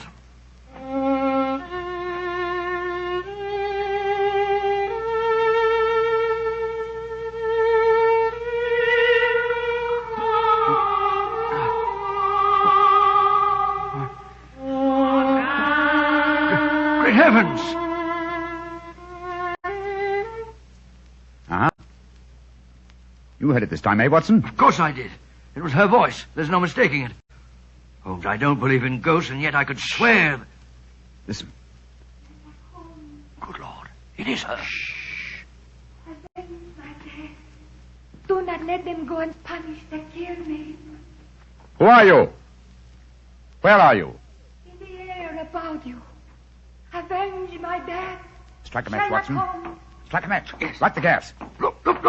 There in the moonlight, moving past the window. It's the figure of that girl that was shot to death. A match, Watson. I'll guard the door. There. Gas is lighted. She's vanished, Holmes. And not by means of this door. We're standing in front of it. And there's no other exit from the room. Holmes, I don't like this. We're dabbling in the supernatural. Stop trembling, Watson. Whatever the explanation for this may be, one thing at least I find quite fascinating. And what's that? It's the first time in my career that I've ever had a ghost for a client.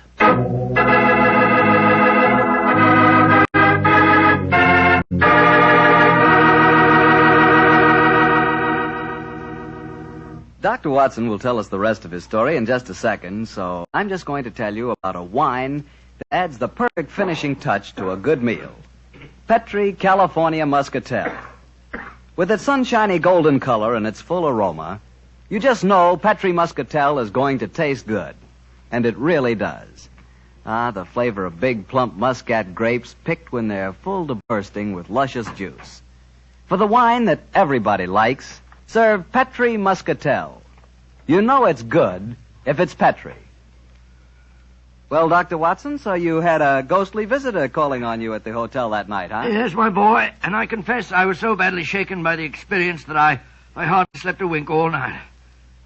Well, the next morning, after an early breakfast, Holmes and I located the proprietor of our hotel and began to question him as to the history of the building. I've admired the architecture of this building ever since we came here. A house of this period would undoubtedly have been built with secret passages and staircases. I confess that I know of one secret staircase there. There may well be others. Indeed, and where's the one you know of? You wish to explore it, gentlemen? Oh, very much. My friend and I are most interested in such things. Follow me, please. These stairs lead to our wine cellars. Thousands of feet have tramped up and down these steps. Only a select few know that behind this tapestry here... behind this tapestry, gentlemen, is apparently a solid wall. But the wall is not solid. You have a match, perhaps? Oh, yes, of course. Here you are. We keep a candle here in this niche for just such an occasion as this. So, please hold back tapestry, sir. Oh, I've got it. Thank you. Now, let me see. 1, 2, 3, 4. The fourth brick up from the stair. I press it so, and... Look, Holmes. Great Scott, a section of the wall swinging up. It's closing a stairway behind it. Ingenious. There, gentlemen. Allow me to give you the candle. But aren't you going to lead the way? No, sir. I'm not going to lead the way, thank you. I have owned this hotel for 32 years, and yet I have never explored this stairway. Why, sir? Is it reputed to be haunted? Yes, it is supposed to be haunted. The candle, gentlemen. Thank you. Yes, I'm much obliged to you. Come on, Watson. I shall wait here. I don't think I care for this, Holmes. Frightfully dark in here. Damp and mouldy, too. Look, Watson. Look here. Where? This landing. Landing? Nothing but dust and cobwebs. Closer, old chap. There's the faint imprint of a woman's heel here. Oh, by George, yes. Shoes that have gone both up and down these stairs in the last 24 hours. Exactly. And there's a reverse print over here. This, my dear chap, I think accounts for the appearance and disappearance of our visitor last night. Yes, but Holmes, it was the singer, Lily Rayner. Yet we saw her shot yesterday morning. Rubbish, Watson, rubbish. What have we to do with walking corpses? Come on, old fellow. Let's see where this stairway leads us to. I know, but then what did we see if we didn't see a ghost last night? That, my dear chap, is what we have to find out. Wait a minute. Staircase ends here. That's strange. Yes, against a blank wall. That doesn't make sense. And yet the entrance to this stairway was an apparent blank wall, too, remember? Let's see if the same formula will do the same trick here. What was it? Oh, yes. 1, 2, 3, 4. 4 bricks up from the step. I press so and... Open sesame! The wall swinging back again. What do we see? Another tapestry. A tapestry that seems very familiar. Well, I should say so. This hidden door leads into your very own bedroom. Exactly, my dear chap. Now we know beyond doubt how the apparent ghost made her appearance last night. Don't you suppose it must have been someone impersonating the dead girl? That, my dear fellow, is a question that can only be answered by calling on her fiancé, Prince Stefano. Let's go over and see him at once, shall we?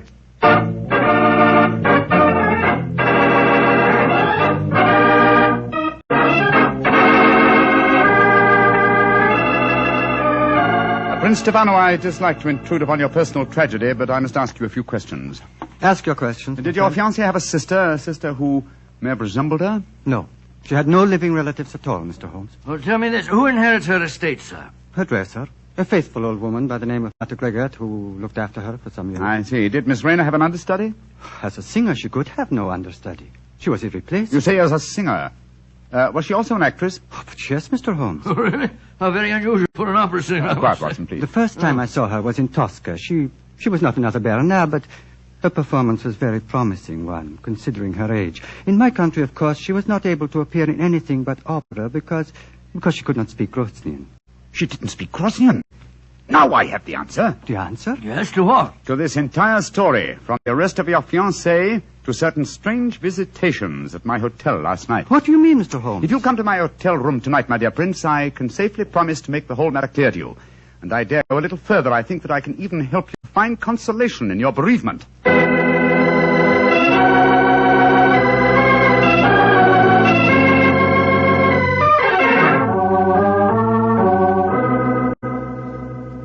Ladies and gentlemen, I can see that you wonder why Dr. Watson and I have asked you to come here to our hotel tonight. As Minister of Police, I should be stupid if I did not realize that since your other two guests are the Prince Stefano and Martha Greggett, the dead girl's dresser, that this meeting has some bearing on the execution of Miss Lily Rayner. I should prefer to say her murder. Ladies and gentlemen, if you please, I should like to make my own position in this matter quite clear. 2 nights ago, you, Martha, came to me on behalf of Miss Lily Rayner to solicit my aid. I, convinced that she was guilty, refused that aid. Yesterday morning, she died before a firing squad. Last night, her ghost appeared to me here in this room and asked me to avenge her death. Her ghost? What nonsense are you talking? It would be no surprise to me if her poor murdered soul came back from the grave to ask for justice, sir. I saw her, my good woman, almost as clearly as I see you all now. I agree with Krasnodar. To talk of ghosts is beyond belief. Please let me finish. When I had this visitation last night, I decided to investigate the case thoroughly. I did so today, and I can assure you that Miss Rayner paid for a crime she did not commit. What grounds do you have for saying that, Mr. Holmes? The letters that were supposedly written to her were in the Grosnian language, and yet today Prince Stefano informed me that she could not appear in the theater here because she did not speak the language. But those letters were sewed into her bodice, Holmes. That's true, my dear fellow. And who was the only person who had the opportunity to do that? The same person who came to me 2 nights ago and succeeded in convincing me that Miss Rayner was guilty, her own dresser and supposed friend. Are you suggesting that I'm suggesting that you inherited her estate on her death, and that you would have lost that inheritance if she had married and had a family of her own. What do you have to say in answer to that, Martha? That I am among madmen. This talk of ghosts proves it. Very well, then. Let the ghosts support my theories. Hand me the violin, will you, Watson, old fellow? Oh, yes, of course. Thank you. Now, turn down the gas light. Right you are. That's it. And listen.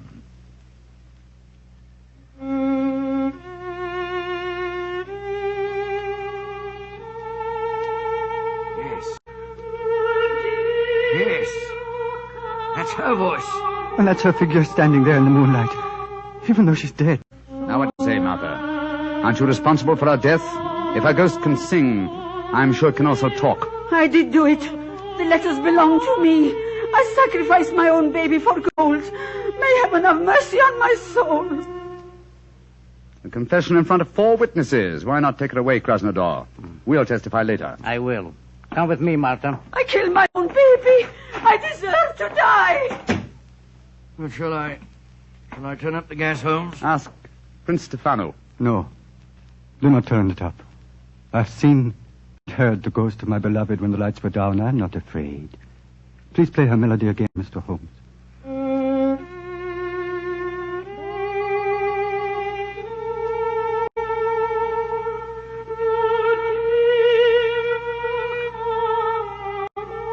Aren't you afraid, Prince Stefano? Why should I be afraid? Lily, my beloved, your spirit I know can be no evil one. I love it. I love you living. The pleasure of love lasts but an instant. Love's regrets last for a lifetime. This is now my lifetime, brightened by your gracious ghost. I'm sure this is a very touching scene, but it's getting dreadfully maudlin. All right, Miss Rayner. You may come from behind the tapestry now. Watson, old chap, turn up the gaslight. There's a good fellow. Right you are, Holmes. Prince Stefano, permit me to reintroduce you to your far from ghostly fiancée, Miss Lily Rayner. Lily, my beloved, you're not dead. No, I am not dead. Though I cannot see how Sherlock Holmes fathomed my secret. And there, my dear young lady, you're in exactly the same boat as I am. Surely the answer is obvious. You gave me the key yourself, Prince Stefano. I did, but how, Mr. Holmes? When you informed me that Miss Rayner had once played the title role in Tosca. Tosca? What's that got to do with anything? Consider Holmes? the plot, Watson. A minister of police who is very susceptible to a lady's charms arranges a false execution. Knowing Mr. Krasnodar's weakness, Miss Rayner, you prevailed upon him to do likewise. Huh. Well, then the whole execution was a piece of pantomime. The rifles must have contained blanks. That's right, old fellow. And what should have heightened my suspicion, Miss Rayner, was the fact that at the moment of your apparent death, Mr. Krasnodar quoted a line from Tosca. He said, "What an artist." I was not perceptive enough at the time to evaluate the remark correctly, I'm afraid. When the simulated execution took place, you were free, but assumed dead. But why should I indulge in such a trick, Mr. Holmes? You reasoned that had you come to me directly, I might easily have turned you over as a fugitive from justice. And when you decided to dramatize the situation and appear last night as an apparent ghost, you knew it would, well, at the very least, stimulate my curiosity. It would cause me to investigate the matter and possibly to learn the truth and clear you from suspicion. Well, yes, but Holmes, if she's innocent, how about the love letter in English, which was in the handwriting of Josip, the revolutionary leader? Well, I can see only one explanation for that. You, Prince Stefano, are that mysterious revolutionary Josip. Stefano? Oh, no, that is not possible. Mr. Holmes, you're a visitor in my country. I do not suppose you will be staying here much longer. Stefano, all these months you deceived me. Silence, Lily. Gentlemen, I hope for your own sake you will not be staying here much longer. Oh. I've been threatened by far more imposing adversaries than you, Prince Stefano. I suggest that you leave my room. It's none of my business dabbling in Grosnian political affairs. Your secret is safe. In any case, I came to Grosnia for a holiday. Goodbye. Goodbye, Mr. Holmes. On my soul, Holmes, If we were in London, you wouldn't behave in this offhand way. But we're in Grosvenor, old chap, aren't we? Hand me the violin, will you? All right, here you are. Thanks. You know, Watson, I've only had professional dealings with 2 singers in my life. The first was Irene Adler, and she fooled me, oh, so cleverly. And this singer tried to fool you and failed dismally. Seems to me the score's about even. No, old chap, no. This one was an amateur. Irene Adler will always be the woman. Well, I think that's enough excitement for one day, don't you? After all, I am supposed to be taking a holiday.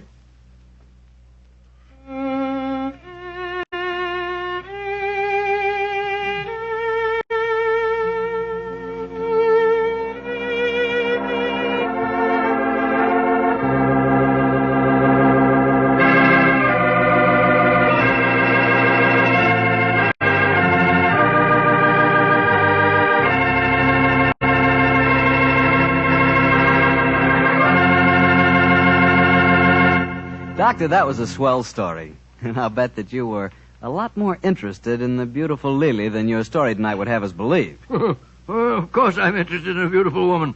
But then what man isn't? Check. But don't worry about me, Mr. Bartell. You know, being a family man, I just naturally associate a beautiful woman and home. And that makes me think of hospitality. Well, what do you mean by that?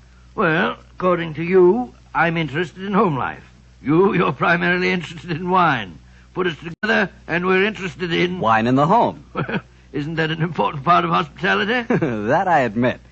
But remember, my interest in wine is entirely an interest in good wine. In Petri wine, to be exact. Because I know all about Petri wine. I know that the Petri family has been making wine for generations. With the Petri family, the growing of perfect sun-ripened grapes and the art of turning those grapes into fragrant, delicious wine is a heritage. It's a heritage handed down from father to son, from father to son. The skills of those generations of winemaking are evident in every drop of Petri wine. The name Petri on the bottle of wine is more than a trademark. It's the personal assurance of the Petri family that Petri wine is always good wine. But you'll discover that for yourself. You'll learn that no matter what type wine you prefer, you'll like it better when it's a Petri wine. Because Petri took time to bring you good wine. Well, Dr. Watson, what new Sherlock Holmes adventure do you have lined up for us next week? Next week, Mr. Bartell, I'm going to tell you a most unusual story. Sherlock Holmes crossed swords with a famous Frenchman and proved that although the English have been called a nation of shopkeepers, that a murder did not always prove to be a good bargain.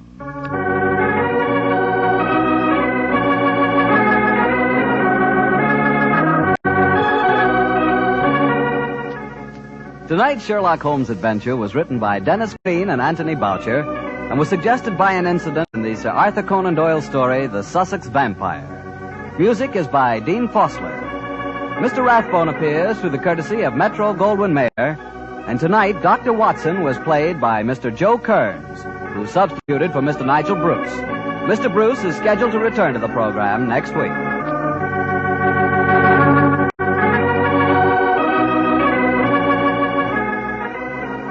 The Petri Wine Company of San Francisco, California, invites you to tune in again next week, same time, same station. Sherlock Holmes comes to you from our Hollywood studios. This is Harry Bartell saying goodnight for the Petri family. For a solid hour of exciting mystery dramas, listen every Monday on most of these same stations at 8 o'clock to Michael Shayne, followed immediately by Sherlock Holmes. This is the Mutual Broadcasting System. This is the Mutual Broadcasting System. This is the Mutual Broadcasting System. This is the Mutual Broadcasting System. This is the Mutual Broadcasting System. This is the Mutual Broadcasting System.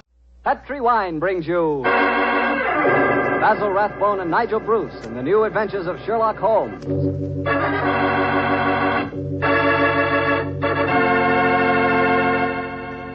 The Petri family, the family that took time to bring you good wine, invites you to listen to Dr. Watson tell us another exciting adventure he shared with his old friend, that master detective, Sherlock Holmes. And I want to ask you something. You know, every now and then I've told you about the good old American custom of serving a glass of sherry before dinner, particularly Petri California sherry. And I wonder if you've tried that Petri sherry. Really, a glass of Petri sherry is the best beginning a good meal ever had. Petri sherry is clear, fragrant, and truly delicious. It's a wonderful wine whose flavor is the essence of luscious, sun-ripened grapes. And Petri makes two kinds of sherry wine, a regular sherry and Petri Pale Dry. If you don't know which you prefer, try them both. Don't buy one, buy two. But remember, always buy Petri, because Petri wine is always good wine.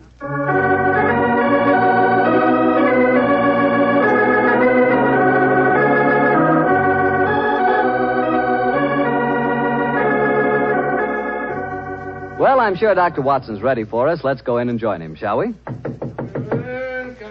in. Good evening, Mr. Basil. Good evening, Doctor. Quiet, Willie. Quiet, Monty. Lie down. The dogs seem very pleased with themselves tonight. Did they have a good day? Yes, the three of us did, my boy. Go on, run off out in the patio. I took a 7-iron and some old golf balls on the beach this afternoon. I improved my game, I think, and the dogs had a great time chasing the golf balls. On the way home, the little rascals had a furious battle with an elderly pelican, so their day was complete. I'll have to join you on one of your afternoon strolls, Doctor. You and the dog seem to have so much fun. Oh, I'll be glad of your company, Mr. Bartell. Well, draw up your usual chair, and I'll get on with tonight's Sherlock Holmes adventure. From the hint you gave us last week, I guess a Frenchman played a prominent part in the story? Yes, indeed he did, Mr. Bartell. His name was Francois Lavillard, and he was a detective of some note in his own country. The time my story begins, it was in 1889, to be exact. Lavillard had come over to London to discuss with Holmes the difficulties of translating some of his monographs into the French language. At this particular time, I was in the early days of my marriage, Mr. Bartell, and this fact, combined with a busy practice, meant that I saw very little of my old friend. He must have missed you, Doctor. Oh, he did. Well, of course, he'd never admit the fact, but to get on with my story. One cloudless June afternoon, I found myself in the neighborhood of Baker Street, and I couldn't resist paying a visit to Holmes. Mrs. Hudson was out, but having retained my old latchkey, I let myself in and mounted the familiar stairs.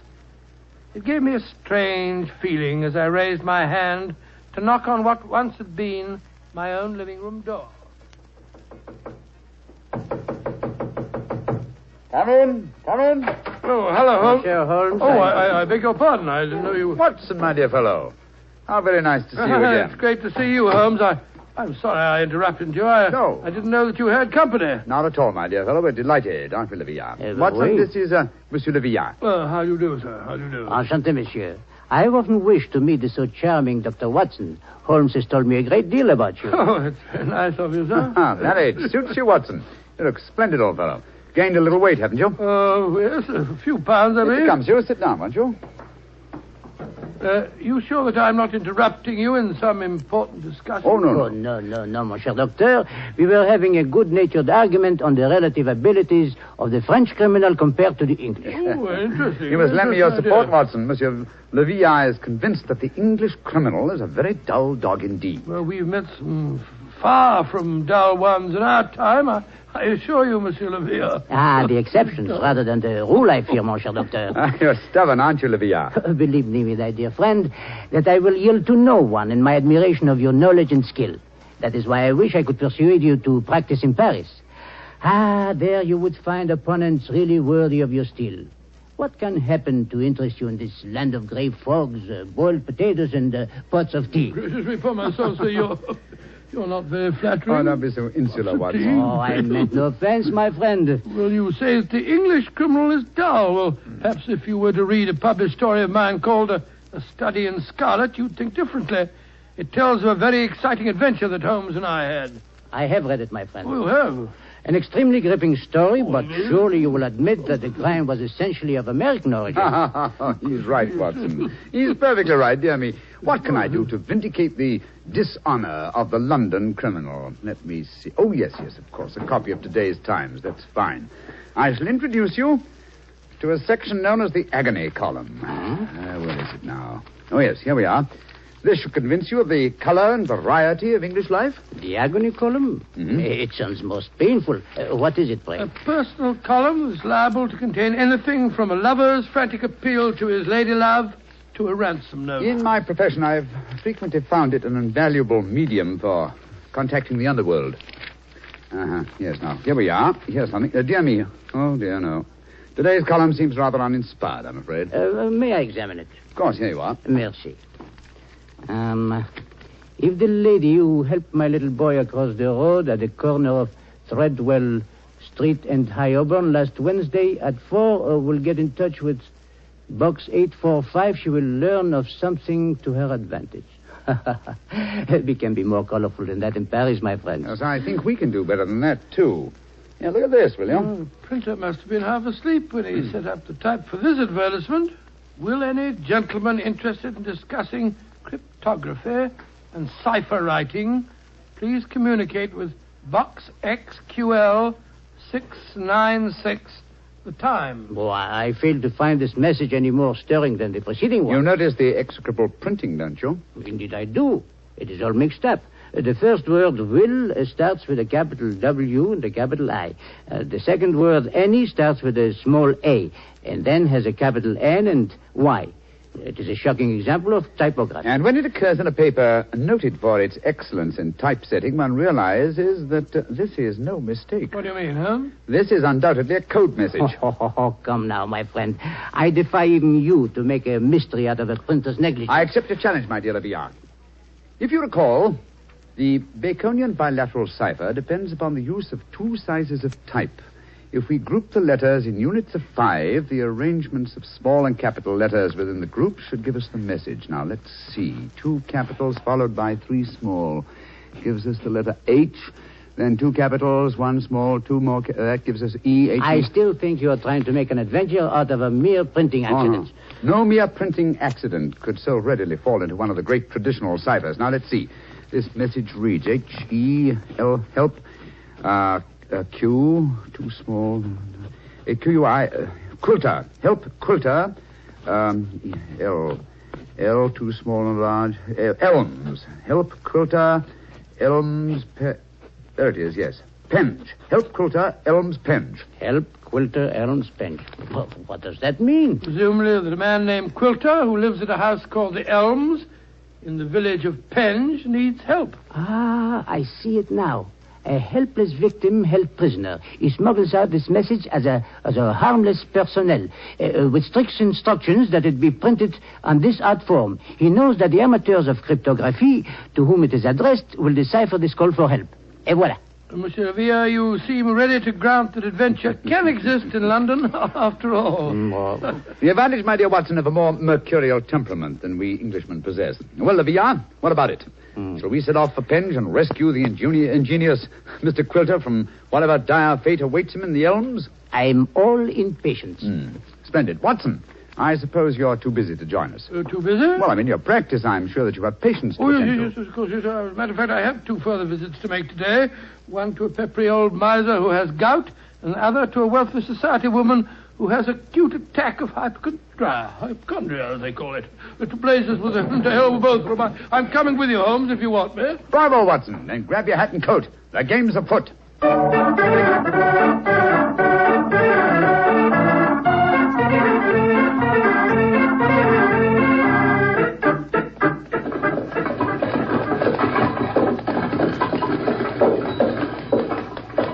Here you are, gents. The Helms Penge. Nice afternoon for a drive, wasn't it? Afraid it'll cost you 15 bob, though. There's a sovereign for you. You can keep the change. Blimey, thank you, Governor. Top of the evening to you, gents.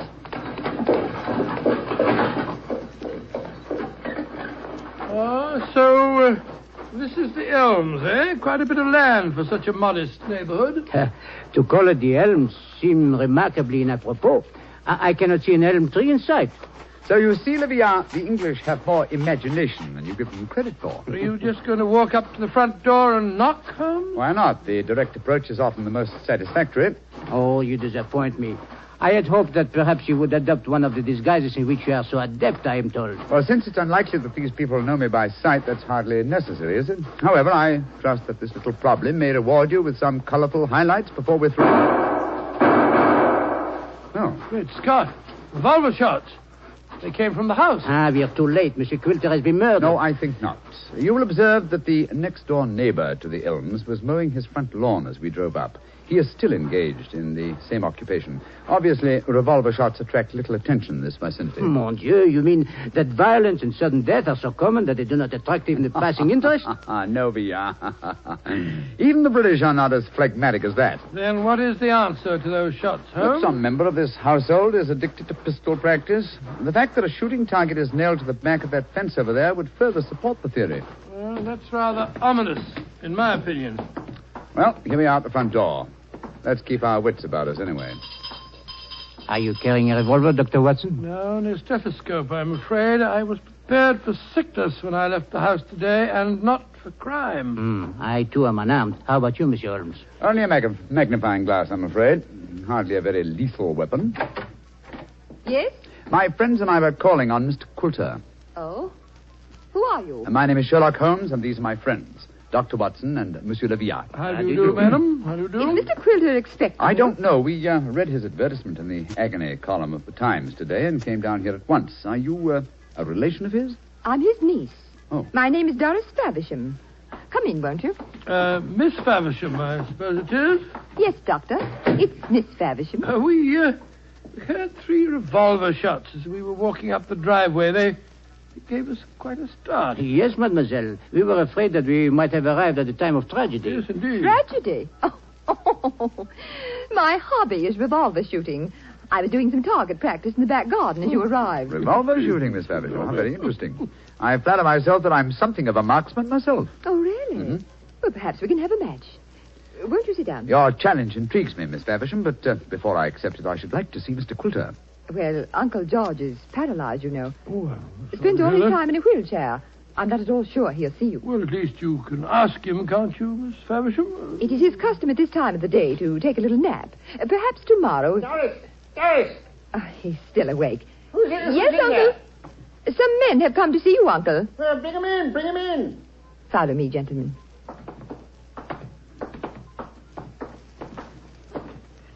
Uncle, this is Mr. Sherlock Holmes, Dr. Watson, and Monsieur Leviat. And Monsieur Leviat. How do you do, sir? How do you do? Sherlock Holmes, eh?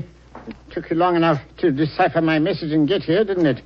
Your brother's a much faster worker, isn't he? Oh, what makes you say that, Mr. Quilter? Received this telegram from him at 11 o'clock this morning. Read it for yourself.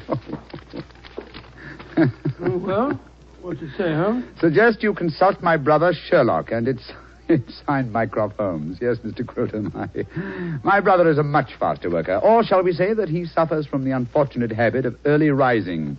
He undoubtedly read the agony column 3 hours before I did today. Don't know about that, but I've been expecting you all day. I imagine you know why I inserted that advertisement. Well, I had the impression that you were under some form of restraint, that you were in need of a rescue party, as it were. Rubbish. My advertisement was a piece of subtle bait. The only person that could decipher the message would obviously be someone who knew the Baconian cipher. Very logical deduction, Mr. Quilter. You see, I'm convinced, as any sensible man should be, that the so-called Shakespearean plays were written by Sir Francis Bacon. Oh, I see. But I felt that it needed a clever man to prove the fact. Mm-hmm. I was sure that anyone who was able to decipher my message was the man I needed. And what will it take, Mr. Holmes, to do the job? I'm a rich man. Name your fee. You mean to say that you inveigled Mr. Holmes down here just to do some research on the origin of Shakespeare's work? Oh, you needn't look so shocked, Dr. Watson. My uncle has offered to pay him a handsome fee. Well, what do you say, Mr. Sherlock Holmes? It's an interesting subject for research. I'll concede that Ignatius Donnelly and others have proved almost beyond doubt that William Shakespeare of Stratford-on-Avon did not write the plays, but I greatly doubt that Lord Bacon did. I may devote my leisure and later years to some investigation on the subject, but in the meanwhile, Mr. Quilter, I'm afraid I'm much too busy to undertake such an assignment. Please yourself. Show the gentleman out, Doris. Goodbye, sir. Good day, sir. Too bad you had this long drive down here for nothing, Yes, gentlemen. I'm afraid I quite agree on it. It would seem to me that your uncle has a distinct talent for practical joking, mademoiselle. Uncle? Oh, Uncle never made a joke in his life. Mr. Holmes, now that you're here, perhaps you'd like to indulge in a little shooting match. Thank you, Miss Faversham, but as I told your uncle, I'm a busy man. Good evening to you. Goodbye, gentlemen. Goodbye. Holmes, old fellow, you're losing your touch. You'd never made a blunder like this if I'd still been with you. It is comforting for an aspiring detective like myself to know that the great Sherlock Holmes is fallible. Yes, Then am I to assume that I must continue the case alone? What do you mean, continue the case? There isn't one. Quilter's in no danger. He's in desperate danger. What? I'm only afraid I may be too late to save him. But we have just spoken to the man. Oh, no. Did neither of you notice the traces of fresh loam on the boots of that supposedly paralyzed man? Gentlemen, I fear the agony column has led us to murder.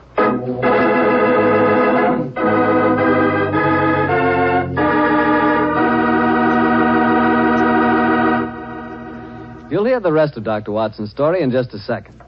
Time enough for me to mention that any meal is a better meal when it's served with a Petri dinner wine. If you're having chicken or fish, use Petri California Sauterne. Petri Sauterne is a subtle, delicately flavored white wine that looks and tastes like captured sunshine.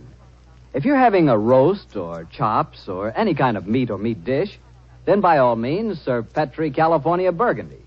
Petri Burgundy is a hearty, full-flavored red wine. One of the most delicious red wines you ever poured from a bottle. Why not get a bottle of each? Petri Burgundy and Petri Sauterne. Then, no matter what you have for dinner, you'll surely have the right wine, a Petri wine. Well, Doctor, why did you have to break off your story there? Well, I had to break it off somewhere, Mr. Bartell, and that seemed to be the most exciting spot. It certainly was. I was convinced that the great Sherlock Holmes had been fooled for once. What happened next? Well, my boy, needless to remark, we did not get into a cab and go back to London, but let me pick up the story at the same place that I broke it off. As Holmes said... Gentlemen, I fear the agony column has led us to murder. Murder? There was fresh earth on the soles of his boots, you say? Distinct traces, proving that the man in the wheelchair was not paralyzed. And that man, whoever he is, was impersonating Quilter to put us off the track. And the real Quilter may have been killed, eh? I'm afraid so. Let's stop here for a moment, shall we, while we make our plans. This hedge will hide us from the house in case they're watching from the windows. Now, this isn't a hard picture to reconstruct. There undoubtedly is, or was, a paralyzed Baconian scholar named Quilter. He managed to smuggle out that ingenious plea for help, but Mycroft's unfortunate telegram gave the game away. Mm-hmm. I see it now. The people in there, holding him prisoner, forced him to reveal what he has done, eh? What they may have done to him, heaven alone knows. One of the criminals, guessing from the telegram that I might appear on the case, posed as the crippled Quilter. What's our next move, Holmes? Remember that singularly unattractive young lady skilled with a revolver? We must search the grounds as unobtrusively as we can. Search the grounds? For what? I can answer that question, Monsieur Docteur. We search for signs of the freshly turned earth of a grave.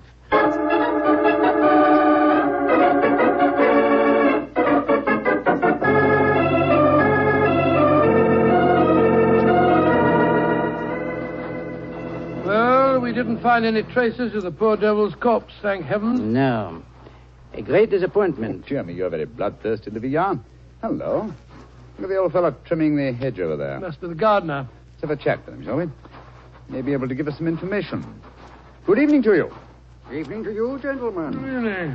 You work for Mr. Quilter? That I do, sir. That I do. Very fine work, too. I've seldom seen a better-kept garden. I thank you, sir. I do pride myself in my work. I wonder if you can help me. Be glad to if I can, sir. Did you see a telegraph boy deliver a message here this morning? That I did, sir. The boy came here about 10 o'clock this morning. I was a-clipping the front edge at the time. And you've been working here ever since? Yes, sir. Brought my lunch with me today and ate it in the garden. Has anyone entered or left the house since that telegram was delivered? No, sir. No one except yourself. I see. I suppose you occasionally run errands for Mr. Quilter? Not much these days, sir. The poor old gentleman keeps his chair in the house pretty much all the time, sir. I did run a message for him yesterday, though. Oh, you did? Where to? Well, sir, I was pruning the rose bushes under his study windows when the window opens and his hand comes out with a message. He told me to take it to the village office of the Times and to tell him to print it just the way it was. He looked kind of worried when he gave me the message, and he whispered to me, just as if he was afraid in his own house. I'm much obliged to you. Here's 5 shillings for your trouble. Oh, thank you, sir. Much obliged to you, I'm sure. Good evening. Good evening to you, gentlemen. Oh, so that's how the message was smuggled out. And no one has come to the house or left it since that telegram was delivered. Therefore, Coulter or his body must still be inside that house. We are going to search the house? Yes, we are. But we're not armed, and they certainly are. They probably won't even let us in. Yes, they will. We have an infallible key to entry, a woman's vanity. Come on.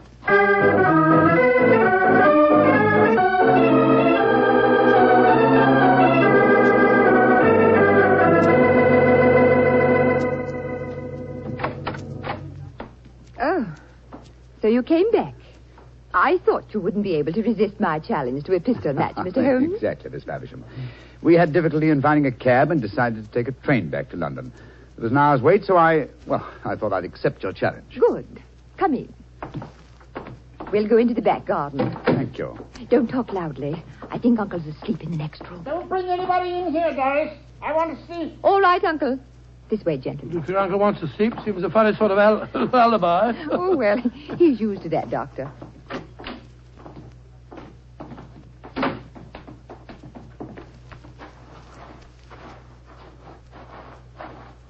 Here we are. This is the 50-yard range, Mr. Holmes. 3 shots. Best aggregate score wins. How much do you want to bet? You name the stake. Name the stakes, Miss Faversham. A sovereign? Certainly. You take the first 3 shots? Very well. I must just check that it's loaded. Yes, 6 bullets. All right, here I go.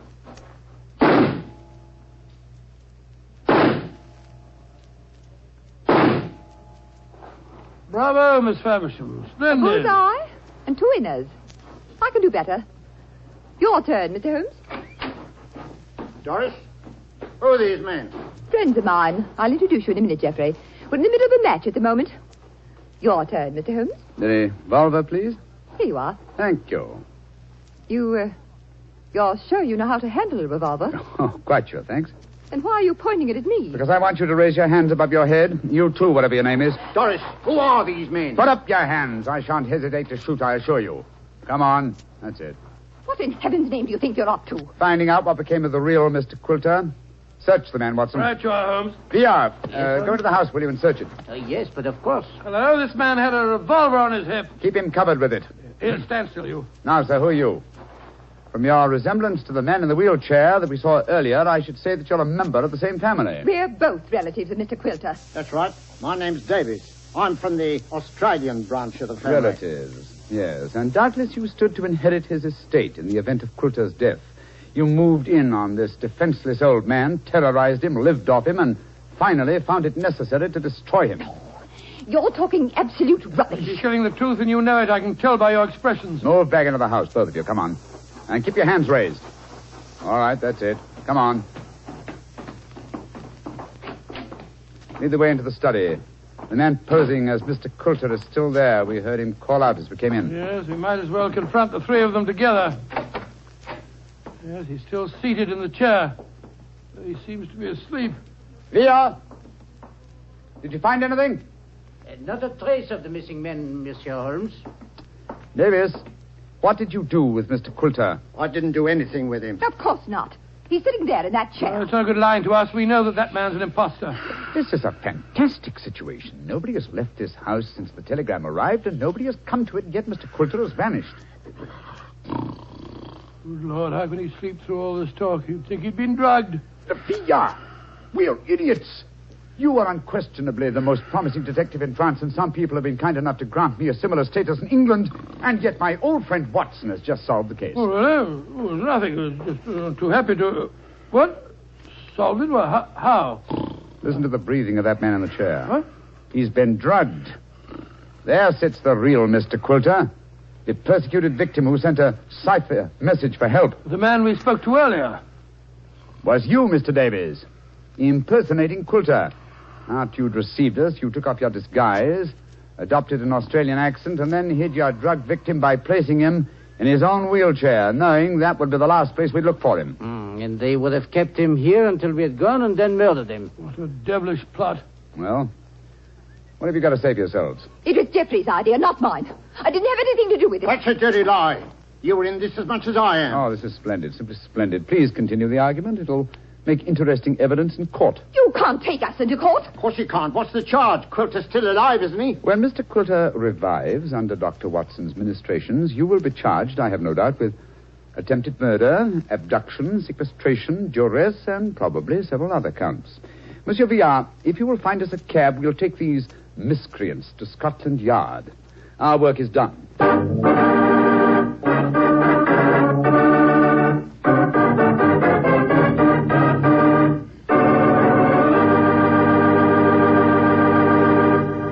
Well, Doctor, that was a fine story.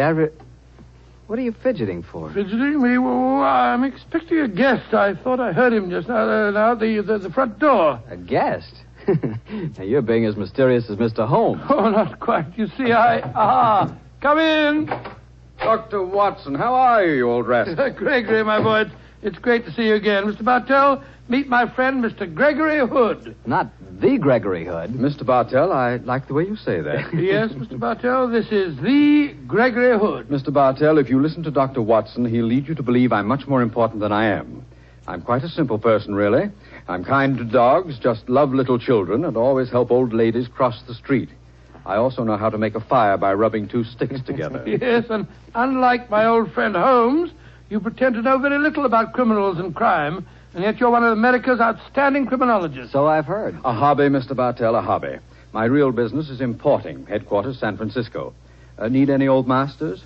Perhaps I can sell you a nice piece of jade, or would you rather have a bit of old Balinese sculpture? No, wait a minute. This is all a little too fast for me. Yes, you learn that Gregory is a little too fast for everybody. But, Mr. Bartell, I'm sure you'll get to know Mr. Hood a good deal better. You see, as I've told you, I've always wanted to take a trip back to England, and now I have a chance to do so. But, Doctor, won't I see you again? What about our story? Oh, I shall be back in the fall, but meanwhile, I've asked Mr. Gregory Hood to get together with you at this time every week and tell you some of his experiences. Which, of course, makes me feel very important. Mr. Hood, as you know, has been involved in many famous cases dealing in crime. His importing business and his hobby criminology are a strange combination. I learned that he keeps a diary of these cases, and it's a fascinating book. The case book of Gregory Hood. The case book of Gregory Hood. Sounds intriguing. Intriguing? Huh. It certainly is. Thank you. Well, then I can tell all our friends, be sure to listen next week at the same time and every Monday night through the summer to The Case Book of Gregory Hood.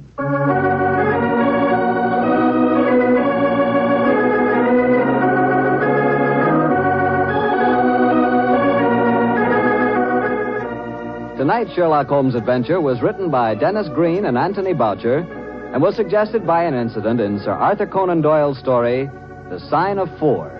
Music is by Dean Fossler. Mr. Rathbone appears through the courtesy of Metro-Goldwyn-Mayer, and Mr. Bruce through the courtesy of Universal Pictures, where they are now starring in the Sherlock Holmes series.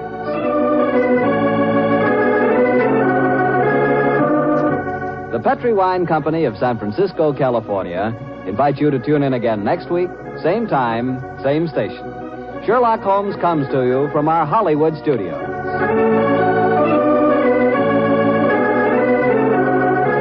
This is Harry Bartell saying goodnight for the Petri family. This is the Mutual Broadcasting System. This is the Mutual Broadcasting System. This is the Mutual Broadcasting System. This is the Mutual Broadcasting System. Petri Wine brings you Basil Rathbone and Nigel Bruce and the new adventures of Sherlock Holmes.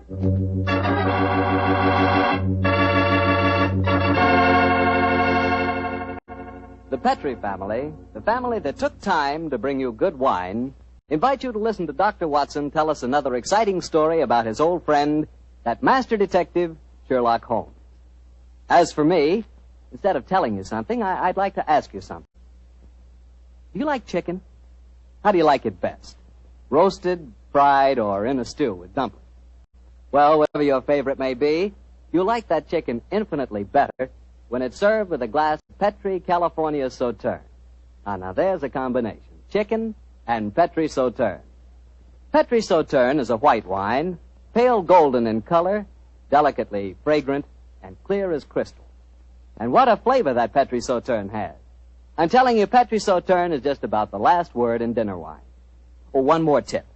Remember to serve Petri Sauterne with fish or any kind of seafood. Good, it's great. To be sure you have a glass of good wine, be sure it's Petri wine.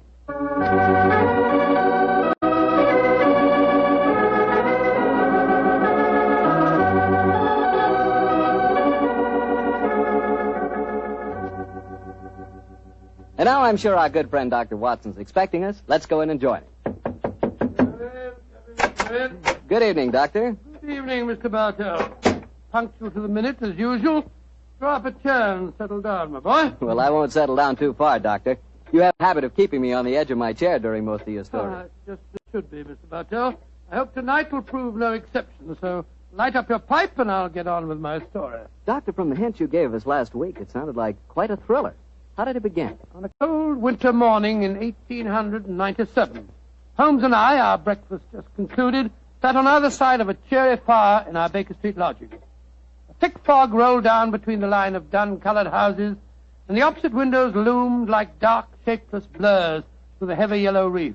Another London pea souper, huh, Doctor? Exactly, Mr. Bartell.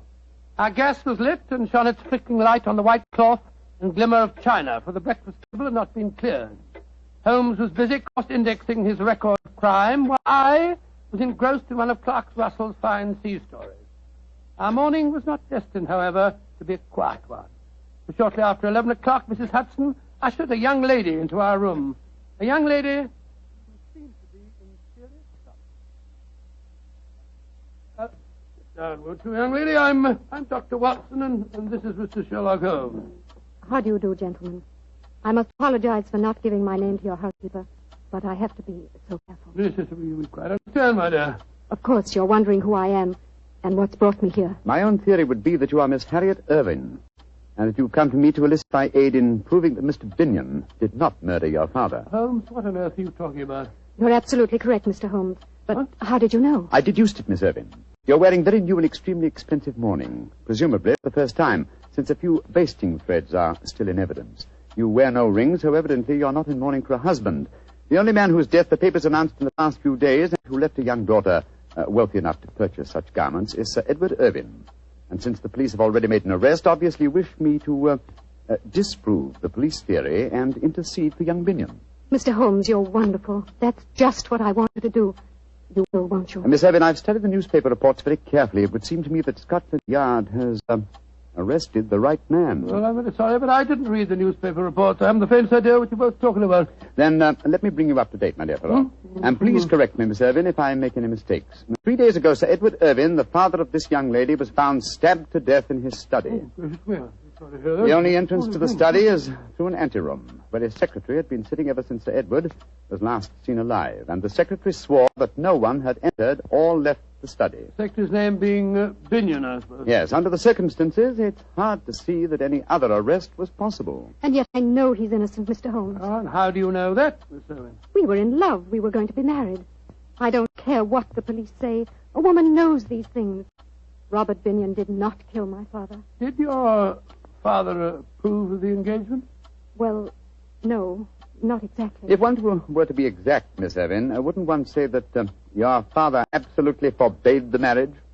Yes, he did. And Inspector Lestrade assumed that was the motive for the murder. Well, sounds logical, I must say. Does your father have any other relatives living, Miss Irving? His brother, my Uncle Peregrine. He lives a hermit's life in the country. We've seen very little of him in the last few years. Was he left anything under your father's will? No, I was the sole beneficiary. Please help me, Mr. Holmes. If you'll just talk to Robert, you'll know he's not guilty. Oh, there's no harm in talking to him, Holmes. After all, our old friend Lestrade handled the case, and he's made a good many mistakes in the past. Oh, haven't we all, old chap? Well, Miss Irving, I'll do what I can, but I promise nothing. Bless you, Mr. Holmes. Where is your fiancé being held? At Scotland Yard. I talked to him there just before I came to Scotland Yard, eh? Splendid. We can talk to Lestrade at the same time. Watson, your hat... My hat and coat? Precisely, old fellow, your hat and coat.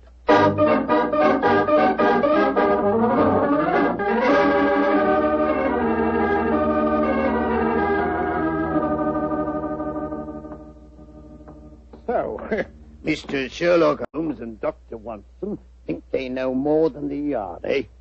Come over here to teach us our business, I suppose. Nothing of the sort, Lestrade. We came over here to make a few inquiries. I'll tell you, gentlemen, that you're wasting your time.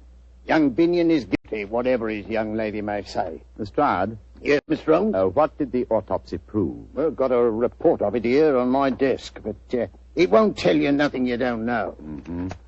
Death was instantaneous, caused by some weapon like a long needle, a fine stiletto, or an ice pick, penetrating the brain at the base of the skull. And no such weapon was found in the room. Or on Mr. Binion. True, sir. But then he had the chance of disposing of it. Well, just the same, the murder weapon hasn't been found, has it? No, Doctor, but we'll find it. Don't you worry about that. I should like to talk to the prisoner, if you don't mind. Well, of course I don't mind. He's in the detention cell just down the corridors from here. Follow me, gentlemen. Has he given you any trouble, Lestrade? Trouble? If all our prisoners were as quiet as him, we wouldn't need no guards, Doctor. Nice, quiet young fellow. Hard to realize he's a murderer. A fact that still has to be proven in court, Lestrade. A fact that is going to be proved in court, Mr. Holmes. Well, here we are at his cell.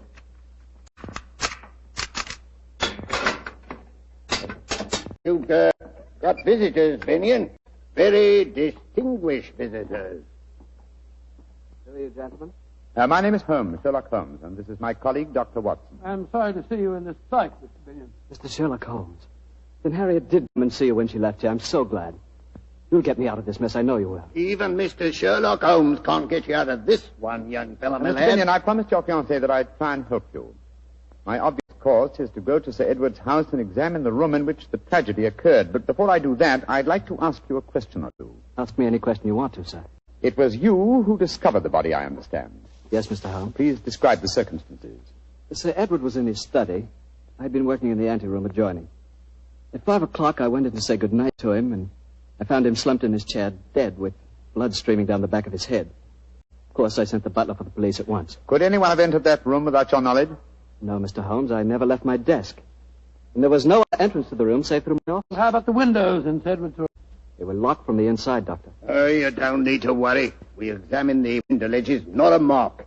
No one came in that way. Now, what is your theory of the murder, Mr. Binion? I haven't one, Mr. Holmes. I'm completely baffled.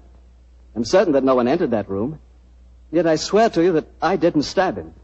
So I can understand the police believing I did. Mm-hmm. Mr. Starr, I should like to examine the room in which Sir Edward was murdered. Well, easiest thing in the world, Mr. Holmes. I'll drive over with you if you like. His house is in Knightsbridge. Oh, you needn't bother, Lestrade. We can quite well go by ourselves. Eh? Oh, not a bit of it, Doctor.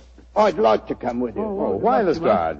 You're convinced Mr. Binion is guilty, are you? Won't you be wasting time? Not me. For once I know you're on the wrong side of a case, Mr. Holmes, and I want to be there and see your faces when you find it out.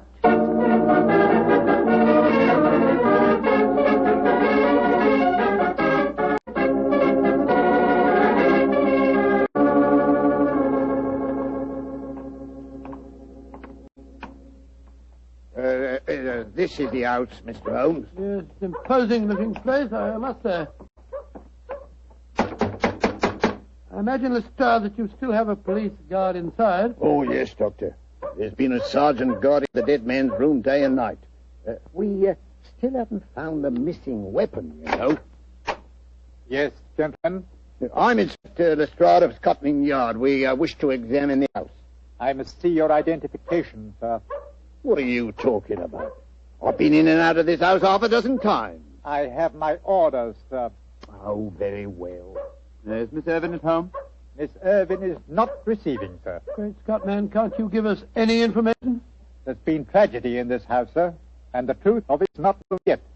I'm not answering any questions that I don't have to. There now. Does this police guard satisfy you? Inspector Lestrade. Very good, Inspector. You may come in. May I direct you, gentlemen? Oh, thank you. I know this house nearly as well as you do. I think not, Inspector. I've served here for 27 years. Well, gentlemen, if you're not needing me, I'll return to my quarters. Bless my soul. That's a sinister-looking chap if I ever saw one. Yes, and he knows something. You see, Lestrade, there is a possibility that Binion is innocent. Yes, I began to see that, sir, when you were talking to the butler. You're being very cryptic. What other possibility are you talking about? The possibility that Binion, the arrested man, is shielding the real murderer. And whom would he be most certain to shield? You mean his fiancée, Miss Irvin? That's right, old fellow. What? Here we are. This is the anteroom where young Binion worked. And that door there leads into the study where Sir Edward was found. Nothing been touched, of course, since the discovery of the crime? Oh, no, Mr. Holmes. That's why we've had a constable on duty in there night and day. Before the trial, we're bringing experts in to test the room for secret panels or anything of that kind. Let's examine the dead man's room, shall we? Right you are, Mr. Holmes. Webster. Webster, get out of that chair and stand up, can't you? You're on duty. Asleep. Carty. He's dead. Yes. The trickle of blood oozing out from the base of his skull. Well, strike me pink. He's been killed the same way as Sir Edward was. I presume you'll agree that Mr. Binion didn't commit this murder, Lestrade? Well, of course not, Mr. Holmes. He couldn't have done it. He's locked up at the yard. Well, what are we going to do? Ask the butler to come here, will you? Oh, well, right you are, sir. What do you make of their wound, Doctor? Well, it fit the description of the one that killed Sir Edward. There's a fine puncture here at the base of the skull. By Jove, Holmes, they mentioned a stiletto or an ice pick. A wound like this might be caused by one of those long steel hat pins that women wear. Yes, it's a possibility, Watson, a distinct possibility. And Miss Irvin was wearing a long hat pin this morning, if you remember. Glass walls. A little chance of secret panels here, I should say. And the window locked from the inside, eh? Yeah. Here he is, Mr. Holmes. Oh, yes. And by the way, what's your name? Travers, sir. You see what's happened, Travers? Yes, sir, I see. The constable's been killed just like my master. Now, tell me, Travers, is this room exactly as it was in Sir Edward's lifetime? Yes, sir. Except that my master was not in the habit of keeping the corpses of policemen in here. Here, don't try to be funny, Travers. Don't you realize you're mixed up in a murder case? I meant no offense, gentlemen. Mark's in very bad taste, my good fellow. The point of my question, Travers, was to find out if any of the furniture in here had been moved lately. Not moved, sir. But there has been a piece of furniture added. That armchair the dead man lying in. The same chair in which Sir Edward's body was found. Of course, that's the answer. Travers, when was that chair delivered? And who delivered it? It was delivered the day before Sir Edward died. It came from Silver Schwartz's antique shop in Bond Street, sir. That game's afoot, Lestrade. See to the removal of this poor man's body. Seal the room, and for heaven's sake, keep this latest death a secret for a day at least. Within that time, I hope to have your murderer for you. Then we're going... We're going, my dear chap, to Silver Schwantz's antique shop in Bond Street.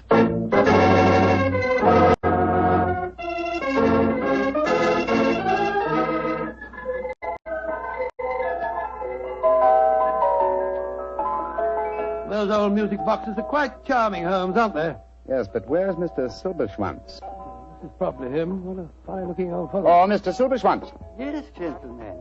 You are interested in musical boxes? No, sir, in chairs. Particularly in the handsomely carved chair you delivered to Sir Edward Irvin a few days ago. Ah, yeah, magnificent specimen. He's pleased with it? He was found dead in it, Mr. Silverstone. And half an hour ago, someone else was found dead in it also. That chair was one of a pair, wasn't it? Yeah, but... Liebe Gott im Himmel. That's impossible. Please to follow me. I will show you it's not possible. Look at the chair. It's exactly like the same one as Sir Edward's house. Oh, my friend, but there's such a difference. 15th century Italian, isn't it? Yeah, this is one of a pair of the famous Malipiero armchairs. There are only 3 pairs in the world, my friend. Of this pair, one, the one I delivered to Sir Edward, is simply a great specimen of the carver's art. This one, its mate, looks exactly like it, does it not? Exactly. I can't see any difference myself. You would if you sat in it, old chap. Precisely. That is why I have these cords stretched from one arm of the chair to the other. If anyone were to sit in it, well, sometimes nothing will happen. But sooner or later, a hand will press this hidden spring in the arm here, and death will strike. But nothing happened when you pressed the spring then, Mr. Silverstone? No, I don't understand. I do. This is the harmless chair.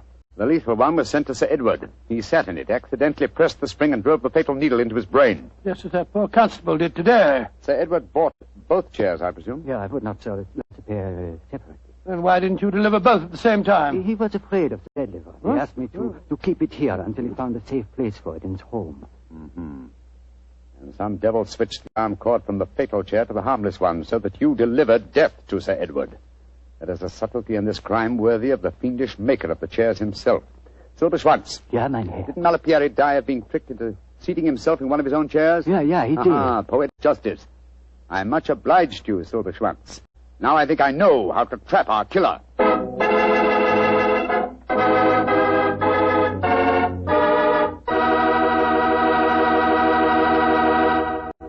Dr. Watson will bring you the rest of his story in just a second, so I'm just going to tell you that after a good dinner, there's nothing quite like a glass of good Petri California port.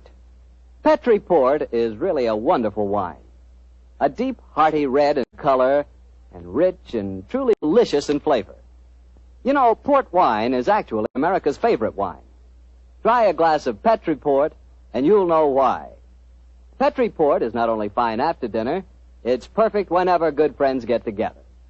Just keep in mind the name Petri, because Petri wines are good wine. Well, Dr. Watson, this is quite a story you're telling us tonight.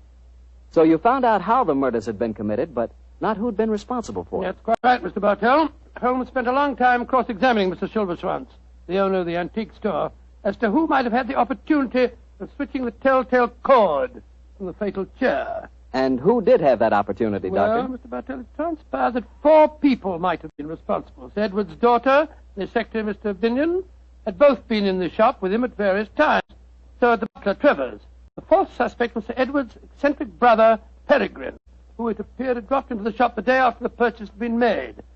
With this last information, Holmes became very excited and launched into eager preparations, which ended a few hours later when we found ourselves disguised as furniture removers, driving a van along a quiet country lane near Dorking as we approached the house of Sir Edward's brother, Peregrine.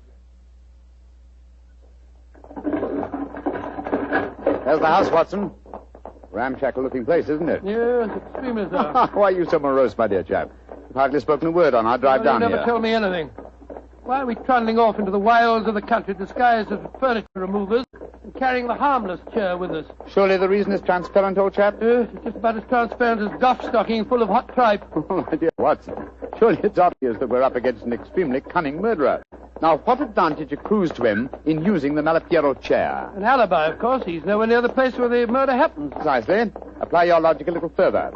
3 of the suspects, the daughter, Mr. Binion, and Travers, the butler, live in the house and would almost certainly have been present at the time of death.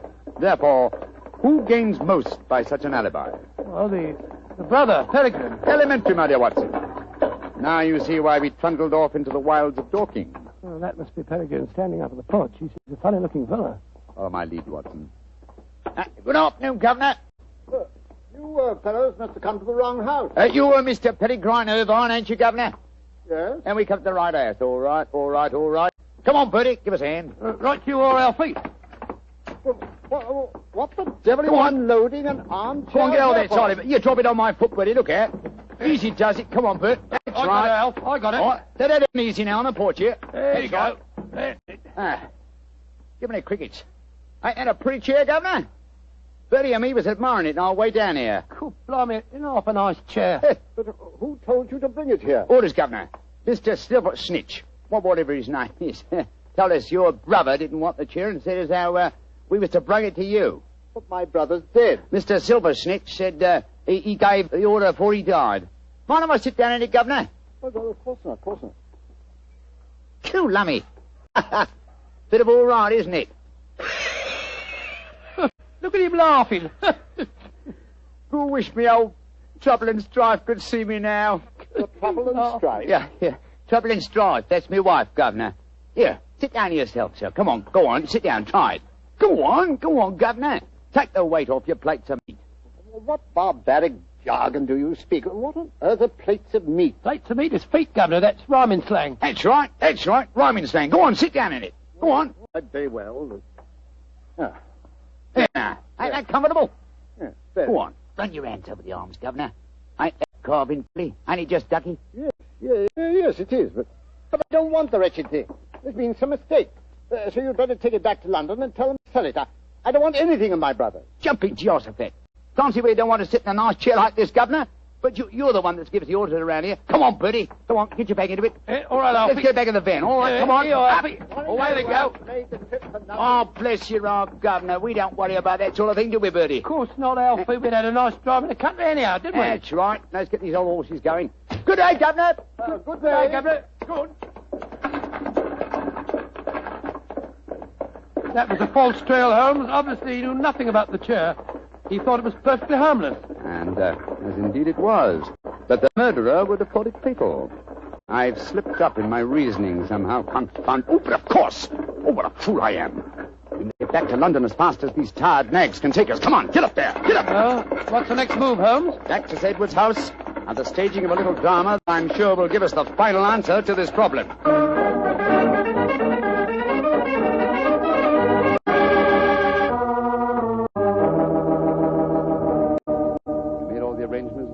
Yes, Mr. Holmes, I've got Miss Irving, young Binion, and the butler waiting outside. And no one knows we switched the chairs. Splendid. You're sure that this is the harmless chair, Yes, Holmes? of course I am. Look here. I sit in it. So, run my hands over the arms. Yes, this chair is harmless, as every person, save one, will know. Show them in, Lestrade. All at once, Mr. Holmes? No, I think we'll take Miss Irving and Mr. Binion first. Oh, right, you are, sir. Miss Irving, Mr. Binion, come in, please. Very well. Oh, Mr. Holmes. What's the matter, Miss Irving? It's just so horrible seeing you there in the same chair where I saw Father. Oh, Mr. Holmes, it's a trifle too macabre for you to assume the position of the corpse. Please get up. But it seems to be the most comfortable chair in the room, and I do like my comfort when I interrogate witnesses. However, it's hardly chivalrous, is it? Miss Irving, please sit down, won't you?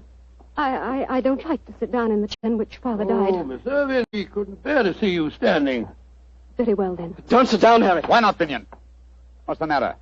Isn't the chair safe? No, it's then not perhaps that. you care to sit in it. To prove that the chair is safe. No, I... Sit down. Very well. There.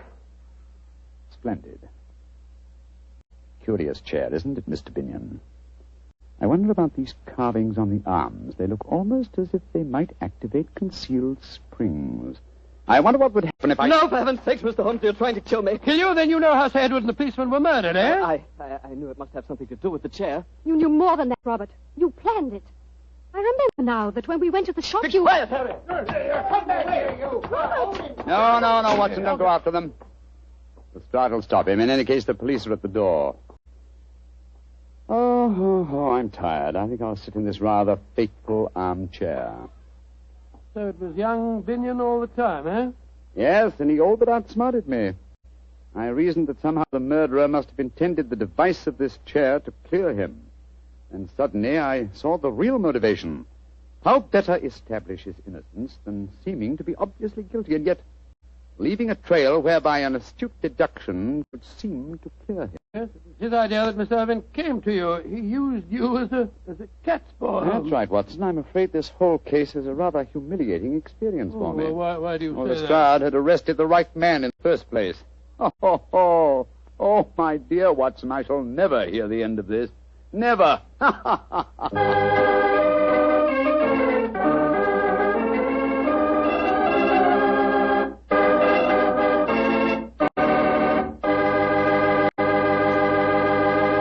As usual, Doctor, that was a swell story.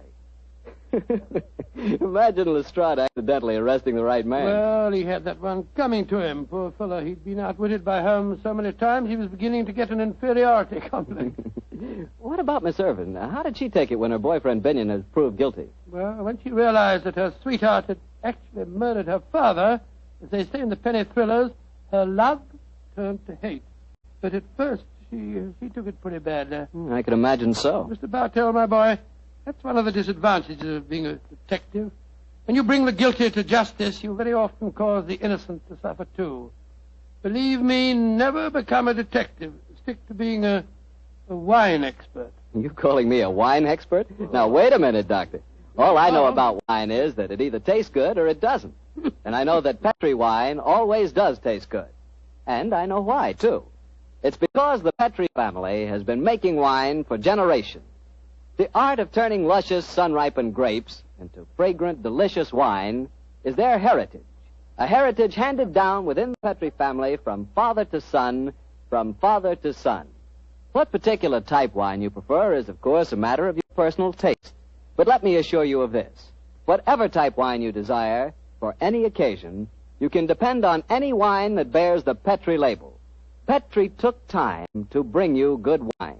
And today, that name Petri is the proudest name in the long history of America's wine. Well, Dr. Watson, what new Sherlock Holmes adventure are you planning to tell us next week? Next week, Mr. Bartell. Now, let me see. Next week, I'm going to tell you a strange story that took place in one of the smaller states of Middle Europe. It concerns a young prince, a most unusual concert, and a beautiful contralto who sang 2 days after we'd seen her die at the hands of a firing squad. I call the story The Haunting of Sherlock Holmes. Doctor, that's one I've got to listen to. Yes, Mr. Bartell. And everyone should also listen to what Secretary of Agriculture Anderson says about saving used kitchen fats. We've all got to keep turning in every bit of used fat. Take it to your meat dealer. The shortage of fat is worse now than ever it was. And unless we help, and we all help, we'll all be faced with a serious shortage of soap. Yes, a serious shortage of paints, lubricating oils, drugs, and many other things that require fats in their manufacture. It's up to us. Keep turning in every bit of used kitchen fat. Tonight's Sherlock Holmes adventure was written by Dennis Green and Anthony Alger and was suggested by an incident in Sir Arthur Conan Doyle's story, The Musgrove Ritual. Music is by Dean Faltz. Mr. Rathbone appears through the courtesy of Metro-Goldwyn-Mayer, and Mr. Bruce through the courtesy of Universal Pictures, where they are now starring in the Sherlock Holmes series.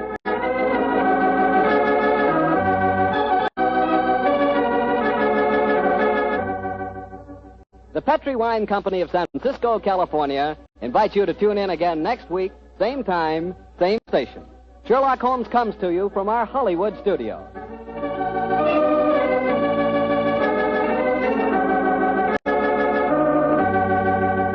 This is Harry Bartell saying goodnight for the Petri family. For a solid hour of exciting mystery dramas, listen every Monday on most of these same stations at 8 o'clock to Michael Shayne, followed immediately by Sherlock Holmes. This is the Mutual Broadcasting System. Holmes. This is the Mutual Broadcasting System. Holmes. This is the Mutual Broadcasting System. Holmes. This is the Mutual Broadcasting System. Holmes.